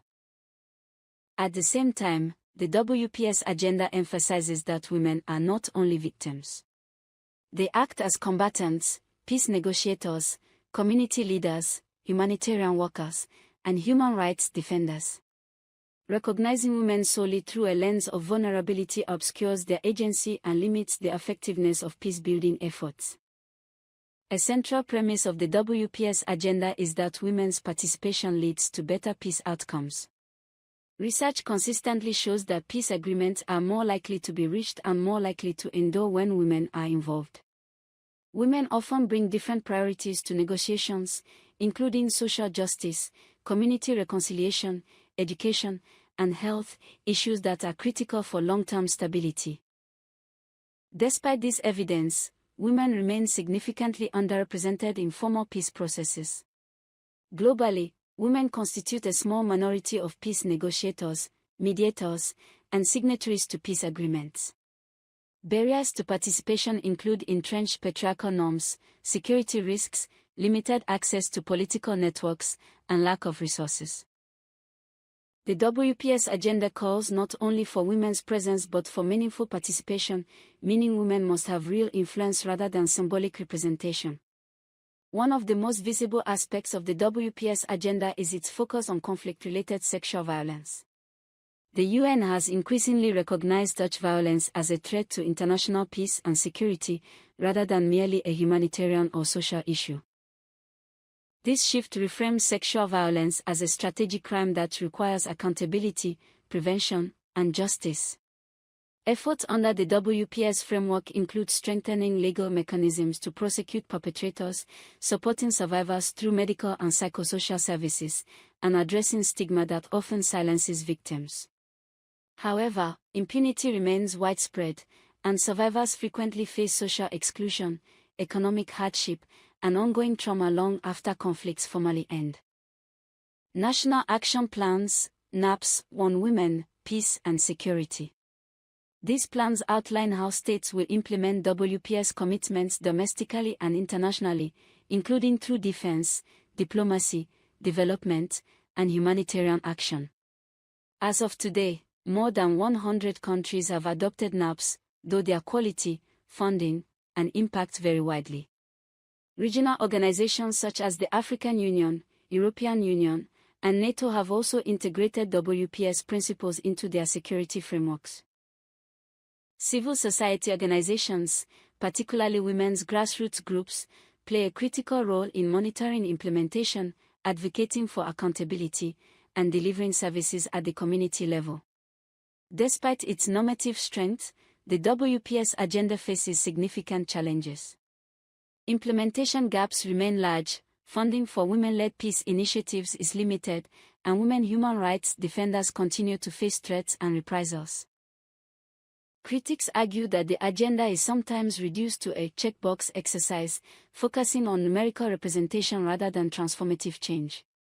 There are also calls to broaden the WPS framework to better address intersecting forms of inequality, including race, class, disability, age, and sexual orientation. Additionally, feminist scholars and activists caution against the militarization of the agenda, warning that integrating women into security institutions without questioning militarism itself may reinforce existing power structures. The women, Peace and security agenda represents a profound shift in how peace and security are understood and pursued. It asserts that sustainable peace is not possible without gender equality and that women's rights, leadership, and protection are central, not peripheral, to global security. While significant progress has been made in establishing international norms and legal frameworks, the challenge now lies in translating commitments into concrete, inclusive, and transformative action.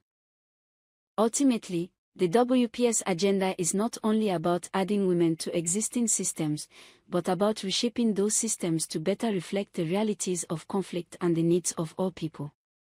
Its success depends on political will, adequate resources, and continued advocacy to ensure that women's voices are heard where decisions about war and peace are made. Get plugged into the heartbeat of entertainment on The Hub, your ultimate show on eVibes.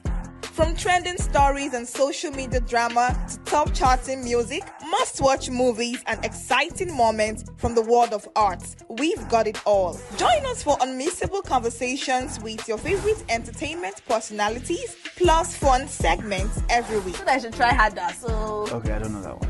outfit of the day. Oh, I don't do that. No. That's some Gen Z stuff. Oh, now you say it's a Gen Z stuff. It's everything you love about entertainment, served fresh every week at 1 p.m. with weekend repeats just in case you missed it. The Hub's on eVibes, where the vibes never stop. Only on Signature TV.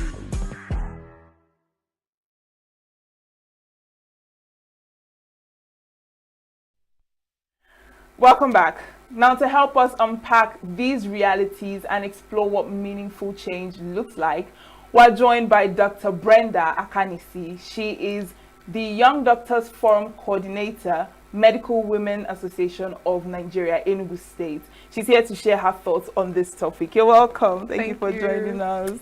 Thank you for having me. You're such a sweet and lively lady. I'm so happy that you came on this program, honestly. It's good to be here. Yeah, and a lot of people will be wondering, this one that a medical doctor is coming to talk about, you know, peace and security. But I mean, like, it's part of, okay, let me also say this, I'm a lifestyle medicine physician, and part of our 6 pillars, one of our 6 pillars is stress management. So of course, when you have insecurity, that's part of stress. Do you understand? So I think having a doctor to talk about it is not completely off, but we can probably bring some health perspective towards the whole issue. Yes, and of course, I mean, you're a woman, so at least you can resonate with how it feels to be a woman in, you know, an area that is quite conflict and, you know, violence prone. So let's get into the conversation of today. I can't wait to start. Okay, let's talk about peace and security. Now, when you hear peace and security, like, what does that mean to you, you know, like in the context and in the, you know, the environment that you find yourself? Okay, so let me, currently, if you're in Nigeria, we do know there's a lot of insecurity challenges. So I would define it not in context to just the current situation, but just generally like security and peace. So when somebody is secure, it means you feel safe. It means, like, you know, and when you're safe, that means you're at peace, right? And that peace means what? Tranquility, you're calm, and that means you're able to function better. So let me put it this way. Let's say you come into the clinic to see me, and I'm all edgy and anxious and all that. You will believe within you that I can't give you the best service. True or false? Of course. So that means I need a level of security around me and a level of peace, calmness around me to be able to bring out the best version of me. So regardless of your gender, everybody needs security. Everybody needs that level of calmness to be able to function and bring out their best. So I know we're going to focus on women on this episode, but I just know insecurity is something that affects. So when somebody doesn't feel safe, right, that means you're now insecure. Because I just want us to know these terminologies because we'll be using it interchangeably. And another thing also, we also want to say, okay, why are women? Why are we talking about women? Because they're part of the vulnerable group. And you say, but not just women, children as well, the elderly people. So when we say vulnerable group, we're talking about women, children, and the elderly ones, right? So I think by the time you ask me more questions, we'll dive into I was actually getting to ask you about women, because when we talk about women, you know, with regards to peace and security, I mean, it's going to be like, where do women come into the equation of peace and security? So, I mean, in your opinion, like, where do you see women in this conversation? Okay, I see us in like 2 aspects, right? So the first aspect is security as it pertains our environment, right? So now, within our environment, women are prone to more domestic violence. So we're talking about intimate partner violence, we're talking about physical abuse, emotional abuse, financial abuse. Because let's say when a woman gets married, her husband can decide to say, you don't have to work, you're not going to work. And she has no say in the matter because we're taught to just be submissive. Rarely would you see a woman telling her husband, don't work, and he will listen to that. So the minute she obeys that instruction, she's now left in an economically insecurity position. Now, the second one, besides the domestic violence, we'll now move on to sexual harassment and sexual assault, right? And women are more prone to it. So we're talking about, let's say, harassment in the workplace. Most of the time, it is women that are being harassed constantly, which now makes them feel very insecure. So when they're coming to work, they're looking over their shoulders like, okay, who's going to harass me today? Who's not going to harass me today? So of course, she's not going to, bring her best foot forward. Another thing, because we're living in the digital space, another major concern is cyberbullying and cyber attack. And I want to emphasize on this because it's affecting the younger ones. So we're talking about our adolescent females. Because at this phase, they're very conscious of their looks. They're beginning to develop their sexual organs and all. And these kids tend to come online to maybe, do content creation and all. And if she doesn't have a sound mental mind or a sound self-esteem, it can easily be affected. And she can now feel insecure about herself. Like somebody may drop a comment, see your face, see these people where they here. Oh, you're not on point. Your outfit is not on point. And little comments like that can get to her over time. And whether or not it translates to a lot of the cosmetic surgery we see nowadays is another topic for discussion. But you can just see how this affects our gender just within our home and the community. Now, if you want to now talk about insecurity on the general perspective, we'll talk about, now this is the main issue that is happening. Yeah. So we want to talk about insurgents, we want to talk about terrorism, we want to talk about kidnapping, and you also have like ethnic violence, we have religious violence. So they also talk about communal violence. They will also have organized crime, that's where you have the theft, the armed robbery and all that. Now, if a woman is found in the midst of any of this violence, because like I said earlier, she's part of the vulnerable group, she is not equipped to be able to defend herself.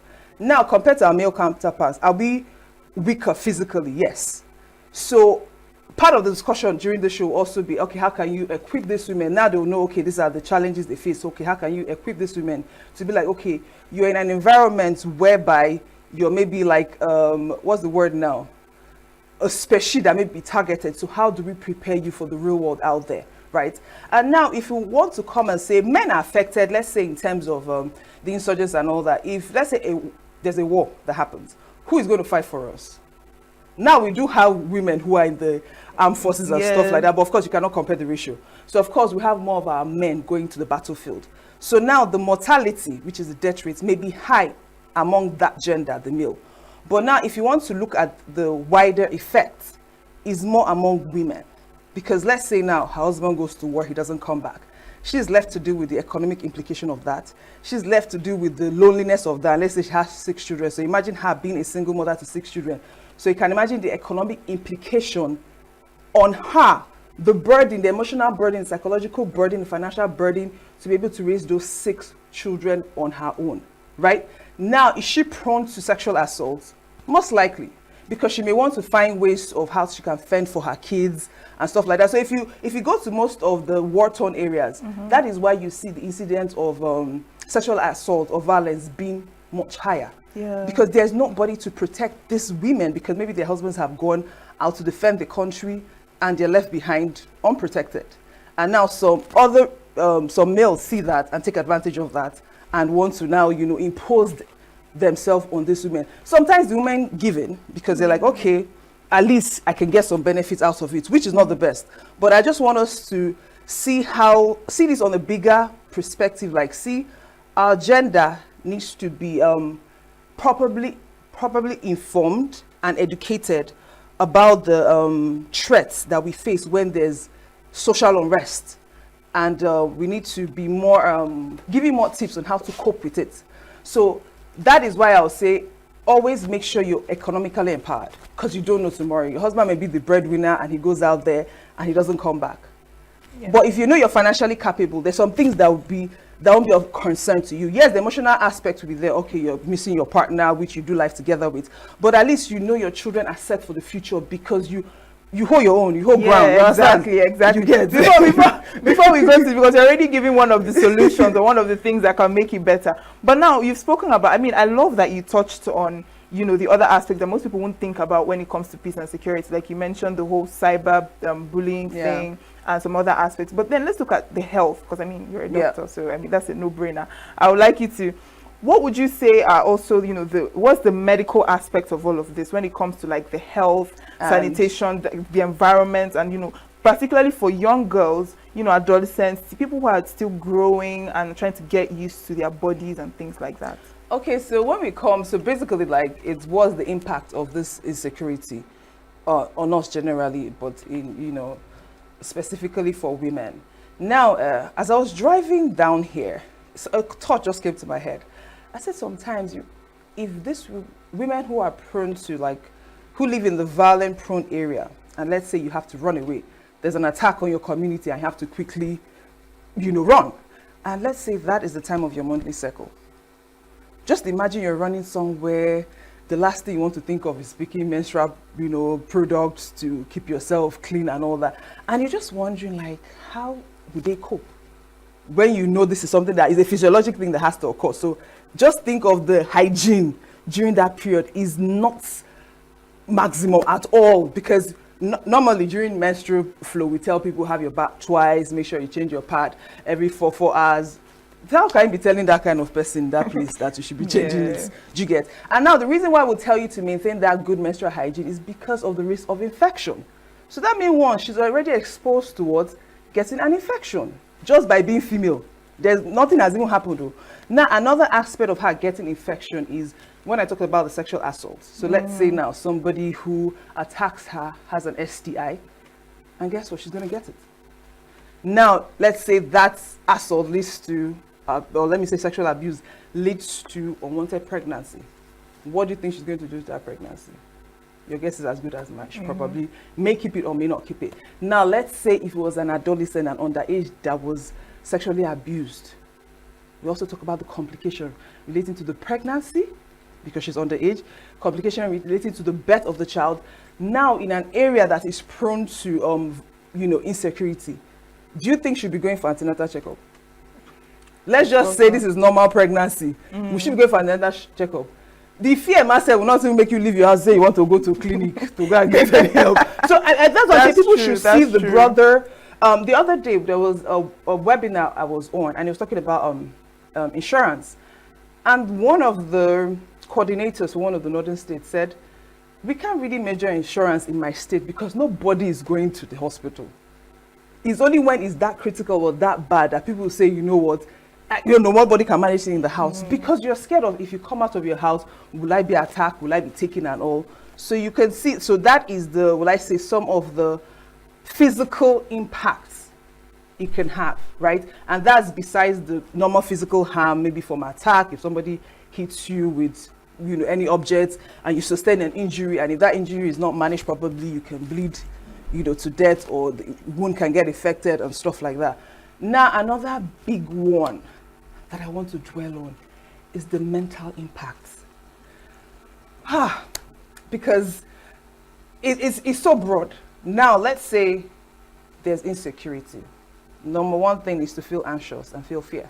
Let me give you a typical example. My friend, one of my friends was meant to go to her village this period. I think her parents told her to come over. They were meant to do her family stuff. And she told me she wasn't going to go. And I asked her why. She said, no, her mind is not accepting this. You and I both know why her mind wasn't accepting it. Of course. Fear. Anxiety. This is somebody that I'm sure she would have been excited to go see her parents and all, but the fear alone kept her confined to her house. Funny enough, she was even meant to go to her husband's village. I think she told her husband, please visit. I'm not going anywhere. Please, let's just stay in our house. So I'm just trying to say the anxiety it builds, the fear it builds, right? Before you know it, it leads to depression. Because you start getting paranoid.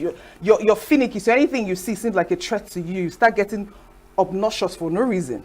Now, let's say if you've actually encountered like the trauma of the insecurity, let's say you saw it firsthand. So you're going to have post-traumatic stress disorder. Now, this post-traumatic disorder can be two ways. Let's say you're married to a man who is a security personnel who goes maybe into a war zone or whatever, and he comes back. He's going to forever live with that trauma. And before you know it, he might take out some of those on you. So as a woman, you have to still be his safe place, but yet you're still dealing with the battles that he brought back unknowingly, right? Now that is you just being a wife. Now you personally experiencing it, you will also have your trauma that comes with it because you saw somebody being maltreated or stuff like that. You will feel it, right? Now, before you know it, you're not prone to use substance because you want to numb the pain, you want to max it, you want to deal with it. So you see she becomes an alcoholic. If you have more money to afford the bigger things that can make you hallucinate and forget your sorrow, you go into that. And the minute you go into such substance and that gives you temporary pleasure, before you know it, it's difficult for you to come out of it. And that's when I have another issue. Because with drug abuse comes a lot of health challenge. That's another journey on its own. And before you know it, the person will start self-harming. Suicidal thoughts will set in. So you probably see them trying to hurt themselves and stuff like that, either with a blade or a knife, when they feel it's just unbearable. Because the truth about it is sometimes with the hallucination, you start hearing voices telling you, oh, you're worthless, you don't feel, you're not, what are you doing in this life? What are you contributing? Before you know it, it leads to suicide. And if the first attempt doesn't work, second attempt, third attempt, the person dies, and at the end of the day, so something that just could have been curbed, like insecurity, has led to all these, and we've now gone to the point of death. So it's not something that I think people should take lightly. And when we talk about death, besides the death form, maybe the side effects of the insecurity, now the insecurity, and let's say somebody loses their life in the process, right? I tell people, like, you can check the internet and see the statistics of insecurity currently in Nigeria. I don't want to personally state it. But then, to you, let's say people in the media space is a number. You come and give figures, oh, this set of people who died, this number of people who died is a number. You're just reading numbers. But I say to somebody, that was a father. To somebody, that was a mother. To somebody, that was a sister. That was a mentor, that was a mentee. To somebody, that was just a human being. So let's not just, so sometimes people say, but it's just 9 people now, it's just 10 people. No, to you, it's just a figure. But to somebody, that was their all, that was their breadwinner, that was their beginning. And you just take that life away and it means nothing. And we just carry on our business like, you know, it didn't affect me, so let's just keep reading the numbers. So I think there should be a level of thoughtfulness and intentionality that we need to sit down sometimes and ask ourselves, how can we help in our own little way to bring about a change with the whole insecurity issues currently happening in Nigeria? Now, I'm going to ask you about that. But then, speaking of this medical aspect, now we know that in all these prone areas, like now in Nigeria, we have a lot of IDP camps. Yes. And most of these IDP camps, I believe, have some form of first aid group or some like medical health team, whatever. How do you see this impacting? Because I sometimes I wonder how the health team, they're even able to deliver services to the people in the IDP camps, seeing just the environment and how the place is looking like. So what would you say about, or do you think those ones are adequate enough to even take care of, you know, the people that are there? Okay, in terms of health care, let me say health personnel now. There's a shortage because of our jackpot. So besides the IDP, normal hospital, there's shortage. Not to talk of even the IDP. And now, so you can imagine the incentive that the doctor will leave the comfort of city, the comfort of AC blasting him or her, and now go to IDP. And so that's why you see a lot of foreign aids and all that. Now, of course, incentive propels people to do stuff. So somebody, let's say if you're paying somebody maybe 100,000 in a normal teaching hospital setting, and you're willing to pay the person maybe 200 if he goes to IDP. Oh yes, the person is going to move because of the money. Because he say, okay, you know what? Let me just do this for 6 months, gather money, and do maybe even gather the money to jackpot. You never.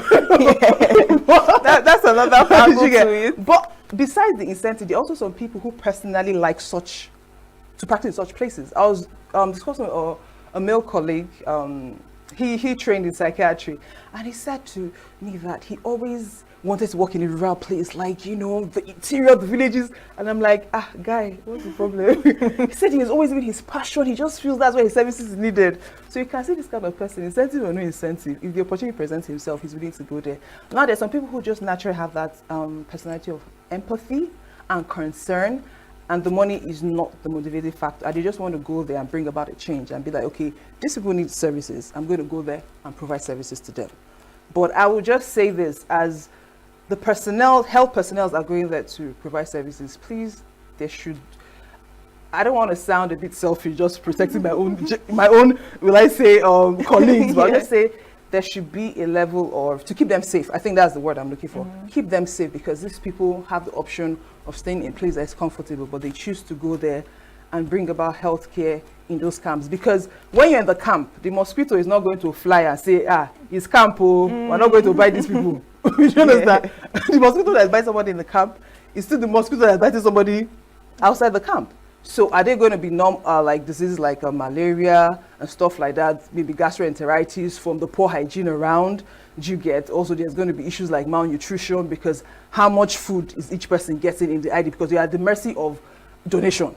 You don't have the ability to maybe plant your own food and stuff like that. So you're at the mercy of the contribution people make to be able to feed.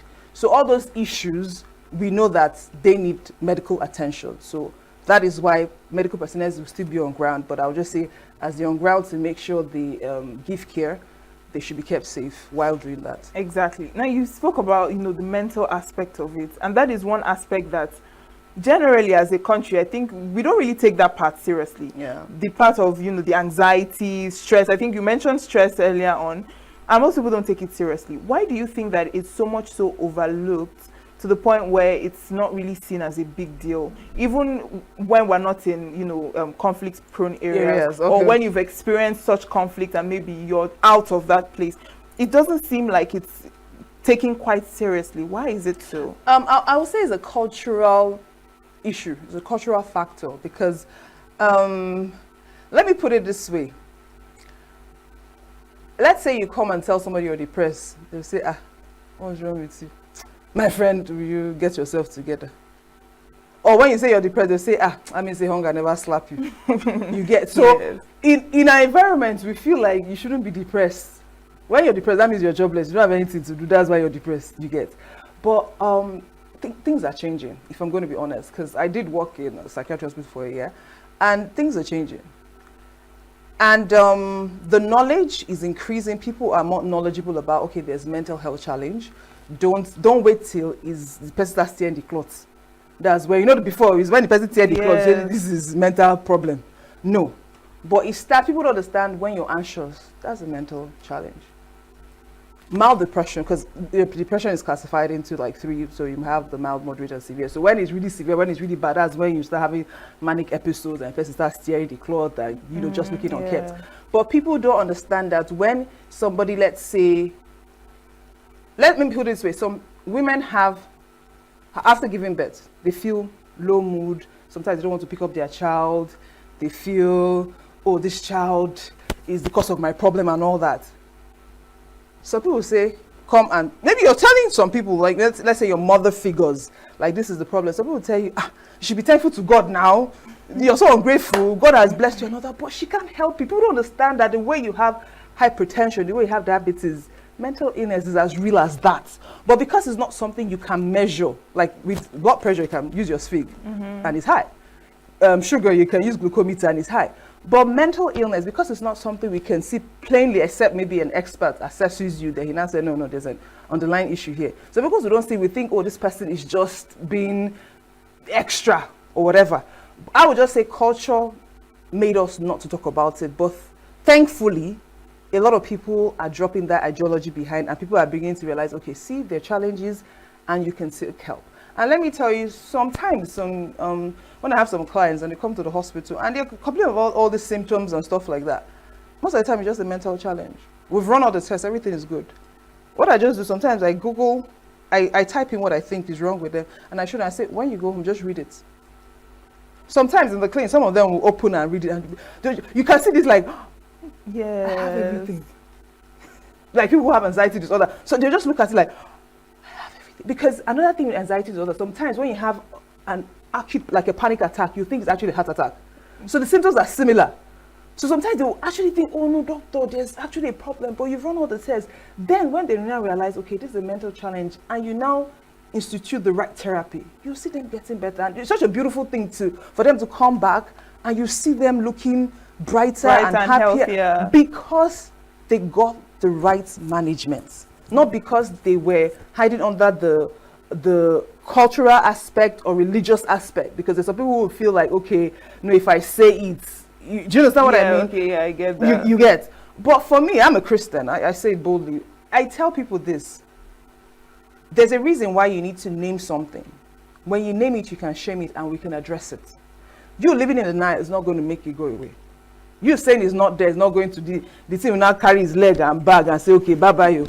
Yeah. When you address it, when you come and tell us the symptoms, and we can say, okay, this is what most likely it is, we'll run some tests, we can prove it, then we know how to manage it. And guess what? You have a name to take it to God in prayer. Say, God, this is the thing they said, and you can name it. So when you're coming back to give that testimony, you can say, I had this and I was cured from this. Do you get? So I think let's not let environments play a huge role in denying us access to good health. Right. So now let's talk about the place of women when it comes to actually handling these issues. Okay. Now, how would you say that women, we talk so much about, inclusion. Yeah. But in issues or in rooms where conversations around peace and security are, and women are usually underrepresented, and we know our problem. So we know how to best present our problem. Why do you think we still have that lacuna? You know, I'm laughing because I'm just laughing because I'm like, they haven't even allowed us in some rooms where it's health issue that affect us, and it's still the opposite gender talking about it. Is it security they want to let you inside the meeting talk about it? So no, of course now it's will I say, in all fairness, I would say more doors are opening for women to enter the room to talk about things, right? More doors. Now we also cannot be in denial that men are in the helm of affairs. So most of the positions are handled by men. But I would say conversations like this brings awareness, like, okay, you know what, the next meeting we have, let's bring some women into the room, let's get their perspective, because we may not be seeing things through their eyes. Do you get? So that is the whole point of media, to sensitize people, sensitize the public, people who are decision makers, policy makers, to say, you know what, there's a team of 15 people and they're all men. No, why? Take out some men. Take 5 men out, bring 5 women inside so that we can see. So I don't even believe, besides the security and peace talk, in every conversation, always make sure women are represented, because they bring a different perspective, they bring a different side to things, because the way insecurity affects a man will be different from the way it affects me. A man, despite the fact can know there's an issue, there's an insecurity threat outside, he will brave it. Because nature has taught him to be the man, to be a protector. He will brave it. But his head is calculative. Like, okay, if this happens, this happens. Now he has the physical strength to fight off whatever he may encounter on the way. Now a woman is not trained like that from the environment to like be more proactive when it comes to responding to security threats and all that. So she stays behind the man. I'm sure even if you watch some movies, when there's a sound, of course, she'll just go and hide behind the man. Yeah. But I'm just trying to say right now, we can bring a different perspective and say, in as much as we hide behind the man, but there's some things we can see at his back that he's not seeing.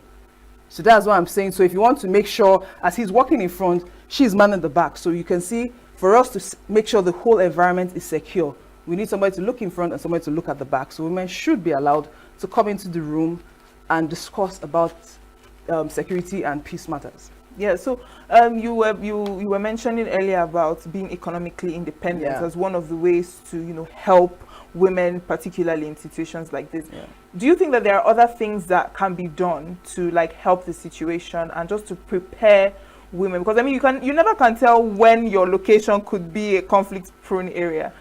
So I would say now, media, people should listen attentively.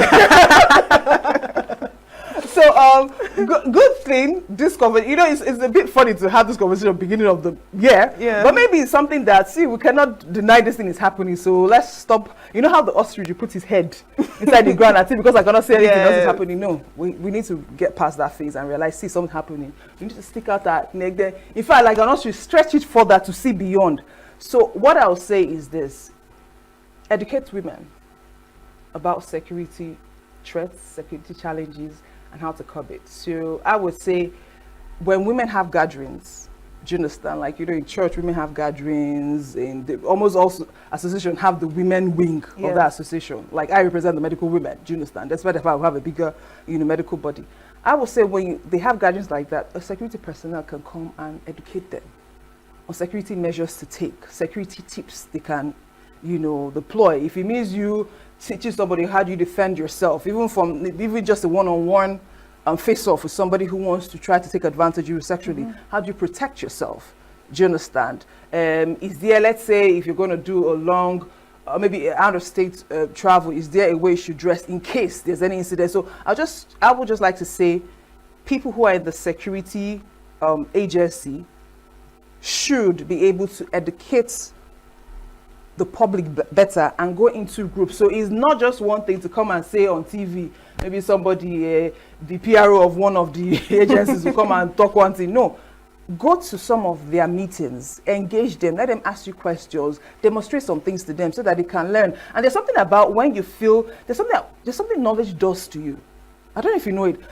There's a way you know something, you just feel empowered.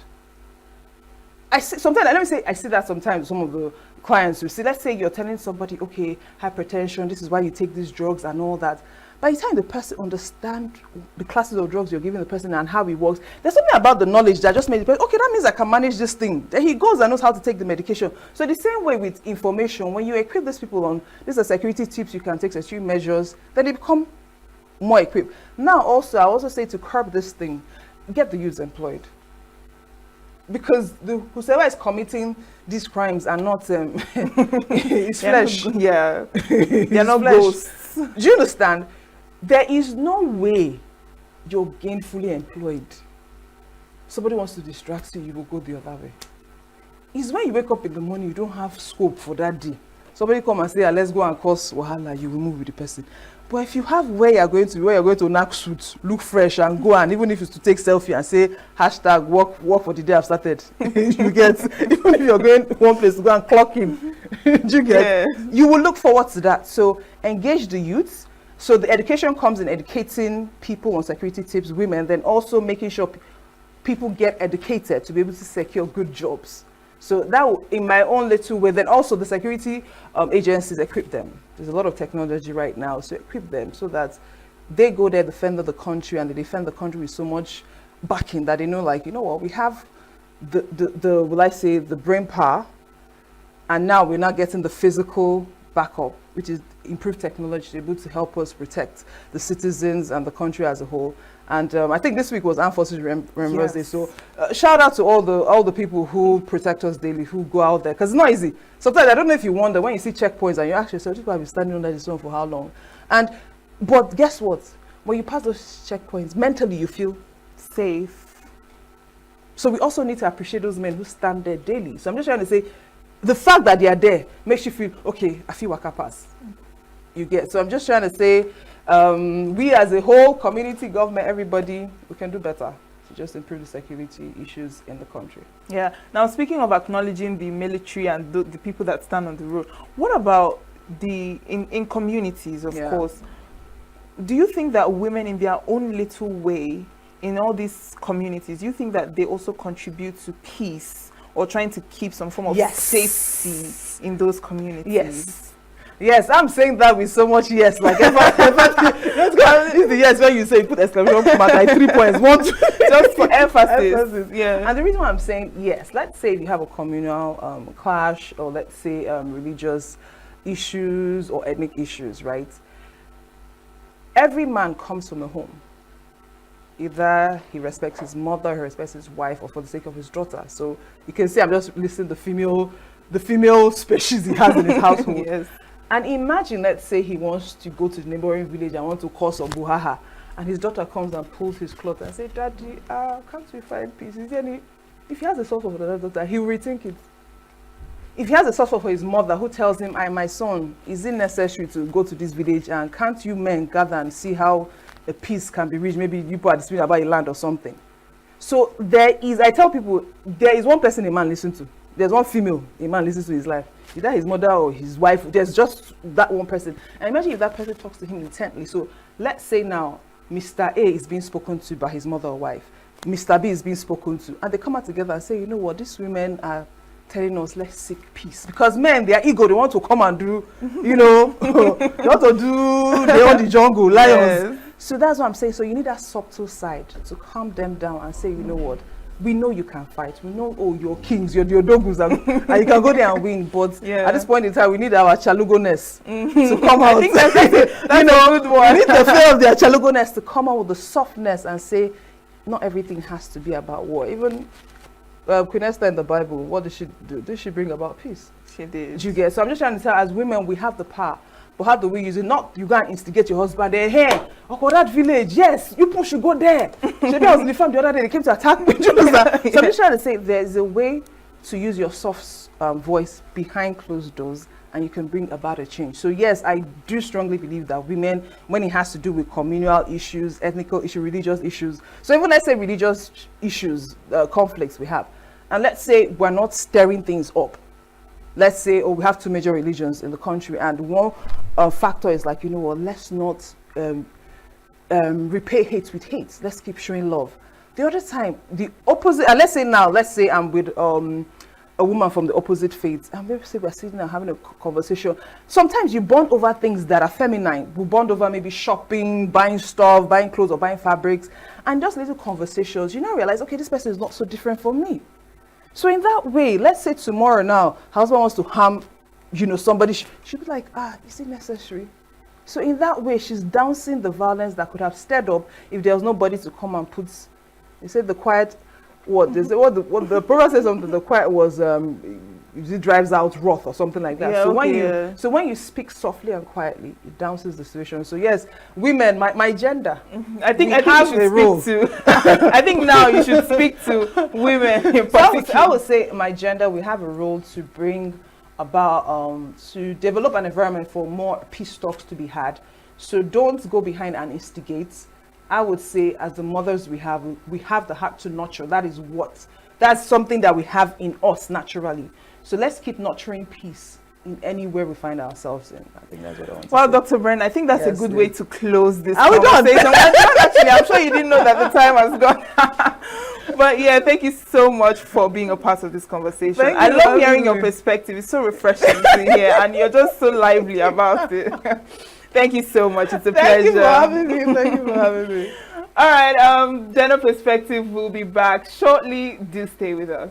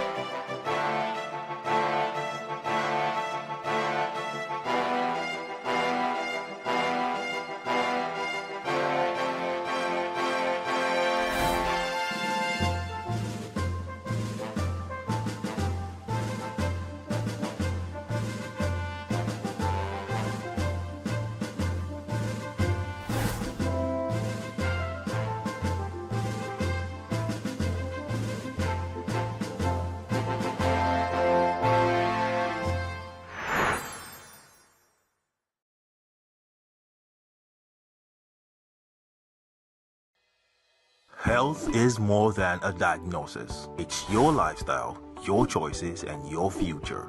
Join us on Inside Health, your weekly deep dive into the stories, science, and solutions shaping your well-being. From expert interviews to real-life journeys of healing and hope, we cover it all. One of the complications of cancer management or treatment is they have, some of them, at one point in time, you see them having anemia. Okay, so you see them at times being transfused. But at the same time, you come in with the diet. Nutrition, mental health, innovations in medicine, fitness, and everyday wellness. Whether you're managing a condition, staying informed, or just living your best life, Inside Health is your trusted guide. I'm Signaturetv, and I'll be with you every week on Inside Health, only on Signaturetv.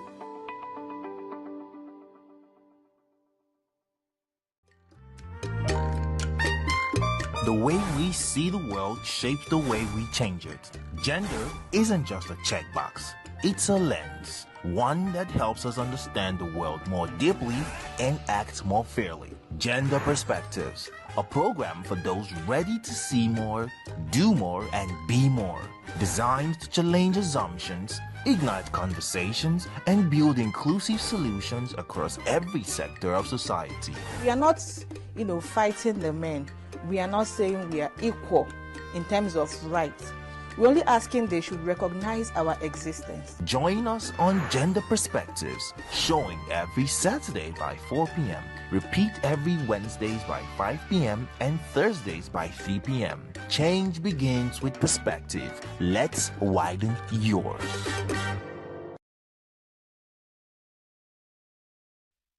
Well, we've heard from Dr. Brenda, and as conversations around women, peace and security continue, there are still many assumptions and misconceptions that shape how we see women's roles in conflict and peace building. Now, these myths often downplay women's experiences, often limit their participation and slow down real progress. And so in this next segment, Myths and Facts, we separate perception from reality, addressing common beliefs about Nigerian women, peace and security, and highlighting the facts that tell a different story. So let's take a look at the myths and facts.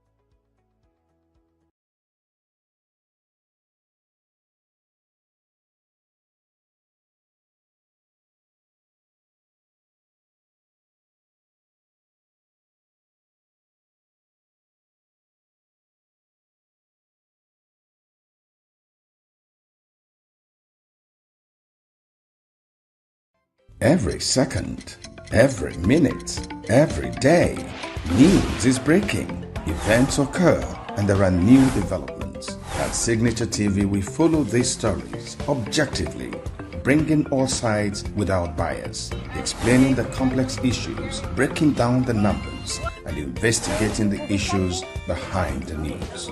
Anywhere and everywhere, near or far. Wherever the news is, we will be there. Signature TV. News in your pocket. Well, as we come to the end of today's conversation, one message is clear. Women are not just victims of conflict and insecurity. They're also powerful contributors to peace, resilience, and national stability.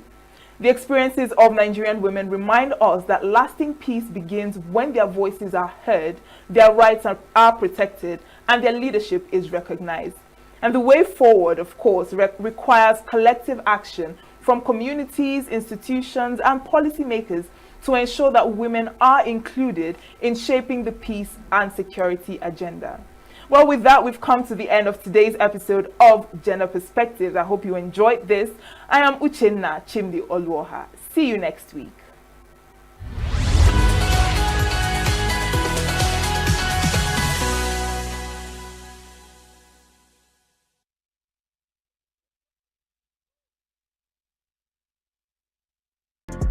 Get plugged into the heartbeat of entertainment on The Hub, your ultimate show on eVibes.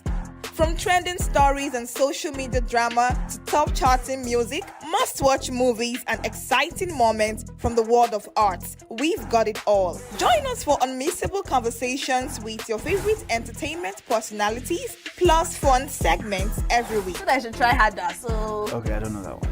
outfit of the day. Oh, I don't do that. That's some Gen Z stuff. Oh, now you say it's a Gen Z stuff. It's everything you love about entertainment, served fresh every week at 1 p.m. with weekend repeats just in case you missed it. The Hub's on eVibes, where the vibes never stop. Only on Signature TV.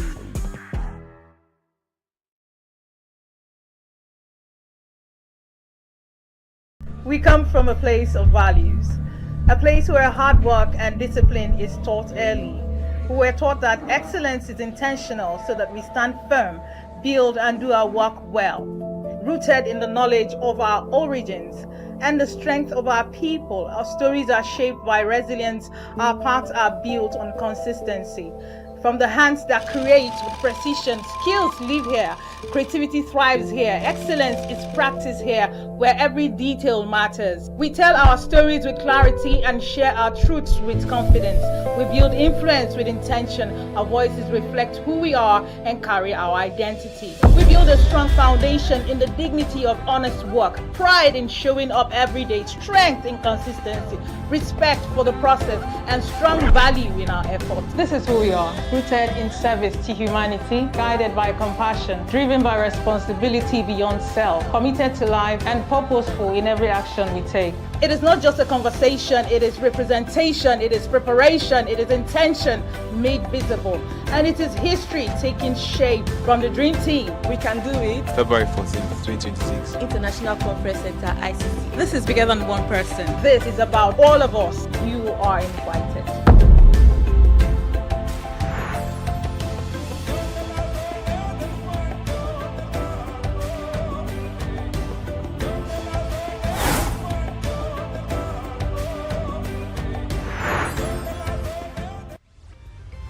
Signature TV. News in your pocket.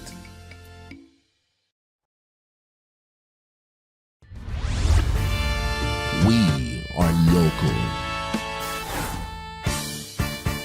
International communities observing just finished the Where the main market is in chaos. People We are national. Those in support of this motion as amended, say aye. Aye. We have taken the vote by default. We are international. Israeli airstrikes. Donald Trump left us the worst unemployment.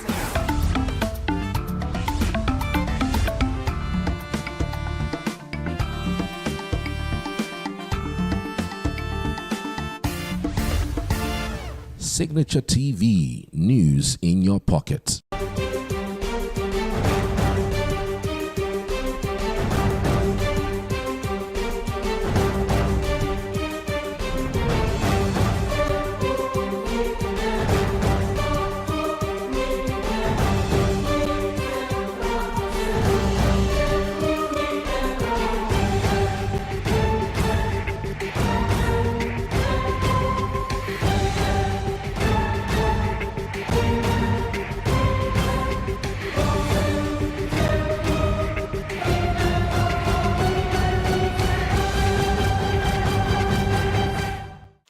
Hello, and thanks for staying with us on Africa Independent Television, AIT.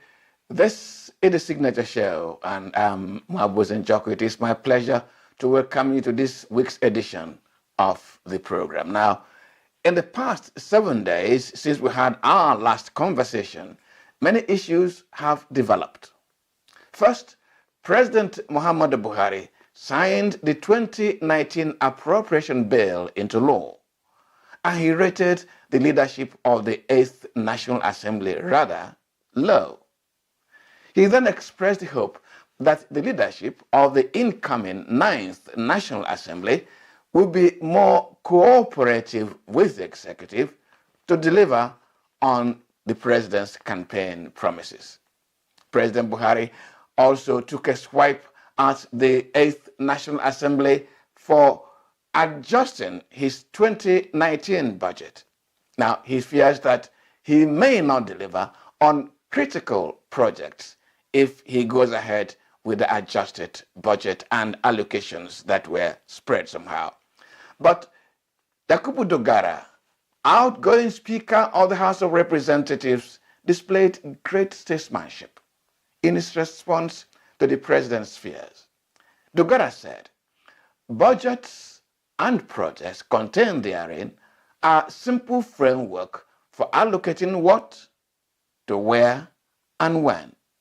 He reminded the president that as representatives of the people, the legislature, which is closer to those in need of the projects being put forward by the executive, are in a stronger position to appreciate national priorities, reminding the nation that issues will always arise in this project allocation, which should not define the legislature, but instead the legislature and the nation should define those issues towards a national consensus for national development.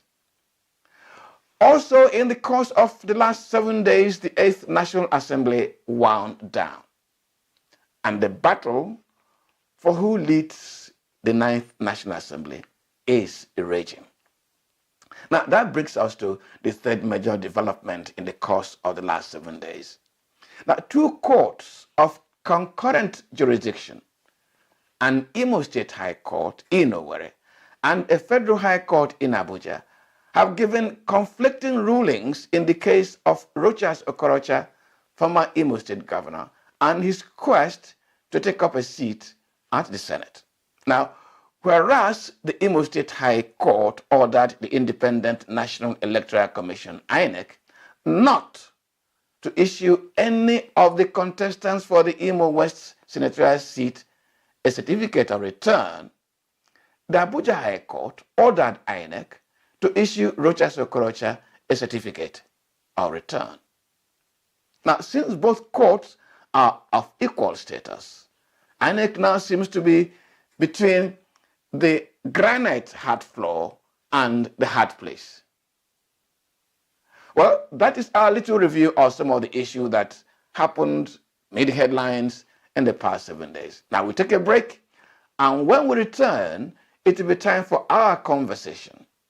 And this Sunday, we have an ENUGU in the studio. You won't want to miss that conversation. Stay with us. We'll be back.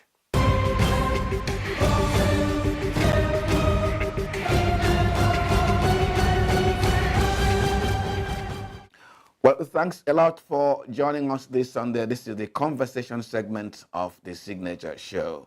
And you know, Igbos have a saying that when you climb an Iroko tree, please fetch as much firewood as you can, because it is not every day that you have the opportunity or even the energy to climb an Iroko tree. Why am I saying so? Today's conversation will be extended because I have in the studio, first, the President, National Chairman of the Green Party of Nigeria in the last presidential election. He is the Director General of the Inter-Party Advisory Council. You will know why. He's a fellow of the Nigerian Institute of Public Relations, a fellow of Certified Public Accountants of Nigeria. He is a member, Chartered Institute of Forensic Investigative Professionals of Nigeria, and he is an associate of the Nigeria Institute of Management. Now you can see why I told you I'm about to climb an Iroko tree. I have in the studio Dr. Sam Eke. Dr. Sam Eke, welcome to the Signature Show. Thank you very much. When you get an Iroko tree, you also offer a very big sacrifice. What sacrifice do I offer you this afternoon? There is no sacrifice because my life is full of service to the nation. And when you called me, I see it as part of that service, giving separate service to the nation, and I'll continue to give it. Now, Dr. K, in that service, we have a number of challenges we want to converse over. Yeah. We began it last Sunday when we raised the issue of building national consensus for national development. Exactly. And we raised the issue of the promises made by the president that in his second term, he'd want to make the judiciary more effective. He would want to make the police more functional, to deliver on the provisions of the Constitution. Can we help the president? First and foremost, for you to help somebody, the person must be willing to accept your help. I don't think that Mr. President has demonstrated that spirit to accept the help of fellow Nigerians. Because if he has accepted it, the way and manner that he has been going about the issue of governance should have been better done than what we are receiving. And also, I am very doubtful because as a politician, I know very well it is easier for you to even get better performances in the first tenure of an elected officer than in the second tenure when the person is not coming back to you to canvass for votes. So having said that, I will not also dismiss the fact that once he is willing, that we shouldn't offer a helping hand because there is no other country we have except this country, Nigeria. And with every spirit of patriotism, I think I will also encourage every other Nigerian that is qualified and willing, ready, that they should be prepared to give that help once Mr. President calls for it. And also I have this advice for him. He should be able to listen more. We need a president that is passionate in his approach. We need a president that will hear the cry of the common man on the street. We need a president that is a statesman, not just a defender of maybe one section of the country or one tribe of the country. We need a president that can go freely to Abia State and say, I want to pass the night in Abia State without any hiccup. We need a president that we know that one life that is lost is worth more than any investment you can think about because no human being can give life. So we need a president that we see to it that the security and welfare of this country is paramount. And that is the main essence of leadership, to providing an atmosphere where commerce, people can move freely. So having said that, I think he has gotten elected, despite the fact that he's being contested in the courts of law. We leave that for the tribunal to decide. But for now, he's the president of the federal In Republic. the course of this, your submission, you mentioned matter of security, which I think is very important to every Nigerian. Let me quote from a statement accredited to the outgone governor of Borno State, Shetima. He said, or he was said, was alleged to have said, since I was not there, that northern governors regretted the steps they took against Jonathan. And he cited two instances. He said, with the advent of Boko Haram and the move by the Jonathan administration to procure arms from US, that they northern governors met in US and persuaded Barack Obama not to sell arms to Nigeria. And when Jonathan made an effort to use private arms merchant to buy from South Africa, it was they who also moved to South Africa to frustrate that move. labeling that move as laundering of funds from Nigeria, which caused quite some headache here in this country. Politicizing security. Should we not now collectively help the president? He's not everywhere. Today, the issue of kidnappers is rampaging most parts of northern Nigeria. Herdsmen's challenge has even gotten to Bayelsa State. What do we do to help the president tackle that challenge of security instead of making it political? Well, number one thing, I think I really see a situation whereby we have to be honest with ourselves. We are not yet honest because once you are trying to solve a problem and you don't tell yourself the gospel truth, there's no way you can solve that problem. And I want to believe that the major problem of henchmen can be solved only when Mr. President can realize that that is not a national business, that it is a personal business. And therefore, if other people who have been running their personal businesses provide their capital, provide their land, their entrepreneur, and other things for them to be in business, the enhancement or the cattle rearers should be able to stand up and face their business squarely. And we are living in a society that is dynamic. Dynamic in the sense is that you cannot be living in the past and you expect to get the result of the present. Cattle rearing is no longer an itinerant business. No, it is no longer moving from one place to the other. We need to move away from this archaic business to a civilized business, whereby we will understand that ranches are provided by those who own cattle. And if I come to buy your cattle, please transfer the cost to me. It is not a government business. By the time we face ourselves with this reality, we will now start looking at the issues realistically. And also, I didn't want to say that when you look at the military, either the Navy, the Army, the Air Force, those are the places you can get national unity. But if we start looking at it now, that national unity is driven away, that means there is a very big problem for us to contend. So we need to checkmate that seriously.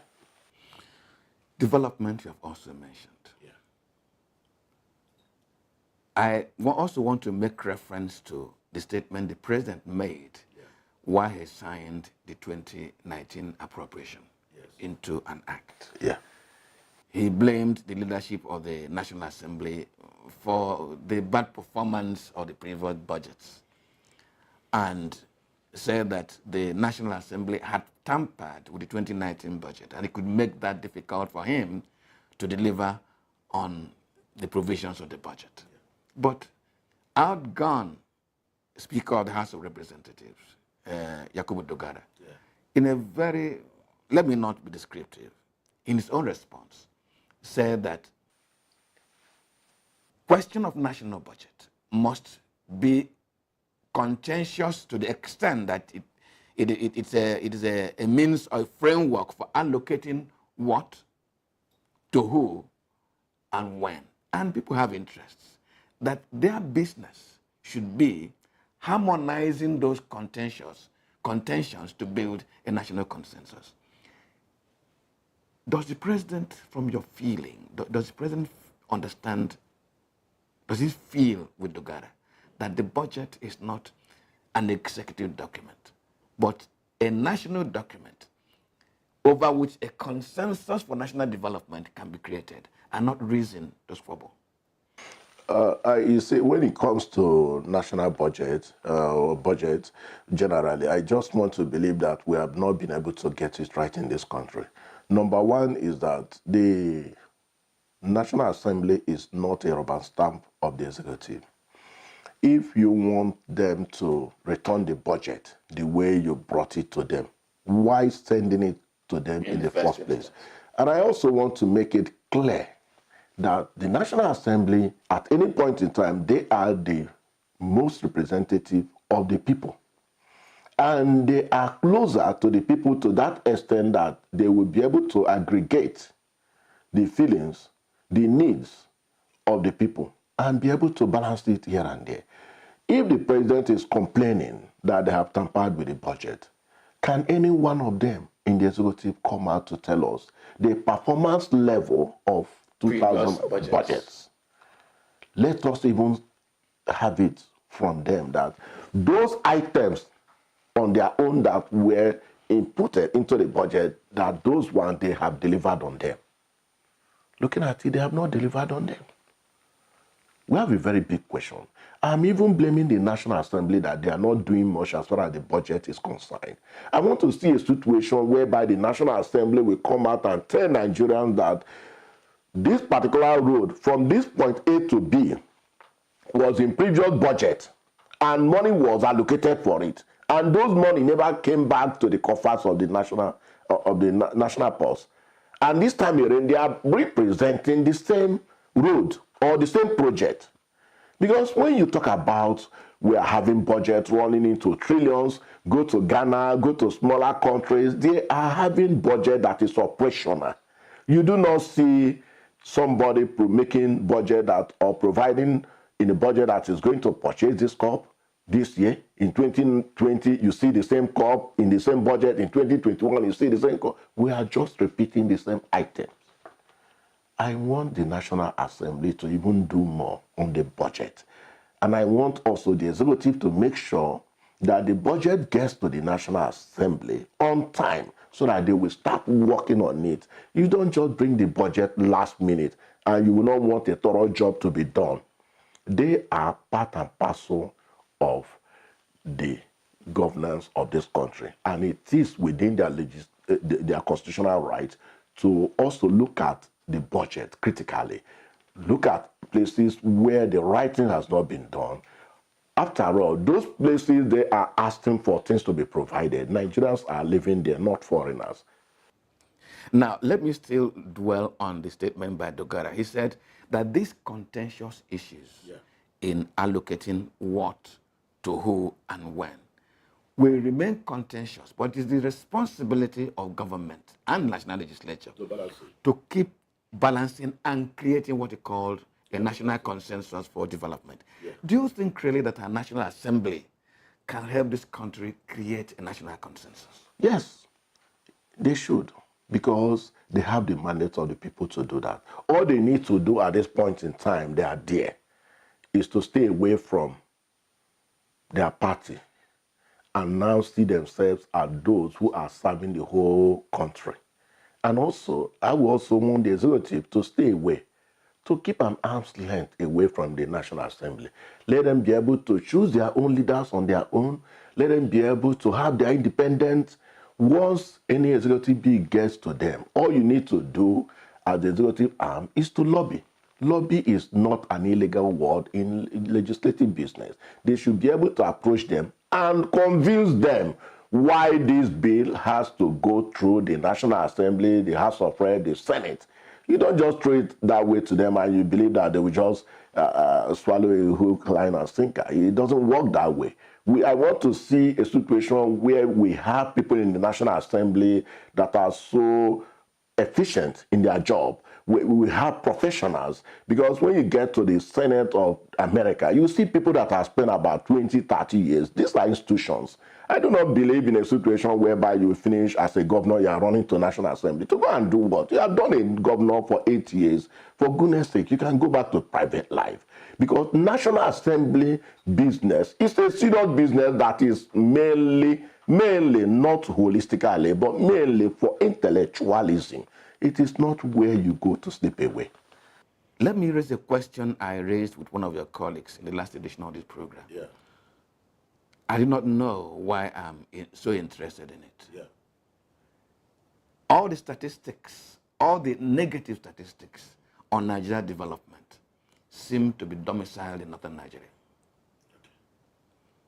High population, high illiteracy, to now high insecurity, low level of health service. These are indices drawing Nigeria back. Apart from mere indices, there are conditions in which human beings, Nigerians, are living. Is it possible, really, for our National Assembly to build a consensus on saying, look, we need to address, pardon me, the backwardness of Northern Nigeria? Because it is a kind of enlightened self-interest. Is it possible? To that extent, I want to believe that even the present government, there is an establishment of the Northeast Development Commission is an incidental development because of what had just happened. What is happening? To be frank with you, two things I must hold responsible for this backwardness. One is the political leadership in the North. The leaders have not been fair to the common people on the street. And I hold every one of them accountable, whether in power or out of power. Secondly is this. Let me quote my academic brother during our higher institution days. He said, he called me because his name is Chris Eke, while I'm Sam Eke, and we are so close. He said, Sam, when a man who can barely feed himself marries, and in the process of his marriage, he gives birth to 8 children, he has already institutionalized poverty. We also have to educate our brothers and sisters all over the country. There is nowhere it is written that you must have 20 children, 15, 30 children. No.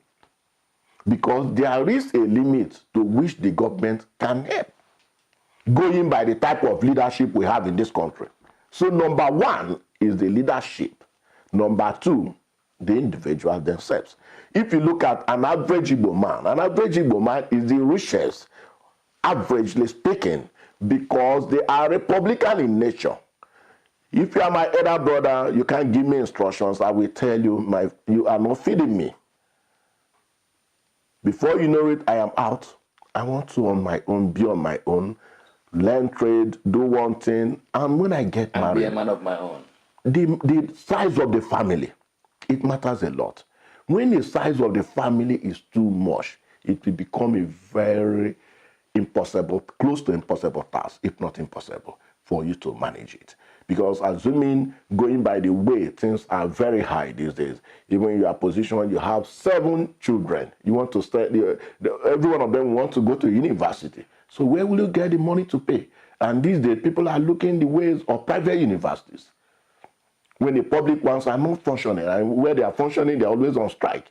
Strike is part of the academic exercise. So looking at it from that perspective, the leaders must do the needful. I do not believe in a situation whereby I will encourage my own people once it is Salah period or one evening, everybody will gather in my house and no. They really have to be empowered. And when they are empowered, they really need to be encouraged, to be tutored, to be enlightened, to reduce the size of their family so that they can manage it. Let me just digress a little bit. I still come back to this consensus building.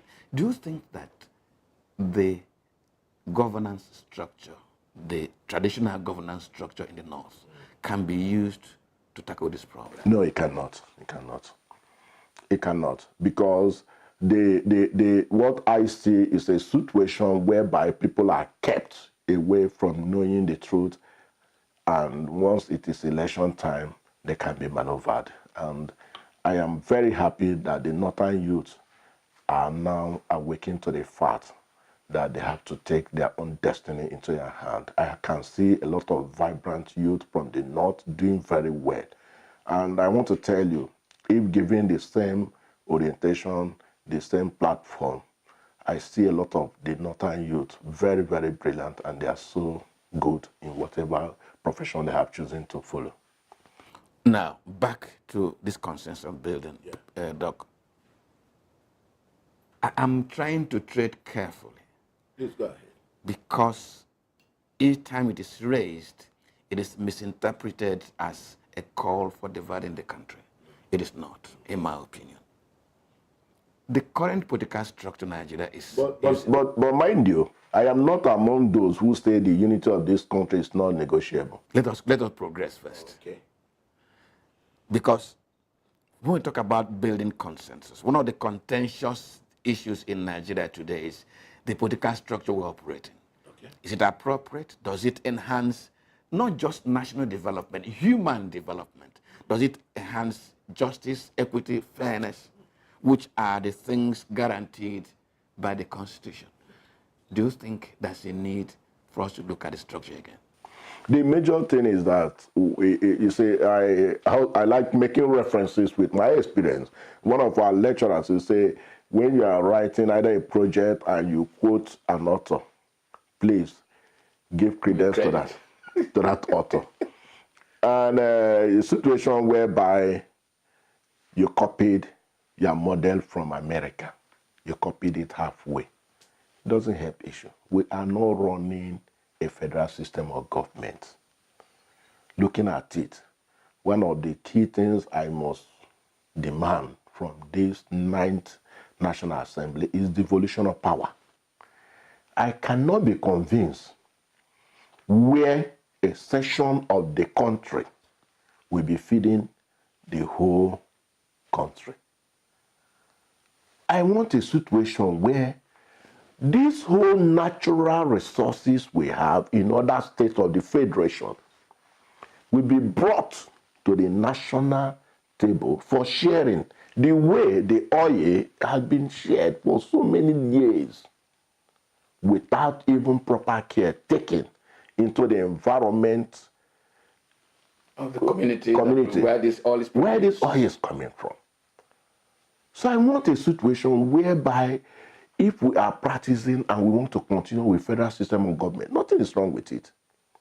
But let us practice it wholeheartedly. Let us copy it from beginning to the end and practice it the way it should be practiced and the way it is practiced in America.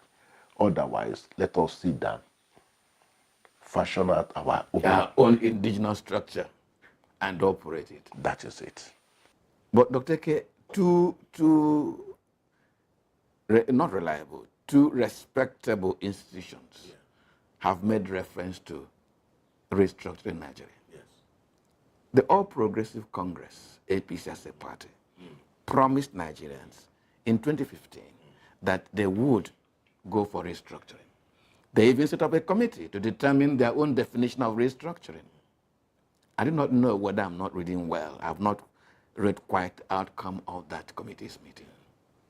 The president himself has said that he will key into the policies of his party. A clear indication that is an agreement that restructuring is necessary. But there doesn't seem to be any talk about that restructuring as a major issue in the national conversation.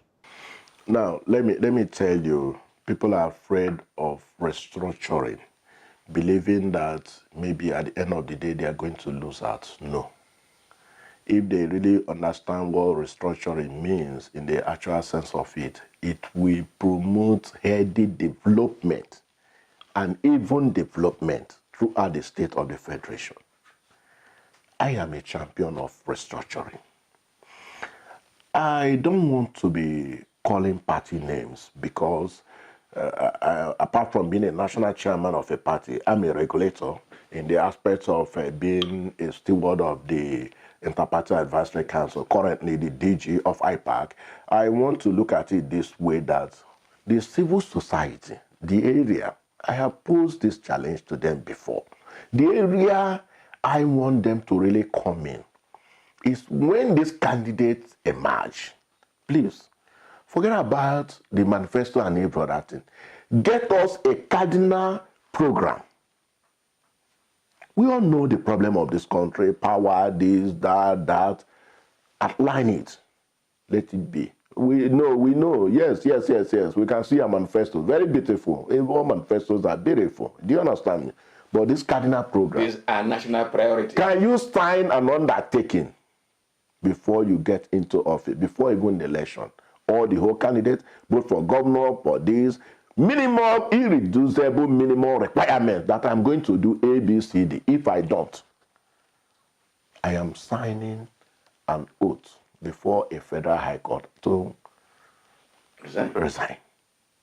No, none of them have been able to do it. And also, those of you from the press, should key into this type of thing. Hold our leaders accountable before they get to the office. Because when they get to the office, you can't even see the governors now.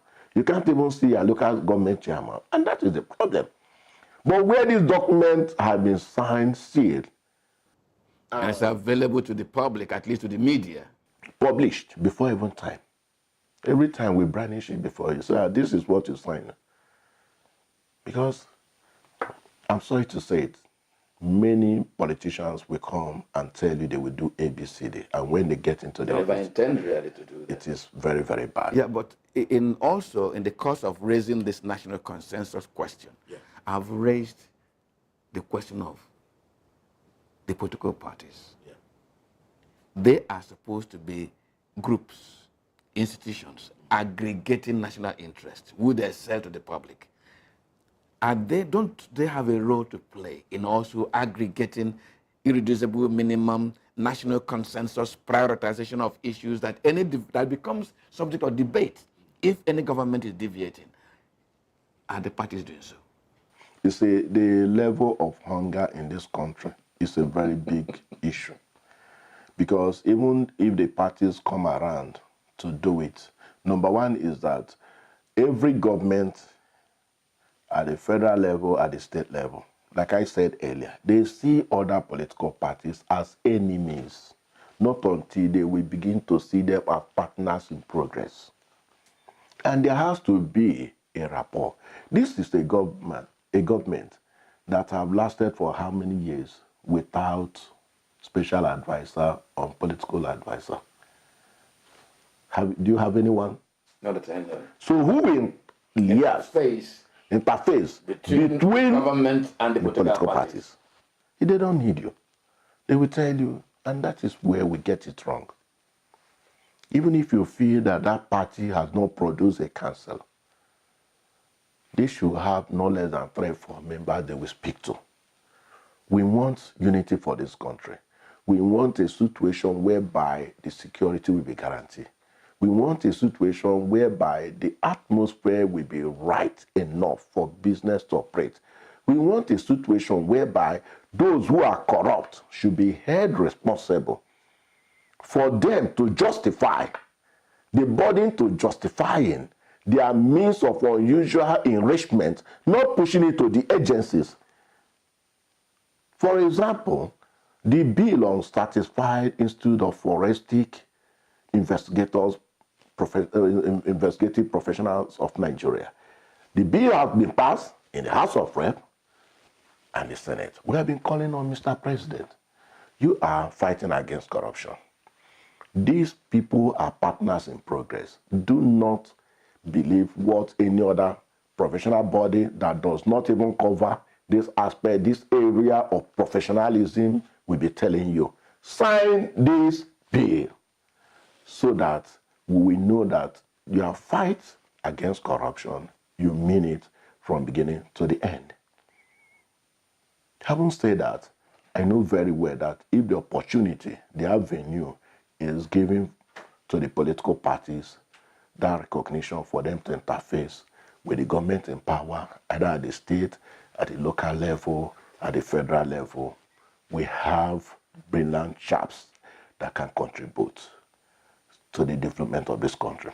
And that brings me to a statement credited to one of my colleagues on the government side, who said that the president refused to assent to a number of stupid bills. I do not know whether the bills are stupid or not, but my interest is this. When the president refuses to assent to bills for whatever excuses, does it not reflect the lack of relationship, the lack of interface between the executive and the legislature in the course of bringing out these bills that are of national interest. It doesn't only reflect that, it also shows you that the executive arm are not working in the interest of all Nigerians. Because a constitution, if a constitution is produced, it is a document that will serve every other person. It will not be different standard for different people. So by the time you sign it, it is binding on every other person. Then you are already seeing it. Instead of running foul, you stay away from it. Even our electoral laws, we are where we are today because he refused to assent to the amendment. Otherwise, most of the problems we had wouldn't have arisen in the first place. So don't reduce it to a face-off between the legislature and the No. I want to see a leadership that is so patriotic, that has the spirit of statesmanship more than being a politician. That we work in the interest of every Nigerian, irrespective of where you come from or your religion. I'm a little worried about this line of thought because let me put it against the statement credited to officials around the president. Yes. And they say, look, nothing bothers this president as much as the wealth of Nigerians. Nothing bothers this president as much as the unity of this country. Nothing bothers this president as much as the development of this country. This president is consumed by a high level of patriotism. They don't seem to align with your profiling of the situation. One thing you must not take away from it is this. By the time you are the president or you are the leader, if you do not, like most times you say, okay, I've heard you. Allow me some space. Let me be able to see beyond what you are telling me. The circumstance will just be pushing you around. How can you justify a situation whereby somebody will come and tell you that about 200 and plus billion was spent on school feeding? Meanwhile, in the budget proper, education is not getting up to 120 billion. How can you justify that? So where is the welfare? How can you justify a situation whereby the banks, there is no bank in this country where you can identify that you are interested in farming? It is Union Bank you will go to, either for cocoa farming or for no bank in this country that we identify with your project and that project become a turnkey project. That is where we're having problem. I want to see a legislative assembly, the National Assembly, that we come up with bills that we peg the lending rate of bank at 1 digit, one singular digit, whereby we will also have a national credit that will be guaranteed by the government, either the state or the federal, to give to entrepreneurs because they need this capital to work. Because our manufacturing sector that is down must be revitalized.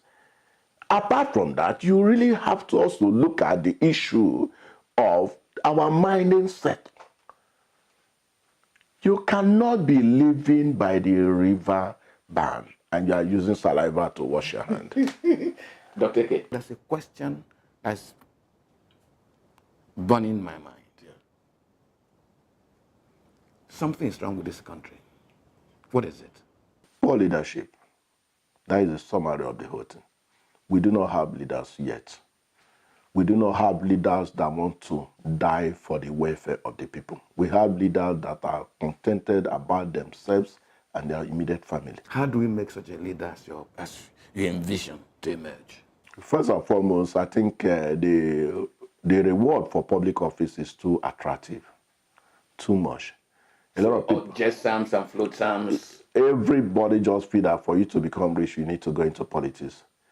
Like those of us who have been into politics, most of my classmates from secondary school, from higher institutions, they won't be surprised seeing me as contesting for one position or the other. They say, is it not okay? We know him, that he has always been doing that. But every other person just wake up. You can imagine a man that had been in a particular vocation training for 30 years, 35 years, and he retired. You cannot teach. And he didn't say so. Dr. K, thank you very much for coming to our program. Thank you, dear. Great. So, don't you go away.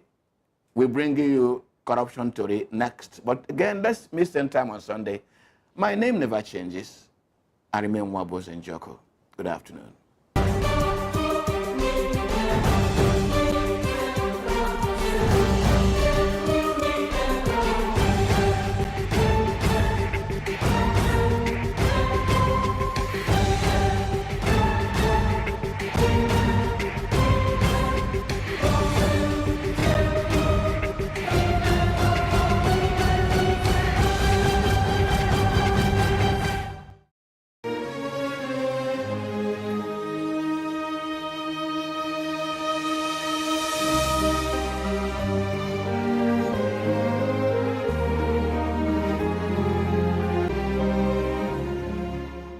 Now another Tori time for the program Corruption Tori today. Tori where we go chook I put for today, they very hot. My name na Ufuma Eguriasi, and I want to welcome you come the program. Well, we people where they manage this economy don't yarn say, you know they do well reach to make all of these country people happy. Many families no get money to hold body, even get reach half of the money where they go fit use take buy the things where them need, they no get. And companies them just they close everywhere. Business no they move generally. Now experts on top this economy matter don't talk say two sectors now him hold the key to help this we economy for this country. These sectors na stock exchange for where investors fit to carry money enter put for we economy make it a better more. And bank where they hold and they manage the money for this economy. But my people, when the economy wey no kuku well before, come get mago fraud and thief inside the stock exchange and banking sector nko, wetin go happen? Just follow this story for today and you go sabi how double wahala fit follow dead body.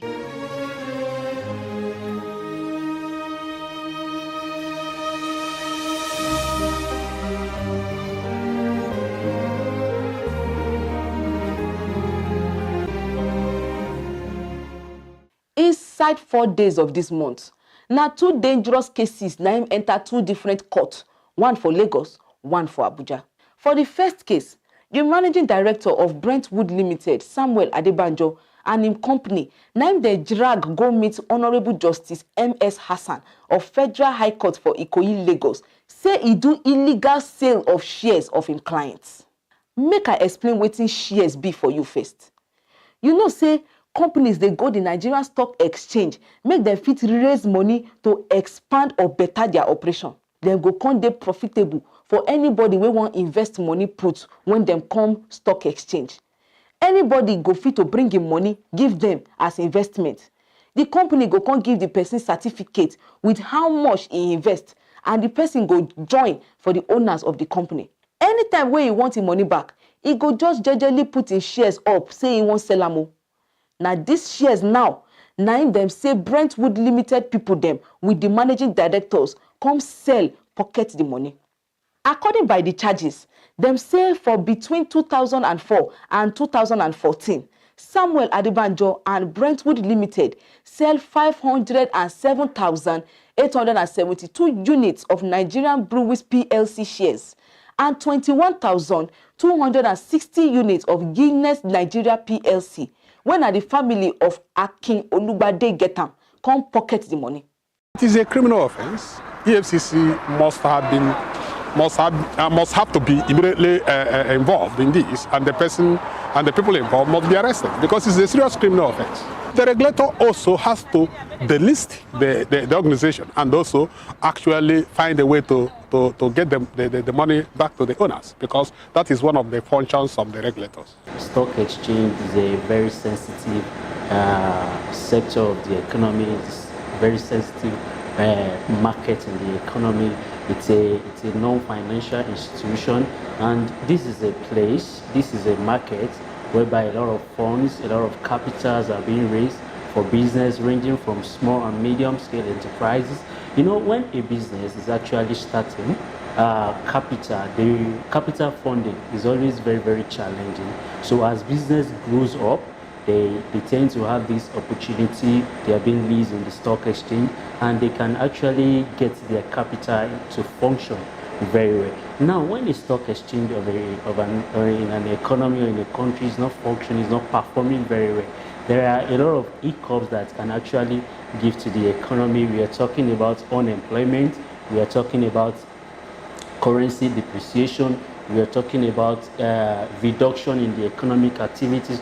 So first and foremost, investors invest in the stock, and those who need the money take the money. So if you don't have investors to invest in the stock, in the meantime, people will exit the stock market. And if people exit the stock market, there's no money to borrow, because those who borrow from the stock market borrow in order to invest. And those who put their money in the stock market do so in order to have a return on their stock, on the investment. Meanwhile, the Acting Director General of the Securities and Exchange Commission, SEC for short, Mary Udwak, they tell investors, say make them they call for the full weight of law put on top anybody where they operate for the capital market, come chook hand inside fraud. I beg no day inside.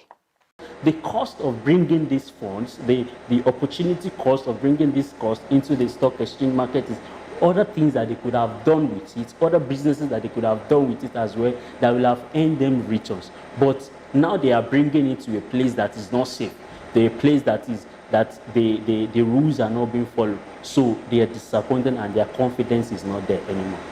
Those who are managing Nigerian Stock Exchange have proven themselves to be people of integrity. We have had very little cases of fraud. There is this check and balances that is going on among regulated and the regulated from time to time. There are different layers of checks and balances, which is good. And I think Nigerian Stock Exchange have really performed when it comes to transparency and having men of integrity. Yes, we have more people that could join, because from time to time the system takes out those who are embarked majorly on insider trading, which makes the stock value we are getting might not be very true, and that was many years ago. As we speak today, you see the true figure of most of the stock, most of the stock value or unit of commodity you see on stock exchange, which I think is nice. The problem with Nigeria's financial system is that it needs a lot of reform. It is not transparent. The legal system is very weak. If you want to go to court, it will take a long period of time to go to court. So sometimes people negotiate themselves out. And that's one of the reasons why I believe that we need to have a special court. Financial Services and Corporation Court. That court will be like a tribunal that works within a specific time, which means if this our problem takes place within a month, the legal framework will be involved, and those involved will be brought to bear. But when you have to go through a normal court process, first and foremost, the normal court process does not understand the nitty-gritties of the problem. So it takes a long period of time. So that's why people engage in this type of infractions and get away with it, because they know that it will take a long period of time, and also they can buy their way out of the legal system by either making sure that the law does not take its full weight or it's prolonged. Now, like say the case of this Brentwood no use fear shake our body reach. It never passed 4 days after the case starts for Ikoyi, Lagos, where them drag the Chiamo and managing director of Before Bank, Sky Bank PLC, Tunde Ayeni and Timothy Oguntayo, go High Court for Apo, Federal Capital Territory, with charge say them join body come do breach of trust for inside the matter of 456.6 billion naira where them deposit for their care. These two people where them accused so, according by the Economic Financial Crimes Commission, where them carry go court, and the bankers where now for their custody them deposit this money. Now between January 2014 and December 2016, now they for commit this offense. CBN needs to be on top game. I'm happy they've been doing considerable volume of work to ensure that depositors' funds are saved. The people where them accused plead say them no they guilty and them don't grant them bail. But the cases them wey dem kukuma still dey drag for court don raise correct red flag for Nigerian financial and investment sector. Sake of these two sectors, na dem be the backbone of any economy. A friend of mine told me in the 2005-2006, he had up to $1 billion naira in his bank account. And the MD of a bank used that money to buy Forex, to trade in Forex. And to his greatest shock, it was the staff of the bank that brought to his attention what was happening. And he went to the MD of the bank and said, I want to assess, pretending he didn't know what happened. I said, I want to assess my fund. The MD of the bank said, your fund is not available, but give me a week. He said no. And then the MD of the bank threatened his life. It is when the law takes its full course and becomes supreme and is not selective and is blind that all these type of things will happen. Because if these things are not stopped, there will be no confidence in Nigerian economy. Foreign investors will be afraid. And that's the problem with the Nigerian economy, because as a foreign investor, you invest your money and tomorrow you have a problem. You will ask to go through the court process. And the court process can take 2 to 10 years.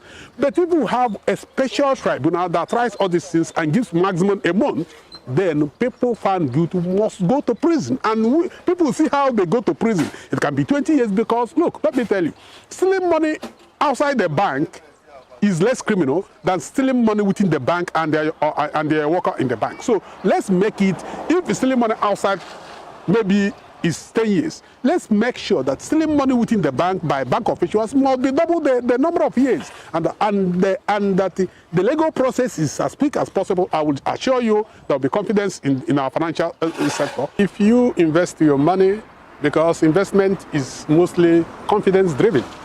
If you invest your money in a stock that is being managed by someone else, and the person sells the stock and pockets your money, it actually erodes confidence in the stock exchange itself. And of course, most people will try to walk away from the stock market. And as you know, the stock market is any economy that is market driven must be driven by the stock market. If the stock market does no confidence in the stock market, then the economy will have problem, because you have difficulty to raise necessary capital. So you see that the public or the buyers or the demand side, we have issues trusting, finding it very, very difficult to trust the displayed figure. So what you experience is you see a slump or a fall in such stock exchange, which means the value of the money market in such country will be affected, which will have negative implication on aggregate investment. It is investment that leads to job creation in a country, and that will tell a whole lot very poor outcome in rating, economic rating of a country, which may have implication on employment, reduced value of such currency, of country's currency, and so on and so forth. So it's a very sensitive institution that even insider trading, which may be a form of fraud or outright financial fraud, should not be encouraged in any way, in any form. And also I need in the banking sector. Diversion of funds will mean people are no longer safe. So money outside bank, which is component of M1, will be huge. It will cause more inflation, it will reduce the investment, and if there are no savings, it may not lead to investment. If there is no investment, forget about having jobs. So there will be no jobs. You are having inflation on one side, you have unemployment on the other side, you have what we call stagflation, which may lead you into recession. It's a very, very horrible thing to happen to any bank, small bank, big bank. You see, say this kind of situation fits to shake economy, affect the policy where government they do to attract investors them. Sake of it they give we nation very bad image.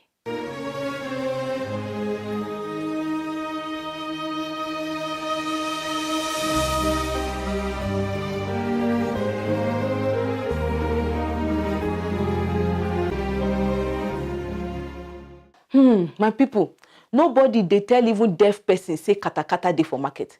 Himself go take I see people they run this scatter body, make him enter 440, take off, go hide for your own life. When people we suppose they watch money for us, begin chop and clean mouth. No be waiting them go first blow alarm before we go begin run, begin fix them. As Securities and Exchange Commission don't promise say themselves go tackle any stockbroker we get hand for fraud. They must to do waiting they promise also. Central Bank of Nigeria gats make sure say money wey country people deposit keep for bank no go enter tori of choppings make we come dey hear story. Now here e do us for today tori. Abeg make you join us again next week for corruption tori o. Una bye bye.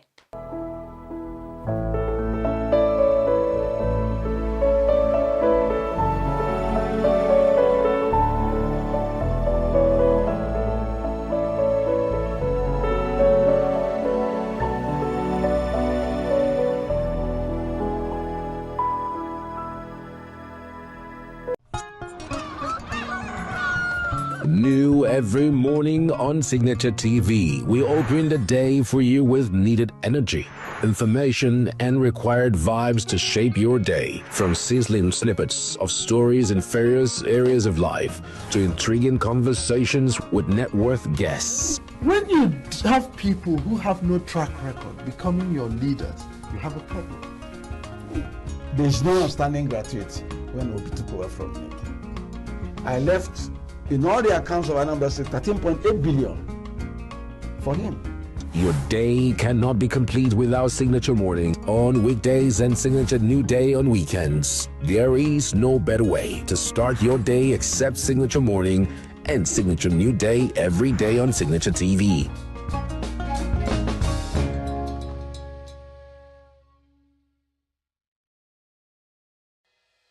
Health is more than a diagnosis. It's your lifestyle, your choices, and your future. Join us on Inside Health, your weekly deep dive into the stories, science, and solutions shaping your well-being. From expert interviews to real-life journeys of healing and hope, we cover it all. One of the complications of cancer management or treatment is they have some of them, at one point in time, you see them having anemia. Okay, so you see them at times being transfused. But at the same time, you come in with a diet. Nutrition, mental health, innovations in medicine, fitness, and everyday wellness. Whether you're managing a condition, staying informed, or just living your best life, Inside Health is your trusted guide. I'm Tigiti Agorom, and I'll be with you every week on Inside Health, only on Signature TV.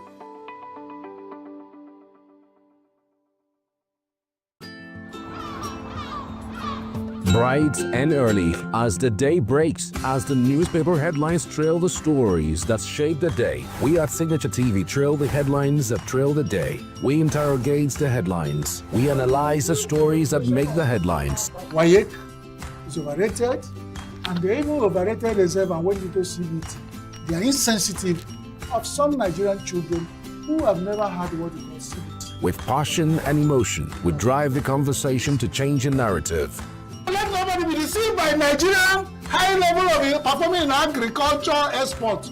We are still where we are. Newspaper review on Signature TV every morning on Signature Morning, weekdays, and Signature New Day, weekends. Newspaper review on Signature TV. We do not just review the headlines, we make the headlines relevant to our daily lives.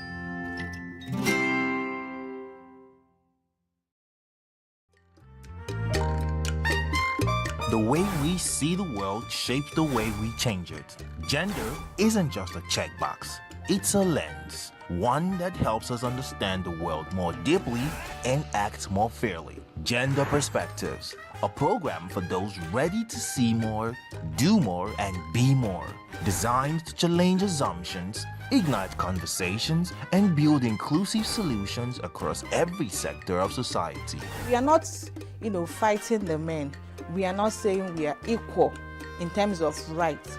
We're only asking they should recognize our existence. Join us on Gender Perspectives, showing every Saturday by 4 p.m. Repeat every Wednesdays by 5 p.m. and Thursdays by 3 p.m. Change begins with perspective. Let's widen yours.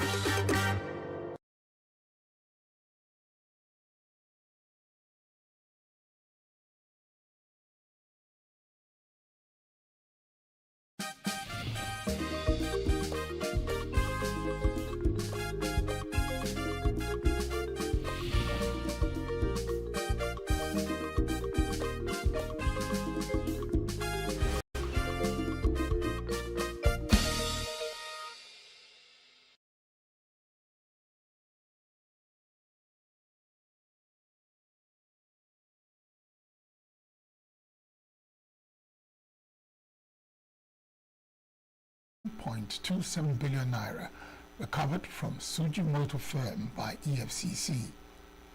Court affirms Abure Sak and orders INEC to recognize Nadi Usman as national chairman of Labour Party.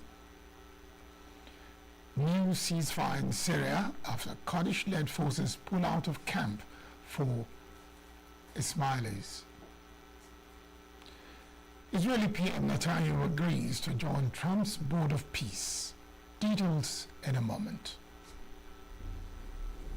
Every second, every minute, every day, news is breaking, events occur, and there are new developments. At Signature TV, we follow these stories objectively, bringing all sides without bias, explaining the complex issues, breaking down the numbers, and investigating the issues behind the news.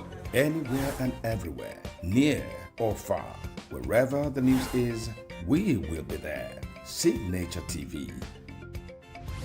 News in your pocket.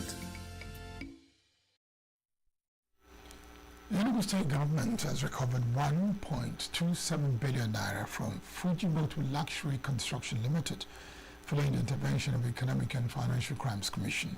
Recovery is coming nearly a year after the chief executive officer of the company, Olasijibomi Ogundele, was accused of defrauding the state of close to 6 billion naira meant for the construction of smart green schools in the state. The covered sum was formally handed over to the Secretary to the State Government, Professor Chidebere Onya, on Wednesday in the form of checks, with assurance from the anti-graft agency that efforts were ongoing to recover the remaining funds. Colleagues, they have worked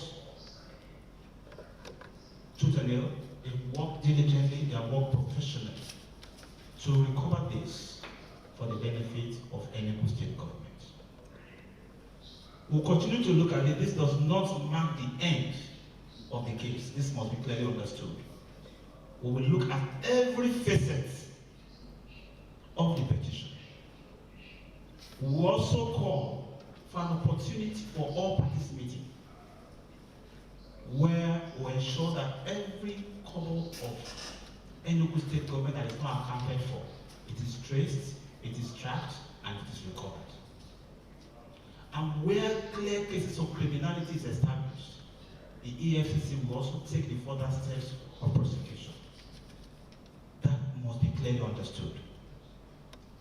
So for us, we'll continue to expect that people align their activities to processes and procedures. That's on the part of government. People must work clearly in line with the extant laws, particularly the Procurement Act. Receiving the check, Professor Aya expressed gratitude to the EFCC for the recovery, which he said is the first step. He said EFCC did not request for any funds from the state government, and a process which he said is a demonstration of professionalism by the anti-graft agency. To avoid further litigations down the line, so we wanted to make sure that on our side as government that a thorough investigation was conducted, so people can also see that this government reflects its governance principle, which is transparency, traceability, and accountability. And for an external entity with the reputation of EFCC to have come to check through this process and come back to be able to reiterate what the governor has been saying all the while, that the funds that were paid had not met the expectation in terms of delivery, is quite encouraging for us. So the timeline for us, we would have wanted our monies to be recovered the very next day after we found this misappropriation of our funds by the contractor. But we wanted EFCC to take its regular course, and we're happy that they've done that investigation and we have come to this point. So timing is really not something that is here or there. The ENUGU state government on July 2nd, 2024 awarded a contract worth 11.5 billion naira to Fujimoto Luxury Construction Limited for the construction of 22 smart green school buildings with a completion timeline of 6 months from the date of acceptance. To fast-track the projects, the government paid about 5.8 billion naira, representing 50% of the contract sum, as mobilization which was not executed, as none of the sides of the project met the integrity test as specified in the contract. The All Progressives Congress in ENUGU State has denied claims that local government chairmen are forcing government workers to register or revalidate party membership to receive their salaries. Party says the allegations are false and politically motivated. Speaking during the revalidation of membership for the party's former state chairman, Chifugo Chukwuagbala, at Udi Agudo Ward in Udi local government area on Tuesday, Ben Moye, chairman of the APC Caretaker Committee in Enugu, dismissed the claims. Moye described the registration and revalidation exercise as voluntary, massive, and exceeding expectations. He added that opposition parties often spread false stories when they lack progressive ideas. According to Moye, Enugu State is currently leading the Southeast Zone in the ongoing exercise, with Udi local government topping the list among the state's 17 councils. He attributed their success to unity within the party and growing support for Governor Peter Mbah's administration. While revalidating its membership, Agbala urged party members to remain loyal and disciplined, saying mass registration is critical to electoral success. He called on supporters to mobilize at a ward level. Agbala also praised the current leadership for inclusiveness and effective conflict resolution within the party. The event drew state lawmakers, local government officials, and party leaders, highlighting what the APC describes as renewed unity and momentum ahead of the 2027 elections. Earlier, APC intensified its electronic membership registration in Benue, Ekiti, and Enugu states as part of efforts to strengthen grassroots structures ahead of next year's general elections. The Federal High Court in Abuja has affirmed the removal of Julius Abure as a national chairman of the Labour Party. The court has also directed the Independent National Electoral Commission, INEC, to recognize the Senator Nenadi Usman-led National Caretaker Committee as the party's lawful leadership. Justice Lefu delivered the judgment on Wednesday, confirming that Abure's tenure had expired in line with a previous Supreme Court ruling. The court held that the Nenadi Usman Committee is the only valid and recognized leadership of the Labour Party. The ruling comes amid ongoing disputes within the party over its national leadership. By ordering INEC to immediately recognize the Usman-led Caretaker Committee, the court has effectively resolved questions about who holds legitimate authority in the party. Officials say the decision strengthens internal party governance and provides clarity ahead of future elections. It also underscores the judiciary's role in enforcing adherence to legal procedures and Supreme Court directives. Party members and political analysts are now watching closely to see how the leadership transition would affect the party's strategies and activities at both national and state levels. With the Federal High Court ruling, Labour Party now has a clear and recognized leadership. The World Bank has earmarked up to $12 million in performance-based loans for Nigerian states hosting internally displaced persons IDPs under a new federal project. The funding is part of a $300 million concessional credit approved in August 2025 for solutions for the internally displaced and host communities project. Access to the fund is tied to strict data, governance, and integration benchmarks, with disbursements made only after independently verified results. States that successfully register and profile IDPs in the host communities receive phased payments of over 3 years, starting with $250,000 in the first year and rising to a total of $12 million once 80% of IDPs are documented. Additional performance conditions focus on improving local government asset management and supporting the long-term integration of IDPs through access to documentation, land ownership, livelihoods, and social services. Only states meeting specific IDP population thresholds and security requirements are eligible, while failure to meet targets could lead to funds being withheld or reallocated. A loan repayable from 2031 to 2050 reinforces the World Bank's emphasis on accountability and measurable outcomes, as it remains Nigeria's largest external creditor. The Abia State government has signed a memorandum of understanding with a private tourism firm for the creation of an online app for the grading, classification, and documentation of all hospitality establishments with locations across the state. The agreement is in line with a drive by the administration to reposition key sectors of the economy and establish standardized benchmarks for hotels and other hospitality facilities operating in the state. Speaking at the event held at the Ministry of Justice, Umuahia, Commissioner for Arts, Culture and Creative Economy, Matthew Ekuribe, said the initiative would enhance traveler confidence by providing consistent and reliable hospitality standards for both domestic and international visitors. He explained that the partnership would improve service quality by raising accommodation standards and promoting healthy competition within the hospitality sector, as well as boost security and regulatory compliance. It will bring the hotels, bring a standard, and also build confidence in anyone, both Abians and those who are as of other states, that what they are coming to meet in other states, what they expect in terms of quality. So this exercise is going to last maybe for 4 or 5 months. We are going to go around the state to ensure that everything in the hospitality industry is picked up and documented. And it's not a manual grading and classification. It's actually a digital grading and classification with geolocation and every other thing with the pictures. And at the end of the day, you will be able to book every hotel that will meet our standard to be on that platform online in United States and Nigeria.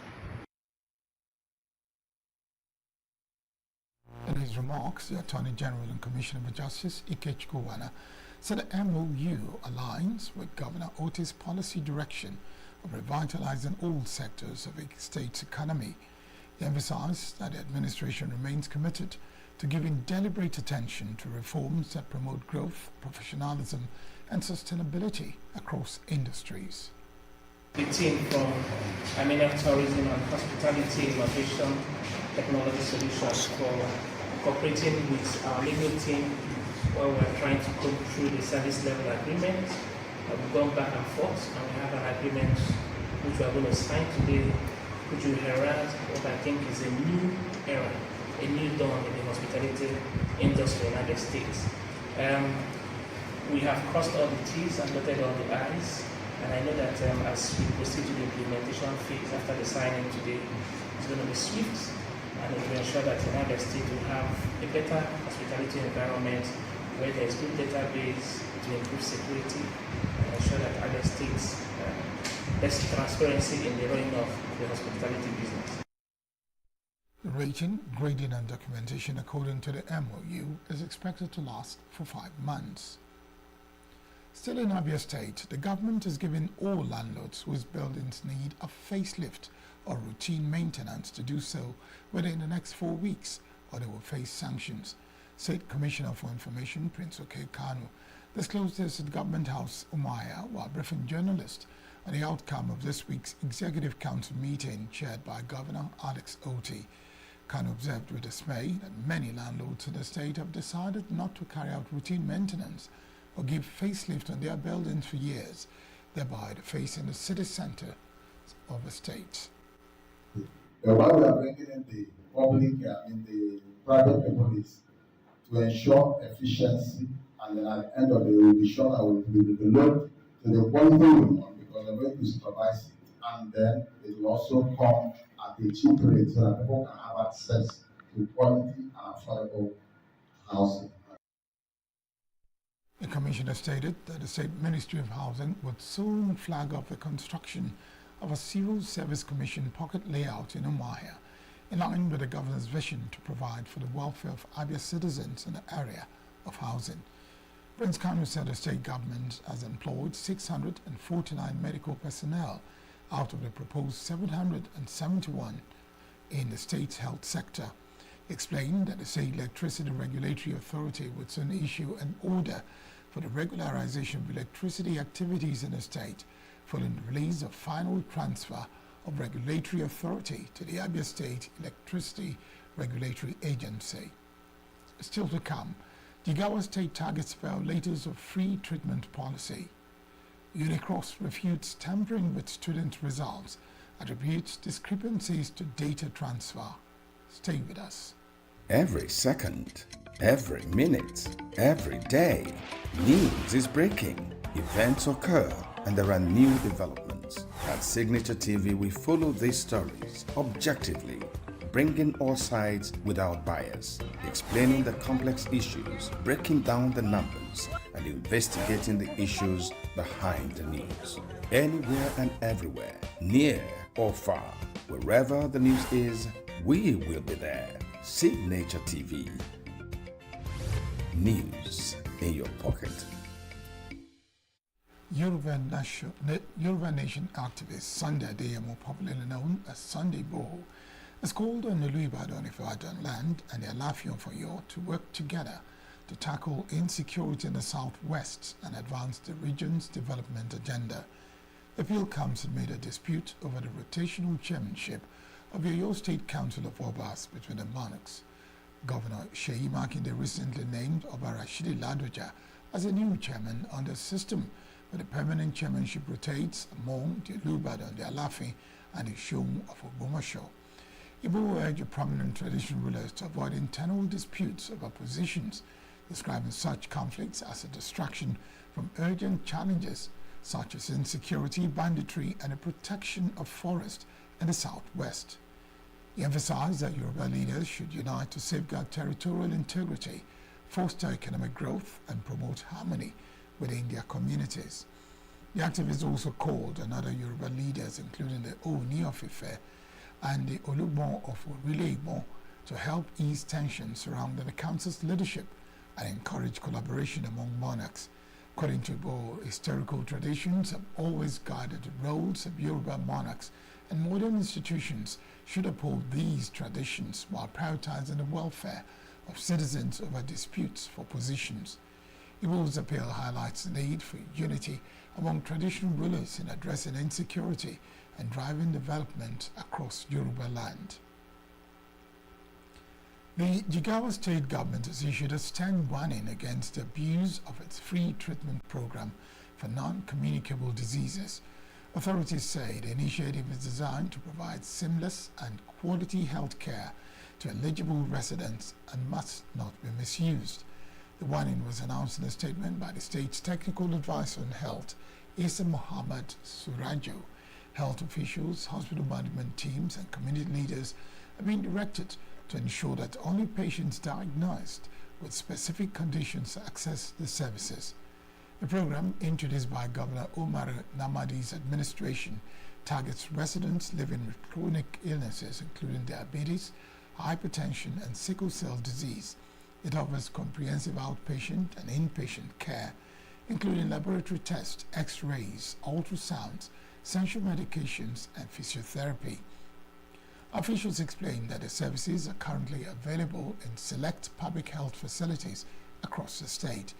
These include general hospitals in Duse, Hadejia, Gomel, Kazaure, Ringim, Berinkudu, Yahum, Babura, Kafin Hausa, and Berinwa, as well as Bulango and Gwaram Cottage hospitals. The statement emphasized that protecting the integrity of a program is crucial to ensuring uninterrupted service and improving healthcare outcomes for vulnerable residents. Authorities also stressed that all relevant personnel and host communities must prevent non-beneficiaries from taking advantage of the scheme. The free treatment program remains a key part of Jigawa State's efforts to expand access to affordable and quality healthcare, particularly for residents living with long-term illnesses. The University of Cross River State, Unicross, has denied allegations of tampering with graduating students' results, explaining that reported discrepancies are linked to the ongoing transfer of data from an old system to a new upgraded portal. Investor Management addressed concerns at the ENUGU Press Center in Calabar, responding to questions from staff, students, and the public about results and graduation. Officials said a transition to a modern results system began last year under the leadership of Professor Francesca Bassi.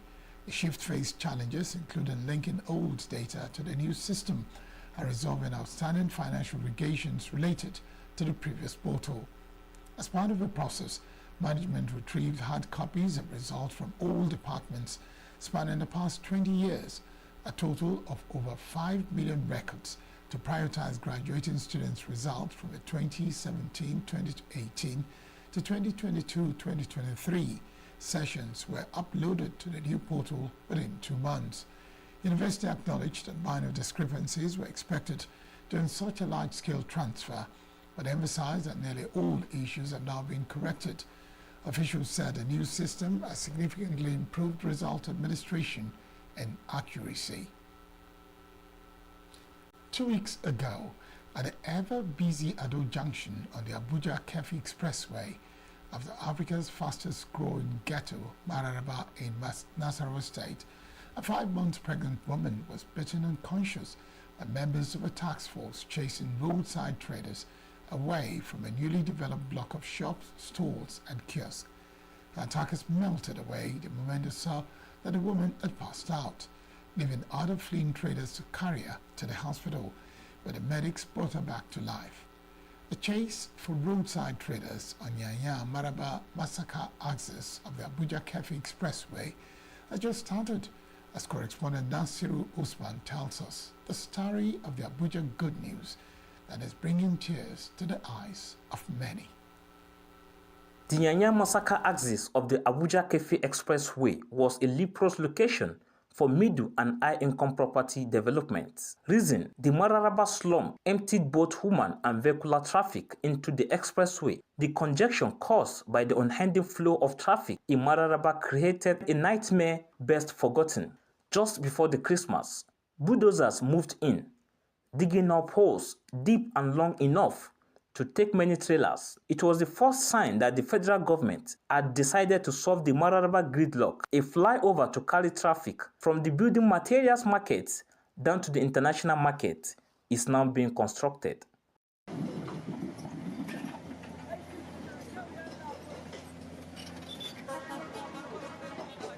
For many who have dreamed of developing properties in that area, this is good news. For motorists and commuters, the good time have come, and the people themselves are grateful for the development. Just like we all know, motorable way is one of the highest things that brings development in every environment or in every community.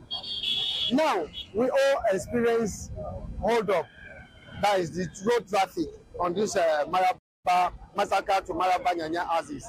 We all experiencing it. Both the children and the adults, we all know what we are passing through. So for me, I'm seriously, in fact, I'm interested, I'm happy. When I'm giving the For the roadside traders, however, and they are in their thousands, this good news have brought tears.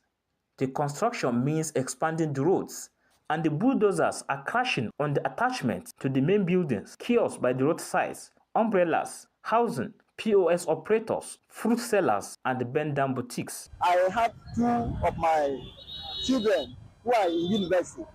By next week now, they will be in the school. How to meet up their challenge now is a very big problem for me. You understand? But as a man, I can't lie down because they have pushed me away from this place. I can't lie down. I have to struggle to see how my children will feed. To be sincerely speaking, even before we left, I calculated the people in number that the affected persons were 75 people. That is that time. But now, even now, the space is being added. Even the people that are no longer there now, they were not even included in my calculation that time as a chairman. The people I calculated was just from this is entrance here down to the other extreme end of the fence, which were 75 people. Just imagine, sir, if 75 people have something doing to earn their living and they are being chased away, think of it, how many people do you think are benefiting under one person out of the 75 people that are being affected now? Honestly speaking, as I'm talking to you, only God knows what I'm passing through. Like desert sand dunes in the storm, many of the traders have been blown further towards Ado Junction, where development was already waiting for them. A private developer has taken over a swath of space where these traders relocated from the Mararaba bulldozers. That's where the pregnant woman who thought that she could find economic peace was before the task force operators took her out. A former bank worker who runs fintech and mobile phone services and who now stand in the streets having been chased away tells a more graphic story. Most of the time, task force will come and pursue us. There is this one, I think a pregnant woman was pushed away pushed away here, I think last week, as she slumped. We rushed her to hospital. She was there up to like 3 days before she revived. And God so kind. Pregnant woman, but God helped us. Every year, they will be coming to drive task force. At times, they will be saved. People who are by the roadside, task force will come and push everybody. But there is no place for us, no permanent place for us to earn our living, to do our little business. At least some of us who are a little entrepreneur, we're supposed to be carried along so that at least we are helping the masses. But today, the ordinary man on the street has been pushed away. There is no room for him. There is nobody care about the ordinary man on the street. Whose story should matter? The expression of joy by some people that the Mararaba nightmare is about to be over and new malls are springing up, or the displaced traders who lament that the end of the Mararaba nightmare has become death to their economic life. Many of the displaced traders are part of Nigeria's rebased economy. They hold unemployment down while reducing the number of likely criminals. Count them out and the GDP figure will drop, but leave them by the roadside because they cannot afford the cost of the modern stores. They become a fresh traffic nuisance. The answer: Nasarawa state government should think out of the box and consider low-cost markets for this group of economic players. And the tears from the Mararaba good roads will stop. In Abuja, I am Nasiru Usman for Signature TV News. Next is business news.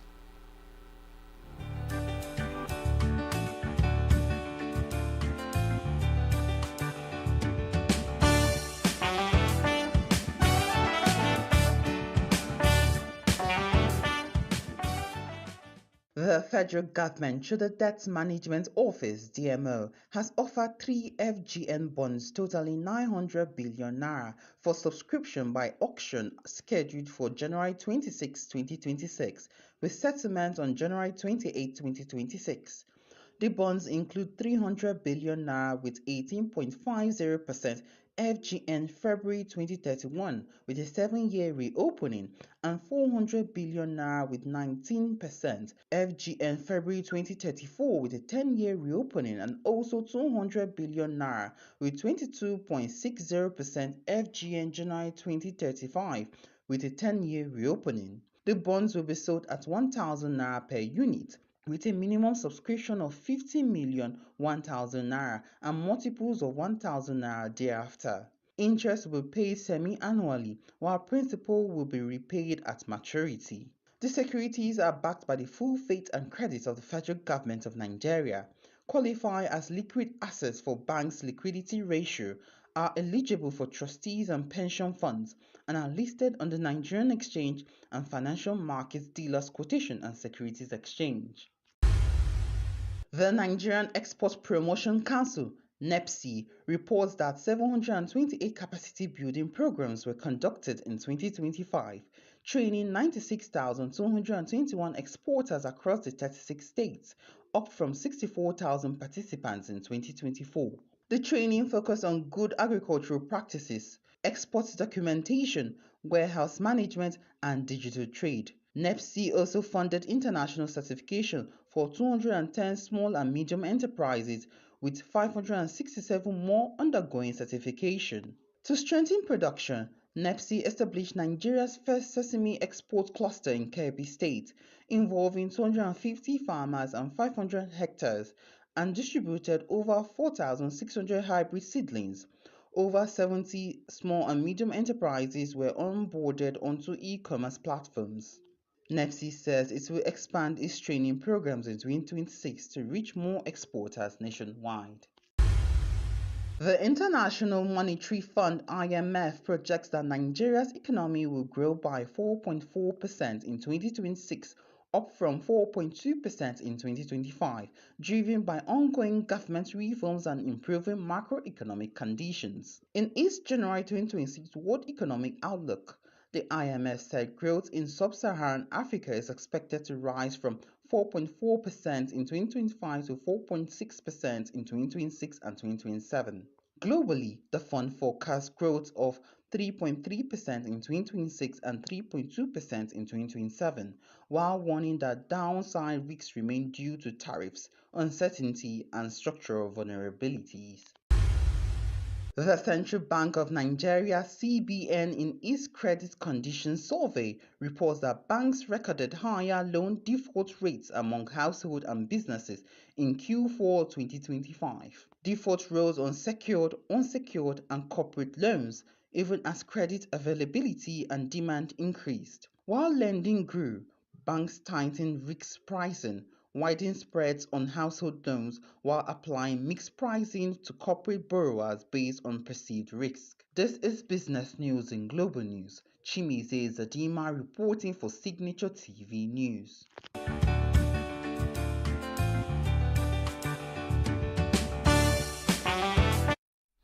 Next is foreign stories. New ceasefire in Syria after Kurdish-led forces pull out of camp for IS families.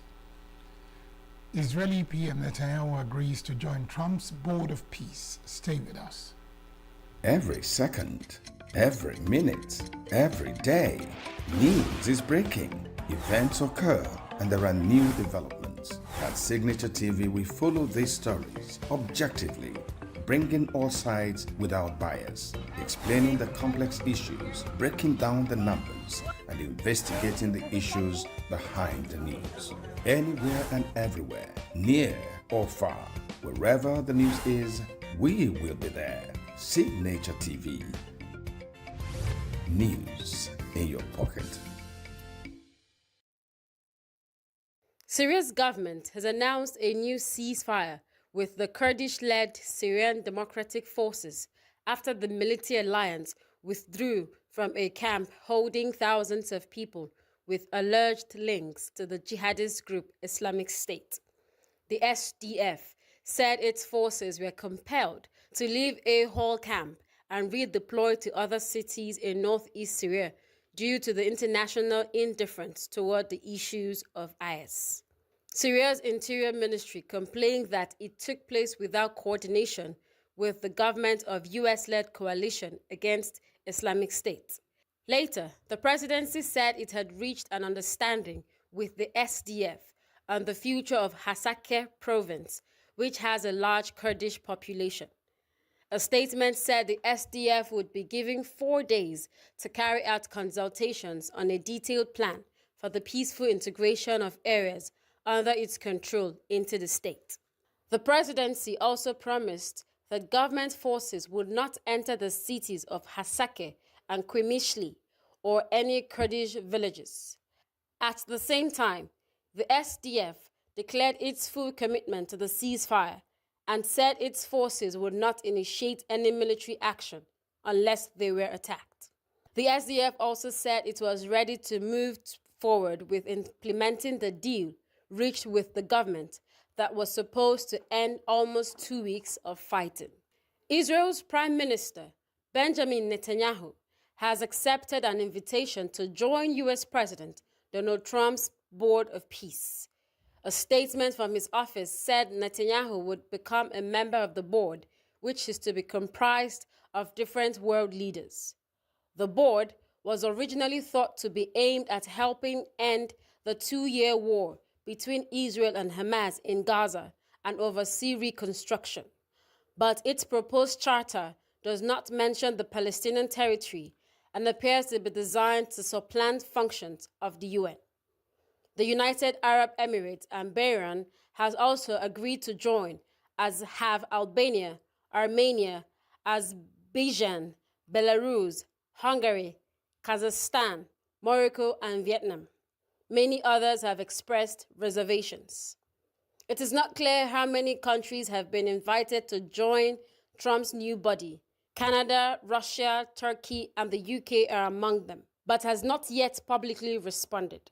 Norway has said it will not join because the current proposal raises a number of questions, while France and Sweden have indicated they would do the same.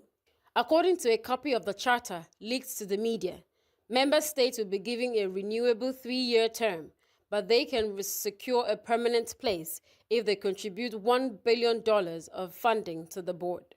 The document says the Board of Peace will be an international organization that seeks to promote stability, restore dependable and lawful governance, and secure enduring peace in areas affected or threatened by conflict. Ukraine has declared a state of emergency in the country's energy sector, with a particular focus on Kyiv, as ongoing Russian strikes continue to leave thousands of residents without power. President Volodymyr Zelensky accused Moscow of deliberately exploiting the harsh winter conditions as part of its war strategy, with overnight temperatures in Kyiv recently dropping to around -20 Celsius. The declaration comes as Zelensky's U.S. counterpart, Donald Trump, said he was holding up efforts to secure a peace deal to end nearly 4 years of war with Russia. Trump's assessment drew approval from the Kremlin on Thursday, with spokesman Dmitry Peskov saying that President Putin and the Russian side remain open to talks. In recent weeks, Russian attacks on Kyiv have left thousands of homes without regular power, heating, or running water.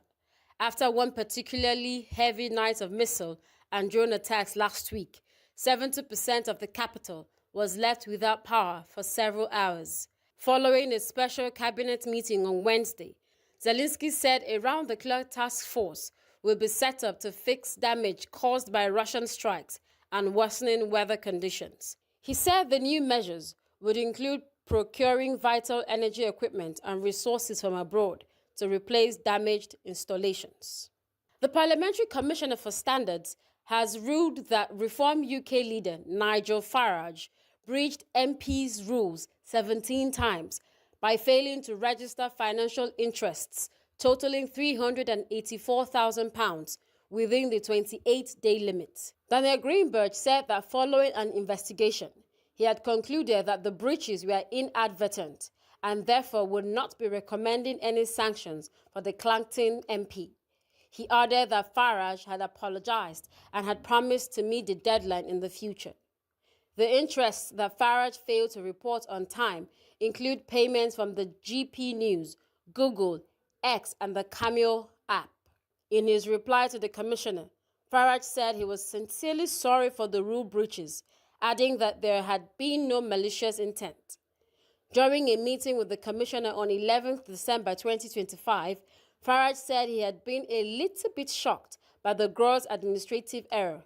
He also said that delays had been the result of severe growing pains. Following his investigation, the commissioner decided to close the case, stating that his decision was finely balanced given the high value of some of the interests. However, he said he was satisfied that the breaches had been inadvertent and that he would not be referring the cases to the Committee on Standards.